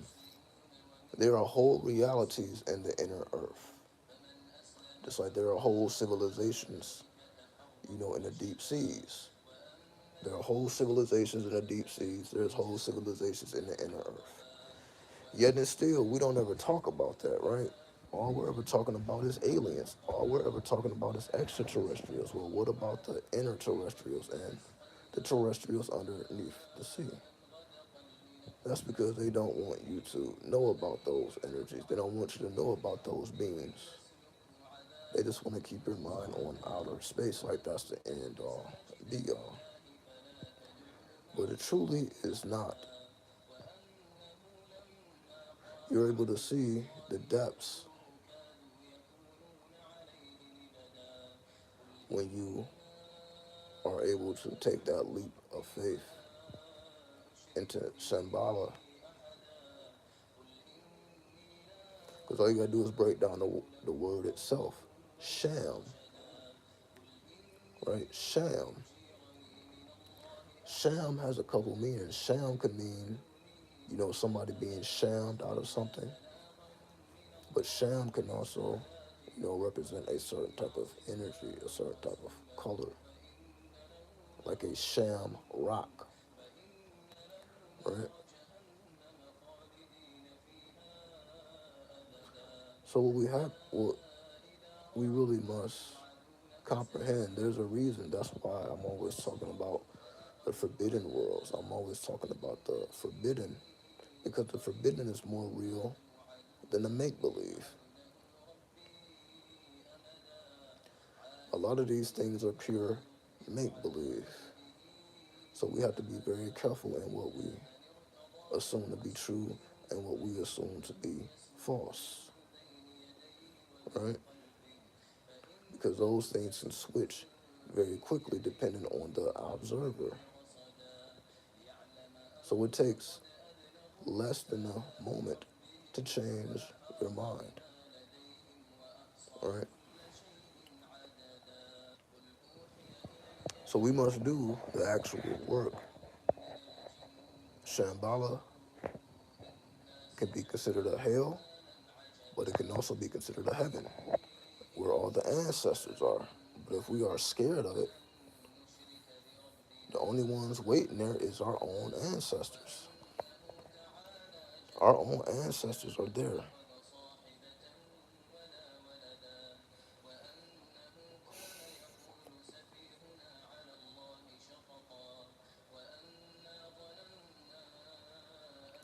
And these are the ones who talk to us when we dream, when we astral travel, when we do any type of spiritual work. You're not connected with some type of extraterrestrial intelligence. Most likely you're connected with the intelligence of the earth. But the inner earth, because the earth has its own sun, the sun that we see in the sky is only a reflection. Because as you know, if you look at the sun from space, it's pure blackness. The sun is not bright orange from space. That is just a chemical reaction of the earth. That's the earth reflecting or bouncing its light back into the atmosphere. That's not how the sun actually is. From space, again, there is no brightness of that magnitude.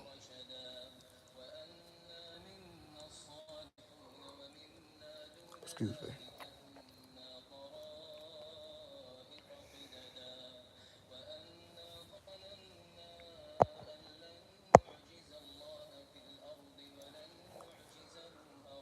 So, Shambhala is the key. If you want to truly dig deep into the mysteries beyond, again, what somebody can tell you or what most people are thinking about. Most people don't even know what Shambhala is. They think you're talking about some type of beads or something. In reality, Shambhala, again, we talked about Sham. Sham can also represent luck. Sham represents, getting over on somebody, but it can also represent luck. And then Bala,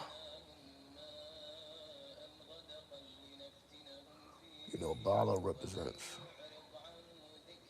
I'm not going to say it's not a singular definition either. You can say Bala represents a serpent. Like Dam Bala Wido is a winged serpent.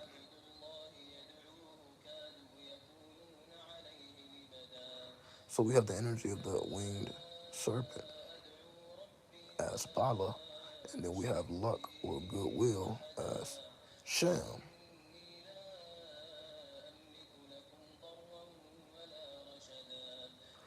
So we decide what these words mean. We decide how seriously or not we take this. Because to me, that's the only thing we should all really be doing right now is tapping into Shambhala. Not trying to figure out what other people are saying about anything. Because they're not even talking about Shambhala. So you want to make sure that this represents who you are and you're willing to pay the cost to make that happen. Right?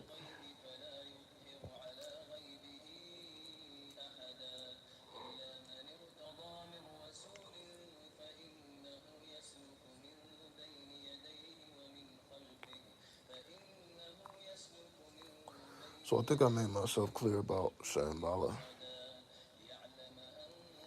and why it's important to leave the extraterrestrials alone and deal with the inner terrestrials, deal with those who have always been here instead of the ones who's in different dimensions and different space. We have civilizations in the inner earth and beyond, energies that we will never see.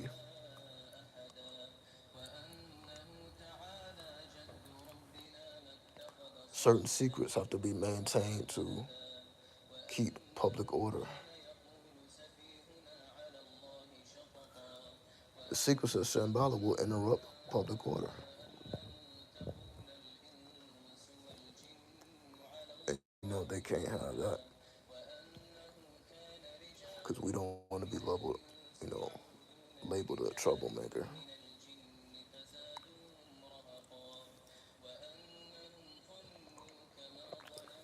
All right. So we got 15 more minutes. Man, we really charging through. Yeah, this is really taking a lot out of me. I'm not gonna lie. It's really taking a lot out of me. But I'm glad we did this. I'm glad we was able to break these records. We was able to break these limits. We was able to push ourselves further than we ever been pushed. It's a good feeling. That the energy is that powerful.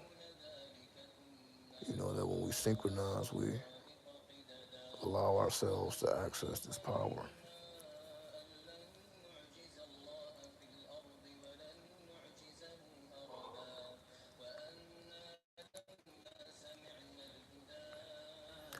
Maybe I should be playing the Quran more. I'm sure that's doing a very, very good job. Because normally I've been playing like the chop and screw music, the hip hop music. But as you see, that made me satisfied with just 1 hour, and then everybody's good. But the moment I put on the Quran, then I'm doing endless hours. So I'm gonna. This is history. Yeah, you funny man. It definitely is a historic live stream. It definitely is historic, and I'm glad we was able to bring in the new year. Breaking the limits. Because this don't really happen too often. You know, this don't really happen too often where you see a channel do something like this in the past and they just keep it up, keep it up, keep it up, keep it up, keep it up. So again, I think the last time I did this, it had to be the 2020 or 2021. I don't even know. No, I think it was maybe 2020. Like my last longest live stream, I believe it was in 2020.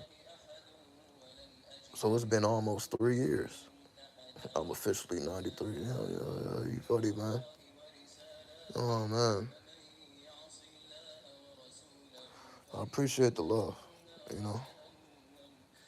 But we're going to show forth the power of 93. I'm going to get better. I know my energy is all over the place now. But, I'll get better. I'll build up my endurance. I'll build up my stamina. I'll be more organized.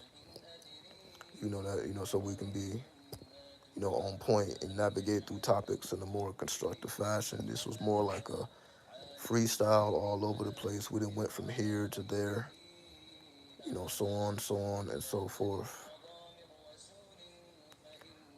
So it's a beautiful thing.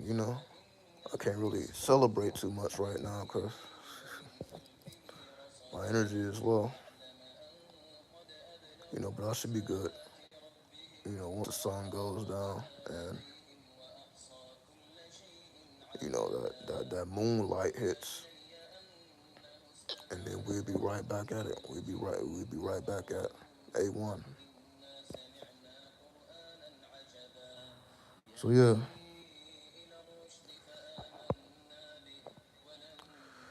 No other YouTubers keeping it 100 like you that I know of. Unfortunately, right? Everybody they're just chasing the bag, man. They just chasing the bag. They just trying to get these YouTube checks, man. Unfortunately, you know.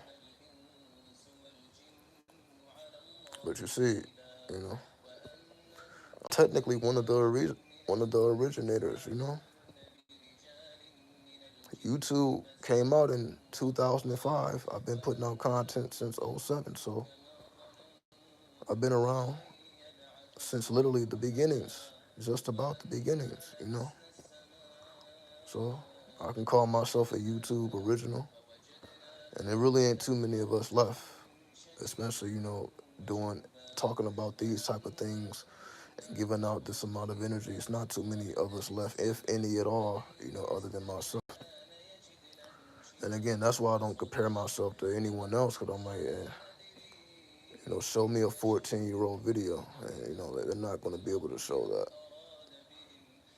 So I'm just glad that I documented what I documented so that y'all can see these things for yourself. Y'all can see how long I've been at this. Y'all can see how dedicated I've been, and the proof is there. Y'all see I've been at this for over a decade, not stopping anytime soon. If anything, we're going to get stronger. Again, we're going to continue to grow. And yeah, 93 is a fucking problem. 93 is a problem. 93 is a major problem. Again, that's why you don't hear nobody else claiming it, right? It's only us over here. Ain't nobody else claiming 93 on the YouTube. Especially people that look like me. It may be somebody that look the opposite of me, but people that look like me, nah. That's just us. It's just us over here. You know what I mean? You ain't gonna hear 93 come out of nobody else's mouth. Not as much as you heard it come out of my mouth. So I would say I'm proud of that, you know, that I was able to forge a unique lane, you know, a unique niche, you know, so I'm not conflated with everyone else. Because, you know, it's just, they're not going to be able to demonstrate these things. But I'm not saying that. It's just that when you are after the bag, it shows in how committed you are with making the content. It shows, right? It shows when people are just doing stuff for views. It shows. So you can't fool us. You may be able to fool the public. You may be able to fool everyone else, but we're not going to allow ourselves to be fooled. We're not going to allow ourselves to be tricked on this April Fool's Day. Imagine out of all days, this occurs on April Fool's, which is supposed to be the day of the trickster, the day of the prankster, when it's really the day of the madman. It's really the day of the fool. It's really the day of divine inspiration. Hopefully I showed y'all that. Hopefully I showed y'all the divine inspiration. Yeah, I look like a fucking fool right now, but because I'm inspired by the divine, you see, I'm able to push through. But yeah, it's foolish to do a 600-minute YouTube video straight. That's some foolish, mad shit. I done officially went mad. That's mad shit right there. All right, that's not normal. So now we ain't even talking about 8 hours. We talking about 10 hours. We just did a whole 10-hour shift on this bitch. So now we doing overtime. We done did overtime. We done been on here almost half of the day. We done been on here almost half of the day. Goodness. Y'all done been here with me almost half of the day. Wow. Again, I'm just glad that I'm able to bring that level of value. You know, I'm glad I'm able to bond and connect with those who are just as serious as I am, you know, in your own way. You know, I know y'all are just as serious as me in your own way. You know, everybody's gonna have their own niche. Everybody's gonna do it in a way that they see fit. And that's why we come together under 93. Not because we do everything the same way. It's just that we have one common cause, right? The common cause is 93. It's the Lima. It's having knowledge and conversation of your holy guardian angel. That's what we're trying to awaken. We're trying to awaken the holy guardian within us so that we can activate that supreme intelligence. It's already within us, but we must invoke it. We must activate it, right?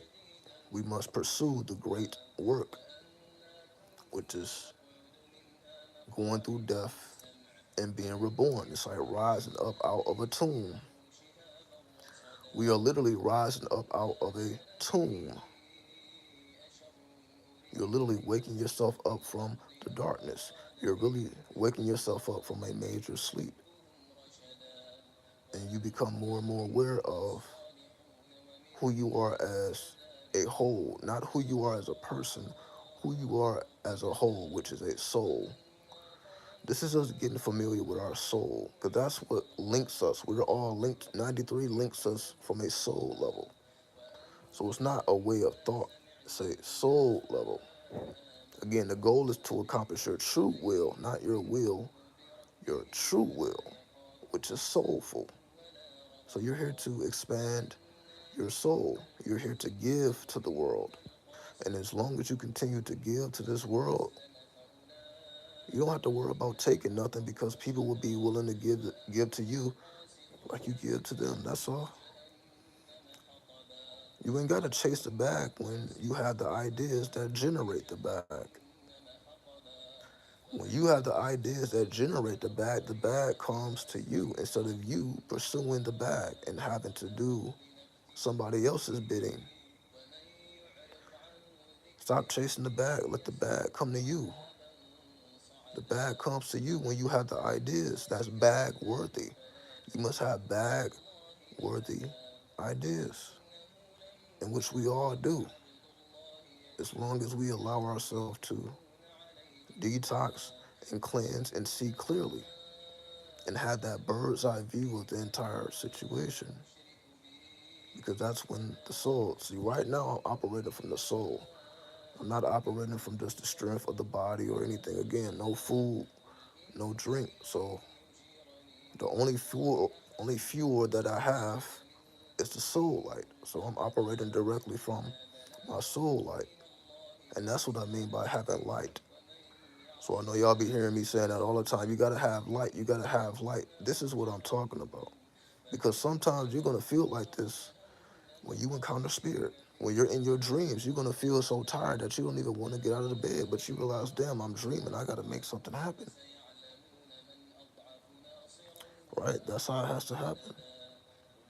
So when you end up in scenarios where all you have is your soul, you must learn how to navigate your soul, which is different than navigating the body. It makes you more soulful when you put your soul first, when you put your heart first. So you must follow the direction of your heart. Put your heart first, not the brain, not the intelligence, not anything else connected to smarts. We're talking about being inspired by the divine spark within you. Each and every one of us has a divine spark, but it must be cultivated, it must be refined, it must be polished. It's like a raw diamond, right? So we all have a divine spark within us, but it's in its raw form. So we have to give it shape and we mold it and we have to give it life. We have to give it shine, right? So that's what I mean by putting in the great work. Because when you do that, then again, when you are in situations like this where again, you may be extra tired. You may feel extra heavy, but you still have to find a way to get up.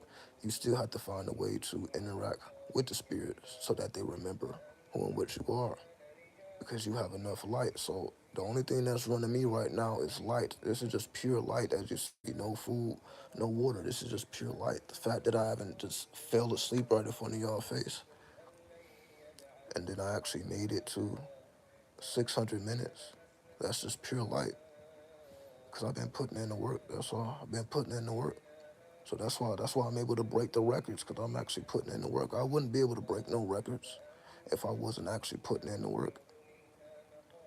You've been going, you've been going from the morning. Yeah, we 10 hours in, but we about to end it in 3 minutes. We about to end it on the 600 minute mark and make it 10 hours even. So that's in about 3 minutes now, right? So we're gonna make it 600 minutes. Just me demonstrating what it means to operate from pure light. You know, I'm so proud of each and every one of you. I'm so proud of you for coming. I know this has been a long journey. I know this has been a very long journey. And many each and every one of you came at a different time. To tap into me, and I know some people been on and off. Some people leave and come back, subscribe, unsubscribe. You know how it go. I understand all of it. Again, there's no hard feelings. I'm happy to be able to continue to bring value and to show forth the true light. So we'll get ready to shut it down in about 90 seconds at this point. Yeah, we really made this happen. The longest live stream on the history of this channel.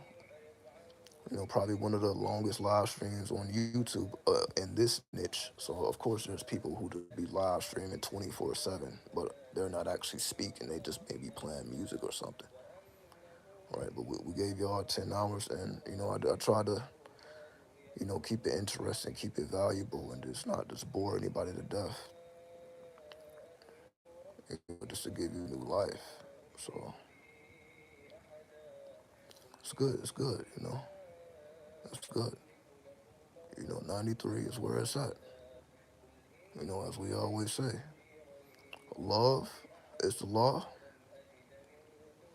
Love under will. The law is the lema, which is the law of the universe. The law of the only thing more powerful than the law of the universe is your true will. That's the only thing that's going to supersede the karmic pools of the universe is your true will. Not love, your true will. And as long as you keep that in mind, you're good to go. Right? So 600 minutes, we made history. 93.